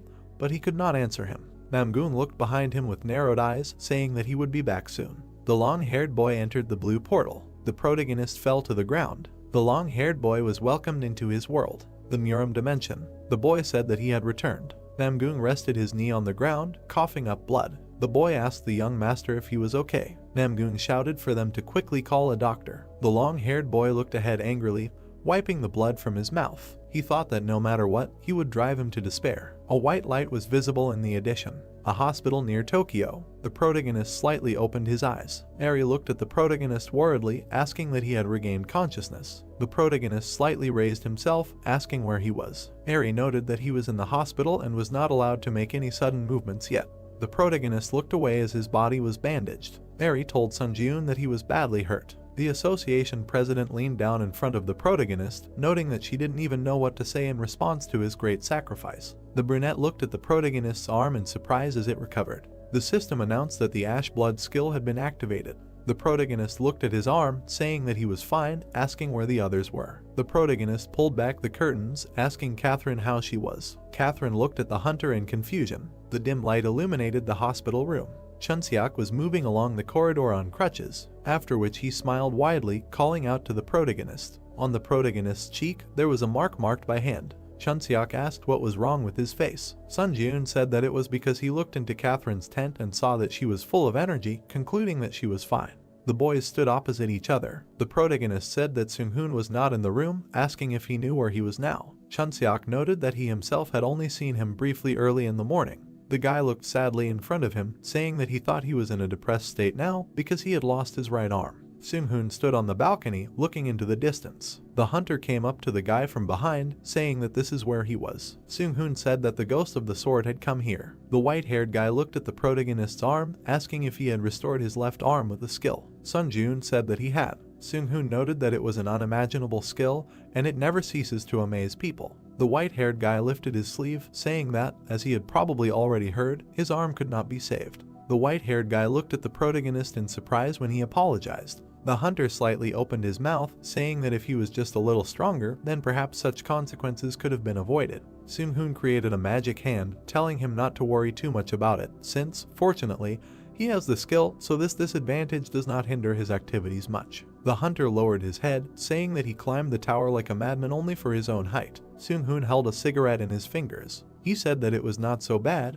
because this thought alone makes him much stronger. The white-haired guy looked ahead, saying that however, the strong should always help the weak, at least this is his life credo. The protagonist looked sadly ahead. He said that he also realized a lot in this fight, and it turns out that he forgot something very important. Seung-hoon began to remove the mask from his face. He stated that however, in one, he can be calm, although he is strong, but at the same time he is not a psychopath who abuses power. The protagonist looked at the white-haired guy. Seung-hoon said that when they first met in the tower, he had no idea what was on his mind, asking if he should give him a light. The protagonist looked at the guy dumbfounded, saying that he does not drink alcohol or smoke. After which Sun Ji-yoon asked what he was. The protagonist looked sadly in front of him, saying that he also realized a lot in this fight, and it turns out that he forgot something very important. Seung-hoon began to take off his mask, saying that however, in one, he can be calm, although he is strong, but at the same time he is not a psychopath who abuses power, adding that when they first met in the tower, he had no idea what was on his mind. The protagonist looked at the white-haired guy. The guy asked if he wanted a light.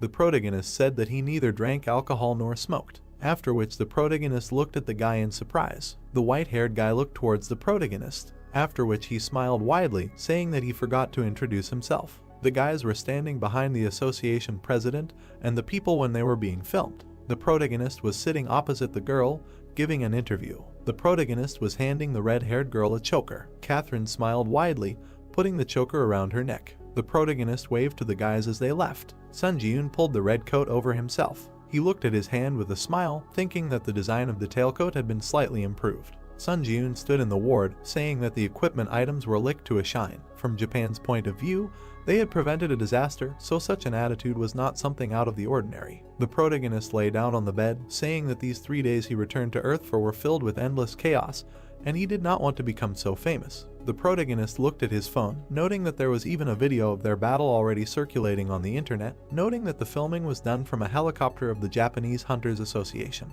Comments from viewers were visible on the phone. People were talking about how strong the protagonist was. The protagonist noted that this is why Seung-hoon called him a sword ghost. The hunter looked at the ceiling with a serious look. He thought that he never expected Gennady to be the Lightning Emperor. The white-haired guy crossed his arms over his chest. The protagonist noted that the Lightning Emperor, even among 30s rank hunters, he was rightfully considered the strongest. The Lightning Emperor stood on a cliff in front of the people. The hunter noted that he cleared portals at a speed that other S-rank hunters could not even dream of, and he was a true hero of Korea. Seung-hoon handed his business card to the protagonist. He said that if he needed his help in the future, he could call him anytime, noting that he would be honest and he would not mind recruiting him, adding that he could contact him for any personal matter or for any other reason. The protagonist thought about recruiting. The system announced that the time was up. The protagonist rose from the bed, saying that he needed to become stronger to deserve the nickname of the Ghost of the Sword. The hunter grinned maliciously, saying that it was time to return to the tower. The system announced that he was returning to the test tower. The protagonist sat on the bed. The system announced that the waiting room on the 11th floor had been entered. The protagonist looked ahead with a serious look. He noted that he had learned some lessons from the fight with Namgoong. The protagonist opened a store. He imagined himself running fast on the ground. Sun Ji-yoon noted that it was about endurance. He remembered his arm being torn off. Sun Ji-yoon noted that Ashen Blood is a recovery skill that boasts excellent efficiency among his current skills, but it will not activate if his stamina is at 0. The protagonist looked ahead with a serious look. He noted that it was time to acquire a new skill that would instantly restore stamina. The protagonist browsed the store, saying that all the skills looked pretty good and the best way to deal with doubts while shopping was to buy everything that was available. A huge number of system notifications appeared. The system notified that he had purchased the skill Automatic Stamina Recovery, Moonlight Absorption, Sunlight Absorption, Excessive Growth, and Blood Call. The protagonist looked at the system notification with a smirk, noting that he had accumulated enough points to afford all the necessary skills. System notifications appeared. Skill Synthesis Power activated. The system notified that he should look at the list of skills and select a material for synthesis from the currently available skills. 2 yellow plates were reunited into one. The protagonist noted that he would first synthesize the most compatible skills. The system notified that the synthesis of skills was complete and the photosynthesis skill was created. A card appeared with a description of the photosynthesis skill, which, when exposed to moonlight or sunlight, the basic ability to restore health increases by 200%. The protagonist thought that this was an excellent rank, grew, and the strengths of the two skills were well intertwined into a single whole. The photosynthesis and Call of Blood skill plates appeared, merging together. The protagonist noted that now he needed to add Call of Blood there for a greater effect. The system notified that the synthesis of skills was complete and the Blood Contract skill was created. An image with a red sphere appeared. A system window appeared with a description of the skill. Vitality, stamina, and mana can be extracted from the blood of a creature, and this only applies to creatures and directly killed users. The protagonist looked at the window in confusion. He said that this time he failed, the rank did not increase, and the benefits of photosynthesis disappeared. The protagonist looked at the system window. The system notified that he bought the skill Blood Call and 20,000 points would be deducted from his account. Sunjun said that he would buy another skill of the same kind and that would be the end of it. The skill plates began to connect. The protagonist noted that he would now try to combine the Blood Contract with the Call of Blood. The system notified that the synthesis of skills was complete and a new skill was created. The protagonist looked in front of him in surprise. The system notified that the skill Blood Seekers was created. The protagonist was surprised that he was ranked B. A red hand card appeared with a description of the skill. Life Force Stamina magical energy can be extracted from the blood of a living being and gain a powerful blood manipulation ability. All the blood that flows out of the user's body is automatically restored little by little at regular intervals. The protagonist imagined how he sucked the energy out of a person. He asked that he could now extract health, stamina, and mana from the blood, as well as manipulate the blood. Sunjun cut his hand with a blade. He stretched his hand out in front of him as the blood began to rise. The hunter grinned maliciously, thinking that he was able to literally manipulate blood. A small ball with spikes was created from the blood. The protagonist created a blade from the blood. He noted that he could give it any shape. The protagonist raised a finger, noting that he would try something like that. The protagonist grinned at the finger from which the blood rose. He noted that now it is not even necessary to make a cut to draw blood out, although he will still have to make a cut if he suddenly needs a lot of blood. The protagonist grinned contentedly, thinking that blood seekers would be very useful. The skill plates began to shine. The hunter noted that now all that was left was to improve the Eye of Truth. The system notified that the synthesis of skills was complete and a new skill was created. A new Eye of the Fire Dragon was created. A picture with an eye of the dragon and a description of the skill appeared. The power of the fire dragon lives in the eyes, allowing one to see invisible things. It can see information about things and it becomes possible to determine the lie of another person. Blue light began to emanate from the eyes of the protagonist. The system notified that the skill of the Eye of the Fire Dragon was activated. The protagonist looked at his tailcoat. The system notified that this was an old frag of the vampire count and the user can temporarily create a blood shield by consuming stamina or blood. The protagonist looked at his black boots. The system announced that these were speed boots and that the acceleration period would be increased when filled with mana. The protagonist stared ahead, noting that this was a phrase he had not seen before. The protagonist turned his attention to his weapon. The system announced that this was a bloody heavenly demon blade and that when a user who had reached the flame sword stage fully activated, the blade's exclusive ability would be unlocked. The protagonist recalled the huge flash on the battlefield. He noted that the flame sword was what Namgung had used to destroy the entire Shinjuku district. The protagonist imagined an image of a sword emitting a blue aura. He noted that only those who had reached the flame sword stage could awaken the bloody heavenly demon blade's true ability, and he simply thought that it was a pretty good sword, but he could not even imagine that such an ability was locked in it.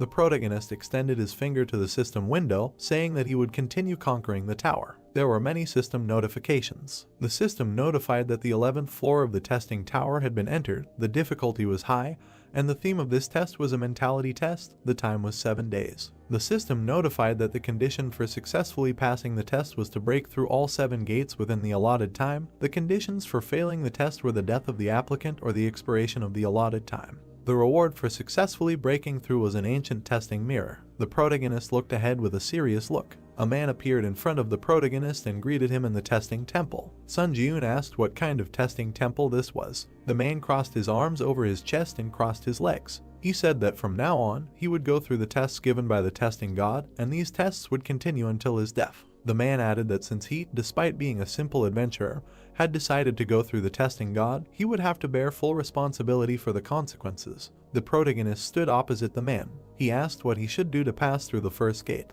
The man asked that he didn't know the rules of the Ares family of Supreme God's trials. Sun Ji-yoon said that he didn't know, thinking that this must be the same dimension from which the Black Knight came, invading his trial on the 5th floor. The man sighed heavily, saying that he had no idea what kind of wind had brought such a stupid adventurer there and nothing could be done. He would have to explain. The man imagined 3 images of men.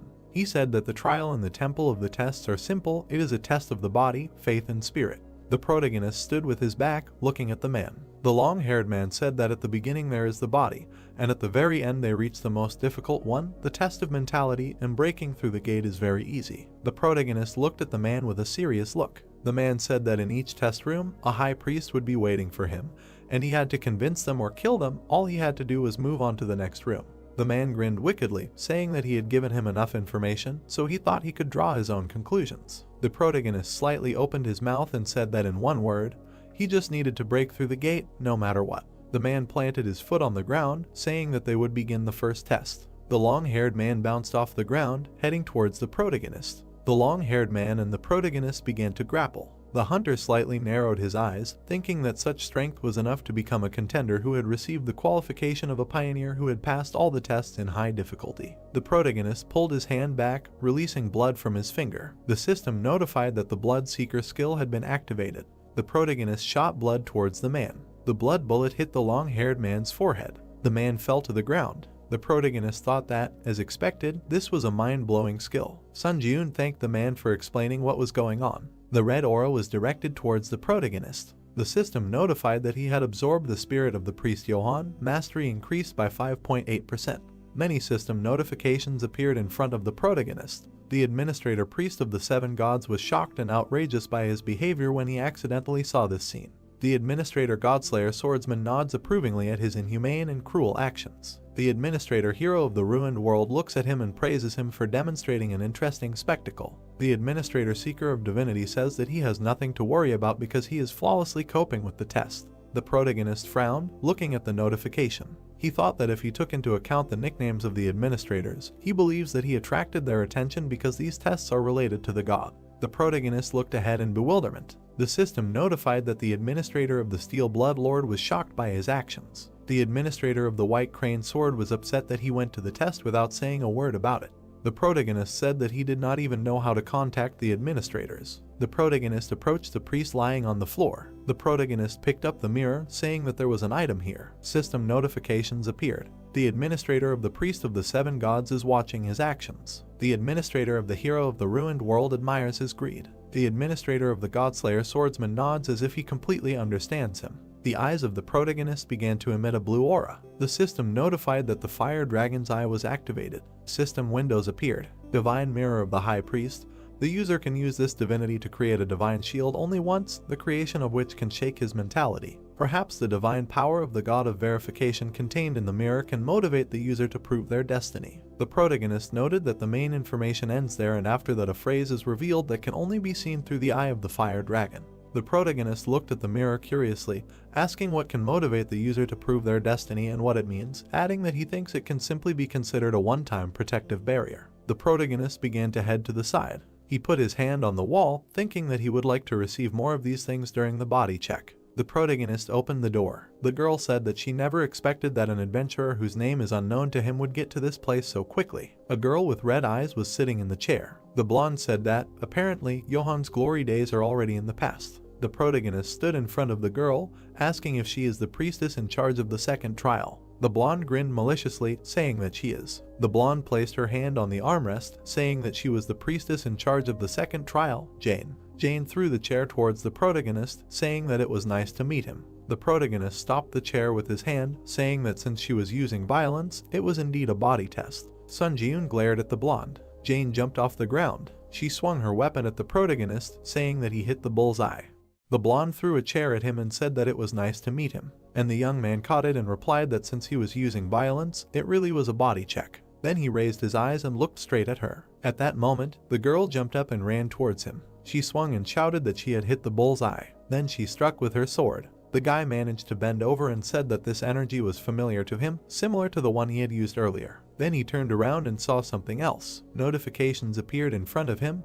The power of the sword master was activated and the lightning sword skill. The girl saw this and was very surprised. Then blood began to flow. After some time, she leaned against the wall and said that she knew this aura more than an ordinary adventurer and owned a complete aura. And the brunette came closer and replied that since he was able to use it, then what prevents him from doing the same? Then the blonde frowned and explained that the divine power granted by the god of verification belongs only to the priests who receive this power and use it. However, she was just a little surprised that the guy who does not even have a hint of divine power owns such a powerful fencing technique. At that moment, he was wondering what is meant by divine power, and the priestess extended her hand and activated her energy. Then the woman ran towards him, trying to attack, and the young man thought that perhaps it should have been a fatal blow, because divine power always reaches its target. Their swords were 0. When the young man extended his hand and said that according to the first priest, in order to break through the gate, there is no need to kill the priest, do you think it is enough to convince in your actions? The priestess smiled at him and said that she did not even know, most likely it would be possible if she acted as if she was not inferior to God in anything.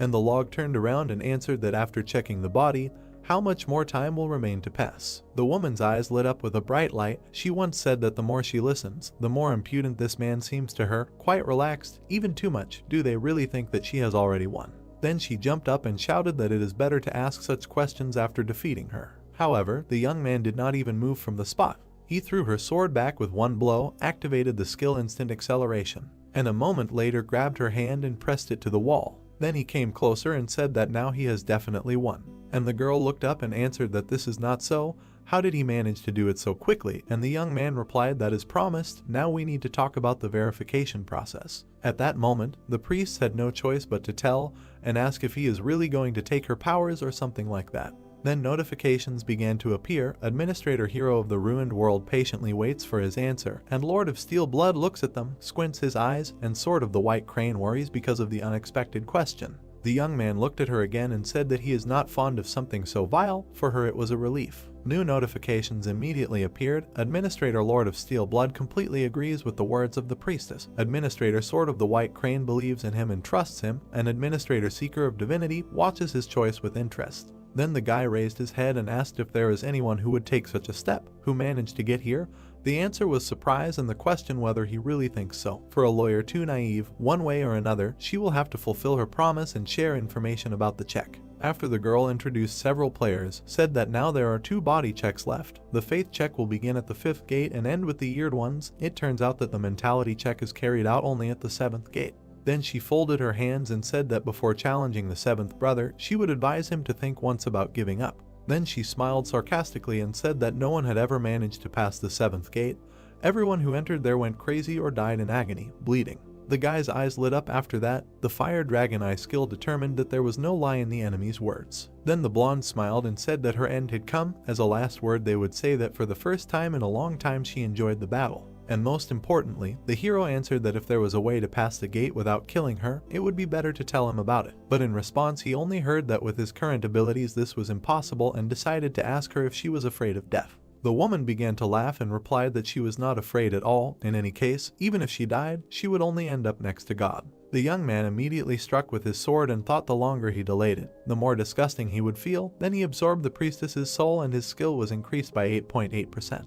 While the guy was leaving there, he thought about what to do. His mood was now spoiled. After some time, he reached his brother and opened them. A man with a sword appeared in front of him. A huge muscular man raised his weapon and looked straight at him. Then he came closer and said that his name was Lucilian, the man who would become the sword that the god of testing would wield. He pointed the sword at the young man and said that from now on he would test his martial arts. He had to prove that he was worthy of entering the next gate.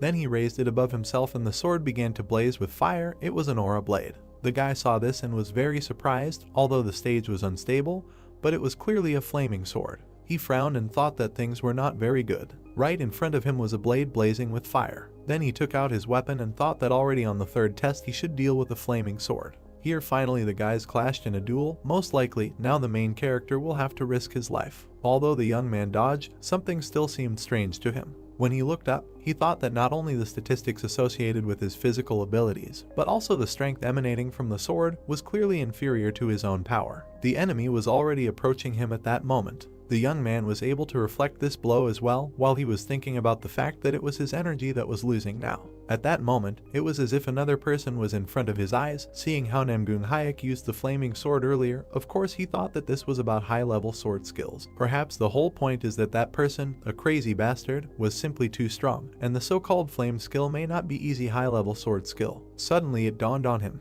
At the same moment, the man struck again. But the blade remained intact. It was expected for him. The guy frowned and thought that no matter how much he attacked, only his energy suffered. The fight continued for some time. The brunette actively dodged the blows. Then the man came closer and said that no matter how strong his aura, it would not be able to break his sword, only the one who could break it. He looked up and explained that this could be done by the one who could cope with what is invisible to the eye. After that, the young man lowered his head and thought that this man was weaker than him, but owned a flame sword. It was like that. Then he smiled and said how when the one who studies worse than him passes the exam with a much better result. Then he took the sword more firmly and thought if he really said that he needed to cope with what is invisible to the eye, in that case he would certainly break his sword. And immediately ran to his opponent. Their swords clashed again in a duel. The man continued to fight and shouted that only the one who knows how to handle the invisible creates a sword that pierces all existence. The brunette at that moment continued to think that no matter what he could break him, and continued to listen that in this way a magic blade called aura with absolute powers is born. And finally the young man swung and again thought that the only goal was to break it. He managed to cut the sword in half. This greatly surprised his opponent. And the guy landed on the ground and thought that now he understood what the difference was between released energy and a flaming sword. The principle of activating a flaming sword is willpower, dense enough to be expressed in real physical strength. At that moment, his sword blazed brighter than ever, and blood dripped onto the ground. The man lowered his head and began to laugh. He realized that he was defeated. Afterwards he raised his hand and laughed even louder, saying that it was not that imperfect flaming sword borrowed from the god of verification, but the real thing, and this guy really did it. The main character couldn't understand whether this man was really happy now. He turned to him and thought that he was more interested in the achievements of others than his own death, like he had his own mission, but he did not understand whether it was time or madness. Finally, Lucilian raised a trembling hand and said that this man had learned the whole essence at once. This fact makes his heart ache 3 times from bliss, passed the test of his martial arts. Then he smiled and with tears in his eyes said that it was better to continue in the same spirit, to go forward, like this. Literally a moment later, this man lost his head, and the young man said that now he would not feel pain. And while the guy was accumulating energy, he received a notification that he had absorbed the spirit of the priest Lucilian and his skill was increased by 14%. A bright light also appeared. The skill of the unique characteristic necromancy reached 100%. The rank of the unique characteristic necromancy increases by 1 level. The brunette looked at this and thought, what ability will his arsenal be replenished this time? Then a notification appeared where it was written that these are additional effects 6. When absorbing the soul of a stronger opponent, after evaluation, you can get the ability to extract power. The guy looked at it and was surprised. The ability to extract the enemy's power is something interesting. Every time a necromancer raises a level, it never disappoints. Besides, it's only a B rank and already revealed such huge opportunities. Then he took a step forward and thought about how curious it is to know what awaits him at rank NS. Then another notification appeared where his characteristics appeared in the status window. Ruler area, strength 86, agility 85, stamina 81, endurance 84, mana 79, unique characteristic, necromancy, unique power, synthesis of skills, strength, more details, skills, more details. The young man raised his head and thought that even the statuses have already come close to 3-star numbers. When he studied, wanting to become a hunter, he considered it something unattainable. Then he tilted his head and began to receive notifications that he had absorbed the spirit of a priest, thereby increasing his stats, absorbed the spirit of a priestess, thereby increasing his stats, absorbed the spirit of another priest, thereby increasing his stats. Strength was increased by 8, agility was increased by 6, endurance by 7, mana was increased by 8, and stamina was increased by 9. Several more notifications also appeared that one of the skills that the last priest had was absorbed. He received the skill Indomitable Will Mastery 27%. Description: a symbol of those who challenge the impossible to the end without giving in to despair. The main effect: when faced with an opponent stronger than the user, physical ability and concentration are significantly increased. Additional effects: when activating the skill, it becomes easier to achieve enlightenment, and the ability to mental defense is enhanced. After the guy went forward, he walked along some corridor. There were broken glasses around. He finally reached the door. He opened it and looked forward. At that moment, a large room appeared in front of him. The young man tensed up because there was no one, but it turns out that a person was flying above his head all this time, who noted that he was watching. The previous priest had left this mortal world. It was a blonde man, similar to an angel, who said that the situation was contrary to his expectations. Notifications immediately began to appear that the administrator of the God Slayer, the swordsman, asks him to be careful. The administrator of the hero of the destructive world advises not to realize, since a real enemy has appeared. The administrator of the Sword of the White Crane says that he uses real skills of mastering the released energy, and not fake ones. And the administrator of the Lord of Steel Blood admires the powerful energy and iron, which the god of verification serves. At the same moment, the young man raised his sword and struck the first blow. The blonde then landed and replied that he was watching. He did not really want to waste time talking. He looked at him and added that then, we must immediately begin the test of the fourth kind. Then the boy walked towards him and introduced himself, said that his name was Chiron, a candidate for the apostle, serving the god of verification, and you, following the law and verification, will begin to check his body. Comments immediately flew that he had encountered a strong opponent, with whom he, as a user, would be difficult to compare, and the skill of Indomitable Will was activated. The brunette raised his head and thought that he had enormous energy that could not be compared with that of the previous priests. Immediately, some kind of fragment appeared in front of him. The brunette pulled it out and was going to attack. From this small object came incredible energy and a blow that flew straight towards him. Miraculously, the main character managed to dodge, but nevertheless, the blow ricocheted off the glass walls and flew into his back. Nevertheless, the young man managed to pull out his sword and again reflect the projectile thanks to the skill of the Eye of the Fire Dragon. He turned and thought that these rays, reflected in the mirrors, were very annoying and were flying towards him again. Then he tried to attack and thought that he should attack him before he started attacking him endlessly with these beams. After that, the guy swung and flew straight towards the enemy. He did not lose his head and immediately took off into the air. At the same time, he threw the boy back with his wings. Literally a moment later, the candidate for apostles raised his mini dagger and began to accumulate energy. Immediately, he flew up to the main character and tried to attack, and then he thought that now he could feel the flaming sword. After some time, the blonde flew up again, and the brunette looked at him and thought that this was most likely his guaranteed method of detection by victory. If he thinks like that, then they attack with a beam from a distance. Even if he penetrates and dodges the beam, mirrors installed around the perimeter reflect the beam at an angle where the enemy has a blind spot. In close combat, he uses his wings to create a gust of wind to disrupt the opponent's sense of balance, after which he counterattacks with a flaming sword. Because of this, the young man flew down. As soon as he landed, he thought that this was a very shitty template. And immediately after that, he flew away again because of the wingspan. The protagonist decided to act, so he took out his sword and thought that despite the stupidity of the scheme, it would also be quite difficult to deal with the mirrors in a hurry. He stood in the middle of the hall and thought that by breaking into smaller fragments, the mirrors would split that beam even more, so it would be simply impossible to dodge all of them, although maybe the fire dragon's evil eye would succeed. Then the guy smiled and began to receive notifications that the administrator king was not starting to doubt the difficulty level and the test on the 11th floor. And another administrator priest of the generation was surprised if this was really just an apostle candidate. And the black devil wondered how the protagonist would die. Then 2 more notifications appeared. The administrator Lord of Steel Blood considers the apostle candidate and an annoying fly.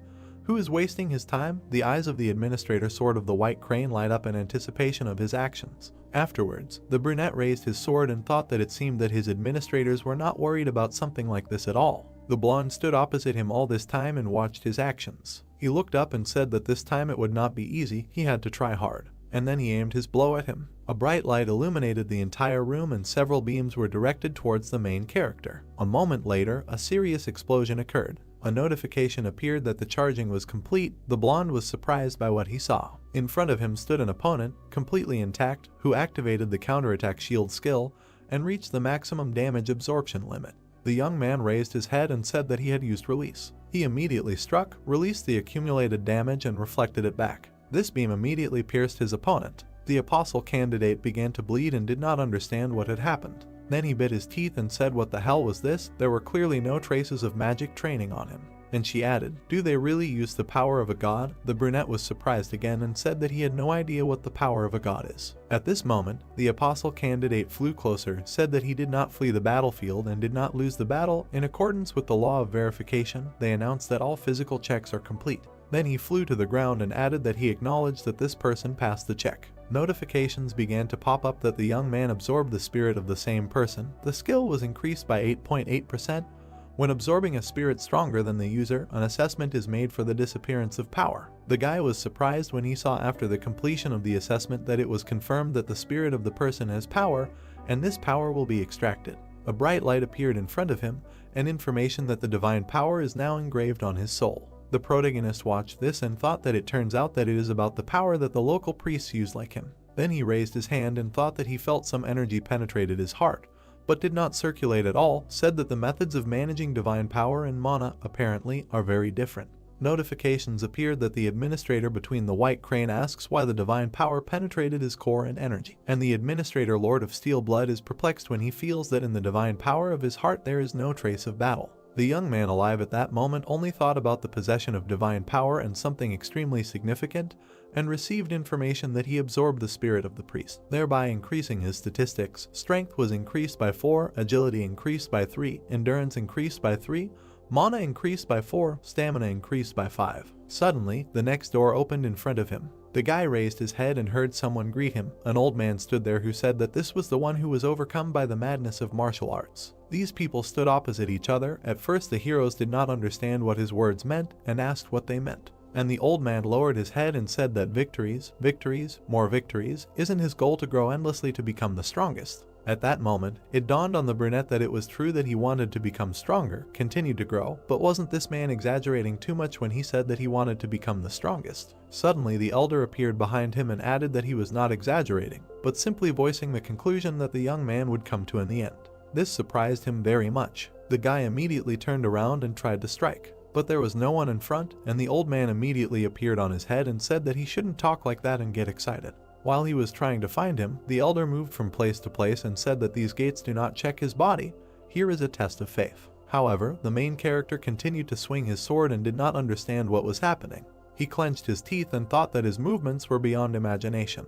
Then several elders appeared behind him at once. How did this man penetrate his mind? At that moment, hands reached out to him from all sides. These hands grabbed the guy, while here he thought that the strength left his body. He raised his head and tried to get out, but nothing worked. Suddenly, a huge face appeared in front of him. It was an old man who literally began to suck in all his clones. And then he looked at him and said, "This is what this taste means." Finally, the guy turned around and realized that there was no one around him. He heard that he passed from the old man.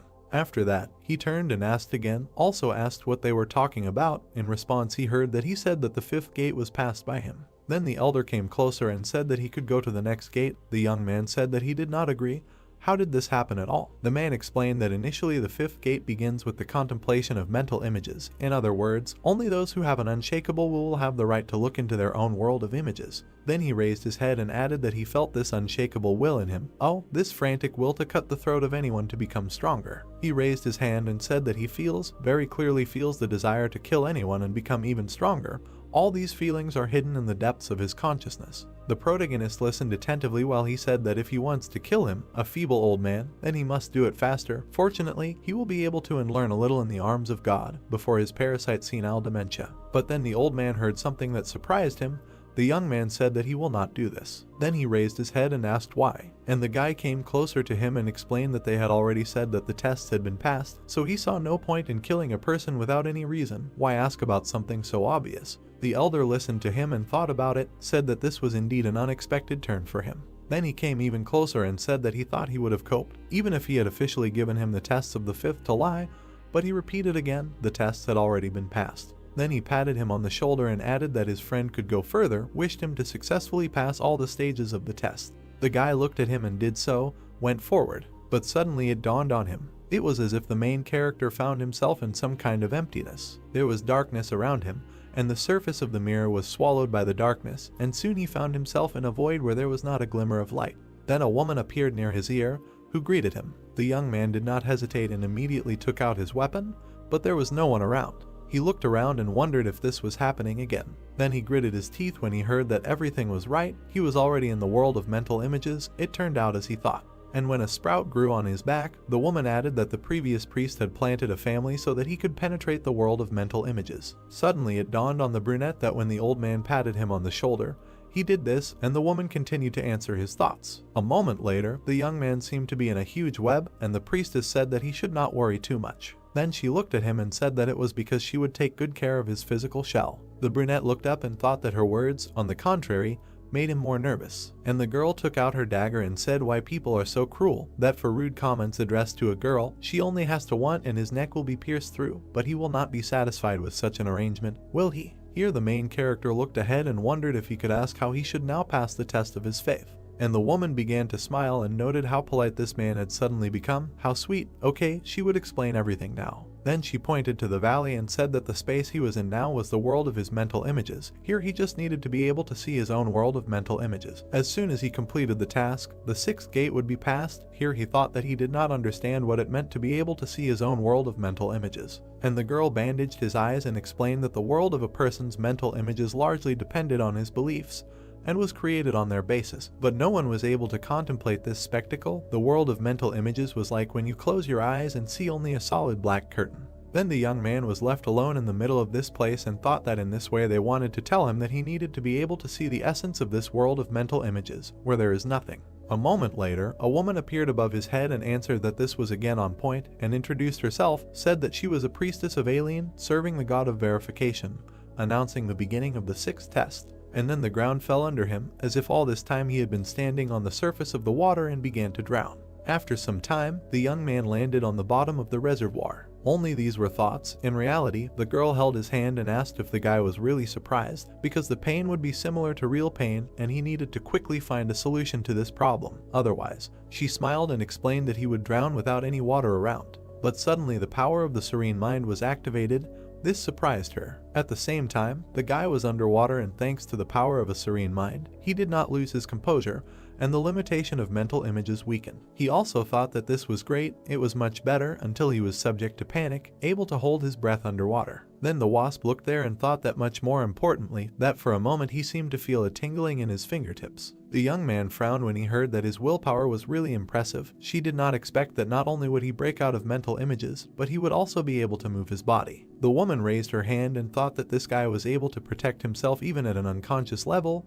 What kind of monster was this man? Then she came closer and thought that it was better to keep a secret, that his actions almost left her without a head on her shoulders. And the young man, meanwhile, was still underwater and thought that he was gradually beginning to feel his body. The brunette was very surprised by this, asked again and said that in the world of mental images he should not feel anything. How in just 2 hours he was able to completely regain control over his body.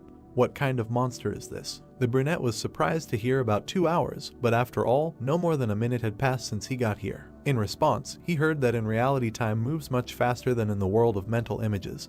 This news also surprised him and made him think that it was very dangerous. If he spent more than part of the remaining time from the allotted 7 days in this 6th gate, he could die from the penalty for failing the test. Immediately after, he tried to surface and thought that he needed to see the world of mental images as soon as possible. His eyes at that moment began to change color, and his thoughts were such that if he could again feel his body through the use of the power of the serene mind, then it meant that activating this skill was also possible. Then the guy spread his hands and activated the skill of the eyes of the fire dragon. He raised his head and thought that he finally saw. There was something on him that looked like a huge whirlpool. The water at that very second began to diverge in different directions, freeing up space for him to pass, while the brunette was thinking whether he should call what he saw a sea of blood. The priestess watched all this and did not understand what was happening.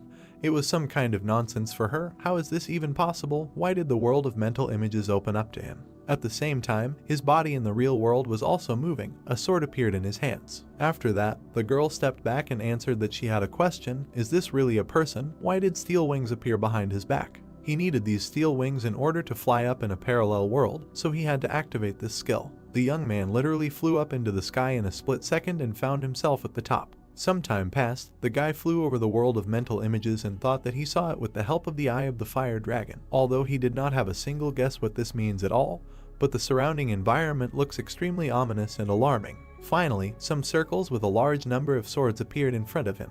and the young man looked at them and tried to understand what it was. But it was also decided not to waste time and stretch out his hand forward. A moment later, he grabbed one of the swords, and immediately after, he landed on the ground with a loud roar. Everything around him began to collapse. The young man raised his head and looked ahead. In front of him was a priestess, to whom the guy immediately asked if this was all his doing. That's what he heard. Why does her world look like this? Notifications from the administrator also began to appear. The Sword of the White Crane is glad that the main character woke up. The administrator Lord of Steel Blood choked with relief that he came to his senses, and the administrator Hero of the Destroyed World, and the task is that he woke up faster than he thought. Therefore, the young man went forward and said that it turns out he was able to pass the test of faith.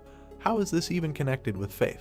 And the woman looked at him and answered that the test of faith is the path to recognizing oneself. Of course, the brunette immediately asked again. So the girl led him to the mirror and answered that it was amazing that people themselves did not really understand what they believed in, and never even tried to think about what exactly they believed in. The purpose of testing this gate was to encounter the world of mental images created through the processes of faith, thinking, and action. And as he walked down the corridor, she added that he would overcome his miserable past and become stronger without losing his humanity. That's what she read in his world of mental images. Everything is very simple and clear, isn't it?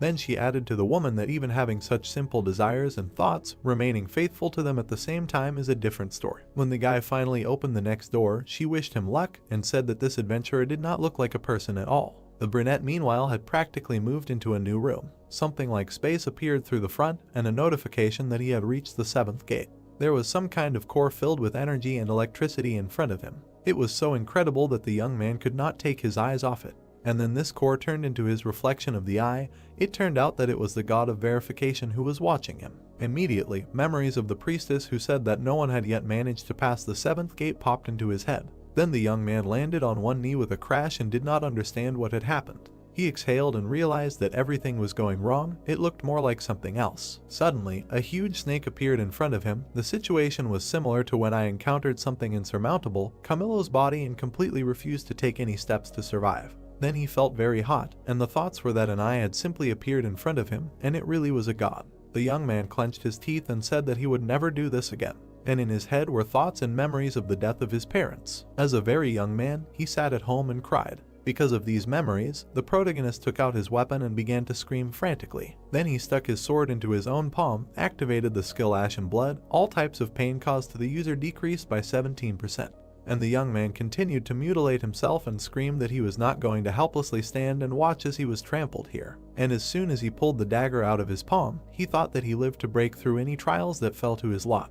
After he looked around and thought that he was sure that this training place was built exactly on this principle. New snowy teeth and decided that although they do not know whether he will be able to wake up that pupil at all, however, if there is at least a small chance, then he must try it. And immediately jumped up from the spot, running towards it. If he can get at least another 1 centimeter closer to it, then the blow will be delivered. Complete confidence was read in the eyes of the young man. And finally he reached the target, swung and struck, thought that this god was so-so. The blast wave went to the side. Only it flew to him and stopped nearby, and even the smallest impulse could not reach the retina. The young man raised his head then and thought that this was some kind of look.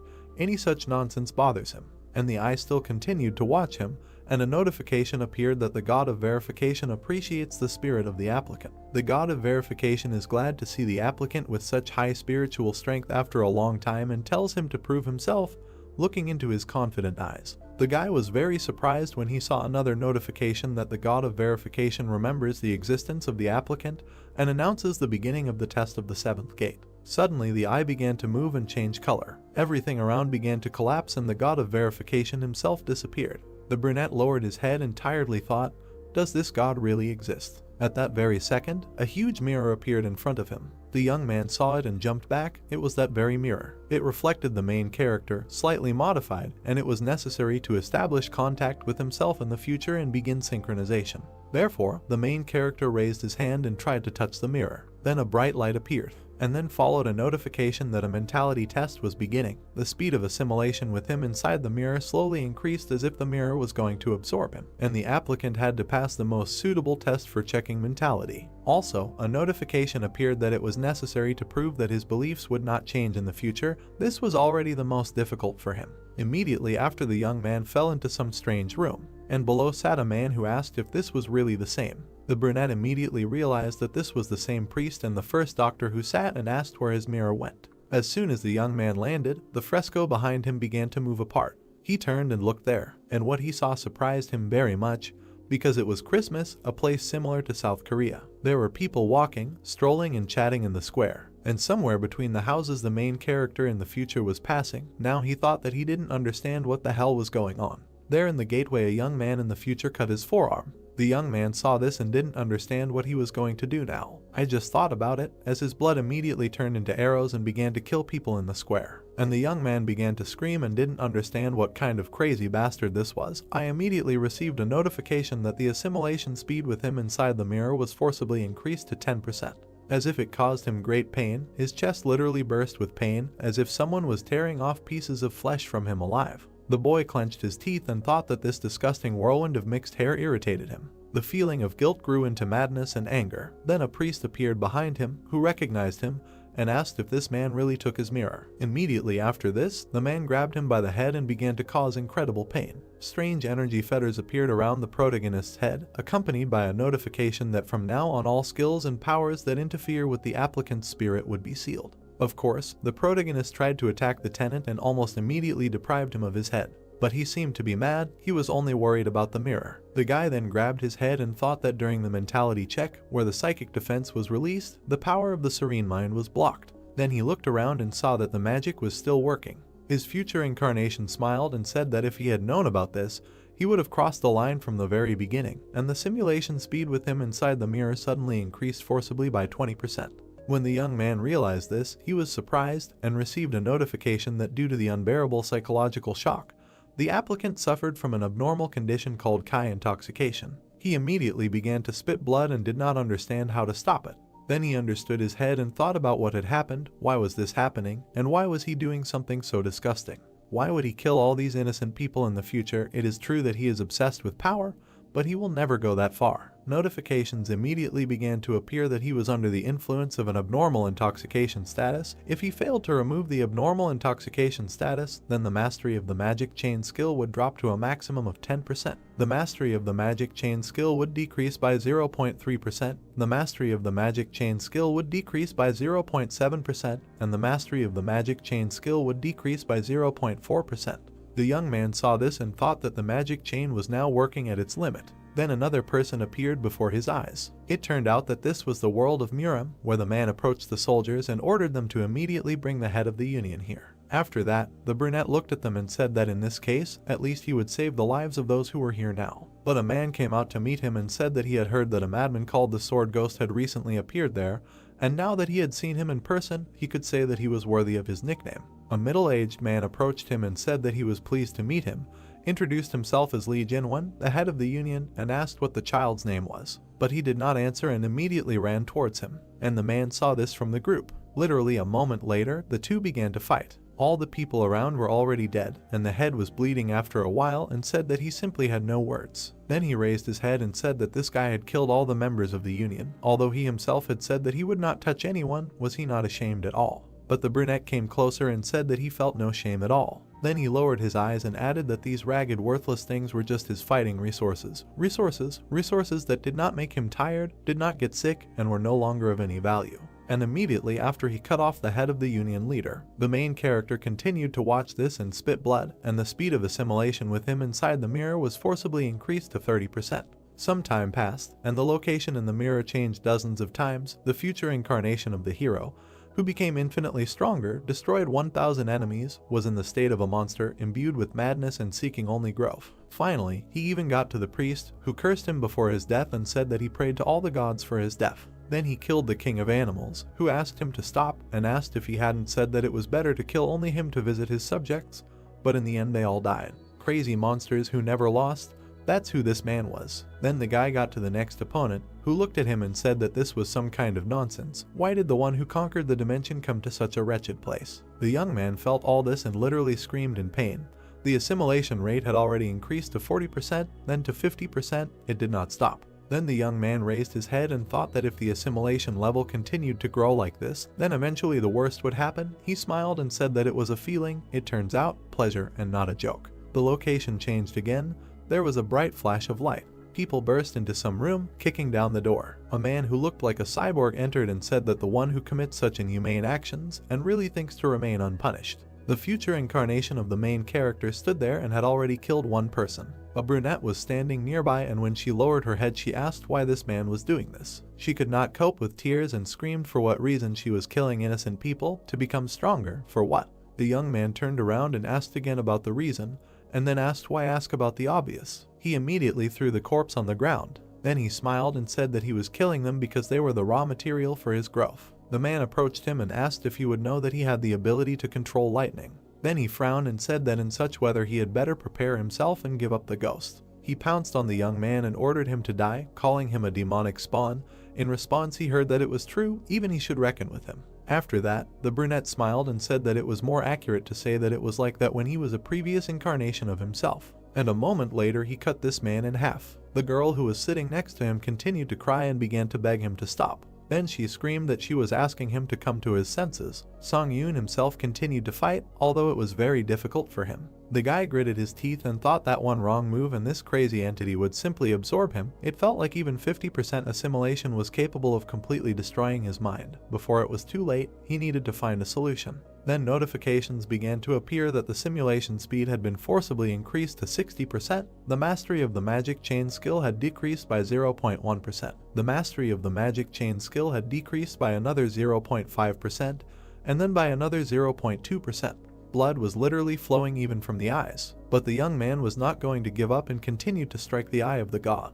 Then the stimulation speed increased to 70%, and the brunette fell to his knees and thought that he could no longer stand it. Psychologically, the silk was too big, and he could not even say whether it hurt or pleased him. Then he fell into this seething liquid and thought that he felt good. Almost immediately the liquid began to absorb him and completely sucked him into itself. However, the consciousness of the protagonist was still functioning and a memory of the priest's question appeared, who took his mirror. Finally, it dawned on him that something had appeared in him during the murder. The young man was able to pull his hand out and held a small mirror in his hands. It was the divine mirror of the high priest, a mirror that the high priest imbued with his divinity daily. The user can use this divinity to create a divine shield only once, and creating a divine account can restore his mentality. The protagonist was also able to remove these fetters from his head and activated the effect of the divine mirror. A divine shield surrounded him, dispelling all levels of clouding of the mind. A notification also appeared that the abnormal status of spiritual instability was cancelled, and the future incarnation suddenly woke up and stopped. Suddenly, his head was torn apart and came apart at the seams. From there, as if from a suit, Sun Jun climbed out and began to scream loudly. He looked around and asked if this monster thought that he would allow himself to be absorbed.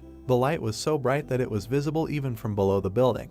Then the protagonist received the achievement of Steel Spirit and endurance was increased by 1. Finally, the mirror broke and shattered into pieces. The young man proved that his beliefs remained unchanged. The mentality check was completed. He was surprised and thought that he had been standing here all this time. Comments from the administrator began to appear. For example, the Lord of Steel Blood felt a sense of relief that the contractor had overcome a critical obstacle. The administrator of the hero of the destroyed world laughed. They say that he could not even think of the method he used, and the administrator of the White Crane Sword was very glad that the guy's condition had stabilized. And while the brunette was falling down, the god of verification was satisfied with the results of the applicant's check. The god wanted to see him personally and forcibly summoned him to his land. The adventurer raised his head and thought, "What kind of holy land is this?" and a forced summoning. Then there were notifications that the god of verification temporarily concentrated power in his hands. Using divine power in the test tower, all administrators associated with the applicant will be forced to stop monitoring the tests. And also, while the main character continued to climb up, the test tower allowed him to be called on the condition that his personal safety would be ensured. Then he entered the sacred abode of the god of verification. For some time, the brunette did not understand what was happening and just screamed. Finally, he found himself in some strange place and did not understand what it was. A bright light appeared ahead, and from there a human silhouette flew out. This image approached him and asked who it was, why divine power was felt from him. Apparently it was the god of verification. The man flew even closer and said that it was not necessary to drill him with a look. In any case, now he will not see anything except foggy outlines. Now that they met him in person, he sees that this person is extremely heterogeneous. It turns out this pseudo deity was created by the tower. The brunette looked at him and said that he had no idea what the term pseudo deity meant.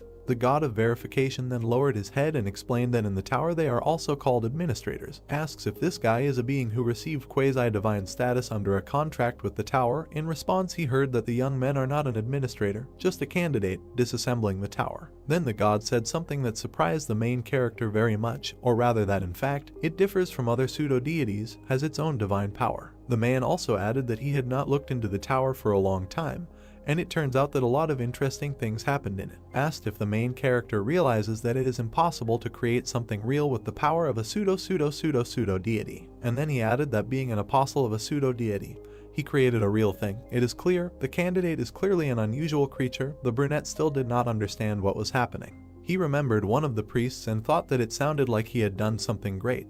But in reality he had just accidentally obtained divine power after killing that man, and asked if it was true or if divine power was that important. God told him that he had extracted divinity himself and didn't know it had he done the extraction process, completely removing the traces of God. Not because he knew everything, the man became wary and said that he could see from his face that he had no idea what divine power was. Finally, the boy raised his head and said that he had just accidentally obtained it. God continued to fly in the sky and replied that even if it was a fake, a reproduced tower, then such a result could only be obtained from the divine power given to the future apostle by God.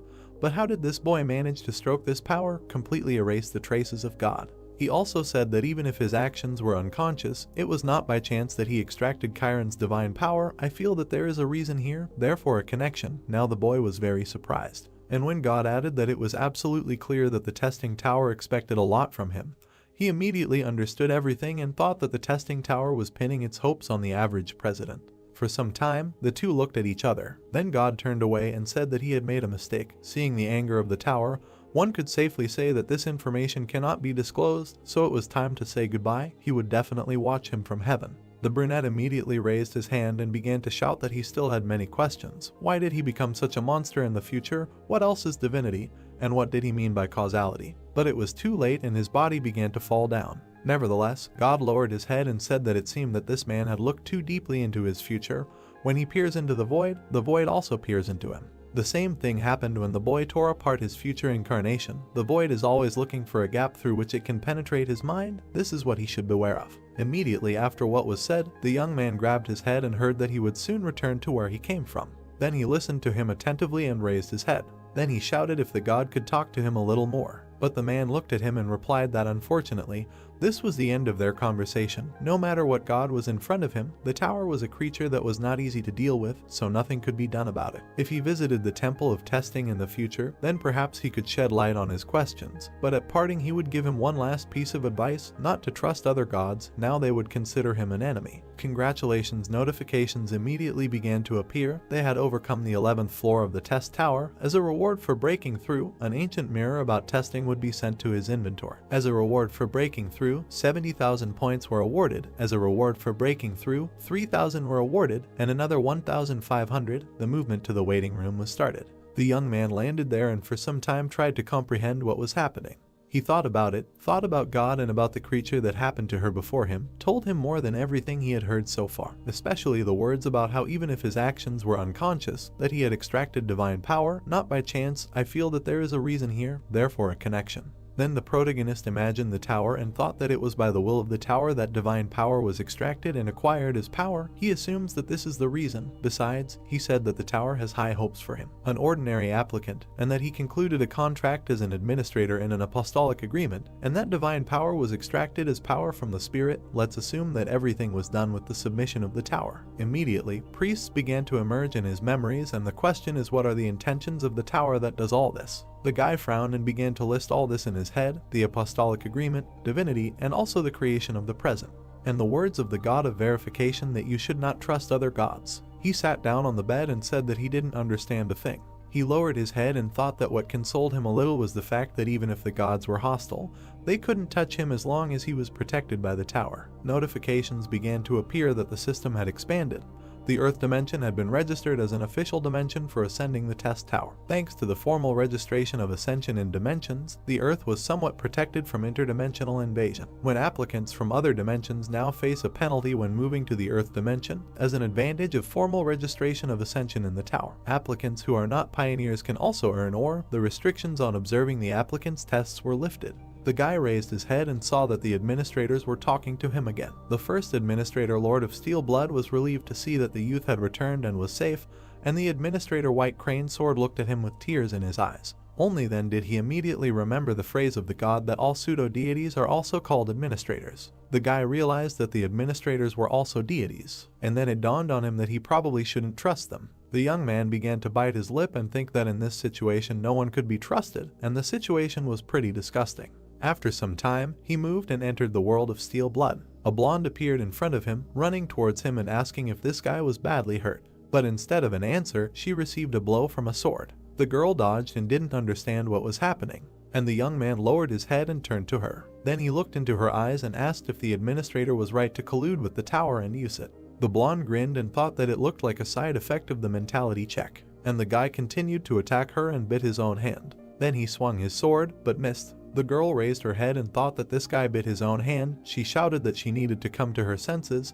He was completely out of his mind right now. And the young man continued to attack and shouted that he connected the administrators and the tower. This was the only question that worried him. He looked up and said that they were trying to exploit the applicants in every possible way. The blonde jumped back and replied that what she was saying now was complete nonsense, so she swung and sent a counter blow, adding that she needed to regain her composure already. But the guy lowered his head and asked why he had been insisting for a while now that he should come to his senses. His eyes were filled with madness, and it was said that in fact now his brain is than ever. The administrator looked at him and understood what was happening, asked to stop. But it was too late. The brunette attacked her again. With one blow he cut the ground, when he heard that if you put all your strength into the blow. Only it was too late. The young man cut her house with one blow. The woman looked there and told him that he was big, and then he took out his sword. And in addition to it, a dozen other swords appeared, which were aimed at the young man. All of them flew sharply straight at him, but the guy managed to dodge and thought. Only then the blonde instantly appeared behind him and asked, "Where are you going?" Then she did what the young man did not expect at all. The girl thrust him into the ground with all her might. His face turned out to be snow. Everything around began to shake and collapse. The guy tried to attack back right away, but surprisingly the girl dodged. And then she did something that surprised him again.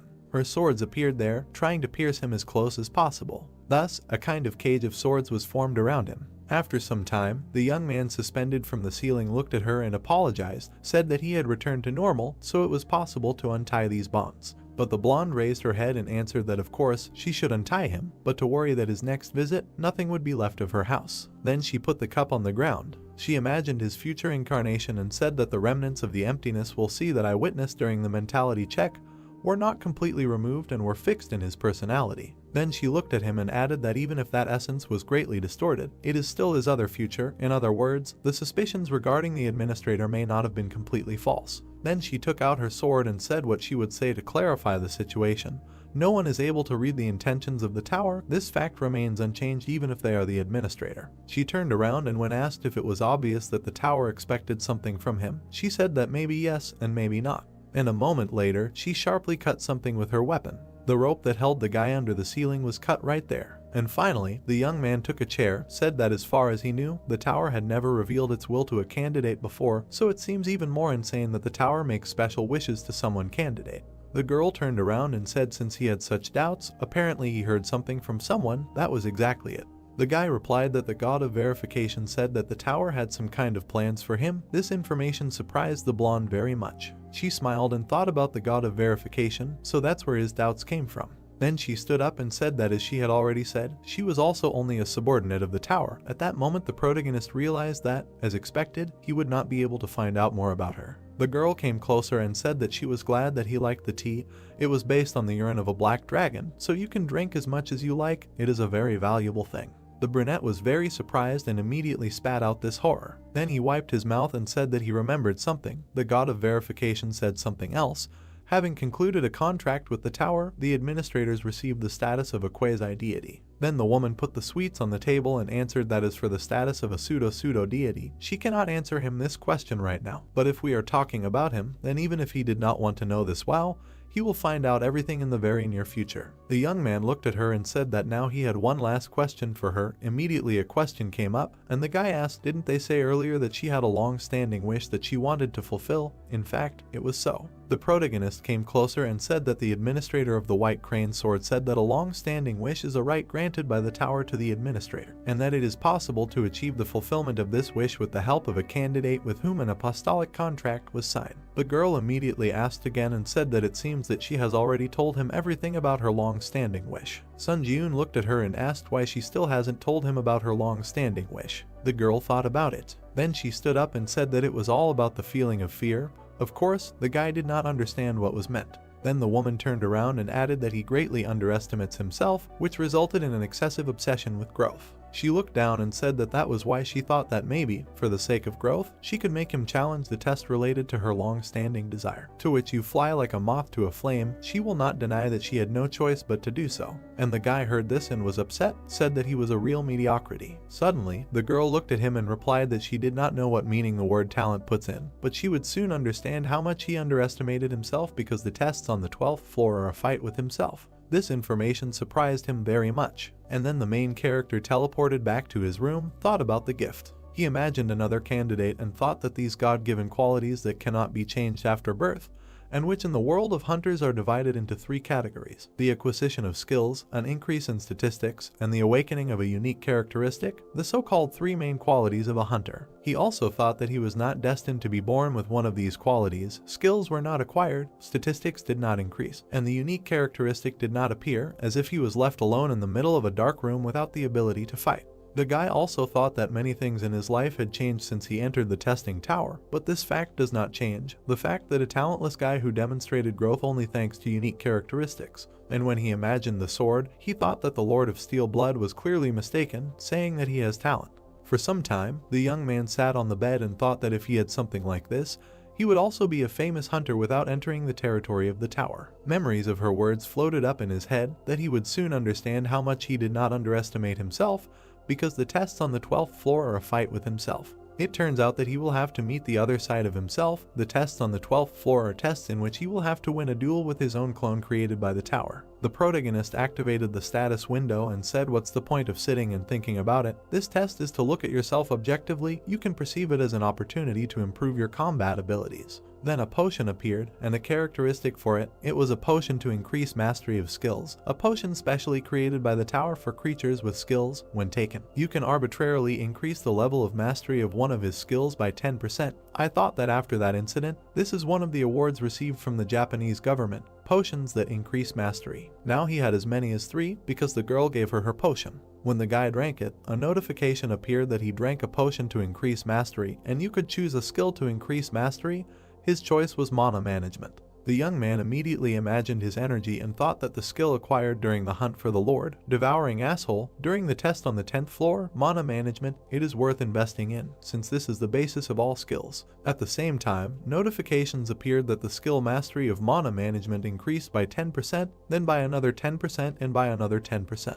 The young man also decided to look at the reward received on the 11th floor. It was an ancient verification mirror, a mirror that can only be obtained by applicants who have successfully passed the test given by the god of verification.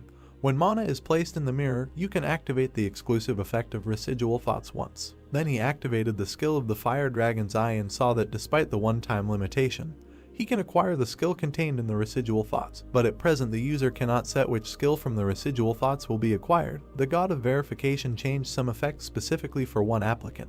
And when the guy looked in the mirror, he thought about residual thoughts. Is it really about what he thought before? And the exclusive effect of the ancient verification mirror, residual thoughts, was activated. There was also a notification that residual thoughts and activated as an exclusive effect. Ancient mirror check, the skill contained in residual thoughts is acquired randomly. In front of him, a new icon appeared and information that the skill combat concentration was adopted, which is imbued with the combat experience of residual thoughts, but its mastery increases by 11%. The description is transcendental concentration, allowing you to concentrate to the limits of a combat situation.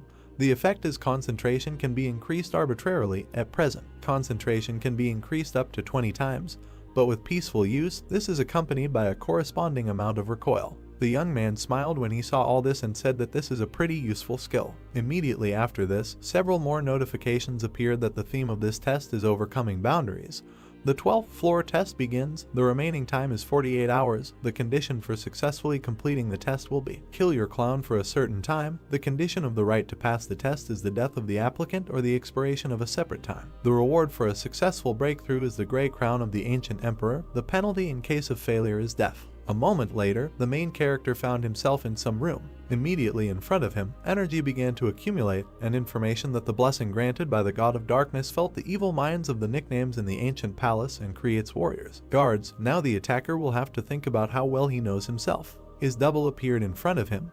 The item, the old tailcoat of the vampire count, was duplicated. It was necessary to kill another self created by the god of darkness. Again, I remembered the blonde's words that the scale of self-reproduction does not end there. Experience is also copied. In other words, his reproduced version will know all the strategies that he will use now, and his cloning even copies his talents. Opposite at that moment stood a clone of the main character. If he underestimates his talent, he will seriously suffer. Therefore, Sun Ji-eun decided not to languish and immediately attack, to check what will come of it and how gifted he is. The brunette looked at him again and thought, is it really the god of darkness again?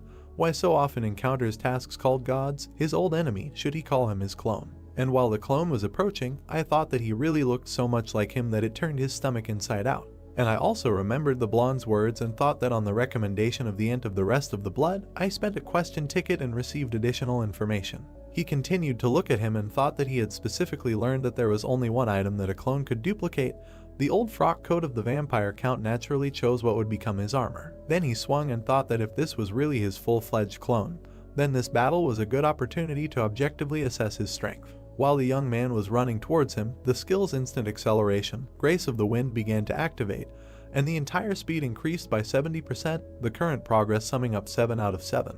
At the same moment, the skill Combat Concentration was activated, and the user's concentration increased twofold, as if the protagonist had split into 2 parts. He felt as if time around him had slowed down, and at the same time the movements were too fast. He smiled and thought that this was exactly what combat concentration was. Then he swung and activated the power of the Sword Master. Suddenly, a bright light appeared right above him. The clone jumped back from the blow. Then he took out his sword. The protagonist immediately realized that it was a sword of steel blood. He frowned and thought that the choice was obvious, and here by the concentration of mana in his left hand, this is a counterattack shield. Indeed, in the left hand of the slope there was a large red shield. The young man glanced around and thought that the combination of the Sword of Steel Blood and the counterattack shield was the only working option for the clone, but suddenly something dawned on him. This sword seemed to begin to change its shape and began to glow even brighter. At that moment, his clone already had 2 weapons in his hands. It turns out that he managed to transform the counterattack shield into a sword. This was quite unexpected.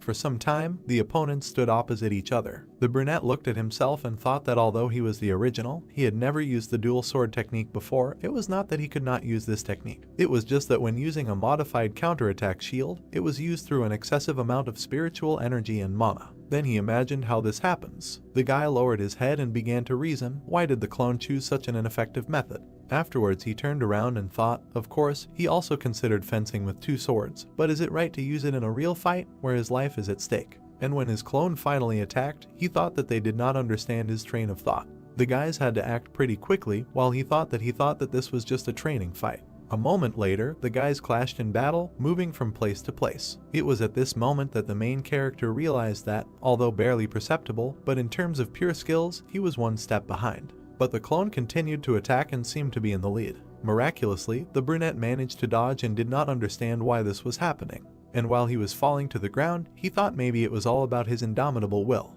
If we recall this skill, the mastery was 27%. The description is a symbol of those who challenge the impossible to the end. Do not give in to despair. The main effect is when facing an opponent stronger than the user. Physical and ability and concentration are significantly increased. Additional effects are when activating the skill, it becomes easier to achieve enlightenment, and the ability to mental defense is enhanced. The brunette continued to fight and thought that at present he was significantly ahead of him in terms of the number of items. Therefore, the skill called Indomitable Will, which he had absorbed before, was activated, so his physical abilities are higher than the original. He also provided information about combat concentration.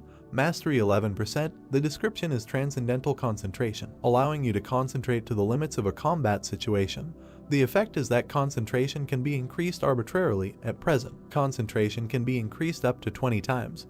but with excessive use, this is accompanied by a corresponding amount of recoil. He thought that if the clone maximizes his combat concentration and demonstrates a concentration that goes beyond imagination, then he will have a good chance of winning. And just at that moment the enemy began to attack even more actively. The young man again teeth and thought that the most serious problem is the fencing art used by him. The clone stood in front and was very confident in his victory. Suddenly he struck, and the young man thought that although it was clearly based on the technique of fencing on dual swords, but this is clearly a bastard's dream. And from one blow he flew back with incredible speed. The main character crushed the wall with his body, the blow was so strong. Then he got up and thought that he had no doubts, this sword was familiar to him. Behind the slope was the heavenly sword, the dragon Nemgun Hayek. He remembered their last battle, and thought that although I saw that sword in action only once, I still clearly remember every detail. He also imagined his opponent, and thought about his terrifying skill, like overpowering a god, before whom his skills turned into nothing, neither skills nor strength, but the most pure art.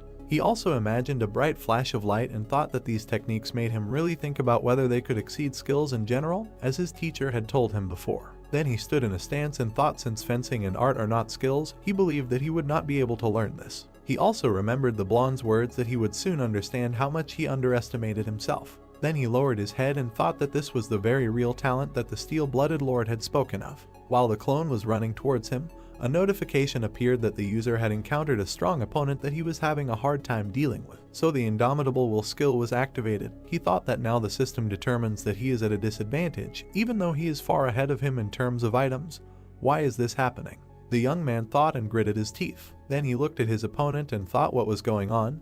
Did he suddenly become stronger? At that moment, the guy gathered his remaining strength, activated the combat concentration skill, thanks to which the user's concentration increases 10 times. Then he stood up and was ready to continue the battle. A moment later he struck, but the enemy parried it, and then he was able to slip under his sword. Blood suddenly appeared. The young man jumped back and did not understand what happened. A cut appeared on his ribs, and thoughts in that dam said that they have the same level, his opponent is a real monster. Then he swung and the concentration increased by another 15 times. The guy suddenly found himself behind his clown, he did not even understand what happened. Then he struck him and thereby stuck him in the ground. A notification appeared that the power of steel wings was activated. Flight at maximum speed was also activated. The young man flew forward and continued to attack. He swung his sword, the concentration then increased by another 17 times. While his opponent sat below and looked with surprised eyes, he shouted that this man was caught.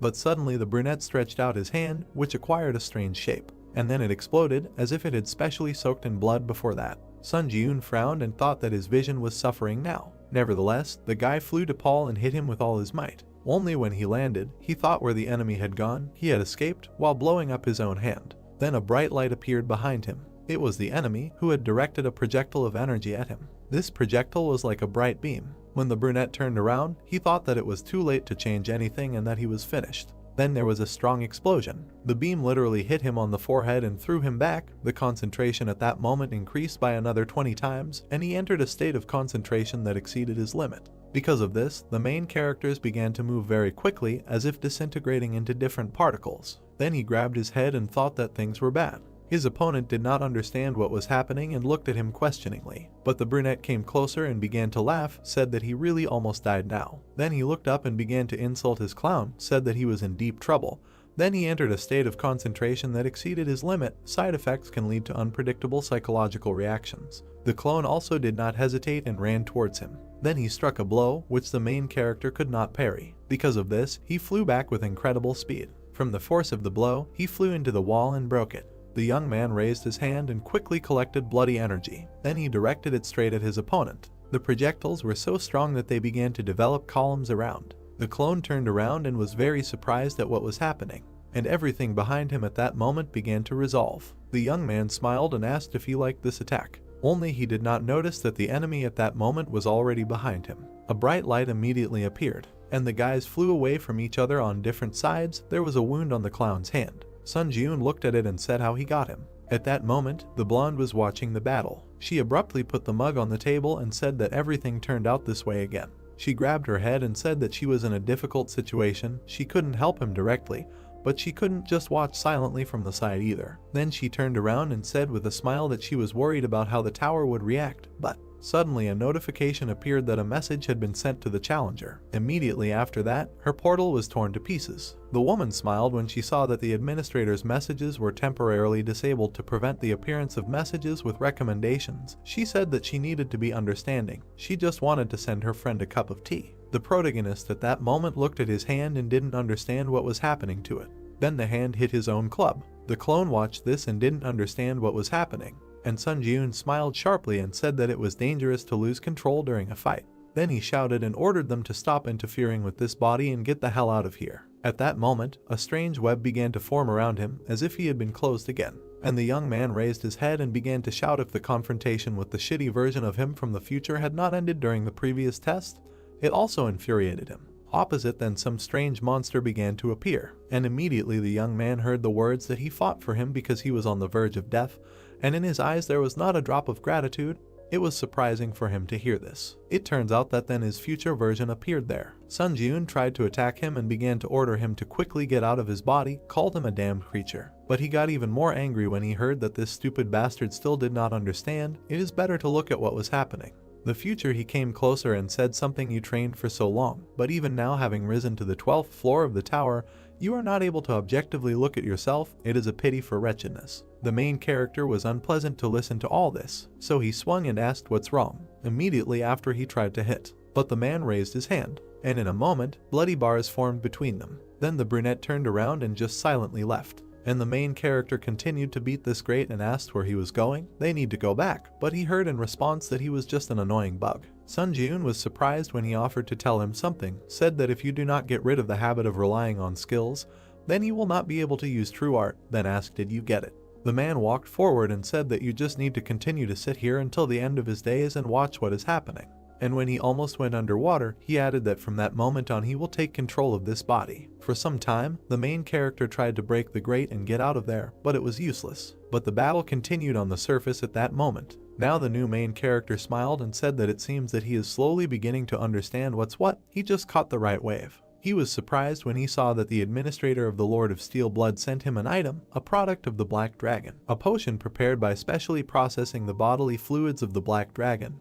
When consumed, mental strength and immunity are increased and the mind becomes clearer. And then something dawned on him. The soul of the real hero was then able to still spread his chest and get out of the shackles. Because of this, his body again stopped obeying the captured demon. Sun Jiun reached into the status window. Then he took out a potion from there and stretched it out to himself. Only something happened. The clone did not lose his head and immediately cut off his hand so that he could not drink the potion. The main character was not going to give up. With all his might he pushed off the liquid that did not allow him to get out, and he flew up. Then he opened his mouth well, and with his teeth on the fly he grabbed the potion, breaking the bottle. The enemy looked at all this and did not understand how this was possible. He could not do anything, he just watched what was happening. Sun Jiun himself drank the potion and spat out the rest of the glass. Then he wiped his mouth and smiled, saying that he had finally returned to his body. And while he was watching his clone, he thought that earlier, when another version of him was fighting, he had clearly felt this feeling of liberation from dependence and skills. So now he decided to do the same.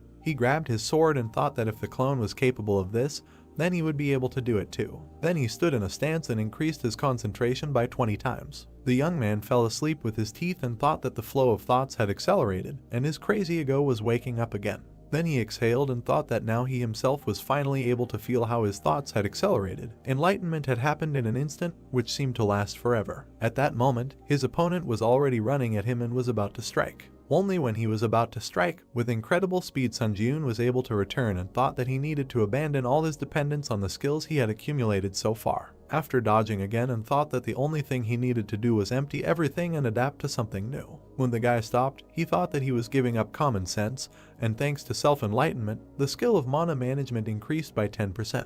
Literally with one glance, the main characters were able to cut off part of his opponent's hair, eventually decided to clear his mind of stupid stubbornness, received the achievement of enlightenment, and stamina was increased by 1. Sun Jiun was very determined, received the achievement of the state of absence of oneself, and mana was increased by 4. The user is dealing with an opponent with whom he is able to cope, so the skill of Indomitable Will was deactivated. This fact did not anger his clone. The young man himself was approaching him at that moment and swung again, thinking that from that moment everything would change by 180 degrees. While he was running, he calculated the trajectory of the attack, and with one blow he was able to split several stones at once in a round. Then he smiled and thought that he was now able to use the fencing art of the master, who had previously suppressed him with his power, a strange feeling. Then he continued to strike blow after blow. He frowned and thought that the highest speed using the grace of the wind and instant acceleration, it was now felt. Then he pushed off the ground and tried to attack, only the enemy was faster this time. He turned around and began to create some kind of field behind Sun Jun.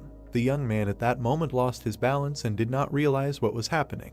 But nevertheless, he quickly gathered his thoughts and landed on the ground. The clone saw this and tensed up even more. He did not understand why it did not work. The member broke off for a moment and tried to strike again. But again a miss. Sun Jun parried his blow and thought that as the battle continued on the slope, it was becoming easier and easier for him to understand what was happening. Now he looked at the fight from the point of view of skills and from the point of view of technique, and began to understand the principles of the technique itself. Besides, with this incredible speed it was much easier for him. Therefore, he smiled and continued to fight. He dealt blow after blow. The enemy was already having a hard time coping, but he continued to hold on with all his might. Some time passed, the brunette still tried to attack again. Only here he missed again. The main character thought that he had realized the principle of the technique itself, and thanks to this he felt safe using two swords. And this clone, instead of completely mastering the art of fencing, pays a lot of attention to imitating that master. Indeed, behind his back, as if a portrait of this man was emerging, Sun Jun decided to get another sword, activated the power of the Iron Blood sword, thought that in this situation,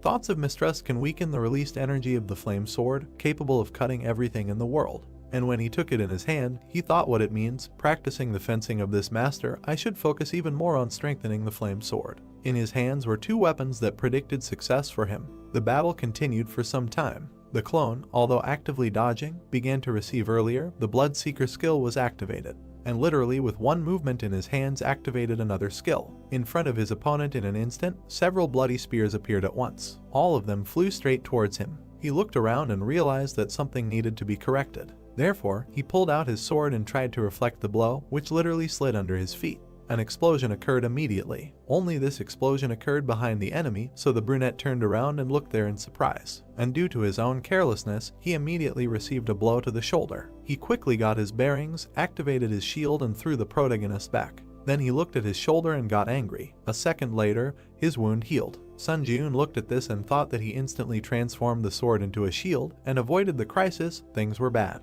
Then the enemy decided to create a whirlwind of two swords, which surprised the protagonist very much. The young man struck again, tried to stop him. Their swords touched and a spark appeared. Then Sun Jun swung and thought what it was. Just a second ago it was about rough and aggressive swordplay, but now the clone switched to soft swordplay with smooth and measured movements. He stood opposite and seemed to be waiting for his next blow. At that moment, the boy raised his sword and thought about soft sword mastery.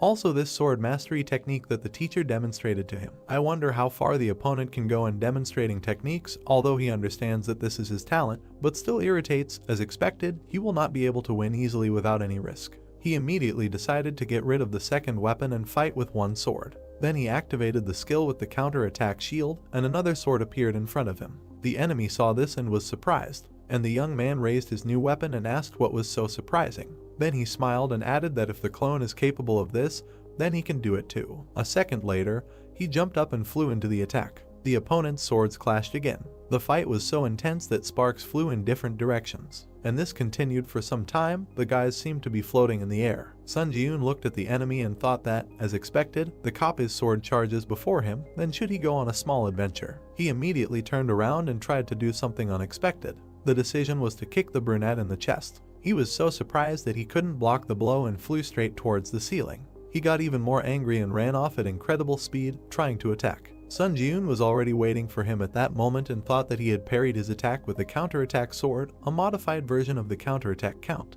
A bright light immediately appeared, and the brunette thought that then he had to charge the sword once, and of course, the suspension of such ignorant attacks would simply break. That's exactly what happened. The copper split into two parts. The clone had to throw the second weapon back, while the protagonist thought that if they were both one, then now was the time when the counterattack energy emissions, the most threatening attacks they had, would disappear. The same thing happened with the sword, which simply dissolved. The enemy flew forward, and the young man decided that he would judge this as a chance. Immediately, a strong blow was dealt, from which everything began to fly apart in different directions. Sun Ji-yoon smiled and thought that he himself was incredibly strong, and the same one received a blow to the stomach, such a strong blow that he was thrown back several meters. When the young man got up, he saw that the enemy was already approaching him at full speed, and a moment later, he received another blow with a sword. Only this time, this blow was expected, so the guy extended his hand and thought that his enemy was caught. At the same second, the clone was pierced by a sword from behind. He turned around and realized that this was all planned. Another sword was lying nearby and was thrown out in advance. He also looked at it and thought that his impatience also played into his hands, and the use of these two components turned out to be extremely effective. Therefore, he smiled and waited for what would happen next. Then he swung and decided that it was time to finish. Only the one who penetrated was not going to give up, spread his arms and began to accumulate energy. Sun Ji-yoon did not understand what was happening. The clone immediately increased in size several times and began to turn into a huge monster. It was unclear what the hell it was. This huge monster began to move towards the main character and destroyed everything around it. A second later, it bit off its fingers and spat them straight towards the young man. These huge fingers with claws began to destroy everything around, and Sun Ji-yoon turned around and thought what kind of monster it was, a little confused by the fact that his attack tactics had changed dramatically. At that moment, a wall appeared in front of him. The young man had to destroy it to get out of there, and immediately behind his back, a huge enemy hand appeared. When the guy fell down, he realized that the monster could not get out of this ball, and a moment later there was a strong explosion. The clone was still above and did not understand what was happening, and Sun Ji-yoon himself had already landed and activated a protective shield. Then he transformed it into a sword and thought that fortunately the recovery time had expired. He pulled it out and said, "Why did he stand up? Is he really not going to attack?" The enemy did not hesitate and immediately fell down. The fight continued. The guys fought for some time. The main character thought that this bastard monster had completely lost his mind, using the explosion of his own body. He was surprised and thought that no matter how strange it looked, as a surprise attack in close combat, such a technique could be very effective. Then he looked at the enemy again and thought that because he lost his temper and constantly made explosions, the ashen blood would absorb too much stamina. And as expected, after some time the monster began to shrink while shaking and losing strength. Therefore, when the stamina is at 0, his attacks will stop. It was at this moment that Sun Ji-yoon struck back and cut off his hand. Then he frowned and said that there was no point in dragging it out anymore, he was finished. And the clone was still angry and perhaps even hoped for his victory. They began to move across the battlefield with incredible speed. The young man looked up and asked where he was going, quickly catching up with him. Then he swung and saw something that surprised him. It turned out that the enemy had been running all this time and accumulating blood energy. Then he turned around and struck. The projectile flew straight at Sun Ji-yoon, but he was able to activate the shield. Thanks to this, there was no damage, only the young man was thrown back strongly. He smiled and thought that he was still grateful to him for such an ignorant use of this power. The charging was complete. The counterattack shield skill reached the maximum damage absorption limit. At that moment, the young man stretched out his hand and collected all this energy in his palm, thought that the accumulated energy of the counterattack account was filled to the limit. Then he swung and wished the enemy a quick death. He was still screaming and running towards him. A second later, Sun Ji-yoon raised his hand and released the projectile. Then he swung well, and with his own sword he directed it towards the clone. Thanks to this, the projectile flew straight into his face. The monster flew back and clearly did not expect this blow, and the brunette looked up and said that this was his release. The counterattack shield skill instantly released the accumulated damage, and all this entailed a strong explosion that destroyed even the building. Literally before our eyes, the clone began to collapse. A notification appeared with congratulations, and overcoming the 12th floor of the test tower. As a breakthrough reward, the Grey Crown of the Ancient Emperor will be sent to his inventory. As a breakthrough reward, 80,000 points are awarded. As a breakthrough reward, 3,500 so are awarded, and as an additional reward, the skill Last Resistance is received. Moving to the waiting room began. When the young man exhaled, he saw another notification that the mastery of the counterattack shield skill has reached 100%. The rank of the counterattack shield skill increases by 1 level. And also new combat concentration was deactivated, and soon there will be a rebound of concentration, exceeding the user's limit. At first it was unclear what this means, but a second later, the young man felt incredible nausea. He began to vomit his own blood. This blood poured out of him in huge quantities for some time, and a notification appeared that the Ash Blood skill was activated. Then the guy wiped his mouth and thought that as expected, the Ash Blood did not fail. Until the end he believed that this skill would heal and rebound, which arose as a side effect of concentrating in the Bayou. Then he turned around and thought that if he did not have such a teacher skill in recovery as ash blood in his arsenal, he would not have been able to go so far. He looked around and thought that when he can climb the tower with a calm soul, but is it even possible? Suddenly, some kind of accumulation of energy appeared in front of him above the corpse of the enemy. The guy came closer and thought that it was the spirit of another him, funny, and immediately was distracted by the notification that the administrator's message, which was limited to prevent advisory messages, would be activated. Immediately a message came from the administrator Lord of Steel Blood, who complained about the sanctions for treating him to a cup of tea and asked him to treat him well from now on. Sun Ji-eun looked at this and remembered about the help. Then he rolled his eyes and thanked her for the bottle, thinking that he also unintentionally learned a new fact. He presented this potion, and the administrator of the Steel Blood Lord sent him an item. It was a product of the Black Dragon, a potion made by specially processing the bodily fluids of the Black Dragon. When consumed, mental strength and immunity are increased, and the mind becomes clearer, and administrators are also subject to sanctions if they interact too much with adventurers. At the same time, a lot of dialogue boxes appeared because all the messages of the administrators, which were limited until now, began to be printed at the same time. There were an incredible number of them. The administrator of the Wandering Knight who lost his master is amazed by his crazy talent. The administrator of the Vampire Lords is interested in where a monster like this guy came from. The administrator of the first Dragon Slayer born in 1,000 years admires the difficulty of the test on the 12th floor and the fact that the hero confidently overcame it. And many more messages. The boy read them and thought that there were so many administrators watching him, it was amazing. The messages kept coming and coming. The boy thought that some administrators were shocked by his talent and the difficulty level of the trial, saying that he looked like a monster, while others were reacting as if they were bored, asking if the challenger who was still only on the 12th floor was really there. Then something happened that surprised the protagonist. Notifications started appearing that the administrator servant of the Soul Holy Knight was looking at him. The administrator fallen heir of the Blood Demon Church was staring at you, and the administrator seeker of divinity was looking at him as if she was expecting something from him, but they began to dissolve. Sun Ji-eun came closer and thought that the administrator who only said what they wanted and then disappeared when they lost interest were sending messages without any purpose. Then he raised his head and asked why everyone was acting like this, what was the matter? He frowned and thought, of all people, why would there be so much interest in him? Besides, his contract was already concluded, but why were they trying to get his attention? Then he imagined this entire communication system and thought maybe there was an expansion of the system that gives administrators the opportunity to contact him with a request.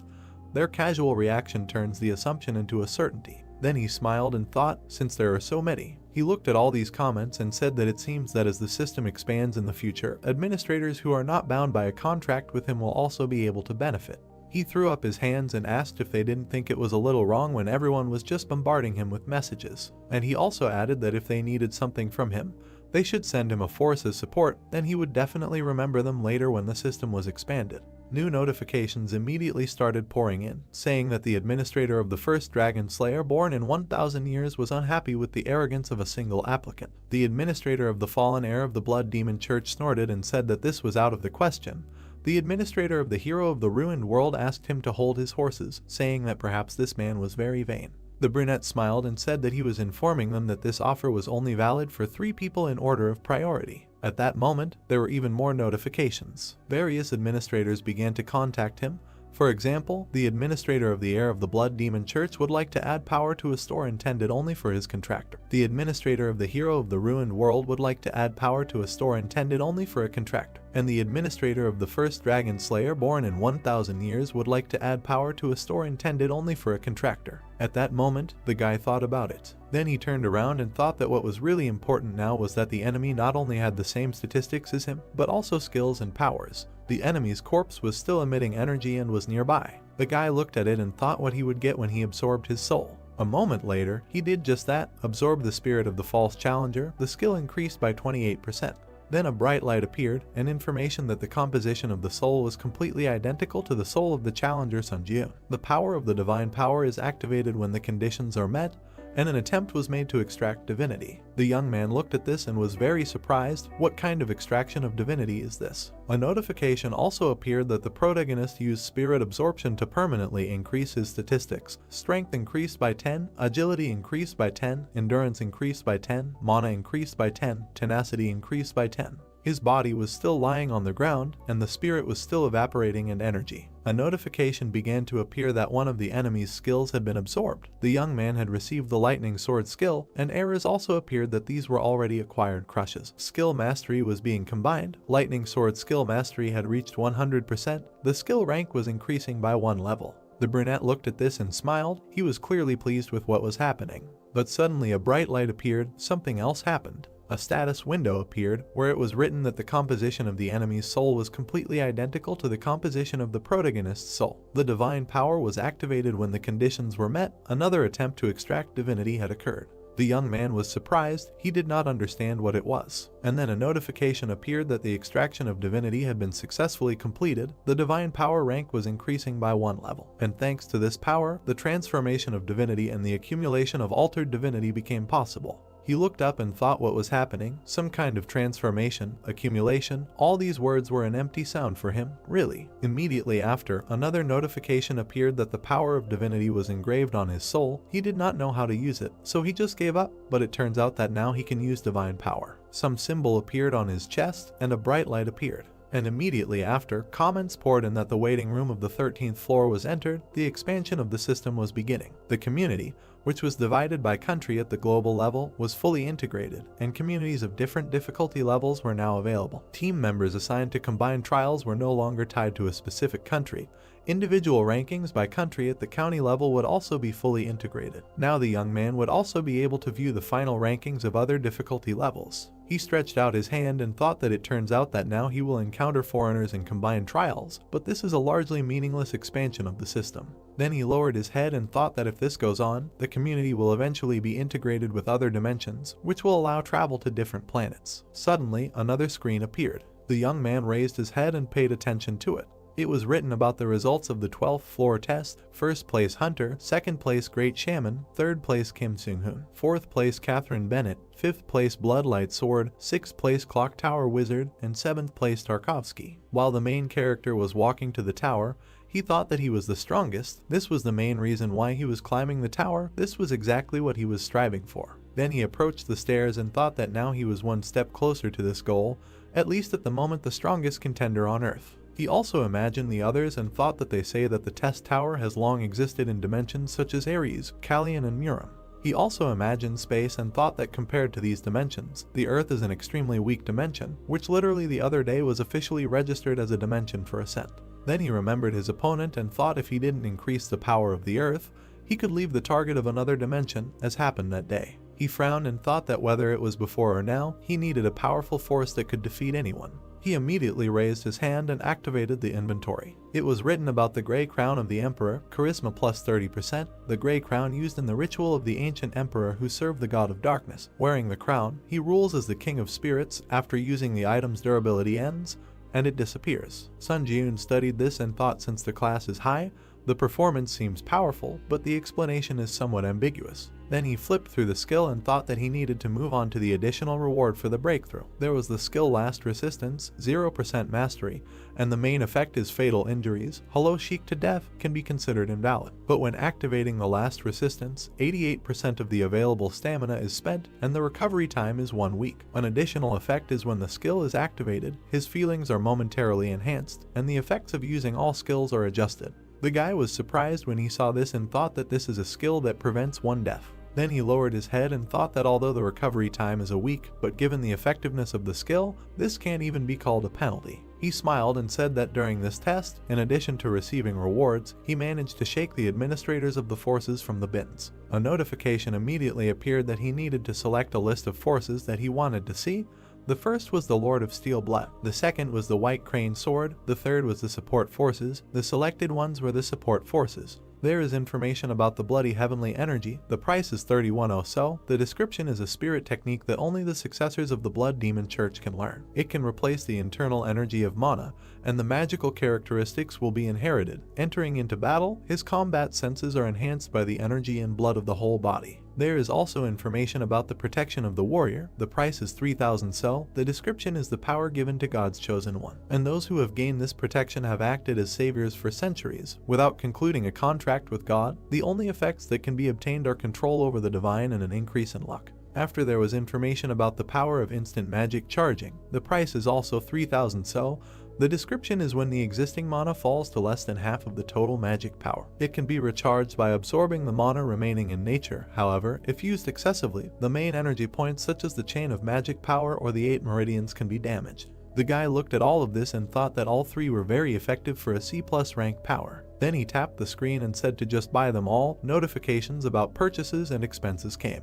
Then messages from the administrators appeared. The fallen heir of the Blood Demon Church urged him not to forget his support, and the first dragon slayer born in 1,000 years urged him not to forget his support. Sun Ji-yoon raised his hand and said that he would remember them all well. Then he thought that when he absorbed his own spirit before entering the waiting room, as if out of nowhere, the extraction of divinity was activated. The extraction was completed, the rank was raised by 1 level, and with this power, divinity transformations and accumulations of altered divinities become possible. He remembered how a bright light appeared on his chest and thought that it was obvious that after the healing of divinity was activated, he felt the energy heavily settle in his heart. Unlike before, it must be a divine power. Now the guy swung. He stretched out his hand and thought that something would happen now. Only some time passed, nothing changed ahead. Sun Ji-yoon lowered his hands and said that what happened was what was expected. The result is the same as during his check before going out to the waiting room. The body just shines and no special abilities or anything like that appear. Then he imagined all the killed priests and thought that he cannot use any of those restoration or strengthening techniques that were used by the residents during the test on the 11th floor. He frowned and thought that this pissed him off, was full of expectations, only now it is not clear whether there will be any sense from this at all or not.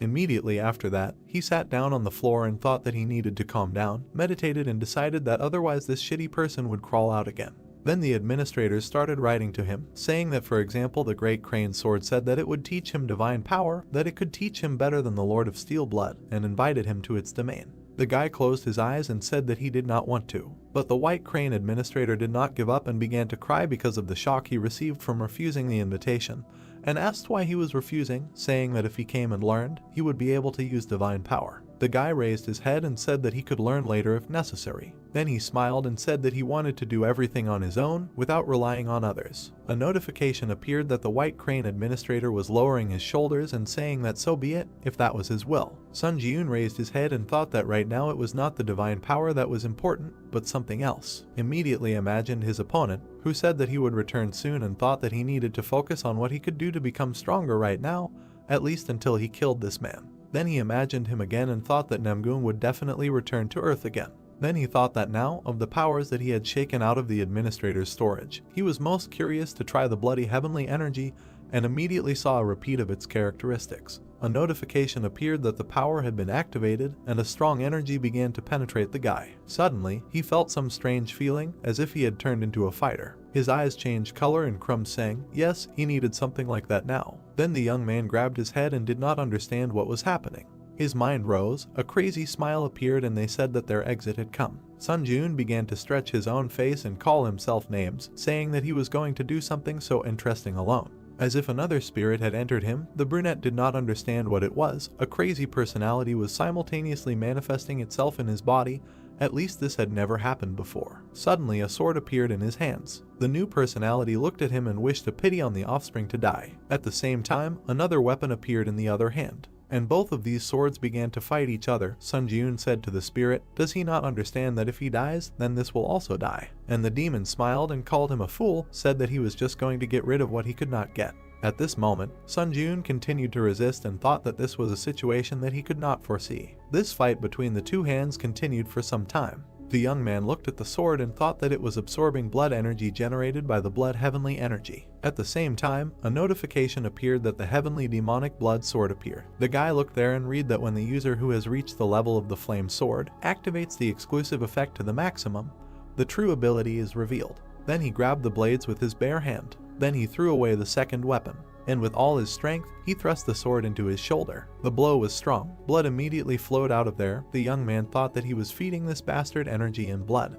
and then he began to scream in pain. For some reason, the sword began to change its appearance. The situation was gaining strange momentum. Then it completely transformed. A notification appeared that upon fulfilling the conditions, the true abilities of the Heavenly Demonic Blood Sword are opened. The name of the item changed to the Heavenly Demonic Sword of True Blood. Sun Ji-yoon looked at this and was surprised when he read that a special slot for blood was created. In front of him at the same second, not a few posters appeared. These were those very slots. Then the guy activated the Eye of the Fire Dragon. Information about the True Blood Heavenly Demon Sword appeared in front of him, reaction speed plus 15%, attack speed plus 15%. The famous sword that was once one of the treasures passed down from the Blood Demon Church when killing an enemy with the True Blood Heavenly Demon Sword. The Blood Feast effect absorbs the enemy's blood into the blade, increasing the overall effectiveness of the item and sealing random skills. At the moment there are a maximum of 3 skills that can be imprinted with blood, and imprinting skills do not require costs except for the recovery time. Also, in addition to this, information appeared next to the sword that all potential abilities are unlocked by users who have reached the level of the Flame Sword. When used by a candidate,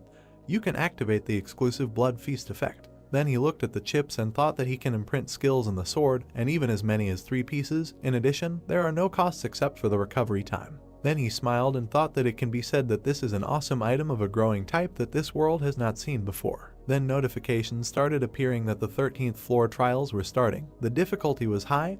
The theme of this trial was a strategic battle. The allotted time was 14 days. The conditions for passing the trial were to work together with your comrades to kill the vampire count in a certain amount of time. The condition for failing to pass was the death of a team member or the allotted time had expired. The reward for a successful breakthrough was a random skill book, and the penalty for failure was death. And Anoshu was surprised. Was there really some kind of combined trial? He imagined other hunters and thought that combined trials were associated with his extra most pleasant memories. However, a random skill book was a good win. He imagined this book and thought that if it brought a plus-rated rewards, his mood improved slightly. There was also a notification that the map of the 13th floor is only available in trial mode, now open, showing cities occupied by vampires, showing hiding priests in cities occupied by vampires, marking the location of the vampire count in a city occupied by vampires, and the selection of team members begins. 4 portals suddenly appeared in the room. The main character came out of one of them, thought that instead of wasting time searching for priests, could he just invade the city and kill everyone there? He lowered his head and thought that with the abilities he now has, he is capable of destroying at least one city. He thinks he is capable of it. Suddenly another person appeared there, and information appeared that the selection of team members is complete. To create a smooth gameplay, the nicknames of the selected team members will be displayed. A man appeared who looked and said that he was wondering why the system is expanding. But it turns out that it is a combined test. It was a hunter with the nickname Tarkovsky. In the summer, a young man appears who greets everyone and says he is glad to see them all. This is the legendary ninja. And finally, an old man appears who says he is also pleased to meet them, the wizard of the clock tower. The brunette looked at them and thought that these nicknames we all belong to high-ranking players. Immediately, a table popped into his head that he saw earlier. He thinks he also saw a Japanese player in the top lines of the rating. At that moment, the old man turned around and said that this place was familiar to him. There were an incredible number of corpses, and the place completely reeked of blood. The guys looked around and said that this was probably a vampire refectory. Suddenly, 2 vampires appeared behind one of them and said that this was more true than ever. They immediately pounced on the old man and said that the dessert itself complained to them. He was ready to eat it with pleasure. Only they did not calculate that he was not alone, and the vampire grabbed another hunter by the head. And another player appeared behind the girl. Literally, with one blow the man deprived the vampire of his head, and the boy dealt several blows to the female vampire. Then he turned around and said that he had such an idea, but it turns out that the man really is the head of the best guilds in Russia. He turned around and replied that he was not going to hide it. That's right, his name is Andrei Tarkovsky, the head of the Karpdim Guild. The boy smiled in response and said that he was not mistaken then introduced himself. It was Sashio Michimoto, an S-class hunter, a member of the Japanese Hunters Association. The man smiled at him and said that his body is more expensive, because he is the only hunter of such a rank in Japan. The boy laughed and said that he can just call him by name. Then he came closer and asked if the others were ready for battle. Vampires can sense the death of their comrades, so they will soon come here in a crowd. Then the old man intervened in the conversation and said that there is no need to worry about this report. Since he set up a barrier in advance, they will not be able to sense anything. The brunette turned around and thought that this was a correct judgment. The old man picked up his pipe and said that his name was David Taylor, a humble wizard belonging to the clock tower. The boy raised his hand and said that this was the best of all the wizard towers in their world, and the man said that the archmage, who was on the verge of retirement but was pulled into this tower, was really unlucky. The elder simply smiled and said that on the contrary, he considered it luck that befell him in his old age. Mysterious entities such as towers are an interesting subject of study for wizards. And finally, the protagonist spoke to them. He came closer and said that he was a South Korean C-rank hunter, Sunjun. After a while, the group peeked out from the bar and said that he heard something from the receptionist about this test on the 13th floor. Even a weak vampire's skills can easily surpass those of a C-rank hunter. And if you imagine them speaking, then the vampire count has the highest level of skills, putting him on par with the highest rank hunters. And his special ability is physical regeneration, so it is not easy to deal with him. When the guys were in the main square, they said that as the tower was indicated, the key to this test is to save the clergy. These are the people who will be able to defeat them speaking, but they are hiding in different places, and then you can get their help. The whole team sat by the fireplace and discussed that vampires are all over the city.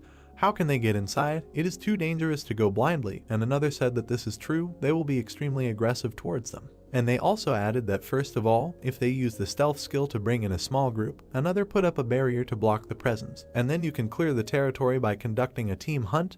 Everyone agreed, and the main character stood aside and just listened. Then he raised his head and heard that it was excellent. In that case, it was possible to cope with the test on the 13th floor in about 10 days. He thought that it was simply unacceptable.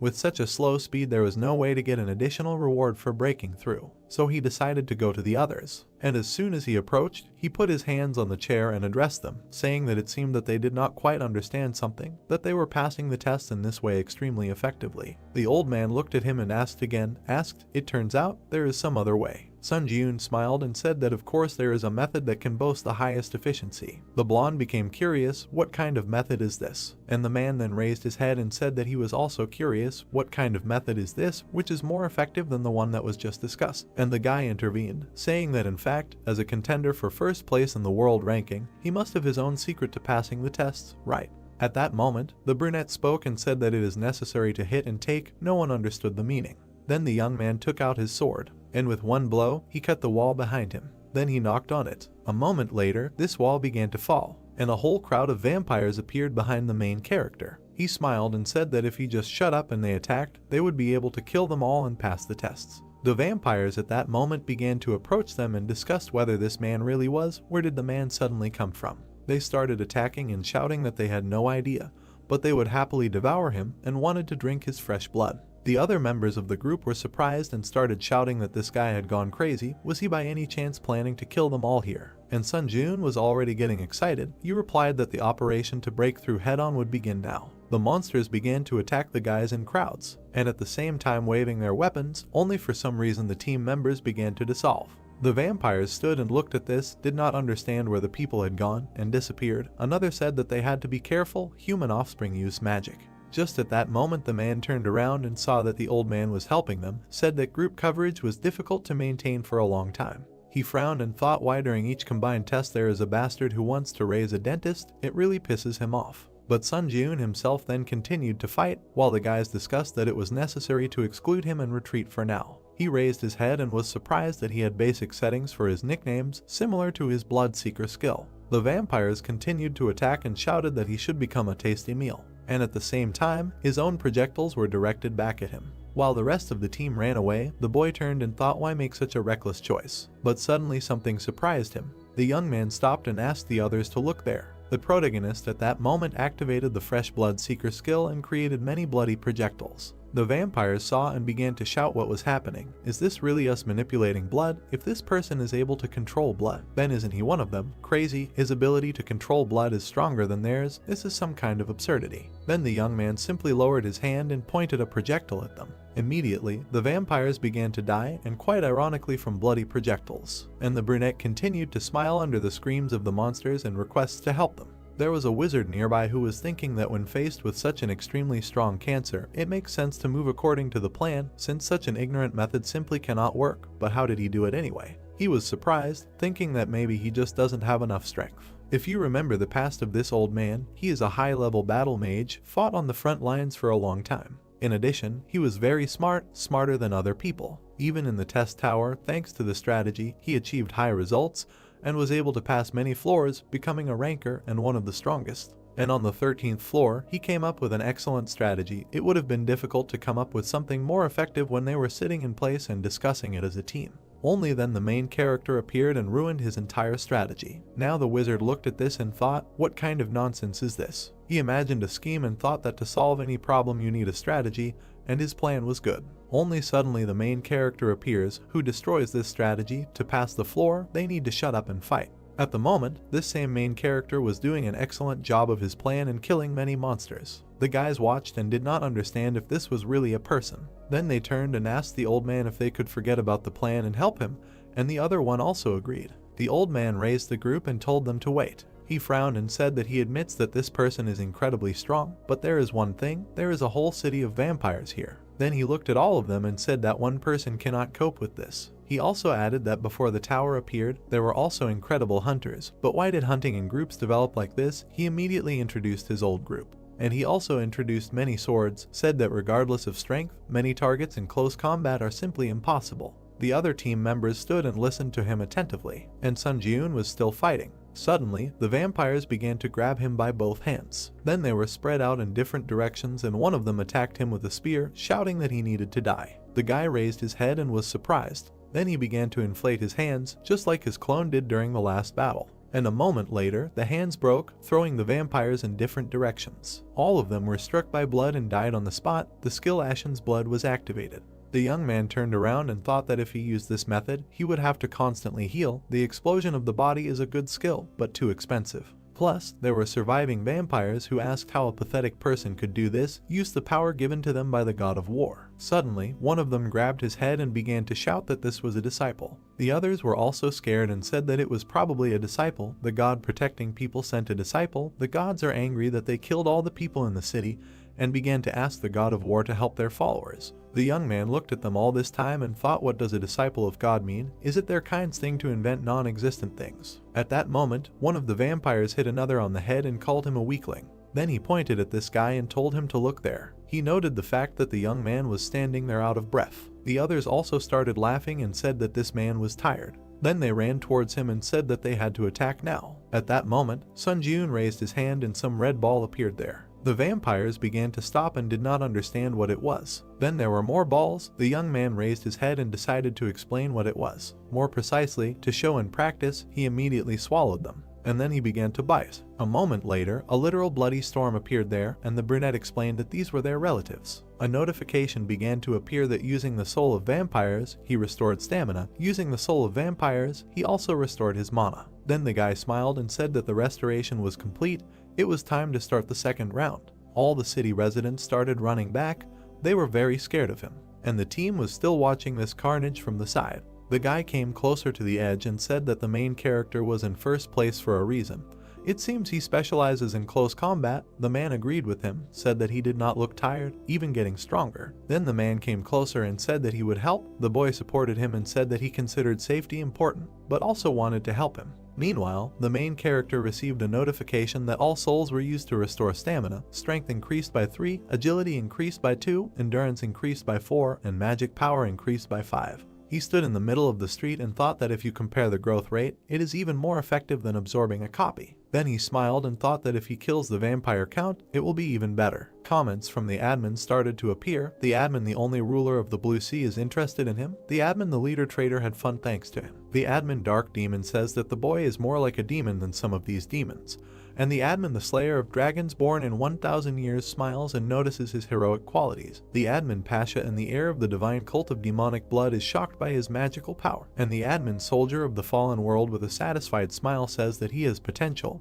The brunette thought that this is great. The admin is still led by his introduction. Then he looked up at the status window and thought that the attention of the admins will never be superfluous. Suddenly, someone attracted his attention. The guy turned and said that he thought that the team went to get the priests. But all three landed and apologized to him, said that from now on they will listen to him. Another agreed, and the third said that at first he doubted him, but it was stupid. Therefore, the brunette turned around and said that it seemed that the whole group understood the effectiveness of the Zis. Then the sixth sense skill was activated and the young man suddenly felt something. A whole sea of blood spilled in front of them. Therefore, Sun Ji-un smiled and thought that the vampire count was approaching them. The whole team tensed up and began to discuss whether this was great magic. The count could even use it. Most likely, it was just an ability. But the vampire was strong enough to use an analog of great magic. The third asked what to do. Their death was only a matter of time. The brunette looked at all of them and thought that those whom he admired now needed his protection.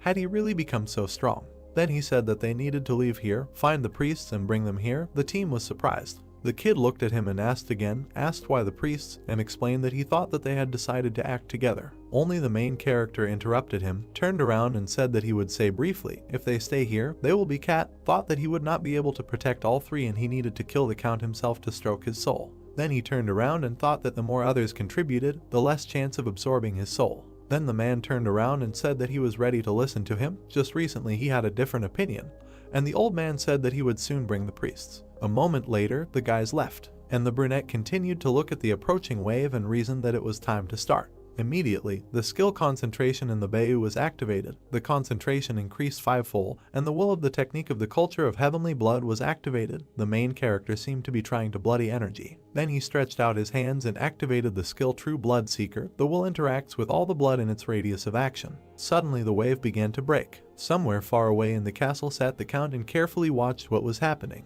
Then he got angry and began to shout how dare a pathetic person resist him. He sent out another wave and explained that he wanted to use this city, but now he was ready to turn it into hell. He immediately stretched out his hand and gathered all his energy. Blood began to fill the entire city, the waves became stronger and stronger. The brunette saw this and thought that his opponent was stronger than he expected.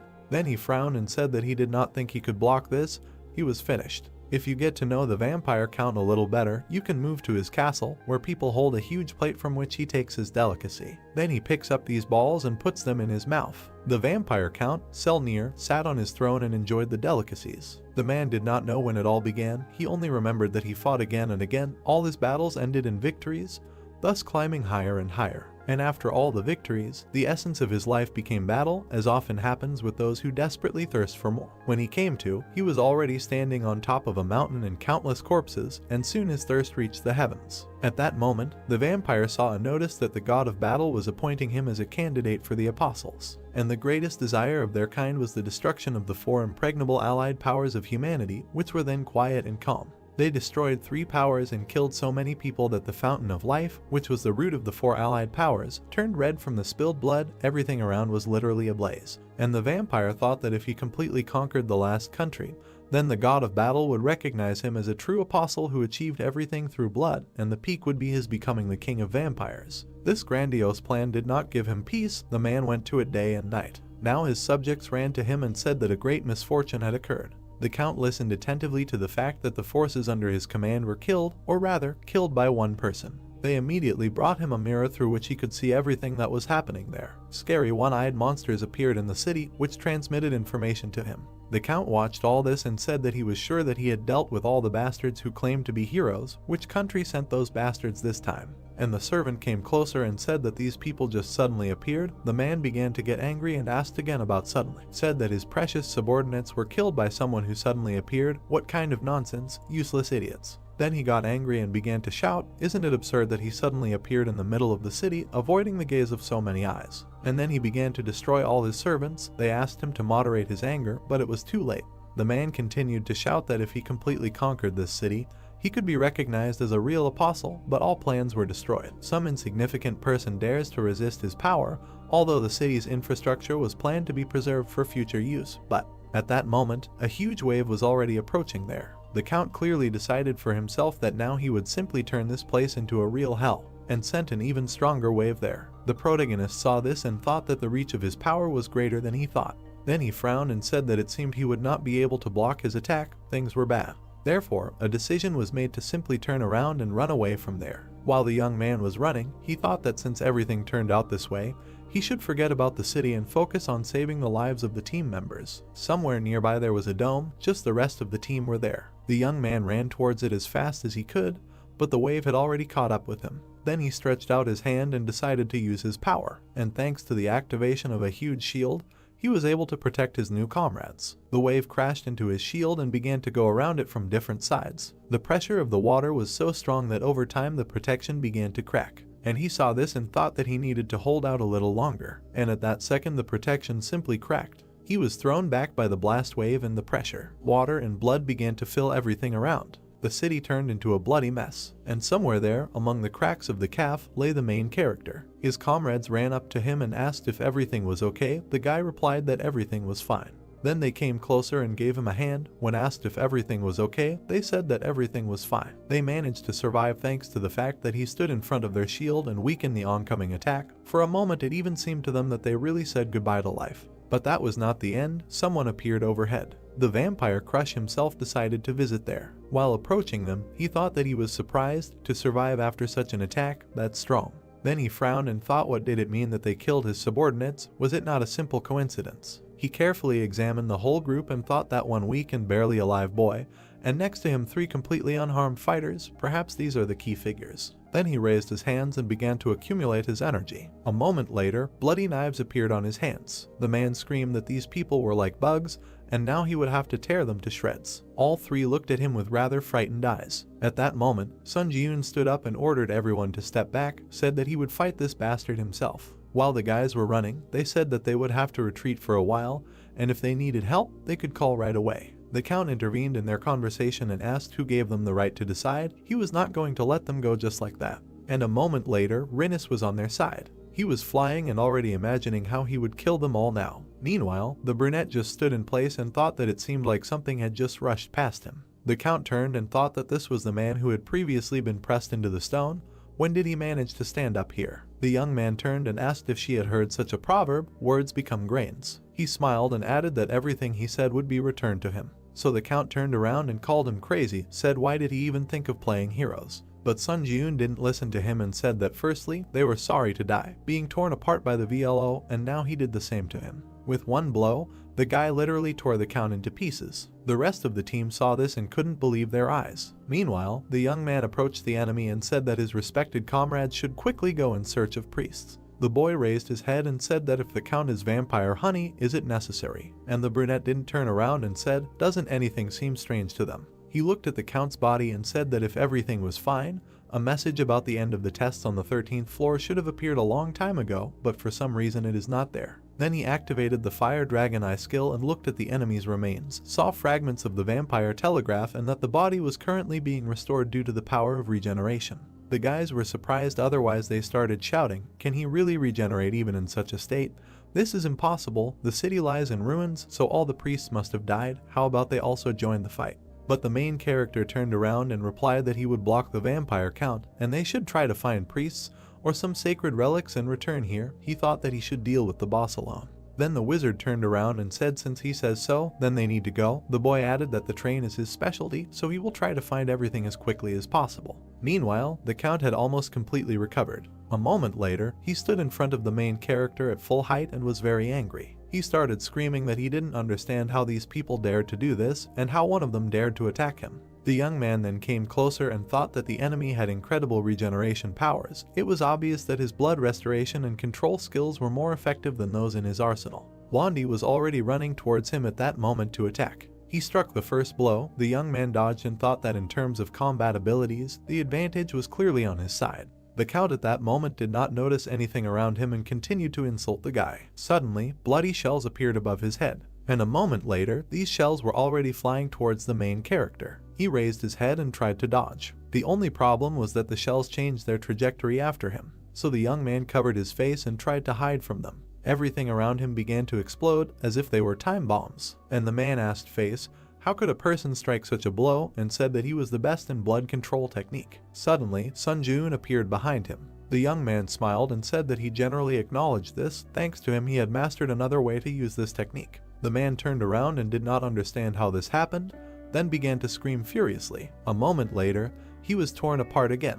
The guy looked at this and thought that despite the fact that this time he was cut into smaller pieces, he still regenerated, and such a sight gives goosebumps. Is it really impossible to kill him without priests? Suddenly his autumn, and what if the test was originally conceived as impossible? Then he looked around and thought that now that the city is in this state, it will be even stranger if at least one priest seems to be alive. The enemy, meanwhile, has almost completely recovered. And at the same time he became even more angry, even as if he increased in size. The brunette looked at him and thought that this is complete ass. The vampire then came closer and closer to him and said that he really thought that he could kill him. What absurd actions. And in response, the young man raised his head and said that it was not forbidden. Then he smiled and with the same burning eyes said that even you are interested in how many times he should cut him up so that he really dies. At that moment, a bloody sword was blazing in his hands. The Count raised his hand and wondered if he was really shaking with fear now. Then he clenched his teeth and tried to overcome this feeling. He swung and told the man not to underestimate him because he was the one who would become the king of vampires. However, the main character did not pay much attention to this, again cut him up and absolutely without emotion, and said that this was the third time. This time, the Count regenerated even faster, grabbed his head and said that he should not think that he would win just because he was hurting him.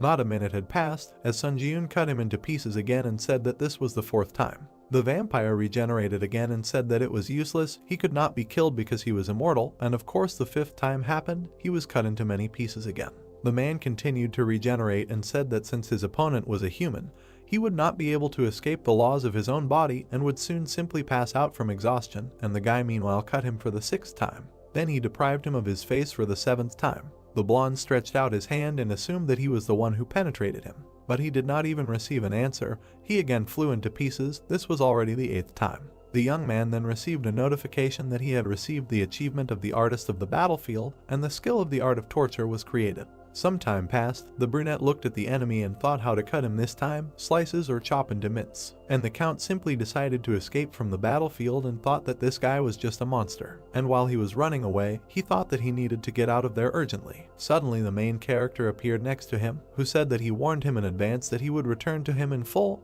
every word he said. Then he grabbed the sword and added a new phrase, who gave them the right to decide, will not let them go so easily. The man looked at him and thought what kind of crazy person he was, some kind of devil. And then Sun Ji-eun cut him for the ninth time, while he asked to stop, offered to talk, negotiate, or make a deal, promised to do whatever he wanted here. Only the young man was not going to listen to him and cut him for the 10th time. The Count was still trying to negotiate and promised to do anything, give him wealth, fame, fulfill his every wish. Sun Ji-eun cut him for the 11th time. Again the vampire's body flew into pieces. While the man was regenerating, he said that it was better to just kill him, he could not do this anymore. Then there was the 12th time. The Count screamed that this man was not a hero at all, just a brutal killer, rotten to the bones. Notifications appeared that the main character had received the achievements of the beginning of madness. The skill of pain enhancement was created. And all this time their battle continued. Like a butcher he chopped the vampire into pieces, and he could no longer stand it. He screamed that it was necessary to stop, just give up, he would give him everything. And then he heard the answer that it was better to stop jerking around and just die. What kind of endless recovery is this, damn it? And then it dawned on him. The guy smiled and realized something. He raised his head and beckoned the Count with his finger, told him to come closer to him. He agreed and immediately ran up to him. Then he bowed down, and the brunette said that he had a plan here. If he cooperates, he will give him the blessing of death. What does he think? And the exhausted vampire looked at him and agreed to everything, asked what he needed to do. Then the young man activated the counterattack shield skill and a pillar of energy appeared there, said that this is a modified version of the counterattack shield, the so-called counterattack scarecrow. In the summer, a large red cross appeared. The main character came closer to the vampire and said that now he needs to attack him until he says the word stop. The blonde looked at him and did not understand what this was all about. Sun Ji-eun came even closer and asked why they were not attacking. Did he really not want to live? The vampire suddenly jumped up and shouted that he was going to strike now. He was scared and thought that the series of events that happened today, everything from beginning to end, did not fit into his head. Then he continued to hit and thought that out of the blue, some madman appears and destroys the greatest force in the history of vampires. No matter how much he thought, something clearly does not fit here. Then he struck again and thought, is this really a test of God? And indeed, the cross in front of him was some kind of divine. Therefore, he continued to be and thought that from the very beginning it seemed strange to him that a person has the ability to control blood. This went on for some time, thinking that the savior of vampires, making real warriors out of his subordinates, teaches them to be on guard because he has long been weakened. Then a column of energy appeared above them and a notification that the counterattack shield skill had reached the state of reflecting accumulated damage. The protagonist came closer and said that now they could stop. Then he looked at the Count. He smiled maliciously and said that it was time for his death. At about this time it became clear that this was not a savior. Suddenly, some bloody energy began to appear around the Count, and a moment later he found himself imprisoned in a ball, and the brunette said since he was constantly regenerating, no matter how many times he was killed, there was another way. He immediately threw his sword at him. This sword crashed into the sphere and pierced it. And then there was an explosion. The counterattack shield skill instantly released the accumulated damage. The vampire inside screamed that he could finally die, and the protagonist thought that now he would split into atoms, to such an extent that not a single piece of flesh would remain. A moment later the explosion was repeated, even larger and more powerful. The young man stood nearby and carefully watched everything that was happening. A notification appeared with congratulations that he had overcome the 13th floor of the test tower. As a reward for breaking through, a random skill book would be added to his inventory. 90,000 points would be awarded, as well as 4,000 so, and as an additional reward, another 5,000 so would be awarded, and the movement to the waiting room began.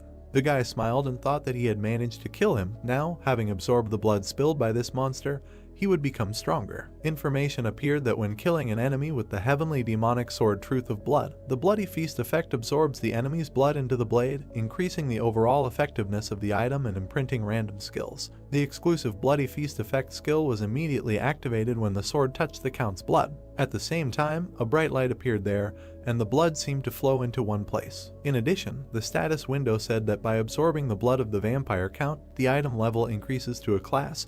By absorbing the blood in the Vampire Count, the imprinting skill and blood enhancement will be imprinted in the blood slot. Finally, one slot was filled. The description of the imprinting skill: the protagonist can enhance the blood in the blood control area using the skill received from the Vampire Count. The effect of the imprinting skill: when mana is used to enhance the blood in the blood control area, the strength and control are enhanced. The young man's palms also began to accumulate energy. The imprinting skill is activated. Blood enhancement: the heavenly, demonic sword of true blood. He was surprised when he saw everything that was happening and thought that he now had the ability to control blood, superior to the capabilities of the Vampire Count. It felt like he had become the king of vampires. And indeed, many bloody swords appeared above him, like a throne. The guy looked at them and thought that this was very good, although the downside is that in the future there may be a small misunderstanding. All this energy began to concentrate in his chest, and information appeared that he used spirit absorption to permanently increase stats. Strength was increased by 5, agility increased by 4, endurance increased by 6, and mana increased by 7, tenacity increased by 5. He immediately remembered the absorption of the clone's energy when it was written that it was possible to detect divine power. Now the same thing happened to the vampire. There was an attempt to extract divinity, and the extraction of divinity began. The brunette looked at this and remembered the same message he saw when he absorbed the clown's spirit. Notifications began to appear that the extraction of divinity was successfully completed. The rank of divine power increases by 1 level when accumulating myths with the power of divine power. The rank increases quickly. He absorbed all this energy and thought that back then he did not know that the conditions for extracting divinity is the difference between whether the spirit has divine power or not. This time he was lucky again, and the divine power was present. The Vampire Count appeared in his victory list, and in his thoughts it was that considering that divinity was not extracted from ordinary vampires, then perhaps the extraction is only applicable to those who have divine power, at least the same level as the hero himself. The young man looked ahead and thought that there were too many unknowns. Every time something related to divine power pops up, he had a terrible headache. Then one of the vampire skills was absorbed. The charisma skill was obtained. The guy looked at the status window, where it was written that when absorbing a spirit stronger than the user, an assessment is made for the extraction of power. He looked down and said that this is an enemy that is impossible to deal with, or a strong opponent. By what criteria is the evaluation done? But then it dawned on him that he still had some guesses. It seems that spirits associated with such concepts as gods or apostles are considered high-ranking. Finally, the assessment was successfully completed, and it was confirmed that the Vampire Count is power. The extraction of power from the spirit is performed. After some time, a notification appeared that the power of the sacrifice of faith was engraved on the soul of the main player. Then he was surprised and mentally asked again. At that moment, someone came up to him from behind and addressed him. There were team members who said that the priests protected people with the power of protection. It turns out that many more people survived than they expected. People saw what happened there and began to shout, did this hunter really defeat the Vampire Count alone? It turns out this is their hero. Did not expect that the hero himself would come to them. As expected, God did not leave them. Others shouted that this was the messenger of the great God and thanked him for extending a helping hand to them. All these people were very happy, and then the power of the sacrifice of faith revealed a strong faith in the user. The young man looked at them and thought, did these people really send him their faith now? Then he thought, it seems that faith, sent under the influence of delusions, is also considered as faith. He smiled and decided that he should effectively use the opportunity that appeared on his way. After he pulled the sword forward and activated the charisma skill, people began to shout even louder with joy. His weight in the eyes of others grew, and other people were more susceptible to his influence. The guy at that moment thought that you know less never lied. And immediately after that he received the achievements did not lie. Mana was increased by 1. Along with the bright light, there were also notifications that a more powerful effect of the power of the victim of faith was activated. It was necessary to lower the faith in oneself from others and activate a more powerful effect of the power of divine power. The calculation of the myth based on real results in comparison with the faith of believers was almost complete. Information appeared in the status window that the myth of the vampire exterminator was completed. The main character did not understand what was happening. After the light became even brighter, and in the status window it was written that the divine attack is added, the effect of impossibility of regeneration, and the effect of exorcism was added. The young man imagined the vampire and thought, what does it mean after breaking the chain of infinite regeneration of the vampire count? The effect of impossibility of regeneration was added, and after the mass murder of vampires in the city, the effect of exorcism was added. He smiled and thought that it was interesting. It seems that now he understands what the accumulation of myths is. If you imagine this whole system, the power of the divine power combined with the recently acquired sacrifice of faith takes the form of a myth. Another new power was created inside the power, and all this was concentrated in the heart of the protagonist. Then he thought that he saw how the divine power, which had never been used by him before, steadily flows out. When the myth is activated, the absorption of the divine power located in his heart occurs. Now the same thing happened. Information appeared that there is not enough knowledge and beliefs that could be relied on. The collected faith is saved for the next myth. He thought that now, it seems that the faith that people send, you have already collected to a significant extent. Then the power of the sacrifice of faith was deactivated. All people bowed before the protagonist, while here he thought that this floor was also safely protected. And after all the players returned back to their dimensions, suddenly, a wizard approached the brunette and said that he considered him an infantile idiot. Well, it seems he overlooked his abilities. Then he extended his hand and asked if the young man was ready to forgive him for this. He shook his hand in response and said that of course he was ready. At that moment, everything around shook and the god of battle realized that his potential apostle was dead. Notifications began to appear that the god of battle sensed his existence and senses his divine power is hostile. The guy fell to his knees and the old man asked what was wrong with him. He looked up and did not understand what was happening, that the god of battle. The earth suddenly began to tear apart. People fell down and died. The young man looked at all this and thought what was happening. An entrance to the divine realm was made. He clenched his teeth and thought the tests were over. What was this connected with? Meanwhile, people moved the old man even further from the edge of the rift. It was then that the wizard raised his head and realized that his portal was now cut off from him. A brunette approached him and told the British uncle wizard that they needed to fry each other's hands again. Then he took his hand and threw him forward. As a farewell, the old man smiled and thought that the method was quite ignorant. But as expected, it worked because he flew straight into the portal. Meanwhile, the ground continued to collapse and all the fragments fell into the lava. There were children there who were protected by a woman, and at that moment the main character landed and told them to step aside. With one blow, he pierced the ground with his fist and activated the counterattack shield skill. A protective field immediately formed around it. The old man was still flying into the portal and wondering if this guy was a hero or not, but if there were still heroes in this harsh world, shouldn't they look like this? The brunette was very heroic in saving everyone around him. At the last second, he thought that he hoped that the young man would also return safely. He was a real hero of the earth. Sun Jun was not going to give up and continued evacuating people, shouting that he would not be able to hold back the lava for long. He had to cross the bridge quickly. Then he looked up and thought that he had some hope, but there were no more tides of battle. He had just wasted his time. He thought he should also return through the portal. But suddenly a notification appeared that the god of battle was disgusted by the fact that a mere mortal possessed divinity. A second later, people began to grab their heads and scream that they were in pain, as if it was about to crack. Indeed, right after that, their heads began to explode. The young man looked at this and did not understand how it happened. All the townspeople were dead, as if saving them was in vain. He lowered his head and saw that the god of battle was saying that it was a pity for the dog raised by the tower.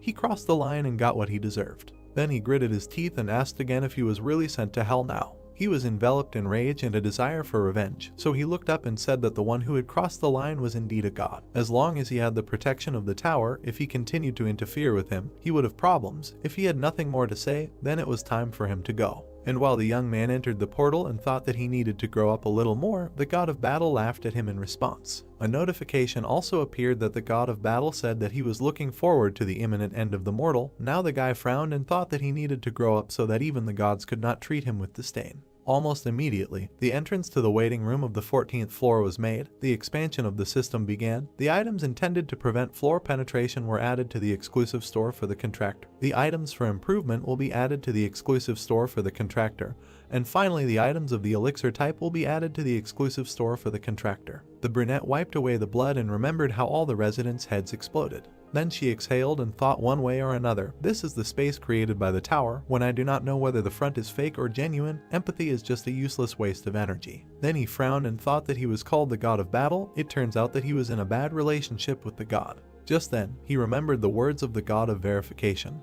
How he said that you should not trust other gods, now they will consider him an enemy. In the end, everything turned out like this. He needs to stop thinking about things that are beyond his control. Sun Jun sat in the waiting room and thought that he needs to concentrate on what he can do now. After he picked up some stone and started to restore everything around him. New clothes appeared in front of him, and also an exclusive shop appeared, balance 11,500, skill category, power category, product category. Contracts were concluded with the Lord of Steel Blood in them than the White Crane. The power was bought, the path of the Ghost of the Sword, 10,000 were spent. Immediately after, information about the power of the path of the Ghost of the Sword appeared. Description: those who fall into a conflict between becoming strong to live or living to become stronger. Using the liver, get exactly this kind of power. When it comes to wielding swords, you can develop your own skills, and it will be easier for him to realize his own enlightenment. After some time, the young man entered the forest. A blonde appeared in front of him, who said that they had not seen each other for a long time. And then she added that she heard from that woman that his enemy was a child of the Namgung family. The guy sat down next to her and said that somehow it happened that way. And the girl looked at him and added that it must be because of this man who used special glasses to buy her power. In response, she heard that it was so. Then she smiled and added that then she could say that he made the right decision. The blonde looked him in the eyes and explained that, in everyday language, this man is a genius, because, even without properly knowing anything about the paths of enlightenment, he instinctively studied the forms of sword mastery, and one can say that he has already completely gone beyond simple defeat. Moreover, in the test on the 12th floor, he studied the will of the sword and even improved the technique of sword mastery itself to the double sword technique. Memories of that battle immediately popped up in his head, and the guy thought that he was just good at copying. However, the girl continued to sit next to him and said that the very fact that the young man acquired some knowledge about the techniques of the Namgung family and improved them shows that he has the qualifications of a great master. When the brunette asked again, she imagined the gate and said that she meant that even if he founded a sword sect, there would be nothing surprising about it. The question immediately followed, is he really that level? The girl smiled and said that the power she chose this time was an excellent choice. Now everything he learns and realizes will be transformed into abilities approved by the tower, and so she will have to teach him this. Then she became embarrassed and said that there is one condition. The brunette listened attentively, that a mentor-student relationship must be established between them. Then he quickly agreed and said that he would become her student. The blonde was very surprised by this. Then she turned around and said that she was not trying to force him to do anything, she could think about it a little more. But Sun Jun immediately raised his hand and said that he would not think anymore and would become her student. At that moment, the girl turned away and said that since this was his will, she would not refuse. And the guy thought that the White Crane sword was the president who had risen above the 40th floor, so he saw no reason to reject the teachings of such a powerful man. The blonde turned around abruptly and said that in return, she asked him not to regret his decision later. The brunette immediately asked again if she really planned to treat him so harshly that he would regret his decision in the future, but it was not so. The girl remembered herself on the top of the mountain and said that there could only be one master for life as a mentor, so she said that he should not regret his choice. In response, she heard that if you worry about something like that, it is better to know that you will never regret it. He also thought about who there might want to become his teacher. The blonde immediately bowed and said that now, following the procedure, she needed to officially bid farewell before the guy bowed back. She stood up and said that she was the 17th head of the Beak Swordsman family, the strongest master of Miram of the previous generation. And then she said something that surprised him. From now on, the warrior Beak Yahello would be his mentor. He really was the strongest master. Immediately after, the young man bowed to her. To summarize the short theoretical lesson, it looks like this: martial arts are largely divided into spiritual and physical methods. Spiritual methods are a technique that purifies and stores external mana inside the body, and the mana accumulated in the purification process is called internal energy. The physical method is a technique that uses his body. This includes lightning methods and the nose of Nova movement and swordsmanship, where body movement plays an important role. All of these are martial arts associated with the use of energy that is formed through the spiritual method. But while this information was flowing, the protagonist had a question. He looked at her and wondered if Bloody Heavenly energy belongs to the category of spiritual methods. And then he decided to ask this question right away, said that he wanted to ask something. Would there be a problem in learning if he had another spiritual method that he had already mastered? The teacher was very surprised. She turned around and asked to repeat, asked if her student had really mastered the spiritual method. Then she moved closer and said that she needed to explain more vividly in more detail. In response, she heard that listening to her explanation, it seemed to him that he had mastered something similar to the spiritual method. The woman got angry and asked if it was really something similar. Did that woman really teach the lords of the rest of the blood how to return the aura? Sun Ji-yoon turned around and thought that the return of the aura was similar to a concept from another world. Said that it was not like that at all. The girl turned around and answered that no matter how you look at it, that woman was not one of those who would break a given promise, but did not believe she needed to see everything for herself. The brunette heard this and was very surprised. A moment later, her hand was already on his torso, and the guy was wondering when she had managed to do that, or more importantly, what was she doing now? He tried to jump back and began asking what the mentor was doing, and the girl concentrated and asked him to sit quietly for a second. Suddenly, something surprised her. The blonde raised her head and said that she saw no traces of any spiritual method other than pure mana. Then the young man explained that the bloody heavenly energy was actually the power that the administrator of the fallen heir of the bloody demon church on the 12th floor sent him when he said that he would accept 3 people in line. And the activation of the bloody heavenly energy improved his combat sense,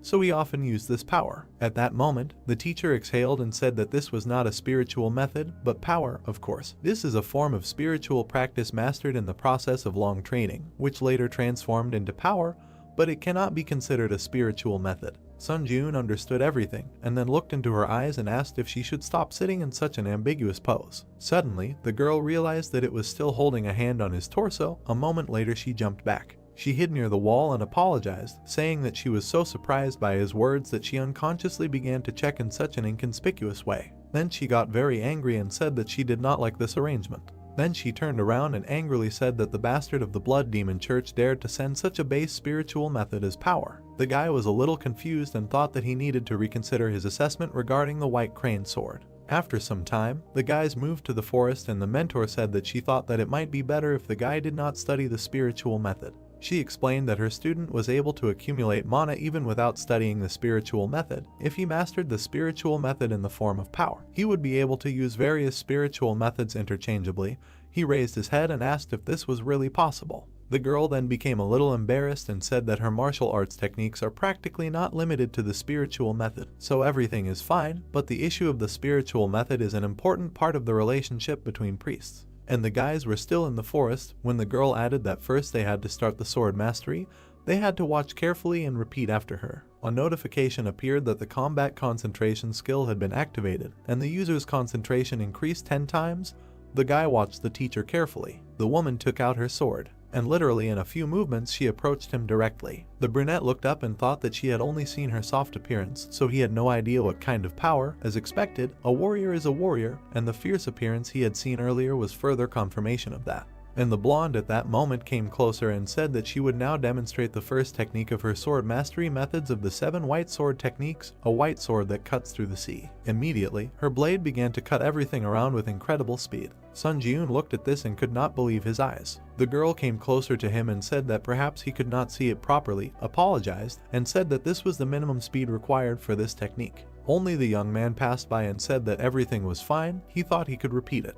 Then he took out his sword and thought that it felt like the space itself was being pulled in and cut so that it was simply impossible to avoid the blow. The space around really seemed to be deformed. Then the protagonist's sword began to move in exactly the same way and cut everything around. The only thought was that something like this had happened. He turned around and said that he tried to do everything exactly like the teacher and asked if there were any mistakes. Only the girl stood nearby and was shocked and could only answer that this could not be. If you imagine other people, you can understand that a genius has existed at all times and achieves much more than others, thanks to their innate learning abilities. A genius demonstrating the pinnacle of his ability could understand, evaluate, and own objects of a particular sphere, but even a genius can only reveal his true abilities after practice. But now this guy appeared who repeated himself exactly and asked if he did everything right. The girl grabbed her head and thought, where had it been seen that someone could immediately repeat the technique of the white sword cutting through the seas after only seeing it in action once. Then she calmed down a little and said that it seemed like the student had no idea how amazing it was. She immediately introduced another hunter and said that the method of wielding a sword, the 7 techniques of the white sword, was a martial art that contained more advanced techniques than the method of the forms of the heavenly sword used by his current enemy. The young man immediately asked again,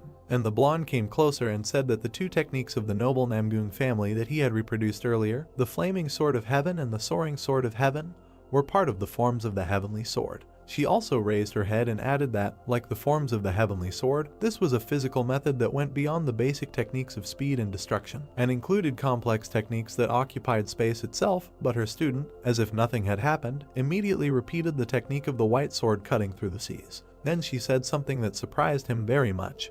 He looked at the reproduction of the technique only once and demonstrated its execution at the level of the original. He thought that trying to understand whether he was pleased to hear it or ashamed was pointless. At the same moment, the mentor embarrassedly called him an intuitive genius, and added that she had never heard of anyone who comprehends the technique either through experience or judgment, but rather through the very essence at the moment when he looks at it. The brunette simply listened to her attentively. Then he looked up and said that despite her words, he did not quite understand what she meant. The girl stretched out her hand and said that only one day. This means that you can learn most martial arts in just one day. Then she presented a book and thought that originally martial arts were understood and applied based on each person's unique path, but he did not need to find his own path. During meditation, the girl added that he could just watch and repeat, but she wanted to tell him the method of using mana. Some time passed, the main character imagined martial arts and thought about the physical method, the fist fighting method, the art of the heavenly body, up to the golden capture technique, mastered everything he could, and among all this diversity, the most effective was of course the method of wielding a sword, 7 techniques of the white sword. It was with this method that he first became acquainted. During training, it was not difficult for him. The technique of the white sword, cutting the seas, which occupies space and, in fact, cuts it, making it almost impossible to dodge the blow, the white sword, piercing the sky, a powerful piercing technique that allows you to break through the defense, and the white sword, creating emptiness, a defensive technique that distorts the space around the sword. The mentor watched all this incredible pleasure, and the student was the only one who was embarrassed by the praise. After he came closer and said that he learned a lot thanks to the mentor. The blonde began to smile and thought that although she did not really look like a mentor, she said that she was glad that her student thought so. He bowed and said that in that case it was time for him to go. In response, he heard that he could stay here a little longer. But Sun Jiun turned around and said that he would drop by to see her again later, and until then he wished her good health and called her mentor. The girl literally found herself in 7th heaven from what she heard. Then she coughed and wished him luck, and also said that if he puts in effort commensurate with his talent, his skills will quickly improve. At that moment, a portal appeared and the waiting room on the 14th floor was entered. The brunette approached the usual place and thought that he really learned a lot, although it was a little sad that at his current level he did not own all 7 techniques of the white sword. At that moment, a card with a killer and demons appeared on the screen. The youth looked at all this and thought that although this sword technique that had served him well and had essentially evolved with him, it was no longer enough to cover the forms of the heavenly sword or the 7 techniques of the white sword of the master. It was necessary to create a skill with the help of force, the way of the phantom sword. In the status window, the description of this technique was written: those who are in conflict between becoming strong to live and living to become stronger using the sword will receive exactly this kind of power. When it comes to wielding swords, one can develop their own skills, and it will be easier for him to realize his own enlightenment. In addition, information appeared that the power of having iron blood was activated and the combat concentration skill was activated. The guy immediately began to train and thought that although his steps had become more perfect than before when reproducing the forms of the heavenly sword and the 7 techniques of the white sword using the dual sword technique, it was still not enough to develop the skill. Therefore, he continued to train, and he did it as hard as possible. He also remembered the words of the mentor that the development of skills can only be created with the help of a system. When he recognizes the technique as a skill, he thought that taking the method of wielding the sword of the 7 techniques of the white sword as a basis, he can add techniques of the forms of the heavenly sword here at any time. But at the same time, he is unable to abandon the concept that the attack contained in the dual sword technique is the best defense. And from this follows the following: countless times the sword cuts through the air and countless thoughts rush through his head. A continuous stream, then a more powerful effect of power was activated, the path of the ghost of the sword. This surprised him very much. A notification appeared that a skill had been created, a sword of mixed origins, 0% mastery, description. This is a sword technique created by mixing the sword techniques of the 7 white sword techniques in the forms of the heavenly sword. Basic effect: when using the sword. A positive correction is added to the techniques of the 7 white sword techniques and the forms of the heavenly sword, and the level of implementation of techniques is also increased. Additional effect: when using dual sword techniques, the attack speed, the power of applying some techniques of the sword techniques of the 7 white sword techniques are doubled. He smiled and thought that he really created a skill. Then he thought, although it was good that some adjustments were made, but still some omissions upset him. Immediately the guy opened the inventory and saw a book there. It was a reward for the trials of the 13th floor. Along with it, a description appeared that a skill book, which when used allows you to randomly obtain a skill of a higher rank. The item can only be used by the applicant and cannot be transferred to anyone. The young man picked it up and asked what it was worth trying his luck. A notification began to appear that he could also use the book to randomly acquire a skill. A more powerful effect of the War Defense Force was activated. His luck increased sharply for a while. The Blood Spirit Demonic Sword skill was created, and information about this skill also appeared. Mastery 0%. Description: this is a secret sword technique that only the descendants of the Blood Demon Church can learn. Basic effect: when using the sword, the blade is given demonic properties that have a harmful effect on living beings. Additional effect: when using techniques similar in spirit to skills, an exclusive double strike effect is activated and the effect of the technique is doubled. The young man thought that a little more and continued, activated the unique skill Synthesis Force. The synthesis will be centralized around the mixed origin skill. A more powerful effect of the warrior's defense force was activated. His luck increased sharply for a while, and the skill synthesis was completed. Thus a new skill appeared. Suddenly, a new card appeared before the protagonist's eyes and the mixed origin demonic sword skill was created. And besides this, a portal was created towards which he immediately headed. Finally, the test on the 14th floor began. The difficulty was high. The theme of this test was a fight on the water. The allotted time was 7 days. The conditions for passing the test were to kill all the monsters in the lake within the allotted time. The conditions for failing the test were the death of the challenger or the expiration of the allotted time. The reward for a successful breakthrough was the boots of the Spirit of the Wind. The penalty was death.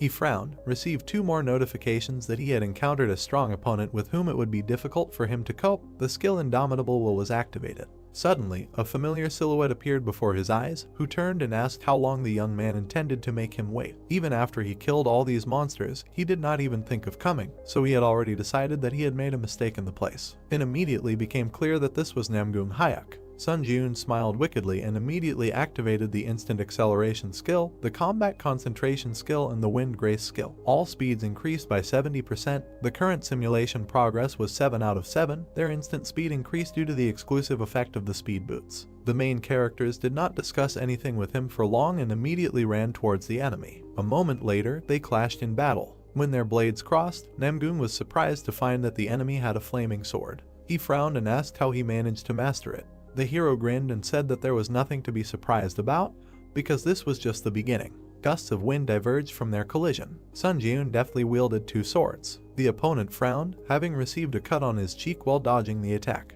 The brunette turned around and kicked the samurai. The man crashed into a rock, but managed to land on his feet in time. He shuddered as he looked ahead. 3 glowing lines were approaching him. A powerful blow fell on the swordsman, but he managed to defend himself by holding his blade out in front of him. The hero, hovering in front of him, asked how his opponent was doing with his technique. This was a newly created S-rank swordsmanship skill. 3 deep stripes were painted on the rock behind Namgung. Skill: Demonic Sword of Mixed Origins. Mastery 0%. Description: this is a demonic swordsmanship art that combines various demonic sword techniques. Basic effect: when using the sword, the blade gains the property of the extreme line, which will continue to deal damage to the opponent until the latter dies. Additional effect: the power of all sword techniques increases 3-fold, and the special effect double attack can be activated at will. The sword attack can be carried out twice more, completely repeating the movements of the original. Moreover, with the same force as the sword that the hero swung himself. He smiled and thought that it was some kind of cheating. The guy touched his cheek and said with a smirk that this wound on his opponent's face would torment him until he died. The opponent frowned. A purple light appeared on his fingertips and he swiped his cheek, saying that it was just a scratch. The swordsman suddenly charged. The warriors exchanged blows. Namgung frowned when the guy dodged again and said that the swordsman's techniques and movement were clearly from the Miram world. He asked why he hid the fact that he knew martial arts earlier. Sun Jun swung his sword and said that he did not hide anything. At that time, his heart was pounding with fear and the guy was trying to save his life in every way. He added that he learned all this yesterday, in 1 day. The opponent's eyes widened. The man furrowed his brows and ran at the young man, saying that he was still so impudent that he dared to spout such nonsense about mastering martial arts in 1 day. The hunter blocked the blow, holding his swords in front of him. The hero swung his blade and said that he might not believe it, but someone said that he was a genius. The man collided in the air, and drops of water fell from above. The guy smiled, leaning his head against the enemy, and said that he could still do this. The challenger cut the air with his sword, actively oppressing the enemy. Namgung stared at him in shock and exclaimed that this was a martial art. The long-haired man gritted his teeth and cursed. An ominous aura emanated from him when the man asked how the young man dared to steal the fencing art of his noble family. The interlocutor smirked and replied that, in fact, he created it himself, diligently repeating the enemy's attacks. It's not his fault that he can repeat any technique once he sees it. The guy added that the problem is rather that his fencing techniques are too primitive. The man's face was distorted with anger. He swung his sword, rushing to attack. The hero dodged with a smile, noting that his opponent, as expected, was magnificent. Fencing and movement techniques, as well as non-standard lunges. Namgung furiously struck, unaware that he was giving the young man an advanced master class. Sun Jiun leaned back, dodging the sword. He smiled and thought that he needed to remember everything well now, and then strike back. A purple ball appeared in the swordsman's hand. He raised his hand and used Battle of the Strongest. Blades appeared in the sky. The hunter frowned. Large blades pierced around the hero. The duel zone is formed in a radius of 30 meters through the unique characteristic Battle of the Strongest. Except for Sun Jiun and Namgung, everyone else is prohibited from entering the duel zone. The opponents were in a closed space. The man grinned and said that this annoying bastard was finally caught. He froze, noticing how scarlet drops were rising from below. The hero raised his hand up, raising red streams of energy. The guy smiled and, under the surprised look of his opponent, directed an attack towards him. The brunette added that in such cases, they say on Earth that you dug your own grave. Namgung narrowed his eyes from the strong gusts and exclaimed that, even after mastering martial arts, the hunter took up his tricks again. Red matter swirled inside the energy field. The swordsman tensed and gritted his teeth, receiving cuts all over his body. The blow threw him up. The long-haired man furrowed his brows and turned around, finding that he had crashed into his own field. Alert, unique characteristic Battle of the Strongest is forcibly deactivated by the user's will. The purple blades and field began to disappear. The fighter shuddered, feeling that the hero was behind him. Sun Jiun attacked the enemy, sending him flying. Flying in a bright flash, the man landed among the trees, leaving a deep furrow behind him. The guy landed in front of him. The opponent rose to his feet, and the hunter noted that such floundering did not correspond to the title of Genius Murum. The man's body was shaking. Suddenly, he raised his head and stretched his mouth into a mad smile. Sun Jiun shuddered and assumed that his opponent had finally gone crazy. The swordsman grabbed his head and said through laughter that this was interesting. He added that he did not know how the young man did it, but he really managed to master martial arts and become stronger in such a short period of time.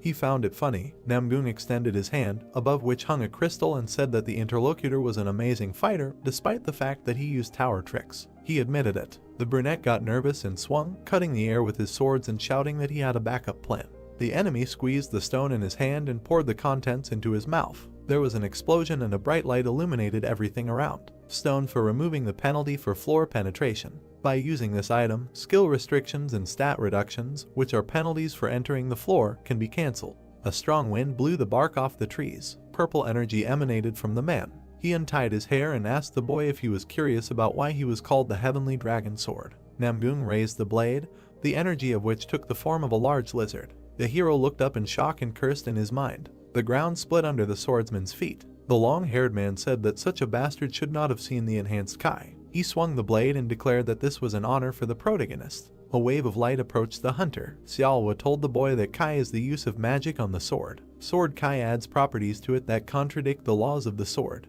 The flaming sword adds one more property. An enhanced sword Kai is the next stage, which allows you to calmly use all the magic around you. The purple dragon bounced off the ground, trying to catch up with the hero. The brunette was running away. He frowned and thought that in words it didn't sound so scary. In fact, it was an amazing skill. The dragon did not let the hero lose his vigilance. The guy gritted his teeth and noted that the enemy's attack range had increased greatly, and it was difficult to even get close. The lizard was wriggling very close. Its movements were very strong, fast, unusual, and dangerous, as if the sword had turned into a living dragon. Sun Jiun crossed his swords to repel the attack. He squeezed the handles of the blades with force. He was thrown back, but managed to stay on his feet. The brunette frowned and thought that he thought the enemy was a little stronger than the vampire count, but that was a stupid assumption. Sword enlightenment. He felt it when he listened to the mentor. However, it seems that people from Murum skip several stages thanks to enlightenment. The guy frowned. The opponent took a step forward and pointed the sword at the boy with a smile. The man asked if he was not having fun anymore. Sun Ji-yoon smiled nervously and thought that he should have gone all out and finished him off right away. Red energy began to emanate from the hunter's body. He wanted to learn something, but now everything was complicated.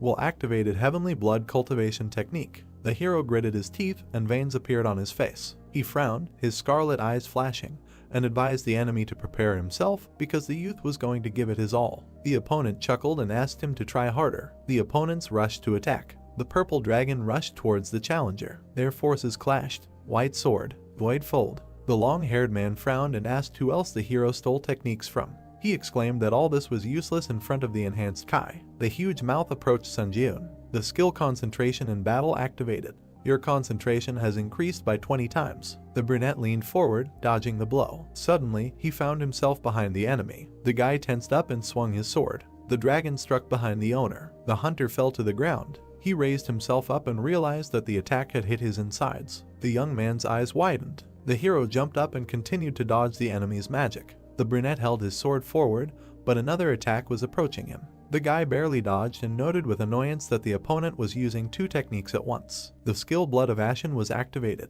Sun Ji-yoon turned around, noticing a silhouette behind him. The long-haired man kicked him in the stomach. The hunter was thrown far forward. He flew over the water and crashed his back into the rock. The brunette coughed in pain, and the enemy was already approaching to attack again. The swordsman bared his teeth and exclaimed that it was time for the hero to die. A powerful blow fell on the hunter. The brunette crossed his arms to protect himself. Rocks fell down from the explosion. Namgung stood and looked at the guy in front of him. His clothes couldn't withstand such an attack, so the boy sat with his torso bare and breathed heavily. The man was surprised that his opponent had withstood it. He didn't think that the boy would fight against him for so long. The enemy raised his sword and added that now the boy's suffering was over. The opponent grinned and exclaimed that it was funny. The hero stood up, and his hand trembled from the strain. He exclaimed that he would not die so easily after everything he had been through. The challenger rushed forward to meet the enemy's magic. The counter shield skill releases accumulated damage. A bright flash lit up everything around. The man smiled, cutting the air with his sword.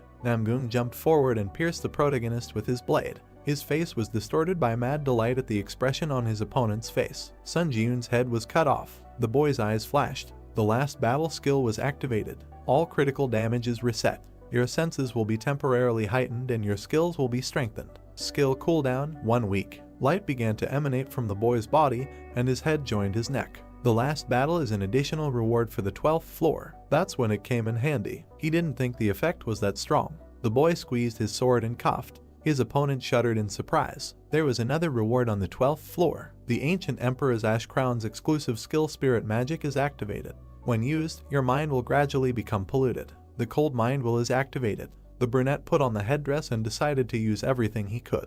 Ancient Emperor's Ash Crown, Charisma plus 30%. The crown was used for rituals and worship of the god of darkness. When used, your mind will falter and the durability of the item will decrease. You can use Spirit Magic. If the item is not destroyed, its durability is restored in the inventory. The hero said that he was summoning his servants. Monsters were rising behind the long-haired man. At the order of the master, they all rushed to attack Namgung. The man frowned and exclaimed that the opponent could not win, even with necromancy. The wound on his cheek throbbed. The swordsman swung his blade, destroying the monsters around him. He stretched his hand forward, and dark veins grew on his face. The protagonist gritted his teeth when the enemy grabbed him by the throat. The man offered to see if he could resurrect again. The long-haired man pointed the sword at his opponent, aiming for the head. The blade stopped a few centimeters from his face. The enemy gritted his teeth. His face and neck were covered with dark veins. The guy grabbed the trembling hand and removed it from his neck. The man asked what he did to his body. The hero looked at his opponent who had fallen to his knees and reminded him that the scratch on his cheek would hinder him for the rest of his life. A monster's head appeared behind the swordsman. The monsters rushed at the man and blood splattered everywhere. Memories of Namgung Hayek. A little boy listened to how such an idiot, who could not even learn the basics, could be born into the Namgung clan. His father yelled at his mother, doubting that his blood flowed in the boy. The child clutched the wooden bakken and thought that he was simply enjoying his sword. When he first met his grandfather said that the child was a true genius because he was creating his own way of the sword and not learning other people's techniques. It was the old man, the current head of the clan, who raised him. As a result, Namgung Hayek began to grow incredibly fast. One day, as a young man, he brought his father the heads of bandits and claimed that he had killed the masked bastards from the bloody cult. The boy smiled, hoping that now his dad would see how strong his son had become. However, the man turned away from him, demanding that the youth immediately remove this abomination and focus on strengthening his spirit, not killing. Tears of resentment and anger flowed from Namgoong's eyes. He cried even now, while the monsters gnawed at his body. Notification: the durability of the ancient Emperor's ash crown has been exhausted. The ancient Emperor's ash crown has been destroyed. The artifact shattered, and the monsters fell into the water. The hero looked down at the groaning enemy. The bloodied man lay in the water, begging for this to end. Sun Ji-yoon sat down on a rock nearby. He looked ahead and muttered that it was amazing, because they weren't even supposed to meet.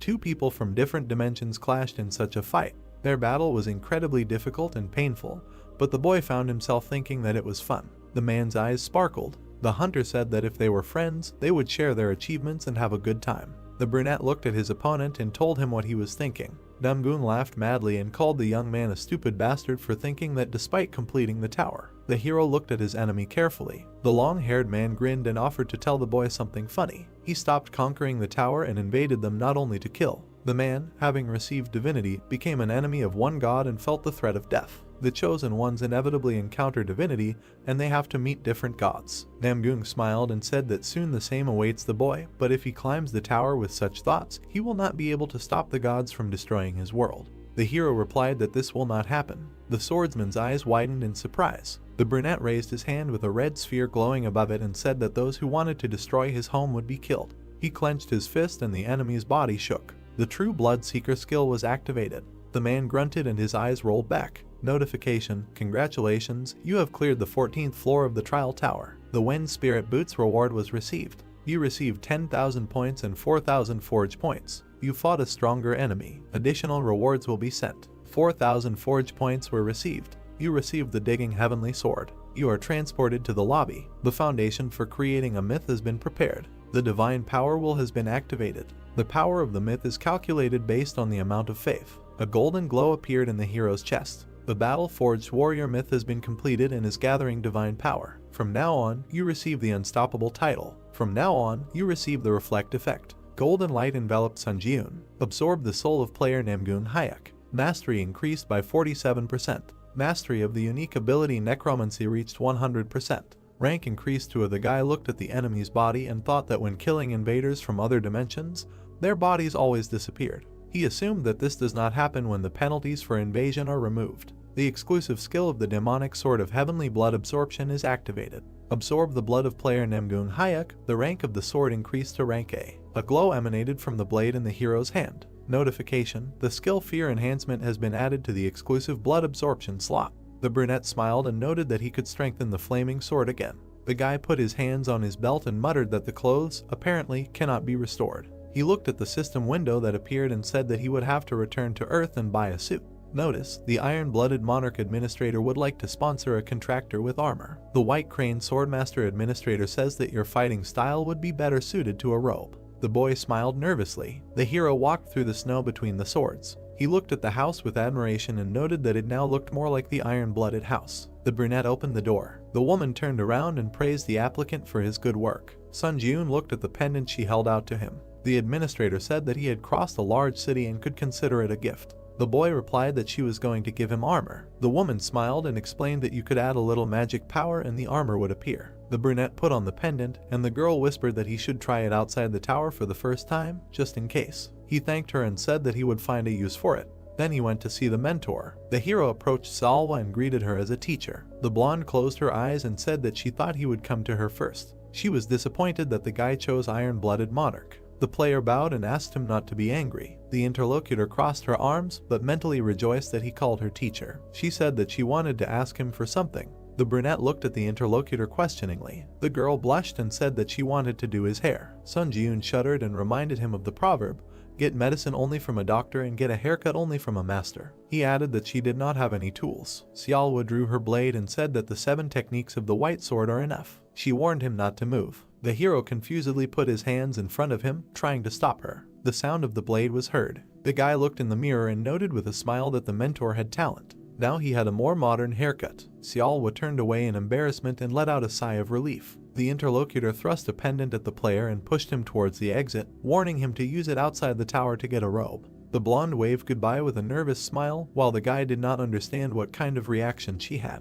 Notification: You have entered the lobby of the 15th floor. The system is expanding. The quest function has been opened. Players can receive multiple quests from administrators. The quests will be related to the past lives of administrators. After completing the quest, you can receive a reward from the administrator. You can receive one quest on each floor. The hero looked at the system windows and guessed why the girls were trying so hard to please him. It seems that they both want to give him quests. Sun Ji-eun swiped the screen and thought that there were a lot of things to do now, and he should go in order. Notification: the myth of the warrior, tempered in battle, has been activated. The title of Unstoppable. When activated, your body can work at its maximum despite its condition. Reflection effect. When activated, the worse your situation, the stronger you become. The brunette smiled and noted that the skill from the vampire slayer is quite limited, but the warrior, tempered in battle, is suitable for all battles. New necromancy effect. The characteristics of the god of death received enlightenment. The hero tried to understand what this meant. The will of divine power was activated.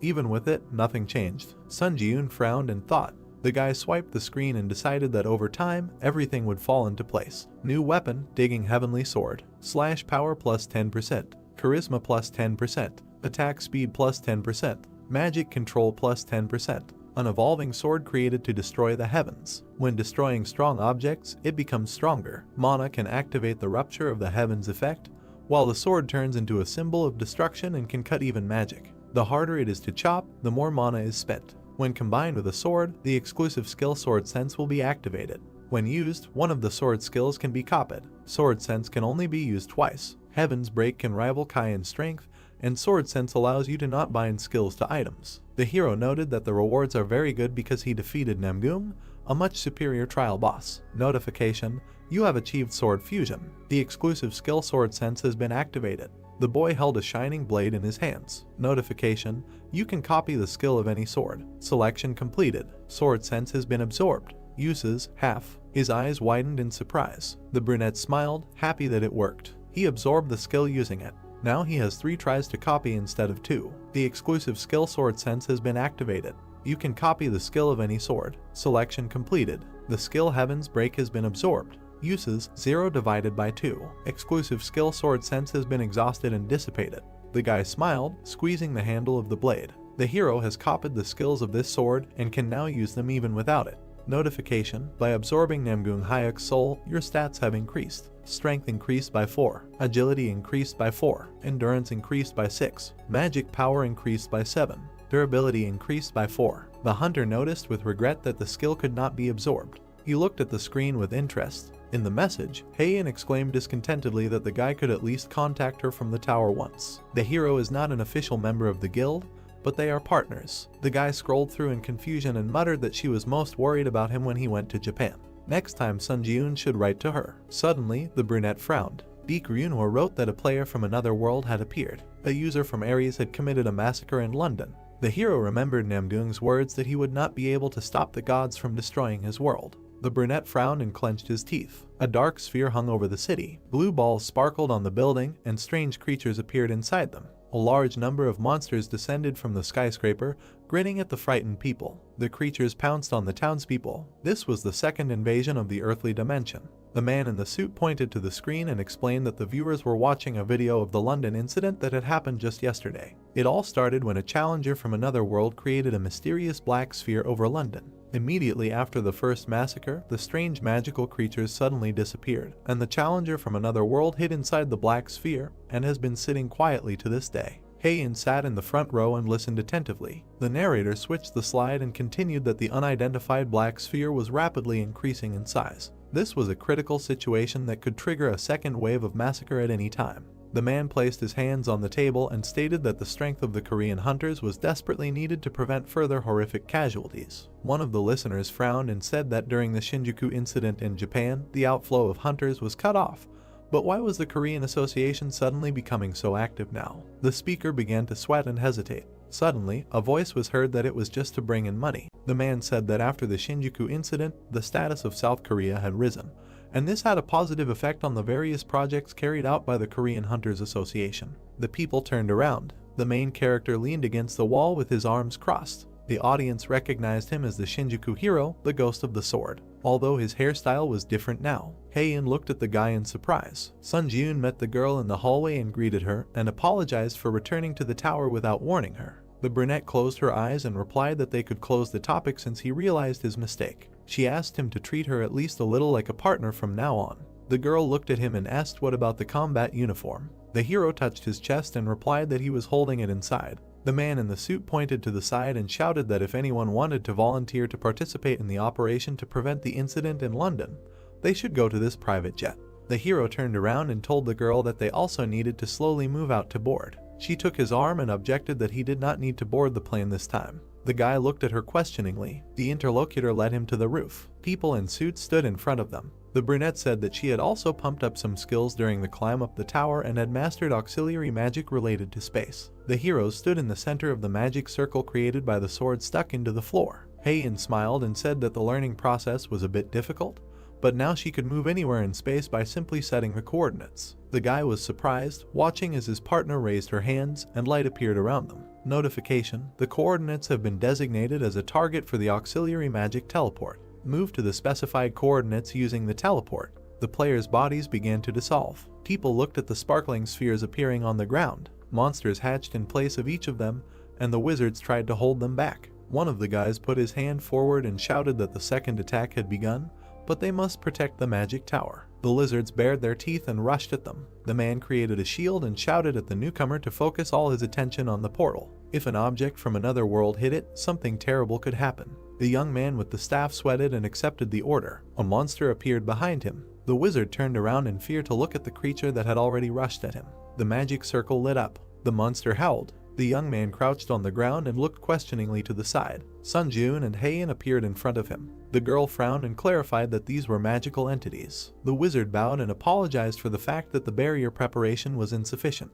The huntress waved her hand and replied that everything was fine, nothing serious had happened. She leaned forward and asked when the second attack began. The hero drew his sword and declared that they would provide assistance. The wizard turned to them and thanked them for their support during this difficult time. He asked to leave the cleanup of this place to them and to head to where everyone had gathered. The players followed the newcomer, who was instructed to lead them down. The trio went down the stairs, ran along the corridor, and finally the wizard opened the door to the hall. Hunters were sitting at a long table. The hero looked at them carefully and noted that many people responded this time. However, it seemed that the wizards of the magic tower were behaving too arrogantly. An old man in a cloak was sitting on the throne. The new arrivals took their places. The brunette frowned and noted that everyone was working hard outside, and the higher-ups were simply sitting at the table. The gray-haired magician shuddered and looked at the hero. The guy turned around questioningly. The old man smiled and exclaimed that he did not expect to meet him like this. He added that it was a great honor for him to see him again. The brunette looked in surprise and recognized the grandfather mage he had saved on the 13th floor. Heian looked at her partner and asked if they knew each other. The magician said that the large black sphere was a high-level barrier that could not be broken even if hundreds of magicians poured their magic into it. Although they almost managed to destroy the sphere when it was still small, the first attack was stopped because the attacker was shocked. The old man suddenly found himself standing while the protagonist sat on the throne. The guy looked at him and asked if since then, no matter what the magicians did, there was not a scratch on the sphere. The interlocutor bowed and confirmed. The magicians looked at them in amazement and wondered who he was, since the elder had handed over his seat to him. One of them remembered that before them was the very same candidate who was active in Japan. The old man frowned and thought that giving up his place at the head of the table for the sake of saving the country was nothing. If necessary, he was even ready to kneel. These youngsters don't know anything, but the elder knew for sure how strong the main character was. The man glanced at the boy, then smiled and asked if he had any way to solve this problem in his head. Sun Jiun confidently looked forward and said that he would destroy the black sphere himself. The elder and the other magicians looked at him in surprise. The old man asked if it was really possible. The magicians were confused, not understanding why the hunter said this so easily. Grandfather flinched, hearing that the hero had a condition. The boy looked gloomily at those present and said that he would destroy him if they gave me all their rewards. People jumped up from their seats and indignantly shouted that he thought he was so arrogant. The elder sweated and thought that this was too much. He replied that he needed to discuss everything with the people in charge. The brunette said that he didn't mind waiting, but at this rate London could disappear while they were discussing it. The hero frowned and thought that if he took it to the extreme, people would move even if there was no reward. However, he had to take care of what was owed to him.